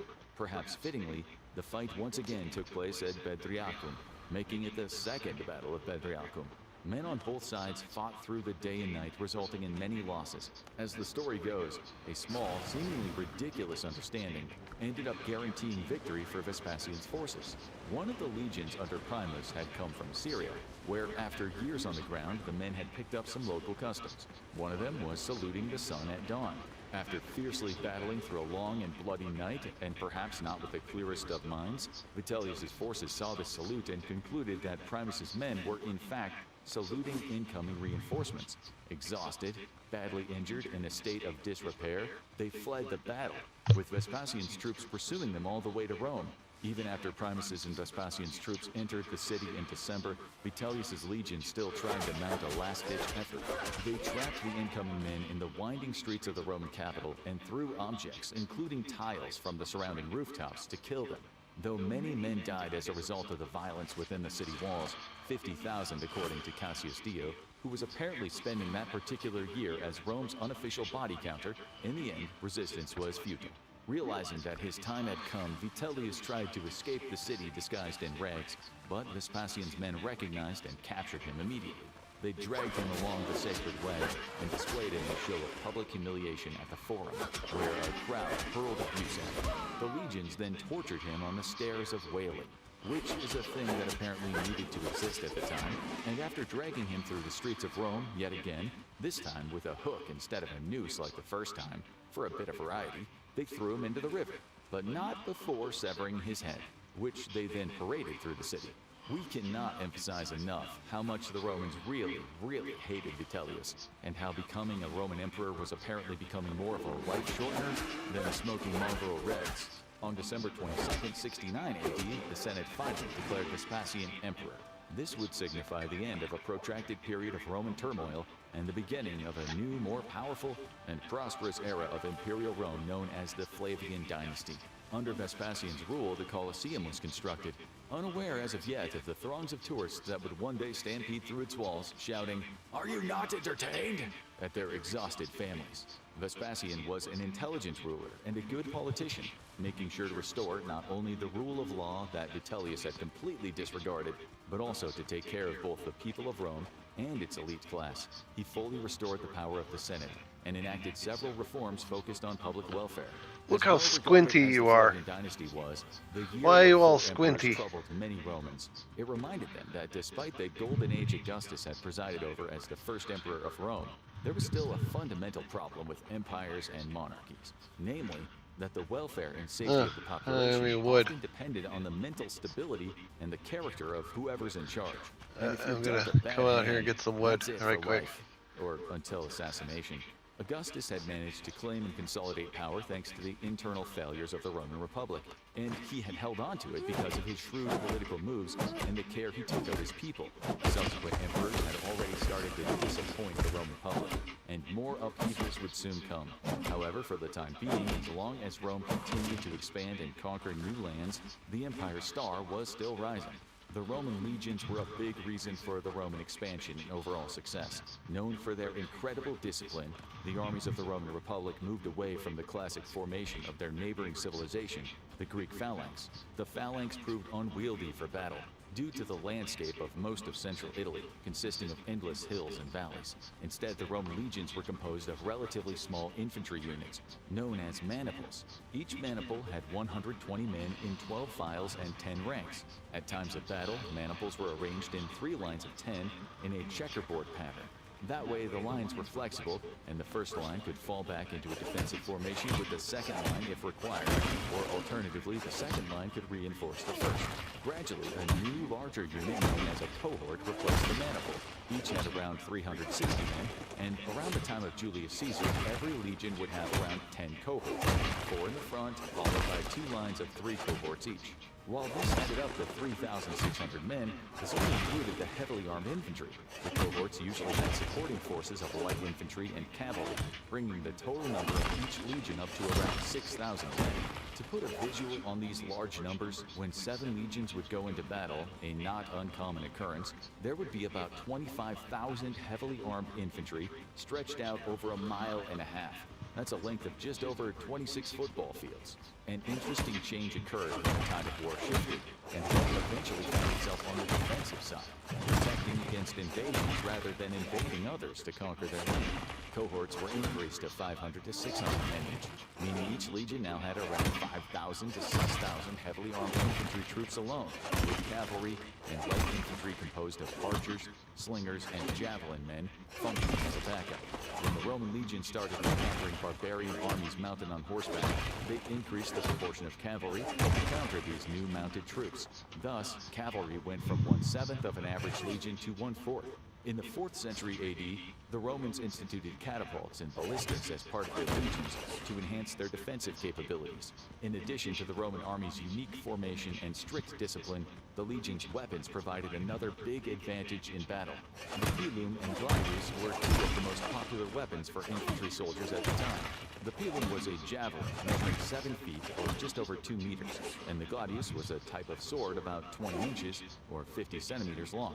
These weapons enabled Roman soldiers to excel in hand-to-hand combat and fighting at a distance with javelins. In addition, the Romans had strong defensive equipment that helped protect them in battles. Items like metal helmets, shields, and cuirasses, or breastplates and backplates fastened together and meant to protect the torso, reduced the amount of damage Roman soldiers took to the head and body.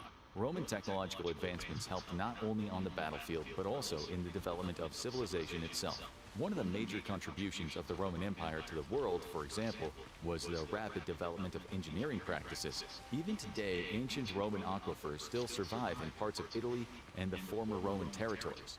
The Romans built sophisticated underground sewage systems, enabling not only a primitive form of plumbing to exist, but also improving their city's general hygiene and cleanliness, as waste flowed underground instead of being left on the streets. Part of what enabled Roman engineering marvels was the development of cement and concrete as building materials. Now you're getting cute. You're gonna get cute on me. Structures that have stood the test of time, which is part of the reason for the prevalence of Roman ruins throughout the modern world today. by far one of the best achievements of the Romans, and one that helped not only their military expeditions, but also the impressive development of their trade routes, was the Roman road system. Two of the most famous roads, Via Appia and Via Egnatia, enabled the exchange between Rome and Brindisi and Rome and Constantinople, present-day Istanbul, not Constantinople. You can still find remnants of the Appian Way in Italy today, and Ignatia Odos, translated from Greek as Ignatia Street, still runs through the major Greek city of Thessaloniki. As the Roman Empire grew, this extensive road system helped keep the disparate parts of this grand civilization connected. This helped maintain the precariously large Roman Empire, as did the taxation system. You see, when Rome conquered a new territory, a lot of the residents of the region would become Roman citizens and would be taxed as such. In addition to newly obtained local resources, this increase in the tax base helped grow the empire's wealth. At its peak in 117 AD, the Roman Empire encompassed a lot of the northern African coast, Asia Minor, and most of Europe.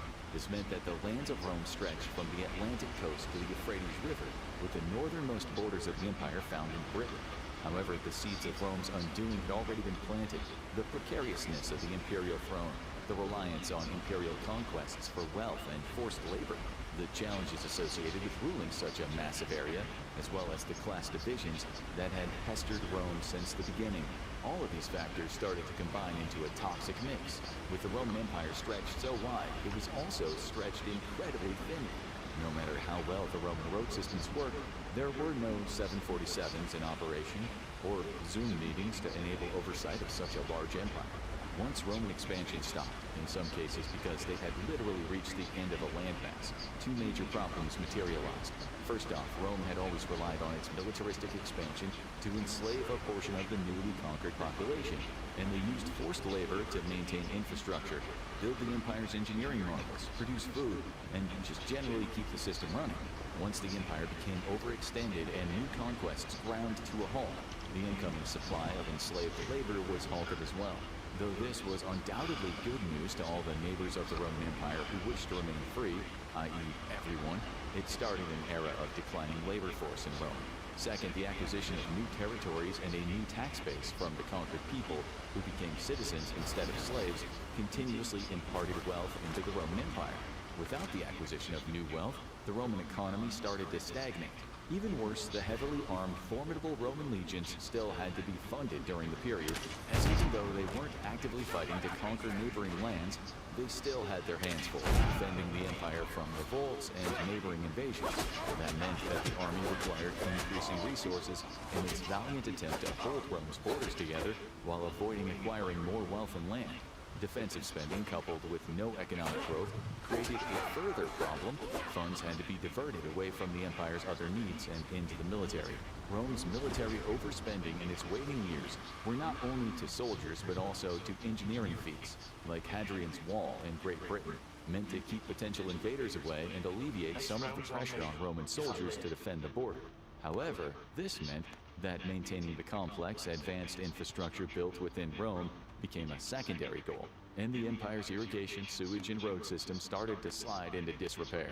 This decreased both the quality of life for the average Roman citizen, as well as their trust and pride in the emperor and the Senate, as it was clear that citizens' needs were not being prioritized. Some scholars argued that the Roman emperors of the time period had to extract more and more taxes from the population to fund the army. This actually led to fewer people being able to pay the taxes, eventually wiping out the middle class, while the rich moved their homes outside of the city and sought to evade taxes. There's significant debate about how much this actually affected the Roman economy at the time. However, much evidence suggests that coin hoarding became common throughout the empire in this era to help avoid taxes. Meanwhile, a political system that had started to rely on ascension via homicide was also becoming problematic. As the empire grew, becoming emperor of Rome almost guaranteed a shortened lifespan. The crisis of the 3rd century started in 235 AD, and it was exactly as fun as it sounds for everyone involved. The emperor at the time, Severus Alexander, had ascended to the throne at 14 years old. I don't like that. Hey, I don't like that. His reign had been peaceful and a prosperous one overall. However, he was very ill-suited for battle. Unfortunately for him, Rome's neighbors were starting to poke at the empire's borders. Starting in 231 AD, the Sasanian Empire invaded Roman lands, followed by numerous invasions by the neighboring Germanic tribes between 234 and 235 AD. As empathetic and conscientious a ruler as Severus was, he was an incredibly inept general. His troops started to resent him, and their military discipline fell apart. Eventually, in March of 235 AD, Maximinus Thrax, along with his legion, mutinied and assassinated Severus Alexander. Naturally, according to the rules of the time, that made him the next emperor. On a side note, we don't recommend this method for acquiring any job of your dreams. Perhaps unsurprisingly, Maximinus would not go on to have a long and prosperous reign. Instead, his ascension started the crisis, almost 50 years of utter anarchy, in which military leaders fought and killed each other to ascend to the throne. Rulers died under mysterious circumstances. Disease, revolts, and fires plagued the land. Persecution of Christians also ran rampant during this time. More than 25 men took power during this period, almost all of them dying by assassination. Worse yet, the people tasked with protecting the Roman emperors, the Praetorian Guard, were actually the murderers most of the time. Without stable and all right, I'm gonna run to the bathroom right quick. Rampant throughout Rome, including in its Senate and civic. Oh, hey, little one! I didn't even know you were there. Things got so bad that one time the Praetorian Guard assassinated the Roman emperor and named the next one based on the highest bidder. Some rulers' reigns only lasted for a few days or weeks, though the exact time span of some of the reigns is uncertain. It appears the record for the shortest reign goes to the father and son team of Gordian I and Gordian II. The pair revolted against Maximinus in April of 238 AD and were recognized by the Senate. A whole 22 days later, Gordian II was killed by legions loyal to Maximinus, and Gordian I, who was the ripe old age of 80, killed himself as soon as he heard the news. 1 month later, Maximinus himself was killed by his own men, so defeating the Gordians ended up being a bit of a Pyrrhic victory after all. The era of imperial crisis ended in 285 AD and was followed by the Tetrarchy. Diocletian, the emperor of the time, initiated a split of the Roman Empire into the western and eastern sections. Splitting the empire was an attempt to make this large bureaucracy more manageable, with Diocletian appointing junior rulers, resulting in 4 separate rulers functioning all at once, which is what gave this period the name Tetrarchy. 2 Caesars ruled the Roman Empire under 2 Augusti, because Romans liked using names of former rulers as formal titles in order to confuse future history students. Diocletian theoretically co-ruled with Maximian, a military colleague he appointed Caesar in 285 AD, though in practice, Maximian always functioned as a subordinate.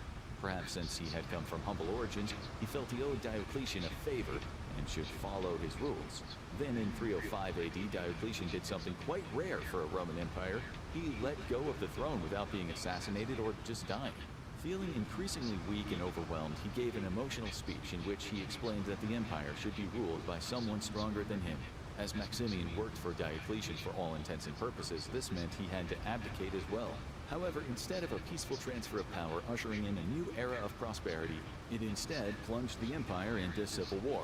One man, known as the future Emperor Constantine, finally emerged victorious in 312 AD. He killed his co-emperor Maxentius at Milvian Bridge, and once again, the Western Roman Empire had one, and only one ruler. Wanting to lead the entire Roman Empire once more, Constantine also defeated the Eastern ruler and ended up ruling over a united empire. However, he acknowledged the slight separation that had formed between the empire's 2 geographical segments by establishing the capital of Constantinople, named after himself, in the east. Constantine is also famous for being the first Roman emperor to establish Christianity as the empire's official religion, as opposed to former rulers who had persecuted this, at the time, new wave religion. Even Diocletian and Maximian had ordered the closing of churches and the burning of Christian scriptures just a few years before. Constantine ruled until 337 AD, when he died of natural causes. After his death, the running of the empire was handed over to his 3 sons, the unimaginatively named Constantine II, Constans I, and Constantinius II. Once again, power struggles emerged with the 3 rulers at the helm. Constantine II and Constans I fought a vicious war for power, which resulted in Constantine II's death. Constans I hey, what's up? Lived, as the Roman legion soon declared a military man, named Magnentius as the emperor, who promptly killed Constans I. Just 3.5 years later, Magnentius killed himself after losing a battle, thus allowing Constantius II, the sole remaining son of Constantine, who had been ruler of the East during Magnentius's rise to power in Rome, to take full control. Then a fever in 361 AD came and wiped Constantius II out as well. The next man to ascend to the throne, Julian, was a cousin of Constantius II. He ruled for only 2 short years before succumbing to injuries during a battle against Persia. However, he remains known to this day for being the last emperor to rule over a pagan Rome, as he decided to reverse the empire's stance on Christianity. After Julian's death in 363 AD, the Valentinian dynasty, marked by power struggles, usurpations, assassinations, and overall turmoil. Eventually, Theodosius I, who had started in 379 AD as an emperor of the East, ruled over a united Roman Empire once again after the death of Valentinian II. I'm doing all right. I'm about to rescue my guys. I'll be all caught up here in a minute. Theodosius I died just a few years later in 395 AD. This marked the final split of Rome between Theodosius' sons, Arcadius and Honorius. I don't think that's the area had been split and resplit several times over the last few decades. Oh shit! The final division lay between the East, ruled by I gotta hit open ocean. Which would become the Byzantine Empire, and the West, ruled by Honorius, which would become. I'm gonna go through the bottom here. The Eastern Roman Empire continued to thrive while the West quickly crumbled. In fact, the prosperity of the East may have hastened the collapse of the West, though the 2 smaller areas could theoretically be managed more easily. It rains a lot. To coordinate military funding and I noticed that. Which they failed But to do. I think I'm gonna take a toke while I'm forces like the Germanic tribes threaten the empire. The 2 sides I'm in the open sea. well enough to swiftly take action. Over time, the Greek-speaking Byzantine Empire grew in wealth, while the Latin-speaking West experienced an exacerbated economic crisis. Constantine and subsequent emperors of the East had made sure to fortify the city well and keep legions stationed around its wall. The Byzantine Empire's wealth helped shore up those fortifications. Nearby invaders, seeing Constantinople's power and strength as opposed to Rome's weakness and ruin, became more likely to attack the West for an easier victory. In contrast, the Eternal City, the place that had once stood as a symbol of the mighty Roman Empire's power, was falling apart internally and physically as its infrastructure crumbled. But what happened to the formidable and how could the empire have crumbled so quickly while these impressive soldiers were out there defending Roman lands?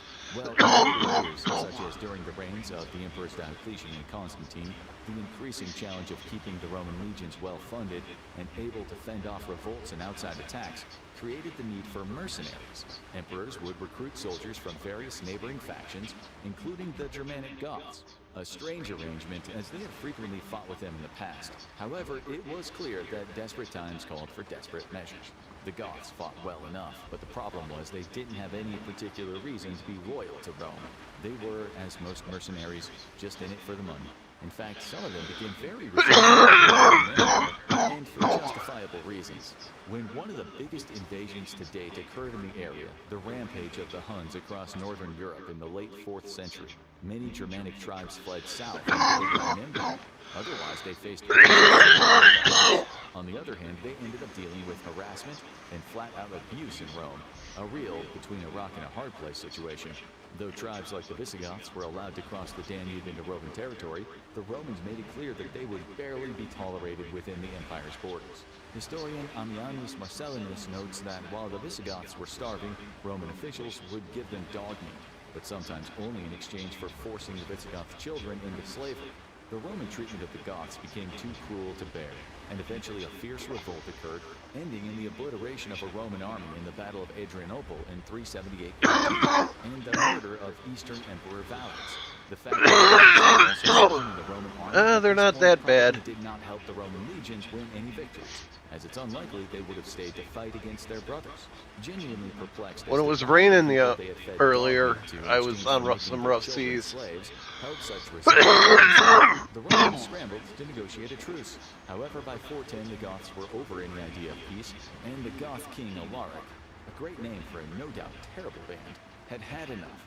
He marched west and sacked the city of Rome with the help of several Goth soldiers who had spent time serving in the Roman army and learning all their techniques and formations. Though the empire would hold on for a little bit longer, it was nothing more than a dying gasp. Neighboring Goths, the European tribes, not the Marilyn Manson fans, repeatedly attacked the empire. The Vandals burned it all to the ground in 455 AD. By 476 AD, the Western Roman Empire had crumbled. Perhaps fittingly, the very last emperor of Rome was named Romulus, an echo of the very first emperor of Rome, After being defeated by a Germanic general named Odoacer, he was thrown out, but allowed to live out the rest of his life in exile, going out like the rest of the Western Roman Empire, not with a bang, but a whimper. Did you know most of these details about the rise and fall of the Roman Empire?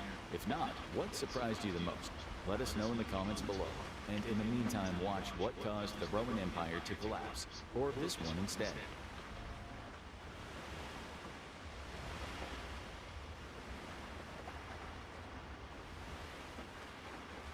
They came, they saw, they slaughtered.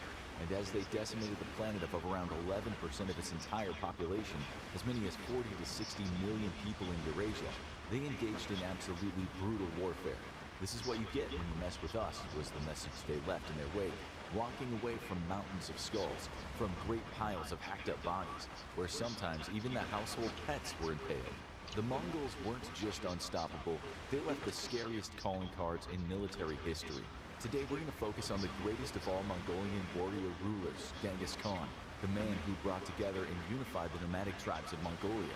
With him at the helm, the Mongol Empire became one of the greatest continental empires in history. Under Genghis Khan and his offspring, the Mongol tribes would embark on military campaigns that conquered lands far and wide, covering today's Russia, Ukraine, Hungary, Poland, Uzbekistan, Kazakhstan, Kyrgyzstan, China, and Korea, going as far as Southeast Asia, Persia, Syria, Turkey, and India. And alright, you take it easy.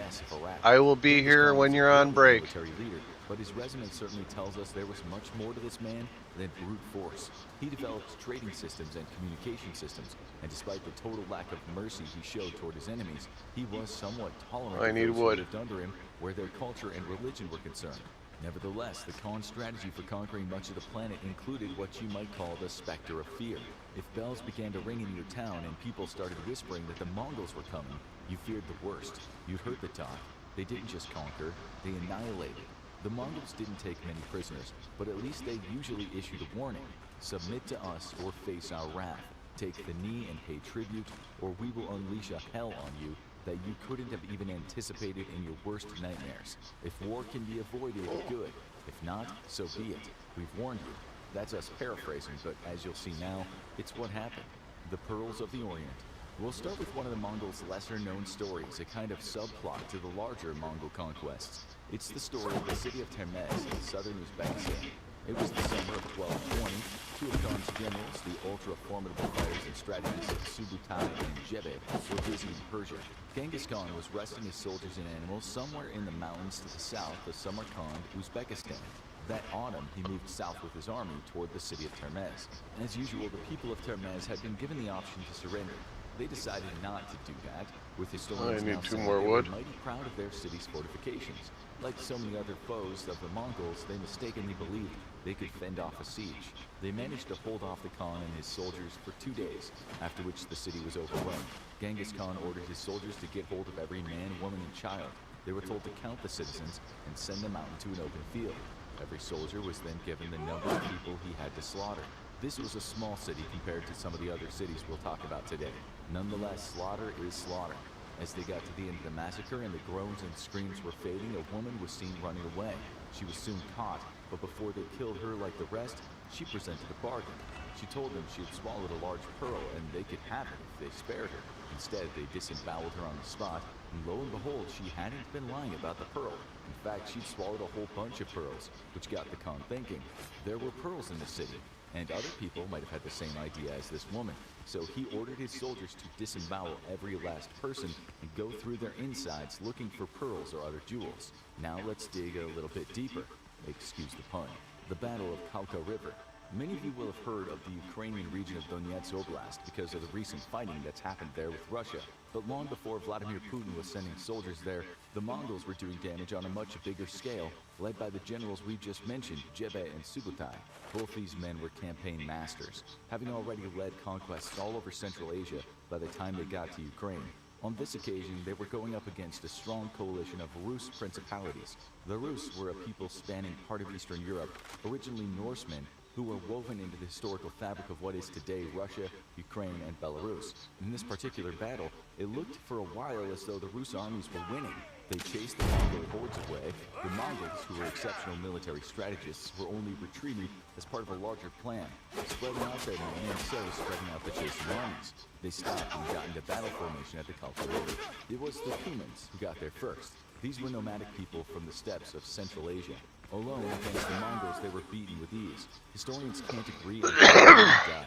Neither do they agree on who had the larger army, but it seemed that the Rus outnumbered the Mongols, which was often the case. The Mongols were just better soldiers, faster and more skilled, while their generals were smart and usually had spies. We'll talk more about that soon. This Rus coalition was eventually defeated, but not before some of the princes of the Rus told the Mongols that they'd pull back their soldiers if they were guaranteed safety. The Mongols agreed, but they also lied. They soon took all the princes and leading nobles to be executed. But as the Mongols had a rule about not shedding the blood of nobles, they proceeded to execute these men in a unique and savage fashion. They erected a kind of scaffold and placed large pieces of wood on it. They then set up tables and chairs for a victory party. Only below the wood, propping it up, were the nobles. When the Mongols celebrated, eating, drinking, and dancing, the nobles were slowly crushed to death below. This was supposedly a respectful death, but oh boy, it sounds slow and agonizing. In terms of victims, it was also a small-scale event for the Mongols. The deletion of the Khwarezmian Empire. A large land empire in history you might not have heard of was the Khwarezmian Empire, which covered much of present-day Central Asia, Afghanistan, and Iran. This was a powerful empire, and one that really got on the wrong side of what turned out to be the more powerful Genghis Khan. In 1219, the Mongols went after the fortified town of Otrar in present-day Kazakhstan. The governor of Otrar, known as Inalchuk, was particularly disliked by Khan. Around a year earlier, the Mongolian caravan consisting of around 450 people plus a diplomat sent by the Khan had been massacred in Otrar. The Mongol caravan had brought with them gold and other luxury goods to exchange for the empire's famous Khwarezmian fabrics. Inalchuk murdered them all down to the last person. No one's really sure why he did this. Some historians say he thought that there were spies in the caravan, which, knowing the Mongols, there probably were.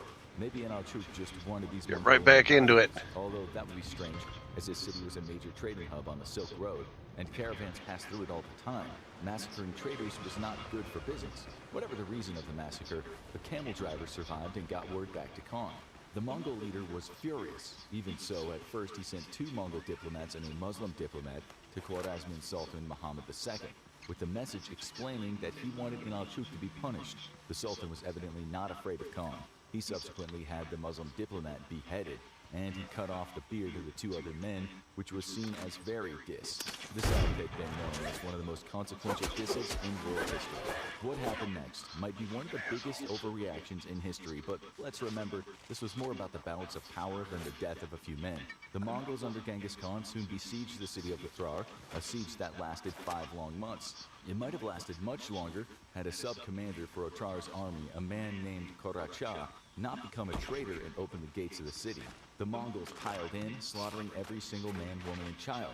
Koracha, who thought he was now on the good side of the Khan, went with his men to the Mongol side. They were all slaughtered too. With Genghis Khan saying you can never trust a traitor. As for Inalchuk, he barricaded himself in one of the city's own citadels, where he was surrounded by the last of his army. He managed to keep the Mongols back for a month, but in the end the fight was hopeless. All this time the Khan had told his men, do not kill him, bring him to me alive. Even when Inalchuk was on top of a roof, resorting to throwing tiles at the Khan's men, they made sure not to kill him. Inalchuk was eventually captured. To say Genghis Khan was upset would be an understatement. So the story about him executing Inalchuk by pouring molten silver in his mouth, eyes, and ears could well be true. Some historians doubt it, but that's what was written, and let's face it, Inalchuk was never going to get anything but a grisly death. The Khwarezmians had picked a fight with the wrong man. They knew very well what the Mongols were capable of, and the Sultan knew that killing the Khan's men meant war would follow. It's likely he knew a war was coming regardless, which is maybe why he did what he did. Now Otrar was out of the way, Genghis Khan proceeded to take out an entire empire.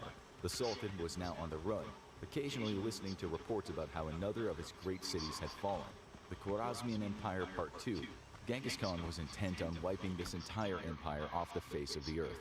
And we mean annihilating it to non-existence. The Mongols were known for their take-no-prisoner approach, but during the ensuing battles, they did in fact sometimes take craftsmen and artisans and send them back to Mongolia as slaves. Genghis Khan also sometimes took young men and drafted them into his own armies. Such massive territorial expansion would have been hard without picking up more soldiers along the way. The Mongols captured the city of Bukhara, and then they marched to the capital city of Samarkand. Genghis Khan, something of a psyops expert, used his many spies to gain information about the infighting among the nobles of Samarkand. He then endeavored to start a fake news campaign, further creating more hostilities in the city. He wasn't just a good military strategist, he knew how to play the misinformation game. The strategy of divide and conquer was never far away from Genghis Khan's mind. But as you'll soon see, he made sure the same could not be done to him by ensuring his army would always be loyal to him.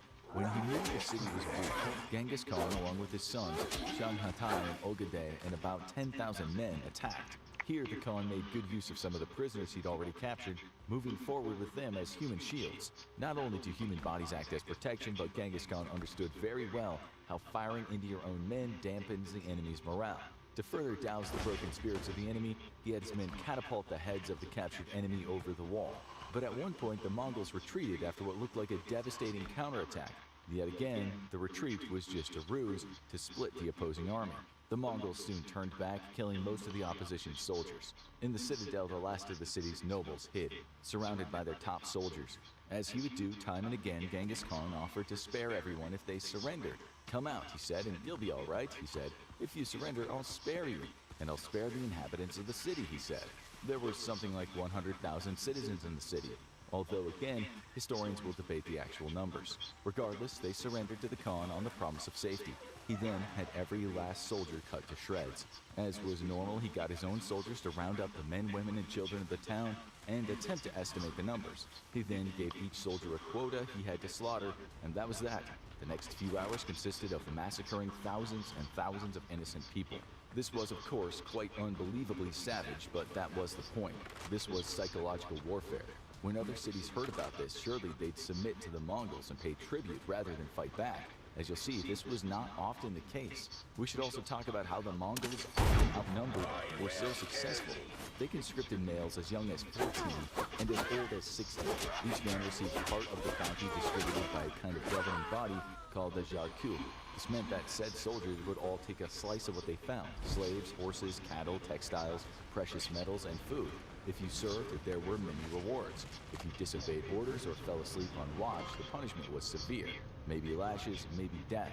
If you ran away or deserted, you'd be caught and put to death. But yes, there were significant rewards, which was great motivation for the soldiers. The Mongols were famed for being able to ride a horse and fire arrows quickly at greater distances than their enemies. They used wooden saddles with high fronts and backs, which enabled them to sit securely and take a shot.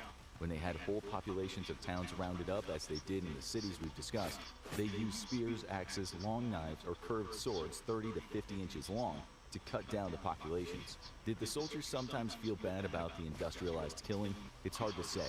But since they were rewarded, and since their leaders had often given a city a chance to surrender first, maybe not. And anyway, the Mongols didn't invent mass killing, they were just good at it. As is always the case in war, Genghis Khan used propaganda to get his men to hate their enemy. Did Britain and the US feel bad about bombing Dresden? Not so much at the time.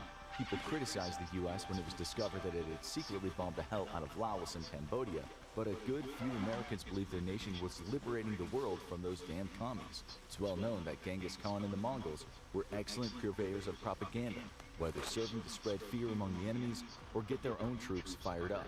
The Siege of Urgench. The savagery continued when the Mongols besieged the city of Urgench, also part of the mass destruction of the Khwarezmian Empire.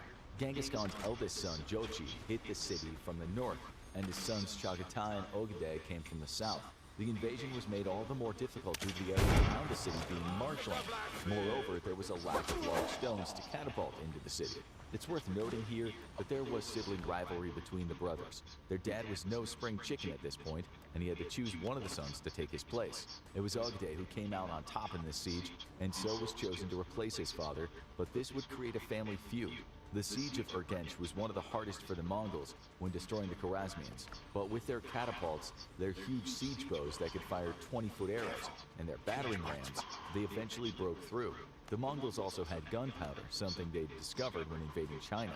To give you an idea of a typical arsenal for a Mongol siege, a historian wrote it consisted of 3,000 machines flinging heavy incendiary arrows, 300 catapults, 700 mangonels to discharge pots filled with naphtha, 4,000 storming ladders, and 2,500 sacks of earth for filling up moats. Naphtha, in case you didn't know, is a highly flammable liquid. Under this kind of attack, Urgench finally fell. A Persian scholar named Juvayni later wrote that 50,000 Mongol soldiers were each given the job of executing 24 Urgench citizens. That would mean executing 1.2 million people, which you can imagine would have taken a very long time. Juvayni was no doubt exaggerating, but modern historians don't disagree that the sacking of Urgench was one of the bloodiest massacres in world history. Again, the Mongols took artisans and other useful people, but the vast majority of regular citizens were executed on the spot. It's worth noting that prior to the systematic slaughter of the empire, Genghis Khan had written to the Sultan saying, "I am a master of the lands of the rising sun, while you rule those of the setting sun. Let us conclude a firm treaty of friendship and peace." As you know, the Sultan wasn't buying it, and as you'll soon see, perhaps he had good reason not to trust the Mongols. Massacre at Merv. The Mongols didn't always keep their word.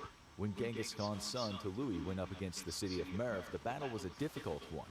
On the 7th or maybe 8th day, the governor of the city sent a message to Tului, saying he'd surrender if the Mongols agreed to let his citizens live. Tului said he'd agree, and on the next day, when the city was handed over, he proceeded to massacre pretty much every single person within the walls. The scene was worse in the city that fell next, Nightmare at Nishapur. As we said earlier, there was some exaggeration at times in the past when it came to the number of kills. For instance, it was written that the Mongols executed 1.748 million people in a single hour when they sieged Nishapur. This couldn't have been true, but that didn't mean the Mongols didn't murder almost the entire population of the city. The siege only lasted 3 days. But in that time, Tokuchar, a son-in-law of Genghis, was killed in action. This infuriated Tului, who ordered every last man, woman, and child to be executed. He asked that Tokuchar's widow watch over this bloody spectacle. Tului even told his soldiers to murder every single animal in town, including the cats and dogs. But seriously, that many executions in 1 hour would mean 29,133 lives per minute, which frankly was just impossible. There weren't even that many people to kill, far from it. But you can bet it was no exaggeration that the Mongols did slaughter most or all of the people in the city. The history books also tell us that Genghis Khan's widowed stepdaughter was afraid some people might have only been injured, so she asked for each person to be beheaded.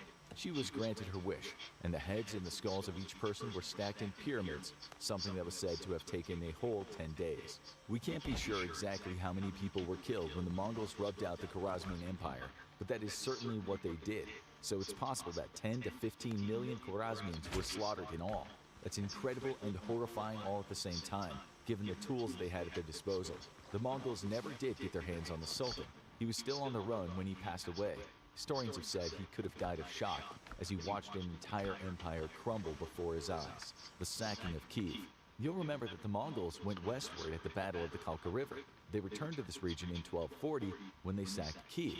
They burned the entire city to the ground, and it's believed that they only spared about 2,000 people from the population of around 50,000. This was under Genghis's grandson, Butu Khan, son of Jochi. Genghis had died in 1227. An Italian diplomat named Giovanni da Pian del Capine visited Kiev in 1246. What he wrote in his diary is one of the best descriptions of the devastation the Mongols caused. He wrote, "When we were journeying through that land, we came across countless skulls and bones of dead men lying about on the ground.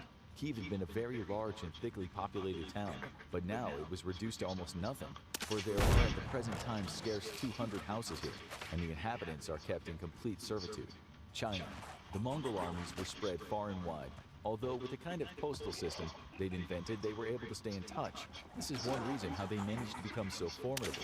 Conquests in China went on for over 70 years, from 1205 to 1279. During which time the Mongols conquered various dynasties and kingdoms. Again, they engaged in what's called annihilative warfare, meaning they massacred most of the inhabitants of the cities they plundered and burned to the ground. The Mongols created their own dynasty in China under Kublai Khan and his Yuan dynasty. This would collapse and be replaced by the Ming dynasty, which would rule China from 1368 to 1644. The Hongwu Emperor, the founder of the Ming dynasty, executed thousands upon thousands of people he believed were plotting against him. This often consisted of slow slicing and flaying. He even ordered that any man found to have his hair in the typical Mongol style, the partially shaved style with bits of hair hanging out, be castrated. You can understand his fear. It's thought the Mongols killed around 30 million Chinese people over those 70-odd years from a population of around 120 million. It all started under Genghis, a man and his army who the Chinese didn't think had a chance of breaking through the country's fortifications, notably the Great Wall of China. Beating China was by no means easy, but Genghis knew it could be done. Once writing, "I had trained my men to attack with the speed of the wind." Now they had to learn the guile of the wolf. They went from city to city, slaughtering everyone. As China was so divided, they employed Chinese armies and they employed Chinese weapons makers, men who had great scientific knowledge, which is probably how those weapons advancements got to Europe. When they couldn't get past a wall, they waited, starving the people in the city. The Mongol armies were well prepared for long campaigns. They set up camp outside cities, living in tents known as yurts. Each soldier was equipped with tools for cooking and sewing, a file to make arrowheads, and a leather food bag that could double as a flotation device. They had 2 bottles for water and other liquids, and each had a cooking pot. Their entire life could be lived on the road. This is how they crossed great swaths of territory, often riding 60 to 75 miles a day. If the soldiers' dry ration ran out, such as their meat, they'd even drink blood from their horse's neck. While not as civilized as some of the nations they defeated, they usually had the upper hand in the fight. Iraq. In 1258, the Mongols laid siege to the city of Baghdad, where again they slaughtered almost everyone. Baghdad was an advanced city of the age. The Mongolians burned down its libraries, destroyed important books on science, medicine, history, and philosophy. A modern historian described the carnage in a way we think is representative of how the Mongols worked. They swept through the city like hungry falcons attacking a flight of doves, or like raging wolves attacking It sheep, looks like I could with totally loose get in limbs there. and shameless faces, murdering and spreading terror. Beds and cushions made of gold and encrusted with jewels were cut to pieces. Alright, with let me try knives this and again. torn to shreds. Those hiding I'm behind the obviously veils of the missing great something. harem were dragged through the streets and the alleys. Each of them became Oh, a I know what I'm plaything missing. as the population died at the hands of the invaders. The Mongols also kept the promise of not spilling noble blood. It said, instead of cutting down the Baghdad Caliph, Oh, wow. they rolled him up into a rug and trampled him to death. The Mongols were military technicians, amazing on horseback, masters of spying and spreading disinformation, helped by their development of a postal system, and without a doubt they understood how important psychological warfare was. They were great at what they did, wholesale murder. Genghis Khan thought his destiny was to rule the earth, something he didn't manage, of course, but he sure made a good go of it. He once said, "I am the punishment of God. If you had not committed great sins, God would not have inflicted a punishment such as me upon you." To the Chinese, he was the barbarian scourge born from the wastes. To the Europeans, he was a demonic servant, leading a detestable nation of Satan that poured like devils from Tartarus. To human history, though, he was one of the greatest warlords in history. We're talking, of course, about Genghis Khan. Genghis Khan was born sometime around 1162 AD, and originally named Temujin, after a Tartar chief that his father had captured. Genghis had been born a member of the Borjigin tribe, and was a descendant of the fabled Kabul Khan, who had done what so few Mongols had ever managed to do. Unite the many disparate tribes against the Jin dynasty of China 6 decades earlier. Greatness marked Genghis from birth, not just in the heritage of his mighty bloodline, but physically, with a literal mark caused by a blood clot in his head. To the superstitious Mongols, this meant that Genghis was destined to become a great leader. Young Genghis, though, would have a hard education and survival ahead of him, amidst the various clans that made up the Mongol lands. When he was just 9 years old, his father took him to live with the family of his future bride. And on the return trip, his father encountered members of a rival tribe, who invited him home with them to share in a conciliatory meal. Believing that the rival tribe members meant to bury the hatchet over past transgressions, Genghis' father agreed and dined with them, only to be poisoned. When Genghis learned of his father's death, he immediately returned home to claim his position as clan chief. However, the rest of the clan refused to acknowledge the leadership of a 9-year-old boy, and his family was ostracized, becoming near refugees in their own tribe.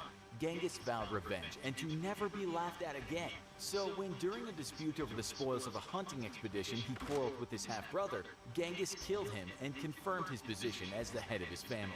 The young chieftain was yet a child and had already learned the harsh truths of Mongol life. Power is won by blood spilled, and very often held the same way. At 16 years old, Genghis married the woman he had long ago been promised to, a young girl by the name of Forte.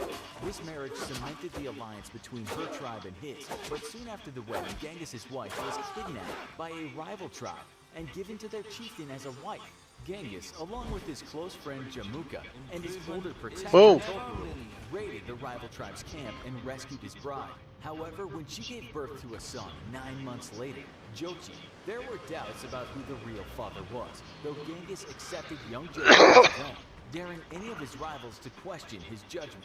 Eventually, Genghis would have 4 sons with Borte, and though during the course of his rule would take many other wives and have many other children, Borte alone would remain his lifelong companion, and only his male children with her would qualify for succession in the family. Troubles typically precede greatness, though, and at age 20, Genghis was captured in a raid by a tribe that had formerly been his family's allies, the Taichiots. Genghis was enslaved briefly, though his iron will would prove difficult to break, and he was often punished for refusing to submit. With the help of a sympathetic captor who perhaps still held some loyalty to Genghis's family, Genghis was able to escape. His daring escape from captivity fueled Genghis's reputation, and he formed a fighting unit out of his brothers and some of his most trusted clansmen, believing that his people would never truly become great until they ceased the petty infighting and rivalries between the various clans. Genghis took his small force out into the steppes and began to unite the clans together one by one. His goal was simple. He would destroy all the divisions between his people, through slaughter if he had to, and the Mongols would at last become one people, a mighty nation to rival the powers of China. Young Genghis's small force would swell to an elite fighting force of 20,000 battle-hardened warriors. A brilliant tactical mind combined with savage brutality, Genghis proved an exceptional battlefield commander, and his fighting force met its first true challenge when Genghis turned his army on the Tartars, who had murdered his father so long ago. Easily defeated, Genghis then ordered as punishment that every Tartar male who was taller than the axle pin of a wagon wheel be killed, ensuring that only children who could be molded to be obedient to the young Khan would be left alive. With one vengeance satisfied, Genghis turned next to the Taichiote, the former family allies who had attempted to enslave him. Relying on an army of expert horsemen, his cavalry easily routed the Taichiote forces, and as revenge, Genghis had every single Taichiote chief boiled alive. A few years later, he would go on to defeat the powerful Naiman tribe, who stood between Genghis and his ambitions of a unified Mongolia. Their defeat would give the young Genghis control over central and eastern Mongolia, more territory than any Khan had held in centuries. Genghis was a shrewd battlefield commander who combined expert tactical thinking with ruthless brutality. Yet he was also keenly aware of the value of military intelligence. He employed a huge network of spies, which he sent out amongst his enemies to learn the strengths and weaknesses of those he faced. Sometimes his spies also acted as assassins, eliminating important rival military commanders and thus weakening the effectiveness of the fighting forces that opposed him. He was also quick to adopt new technologies from those he defeated, and these would include improved bows, which allowed his men to shoot further and more accurately, as well as techniques for quickly relaying messages between his forces. Most famously, Genghis adopted a system of smoke and burning torches to relay long-distance commands, as well as large drums and flags to give signals in the midst of combat. This allowed Genghis to issue commands to his forces even in the midst of battle, making them incredibly mobile and able to respond to an evolving battle, often outmaneuvering an enemy.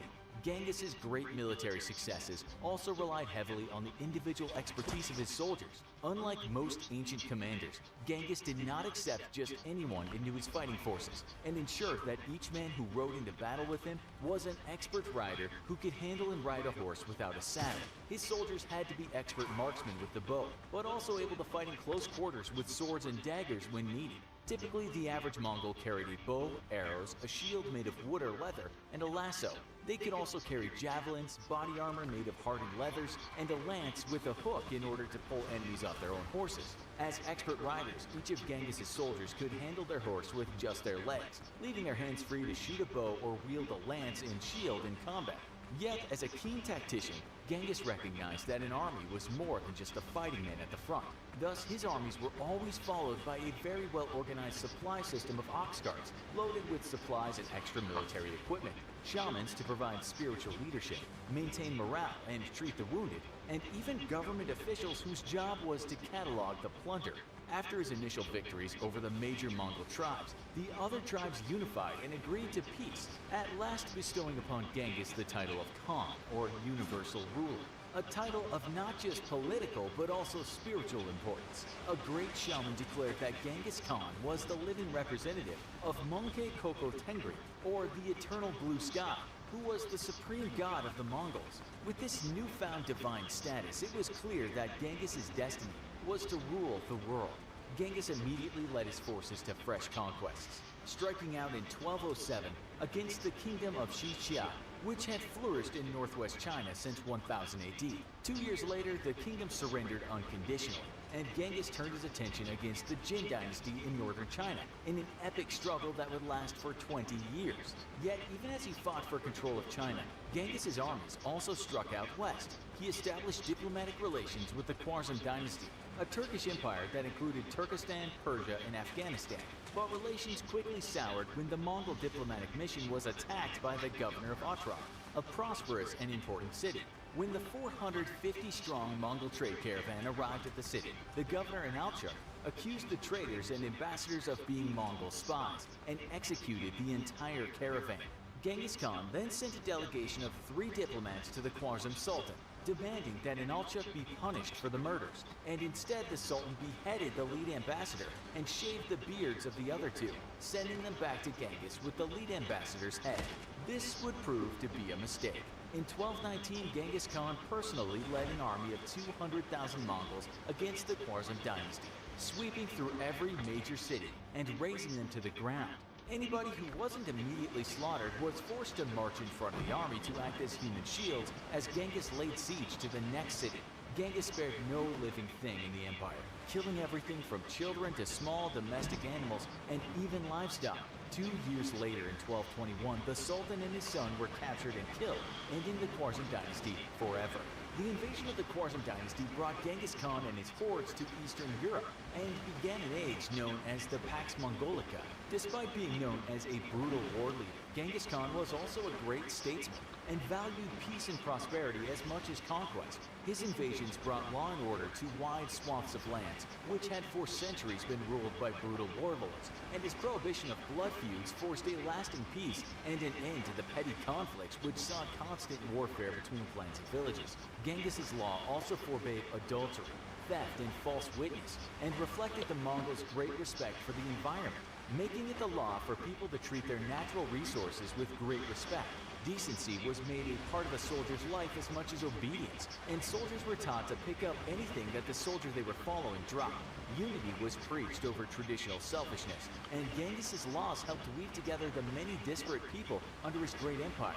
A stunningly progressive leader for his time, Genghis also outlawed the tradition of earning promotions in either the military or in government solely due to heredity or ethnicity, and instead made it law that only merit would be used to judge the worthiness of a man. In Genghis Khan's empire, a non-Mongol had as much chance to rise in the ranks as a Mongol, and efficiency and competence were valued over social status. Genghis Khan's empire also gave tax exemptions to religious organizations, something that would take centuries to be adopted by Western powers. There was also a great degree of religious tolerance, reflecting the long-held Mongol tradition of religion as a personal conviction free from the law and interference. Genghis Khan even established a mail system, which would see packages and letters safely delivered from as far as Europe all the way to the coasts of China, a wonder which would not be repeated again for centuries. Genghis Khan would die in 1227 AD, though historians remain unsure as to the exact nature of his death. It is suspected it was either from injury or natural causes. Following Mongol tradition, the grave of the greatest war chief in history was ultimately unadorned, without a great monument. Instead, the funeral party carried the great Khan's body to a secret place and slew any they encountered to ensure that his grave would never be found. It is rumored that they even diverted a river to run over the grave, and thus ensured that Genghis's resting place would never be disturbed. Under the leadership of his sons, the Mongol horde's power would climax as his forces reached all the way to the gates of Vienna in Austria, when the death of his son Orhan forced the horde's commanders to return to Mongolia. Europe was ultimately saved from the great Mongol hordes, though given the incredibly progressive values of Genghis Khan's empire, there's an argument to be made that Europe would have been better served by not being spared from invasion. The great Mongol empire was ultimately short-lived, but without a doubt, ranks among the greatest in history. Fictional evil leaders have been a mainstay of movies, novels, and TV shows, but when it comes to the deeds of real-life leaders, fiction is often no competition for fact. For example, during his reign as leader of the Mongol hordes, it's been speculated that Genghis Khan killed as much as 11% of the world's population. Tamerlane the Great, also known as Tito, would actually build towers out of skulls. And Qin Shi Huang, on his way to becoming the first unified Chinese empire, destroyed every semblance of an education system by burning books and burying scholars alive. But what about the famous Roman Empire? Were there any bad ones? The answer is simply yes. And the one that first comes to mind is Nero, Emperor Nero. The ancient writers and historians claim not only started the great fire that destroyed Rome in AD 64, but also fiddled as he watched his city burn to the ground. With this thought in mind, we're going to look at why Emperor Nero is the evil leader in human history. Or was he? Nero was born Lucius Domitius Aethinobarbus on December 15, 37 AD. When he was only 2, his father Gnaeus Domitius Aethinobarbus died of edema and left a huge chunk of his estate to his son. However, the inheritance was taken from him by the Emperor Caligula. Eventually, Nero took the name we all know and love to hate when he reached the tender age of 13. It was at that time that he was adopted by his mother, Agrippina the Younger, and great-uncle the Emperor Claudius, who by that time had succeeded Caligula following his assassination by his guards. Nero's mother, Agrippina, was described as vicious, violent, and unforgiving. I guess in this case you could say like mother, like son. Agrippina even had her second husband killed. Eventually Nero would take the reins as emperor at the age of 17 after his great-uncle died unexpectedly. Some historical sources from the time claim that people saw Nero's mother feed her husband poisoned mushrooms, resulting in his sudden death.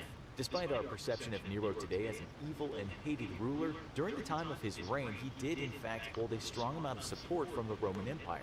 He was young, new, and loved music and the arts, traits the general public admired in their leader. Occasionally he was even claimed to be kind. The Roman Empire's historian Suetonius wrote, "He let slip no opportunity for acts of generosity and mercy, or even displaying his affability." After only 2 years of his reign, though, that affability seems to have disappeared, and Nero ordered that his mother be killed. A gradual falling out between the two had began some time prior, eventually leading Nero to removing her face from Roman coins. By that time, she had lost the respect of Nero's advisors as well. There's multiple contradicting and often fantastical reasons for why Nero ordered his mother killed, but the most common and often agreed upon is that she herself was actually plotting to kill Nero. So Nero said, off with her head, so to speak. Nero actually ordered an accidental collision of her boat, hoping she may perish with the sinking ships. Fortunately or unfortunately, depending on how you look at it, she survived the initial attempt. Finally, he ordered assassins to kill her and make it resemble a suicide. This time, she did not survive. Nero was relieved to find that he was actually congratulated on the death of his mother. Many high-ranking officials surrounding him, along with some of the general public, suspected his life was in danger from her plans to kill him, and saw it as a fortuitous event. On June 9, 53 AD, Nero married Claudia Octavia. Their marriage was not a pleasant one. Octavia was described by the Roman senator and historian Tacitus as an aristocratic and virtuous wife, meaning she had moral standards and wanted to honor her husband. Nero, on the other hand, was quite different. He was immediately bored and angered by his new wife's mindset, as it deviated strongly from what he wanted out of a wife. On occasion, a rage-filled and frustrated Nero would even attempt to strangle Octavia. But perhaps the biggest issue for Nero was that Octavia was unable to bear a child for him. With This no doesn't child, tell there me would be no what the heir to fuck his it throne. means. Eventually, Nero began having affairs with different women, one being a freedwoman named Poppaea Sabina. After she became pregnant with Nero's child, Nero decided to divorce his wife for Poppaea. Together, Nero and Poppaea banished Octavia from Nero's empire. However, Nero did not expect the backlash that came from his people. Many Roman citizens very much liked Octavia and protested severely the banishment of her from the empire. They carried statues of her through the city, and the protests were so large that Nero briefly considered remarrying her to calm the people. Nero feared that the only reason the Romans saw him as their leader was his association with Octavia and her connection to past royal families. So after much deliberation, Nero did the next best thing to remarrying his estranged wife. He had her killed. He hoped that this would instill some fear and prove his strong leadership to the people. Octavia was put to death in a traditional Roman suicide ritual on June 8, 62 AD. Only 2 years later, Rome burned. The now infamous incident began on the evening of July 18, 64 AD. The fire ignited on the Aventine Hill, one of the 7 slopes that Rome is built on overlooking the Circus Maximus. The fire burned for nearly 6 days before it could be somewhat controlled, only to reignite once again and burn uncontrolled Agility, for another alright. 3 days. Over a total of nearly Alright, 9 that's what it days, means. 2/3 of Rome had burned to the ground. Just about 70% of the city was completely destroyed. I understand now. In the glorious US of A, incredible things are happening as well. You see, Donald Trump W's aren't just happening overseas, they're happening here too. This was put out by the Cato Institute, who hates Trump, but they can't hide the facts. The Democrats are a disaster on the border, and we were the best in the history of the USA. President Donald J. Trump. We gotta talk about the immigration W's that have been happening, because unfortunately, a lot of the people that like freaking out and like, you know, basically telling horrible news, guys, terrible tragedy just happened. You know, all those guys aren't gonna report on the actual facts. So we have a lot of good news today that involve immigration. Like, for example, the fact that the border's closed. Like, this red graph, these are asylum seekers, right? So these are how asylum seekers are at 0 ever since Trump showed up, which is, by the way, awesome. And also going to talk about Johnny Somali actually going to jail. A Somali retard from America, unfortunately, who went to South Korea to harass people. He's in jail now there. Like, 2026, here's the crusade, man. These people are going away. Now, my favorite thing is, when Donald Trump posted this chart about how legal immigration is down to basically 0, like, lots of libtards were losing their mind. Did you even understand that this chart before sharing it, you're bragging about reducing illegal entries, not illegal ones? Oh, you absolute fucking retarded bitch. Yes, we're also super happy that we're diminishing legal immigration too. I'm so glad you paid attention. You see, every single illegal in the country needs to get deported, but we also don't need to accept that many legals too. We're full. I love how, like, the left-boy mind is just like a whole bunch of like unbelievable hormonal women simps crying all their days on Twitter and shrieking and freaking out about how somehow it's America's obligation to let ourselves get raped by the third world. Heart-wrenching as it sounds, that's literally where we are. And fantastic news, the border That's it wall over there. is actually being built as well. Oh no, a wall on the border, I can't believe this! Yeah, I'm sorry, man, we take inspiration from the Vatican, which literally built border walls to keep Muslims out. Historically speaking, I'm not saying this, obviously, because, you know, obviously we have immigration problems for more than just one. And I just learned today that CBP says they will soon be at the milestone of 1 mile per day in new border wall. Nice. And that includes, by the way, a water barrier. So on the Rio Grande, they are putting a water barrier in place, just 5 miles so far, but it's going to stretch all the way across to stop water-based human smuggling. So a couple of things, Stephen. Everyone say this. And then the leftists be like, no, but we love human smuggling.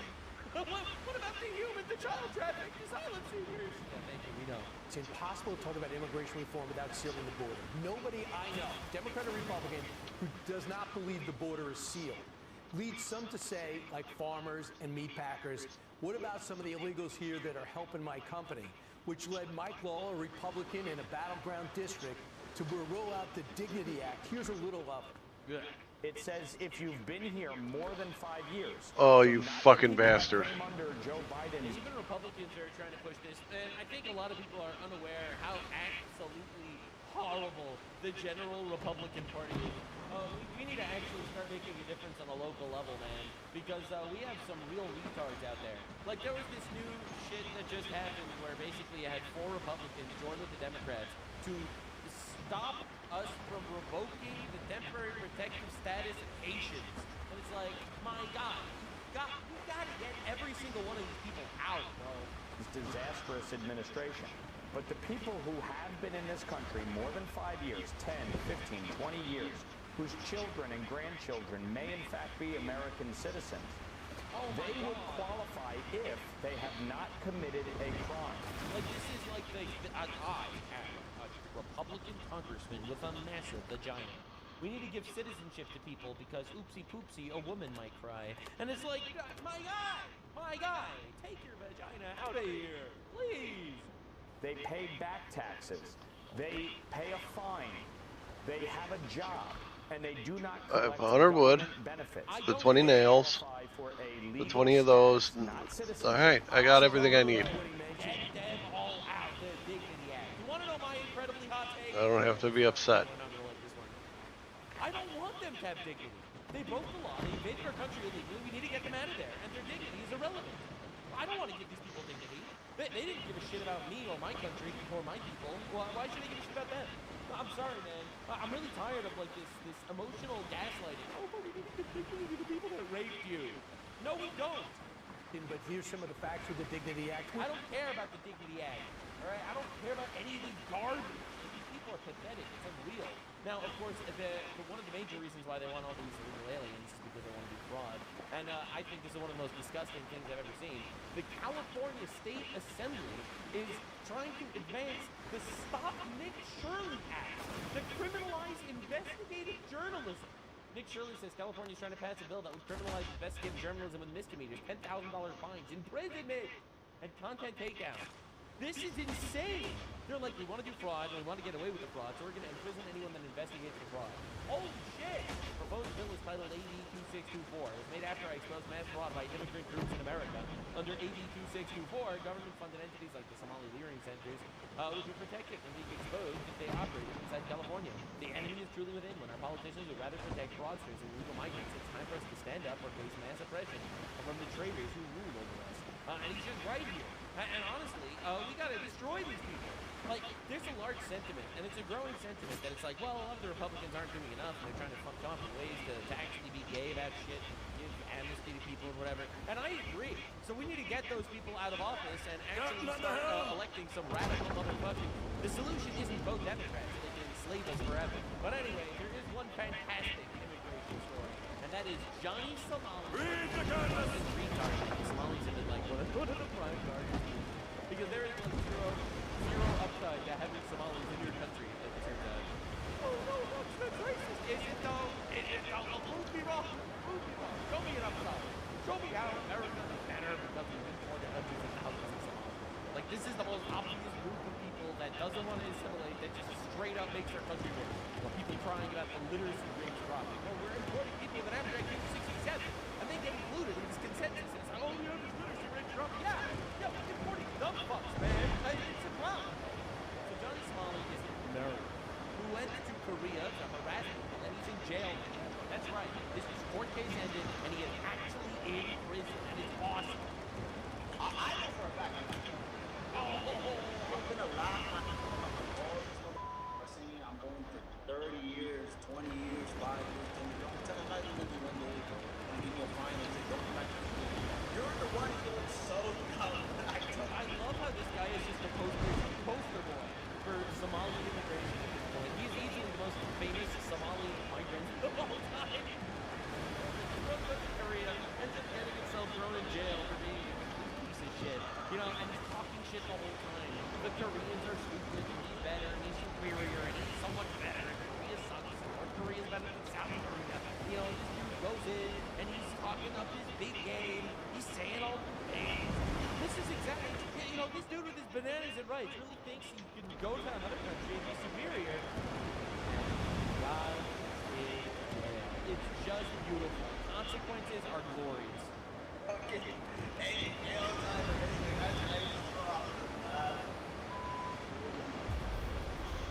Alright, so we got a lawyer that actually went to the court case, I think.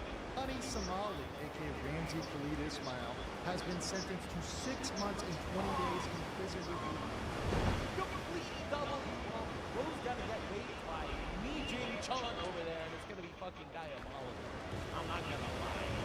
It's gotta be evil. Now again, I don't want Johnny Somali to get raped in prison. I'm just saying, there's a high likelihood that his roommate is a large, very fat, overweight, sweaty Korean man named Putin Kak.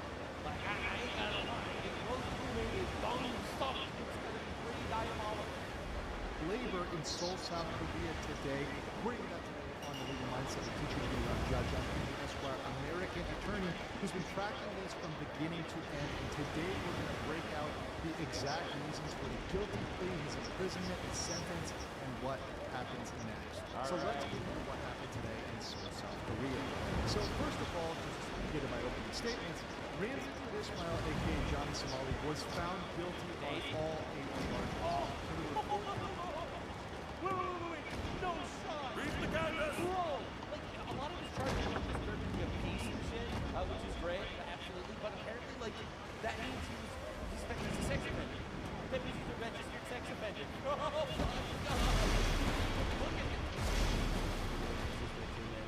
counts of business obstruction, 2 counts of the Minor Crimes Act, and 2 counts of the deepfake distribution. Guilty. You're being racist. No, I'm not being racist. These guys fucking suck, man. Like, come on, dude.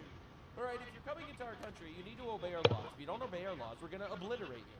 That's how it works. That's at least how it should work.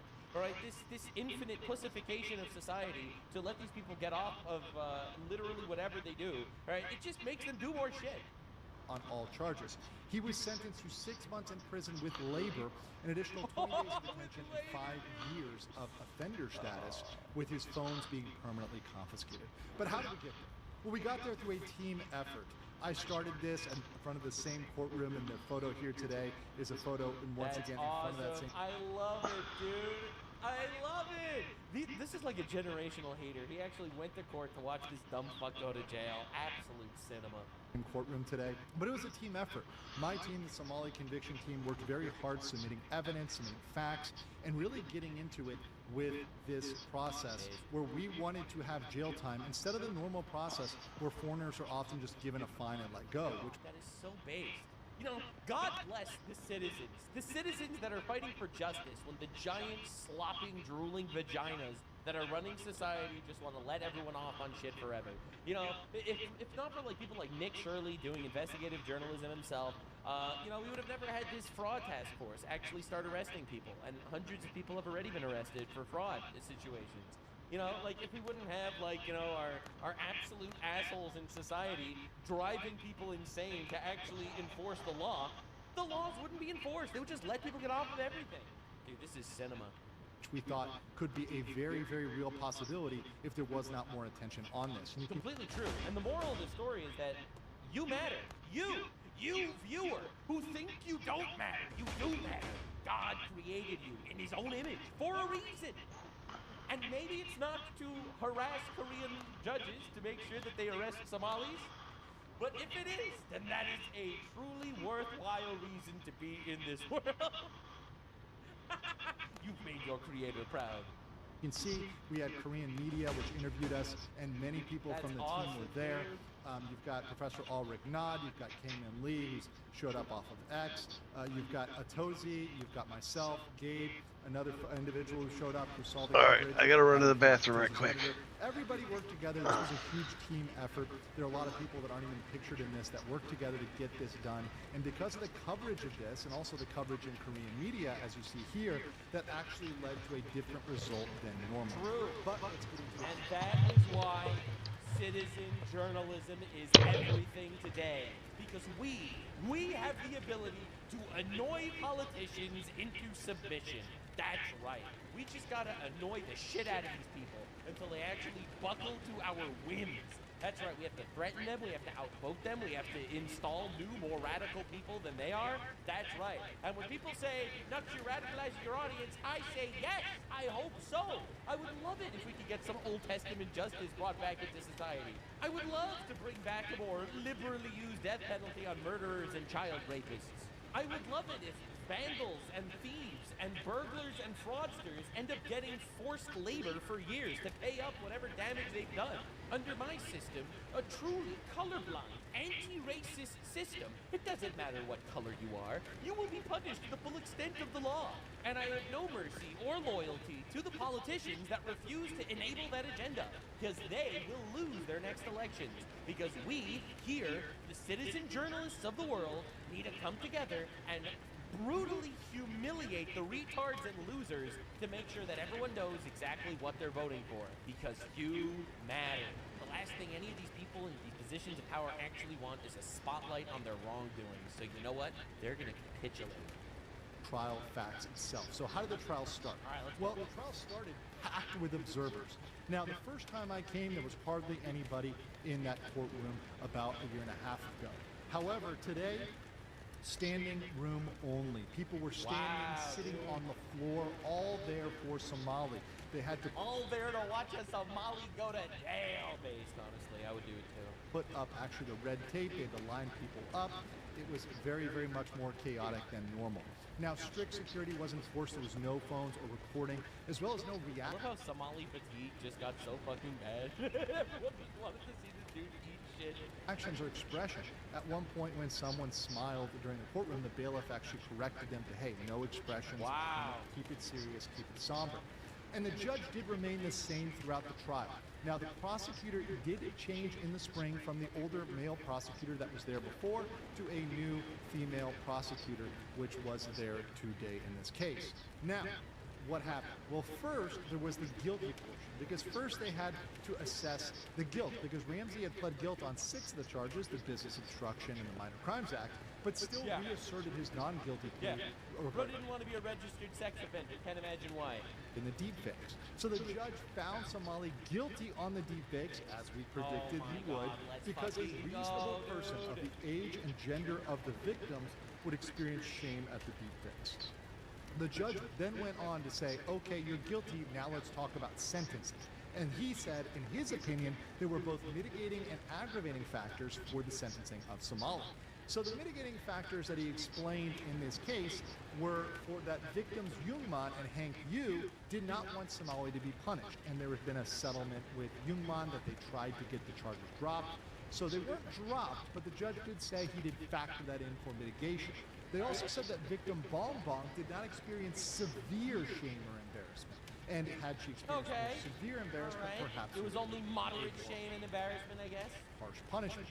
They also said, and this is very interesting, that the travel ban and the inability to return home were technical disadvantages for Somali. That was very curious to me, because if he had been allowed to leave and go home, he clearly would have not come back and not faced any punishment, never gone to jail. He would have just not come back to Korea. Dude, I'm telling you, man, these people are too weak. Too weak! But anyway, I don't care. It's in jail for 6 months. However, he did bring up aggravating factors. The aggravating factors he brought up were that Somali repeatedly committed crimes primarily for YouTube revenue and broadcasted these with no regard for the victim. He also said that Somali showed clear disregard for... I'm not gonna lie, bro. We introduced these people with an average IQ of 6'7" to the internet. And everything was worse since then. Oh, we gotta immediately cut off internet access to the third world, and society would become a utopia immediately. No more AI slop images from Pakistan talking about how Iran is winning the war against America. No more Tucker Carlson pandering to Islamic voters. No more people shaming you for Islamophobia when you're not a huge fan of rape happening in England every 54 minutes, in London specifically. Right? You know, like, we wouldn't have a Johnny Somali. I'm not gonna lie. This dude wouldn't be out there harassing and people in public to the point that he became a registered sex offender. You know, if he wouldn't have had access to the internet. I'm telling you, man, look, people are gonna say I'm racist, but they can't call me a liar. For Korean law. And this is something he understood from the files that we, myself and the Somali conviction team, submitted to them, showing that he didn't care about Korean law, disrespected the judge, the prosecutor, and really the Korean system at large. He said that the Korean system is an absolute joke, and because of that, he wanted to show how much of a joke it was. Shut up, President, you, the judge, the prosecutor, y'all can suck my dick. Yeah, my saw. Zero humility, and it just didn't end. Now, he also did bring up the risk of repeat copycat crimes, and saying that because Johnny Somali is a type of streamer which can be copied and repeated, this is a risk, and they need to set a precedent to deter other streamers from... So based. All law needs to work like this. I love how it's just like, oh, you know, he might have copycats. Dude, if a guy gets away with murder, there will be copycats. If a guy gets away with vandalism, there will be copycats. The consequences are important not only to punish the individual, but to prevent other people from doing that crime, because they don't want to face those consequences too. Absolutely. There's always risk of copycat coming in. Now, whether or not 6 months will actually deter people is up for debate. A lot of people, even myself included, think it's not severe enough to deter everybody, but perhaps it can be some sort of deterrent. But he did factor that in as an aggravating factor. All right. So when he handed down the sentence, he explained very clearly it was 6 months in prison with labor. That will be in a specialized prison for labor, also a prison for offenders, because he had 5 years of offender status, so he can be no... Bro's actually going to jail. This is so fucking sad. Alright. Oh my god. They're putting him in a sex offender jail for labor. He's so cooked. Bro and his prison mate Dong Suk are really gonna get along. Alright, first let's do the G. They're gonna know each other inside and out. nowhere near women or children, and he also has to be away from certain types of locations as well. So he can't do all sorts of labor, but he will be laboring in prison. He also will have an additional 20 days of detention, and his phones are permanently confiscated. He will never get back that Galaxy or iPhone yet ever again. The judge also explained that there are several questions about flight risk and whether he would be immediately detained. They gave him the option to remain silent, but instead Johnny Somali decided to speak and No shot, he's so retarded, bro. Bro, never let a man with an IQ of 6'7" actually make his own life decisions. decided to lie even more. So when Somali spoke, the judge asked him if he was still a student. Somali lied. He said, yes, Arizona State University. We all know this is untrue. He hasn't been a student for quite a long time. The judge asked if there's any other reason why he should not be immediately detained. Somali said, I have family in my home country Oh, get that I outta miss here, bro. deeply. And I know I have to pay for my crimes, but I'd be grateful if you gave me a second chance, because I think I can do better. Sure. Well, the judge kind of ignored this plea because it didn't actually answer the question of why he shouldn't be immediately detained. Of course, they're not going to let him go home. That's ridiculous. He's already been sentenced. The prosecutor stated, in fact, that he does pose a severe flight risk and should be detained immediately. Agreed. Now, he was given another chance to speak, to kind of respond to the prosecutor. Somali again lied and said, throughout the court proceedings from 2025 to now, I have refrained from doing anything to harass the public, so I feel this has taught me a vital lesson. Of course, we know that's not true. We have the actual harassment charges that were filed based on his activity during that period, and those are filed in the... This dude literally films himself sexually harassing people, and then he actually just goes to the judge and just lies to the camera. Dude, I'm getting flashbacks to like the Somali Leering Center in Minnesota. Bro goes to the camera and is like, I would show you my paperwork, but someone broke into my Leering Center and stole all the paperwork. Like, just straight up lie to the camera like that. Eastern District. We also had several instances where he was harassing people in public, where he was insulting people, getting drunk. So we know that's not true. But the judge said, okay, really that none of that is relevant. We're going to find a significant flight risk and detain him immediately. So the judge then explained that there's 7 days for both Somali or the prosecution to appeal. This is very important because the prosecution can find that this was too light. They recommended 3 years and he only got 6 months. So the prosecution has a chance to go back, go to the court and say, no, we need more time. We think this is not fair. Somali can also try to appeal this, but the thing is for Somali, where appeals really aren't going to work in his favor, is the average appeal takes about 6 months. So if Somali is angry about this, he has to appeal from jail. So while he'll be in jail, he'll be serving that time. By the time he would appeal it for saying it's too severe, well, his term will probably be a sentence where he's already served that prison labor. Now, the bailiff did a I've been following this story for so long. I just keep saying, wake me when he's in jail, wake me when he's in jail. He's in jail. Somali out after that, after they explained the chance for appeal, the 7 days for appeal. His possessions were taken. Somali seemed to be prepared to go to jail as he brought a full backpack with all of his things, and he was handcuffed immediately and taken to a side room where he'll be bussed over to the detention center, and they'll eventually decide which prison to send him to. After Somali left the room and we saw him be taken off and handcuffed, all the observers left. Now, Korean media was waiting outside, and myself, others, Atozi, we were interviewed about how we felt about it, and we gave our true opinion, which is we are happy that he was proven wrong, but we think that he deserved more time there. Bro, the YouTubers just fucking going for the jugular. Asked us if we were talking as YouTubers or Americans or whatever, and I answered that we're talking as people interested in the truth, and we're interested in revealing the court process and getting the truth out there, both to Korea, Americans, everybody, and making sure he serves the time that he should serve and he's punished appropriately. So here's my judgment. Somali was proven wrong when he said, I promise you I won't spend 1 day in jail. Well, yeah. I know for a fact I'm not going to go to jail. Not 1 day in jail. I'm going to show you guys how far I can push the boundaries, and I'm going to show you the Korean government is not going to do anything. Somali IQ level strategy over there. Korean is not as strong as people think it is. That it makes me very, very happy that Somali was once again proven wrong. However, objectively, 6 months and 20 days is a light sentence. At least 2 years would have been appropriate, particularly given the prosecution's recommendation of 3 years. That would have been a compromise where they didn't get the full I felt 3 like they figured he's a foreigner and he has a retarded level IQ. How are we really going to hold him for 3 years? But they also didn't get a small amount. 6 months is too light. And because of that, we strongly encourage the prosecution to appeal, and we will be, along with the Somali conviction team myself, encouraging the prosecutors to appeal. We also have the CHS child sexual harassment charges that are still floating out there in the Eastern District. We're going to be encouraging that district to bring those charges because those charges can be brought while Somali is in jail, and that could result in him being in Korea for an even longer time. But I want to know what you guys think about. I just love the fact that we got like a citizen journalist being like, no, stop being gigantic vaginas and jail this motherfucker. Serve him bananas and rice every day, all day till he drops. A couple of real men in the world of vaginas. And that's why you matter. That's why every single one of us matters. Not only on some sort of metaphysical level, but quite literally, your voice and your strength make a difference. Democracy isn't the perfect system, but we're gonna abuse the shit out of it.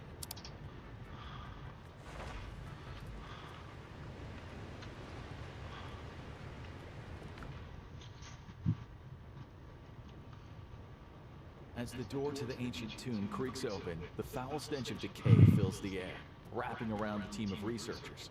What lies beyond is not just a treasure trove of unimaginable riches, it's a discovery that could rewrite history itself. But among the glimmering artifacts and the ancient relics, there's a chilling message. Cursed to be he who moves my body. What happens next is the stuff of nightmares. One by one, the researchers begin to meet their untimely ends in ways more horrifying than you can imagine. This might sound like the opening of a Hollywood horror blockbuster, but this story isn't fiction, it's real life. In today's episode of the Infographic Show, we're diving into the foreboding world of cursed tombs. Any self-respecting theater kid will tell you that Shakespeare was no stranger to curses. The curse surrounding the play Macbeth is so well known that most actors today still refuse to say the play's name inside a theater. Instead, they call it the Scottish play. Some superstitious thespians won't even say the name out loud at all, anywhere. But Shakespeare's connection to curses doesn't end there. There's one that goes beyond the stage and into his grave. William Shakespeare, widely known as the greatest English playwright of all time, died in 1616 and is buried at the Church of the Holy Trinity in his hometown of Stratford-upon-Avon. In true Shakespearean fashion, his grave is inscribed with a creepy little poem. Good friend, for Jesus' sake forbear, to dig the dust enclosed here. Blessed be the man that spares these stones, and cursed be he that moves my bones. This epitaph was written by the man himself to help remember his work, or possibly as a way to scare away any potential grave robbers. Shakespeare lived in a time where grave robbing was a pretty serious problem. Bodies were often dug up and sold to medical schools for use in experiments. Oddly enough, the ominous warning is the only inscription marking the grave of the playwright.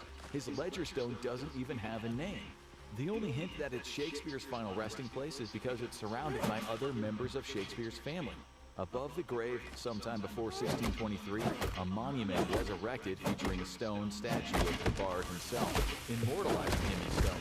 Another odd thing is that his grave is much shorter than his wife's. Can I get He comfortable wasn't here? buried in a coffin, but wrapped up in a sheet. For centuries, Shakespeare's eerie words have kept people on edge, even in modern times. The curse still casts a shadow. In 2008, when the church housing his grave underwent renovations, workers went to great lengths to avoid disturbing his bones. Even historians looking to examine his remains are a bit suspicious of the warning. In 2015, Professor Francis Thackeray from the University of Witwatersrand in Johannesburg, South Africa, said he would use laser surface scanning to create a digital copy of Shakespeare's remains without having to move the bones. He also joked that maybe teeth wouldn't count as bones. However, the idea of taking Shakespeare's teeth for study turned out to be more difficult than expected. In 2016, when a scan of the grave was finally conducted, marking the 400th anniversary of Shakespeare's death, it was discovered that Shakespeare's skull was completely missing. This baffling discovery sent researchers on a hunt for clues. That led them to a story published in Argosy magazine in 1879. According to the story, in 1794, a grave robber named Frank Chambers stole Shakespeare's skull and sold it to a private collector for 300 British pounds, which is about $56,000 US in today's money. Presumably, the buyer wanted to reenact his favorite monologue from Hamlet with Shakespeare himself standing in for York. Originally, the story of the bard's stolen skull had been dismissed as a work of fiction, but given that the skull was actually found to be missing, there might have just been some truth to it. So far, nobody has been able to locate the skull, and nobody knows what happened to Frank Chambers, or the person who supposedly bought the skull from him. Perhaps they were just lost to history. Maybe it was the curse of Shakespeare's grave at work. After all, there's really no way to prove that either of them were ever seen alive after handling Shakespeare's stolen skull. From jolly old England, let's head north to check out the grave of Seathmore Scorfield. Seathmore, a 14th century Scottish chieftain of the Shaw clan, was no stranger to battle. As a member of the fierce clan Chatham Confederation, he took part in the Battle of North Inch in September of 1396. This wasn't just any battle. It was a staged conflict between the Chatham Confederation and Clan Queel. History is unclear on some of the finer details of the conflict, but everyone is clear on one fact about North Inch. The Chathams emerged as clear winners. Each side fielded 30 warriors, and while the Chathams suffered 19 casualties, the Queels faced utter devastation. Only one man survived. In his life, Seathmore had a reputation for being a fearsome warrior, and perhaps it's because of that his burial site has earned a reputation of its own. Seathmore is buried in the churchyard of St. Tucaldus on the grounds of the Rothiemurchus estate, about 80 miles outside of Aberdeen. Seathmore's final resting place is marked by a gravestone that reads, "The grave of Seathmore of Scorfield, victor in the combat at Perth in 1398. Today the grave is covered by a mort safe, a type of iron cage meant to protect the grave from being robbed. Beneath the cage, 5 cylindrical stones rest on top of the grave. And according to legend, every single person who has ever tried to move the stones has met with a terrible fate. In the 1800s, an English footman reportedly died after he threw one of the stones into the river. He was the footman of the Duke of Bedford, who was passing through town, and he'd heard the legend of the curse from some locals. This footman was a skeptic, and he felt like he ought to prove the superstitious locals the curse was bogus. So he picked up one of the stones and hurled it into the nearest river. 4 days later, the stone was found again, washed up further down the river. The Duke of Bedford's footman was also found having fallen in and drowned. The next death attributed to Seathmore's curse was a journalist in the 1940s who had come to Rothiemurchus to write an article about the curse. He, like the footman, wasn't a believer, and while researching the story, he picked up one of the stones and raised it over his head in a mocking fashion. According to legend, he would later come to regret his actions as he would get in a fatal car accident on the drive back home. Then, in 1978, the stones were implicated in the ill fortunes of 3 separate men who were working on renovations for the churchyard. According to the Aberdeen Evening Press, Leslie Walker and his 2 friends were working in the graveyard, and Leslie decided to stop and show Seathmore's grave to his buddies. Despite the threat of the curse, he turned one of the stones over so his friends could get a proper look at it. And wouldn't you know it, he was rushed to the hospital with a 103-degree fever that very same night. Leslie was hospitalized with a mystery illness for 6 weeks, over the course of which he lost 19 kilograms. While Leslie survived long enough to at least give an interview with the paper, his friends weren't as lucky. Leslie had only touched one of the stones. Apparently one of his friends had touched all 5 of them. His body was found in the graveyard the next day, where he apparently suffered a cerebral hemorrhage. The 3rd friend, who hadn't touched the stones at all, was hospitalized around the same time as Leslie for severe stomach pain. And that's just a few of the instances where the stones were moved, stolen, thrown in the river, or otherwise vandalized. While we can't confirm if every would-be vandal met a grisly fate, the grave's sinister reputation didn't stop people from trying their luck. Soon, it started to become a nuisance for the people who owned the land the grave was on. Cases of the stones being moved or taken became so common that the estate gravekeeper, Jimmy Gordon, eventually had the mort safe installed in 1983. Since then, there have been no more mysterious deaths attributed to the grave of Seathmore. The mysterious deaths and the cursed stones are just one part of the legend around Seathmore's grave, though. Because even if you can't move the stones anymore, the grave is said to be guarded by his ghost. Sightings of a large, shadowy figure are often reported in the woods around the churchyard at Rothiemurchus. The ghost of Seathmore is said to challenge travelers to battle, echoing the many battles he won in life. If you stand your ground and face him, the ghost will disappear and he'll leave you alone. But if you show cowardice, you risk offending the ghostly chieftain, and if you run away, you may never be seen alive again. In addition to the ghost of Seathmore himself, the grave is also supposedly guarded by a spirit called the Bordach Undun, or the Guardian of the Grave. In Gaelic folk traditions, many clans had guardian spirits associated with them, and Bordach an Dún was said to be the patron spirit of Clan Shaw. When Clan Shaw owned the Rothimercus estate, Bordach an Dún had free roam of the grounds, but now that the ownership has passed over to the Grant family, he's tethered solely to Seathmore's grave. True believers of the curse believe that Bordach an Dún is the one responsible for all the deaths brought on by the stones being moved. And speaking of restless spirits of great warriors, next let's take a look at Timur's curse. Timur, also sometimes called Tamerlane, was a Mongol conqueror who lived and ruled in Central Asia during the 14th century AD. In addition to being a great patron of the arts who brought about a cultural renaissance in the region, he's widely considered one of the greatest and deadliest military tacticians in history. Timur died in the winter of 1405 when he fell ill while encamped at Farab, in what's now Kazakhstan. Once Timur died, his body was embalmed with musk and rosewater before being wrapped and placed in an ebony coffin. He was then sent to his final resting place in Samarkand, Uzbekistan. As Timur had been a great appreciator of art and architecture, he was buried in an appropriately lavish mausoleum called Gur-i-Amir. If this tomb's domes, columns, and geometric courtyard look familiar, that's because the design of this tomb went on to influence the architect who built the Taj Mahal. Gur-i-Amir was constructed between 1403 and 1404, but its original purpose wasn't to house Timur's remains. Instead, it was meant to be the final resting place of Muhammad Sultan, Timur's grandson and chosen heir, if he hadn't died in 1403. Timur himself wanted to be buried in a smaller tomb near his palace, but since it wasn't complete at the time of his death, he was buried in Gur-i-Amir. The tomb still stands to this day, but visitors should know that disturbing his coffin may come with a deadly consequence. Timur had supposedly continued to add to his impressive... I need to log out for a little while, get something to eat. The curse began all the way back in 1740 when the Persian ruler... I will see you people later. Samarkand as part of his great Central Asian campaign. Samarkand had a particular significance to the Shah. Like all great rulers, he knew his history, and apparently he was a pretty big Timur fanboy.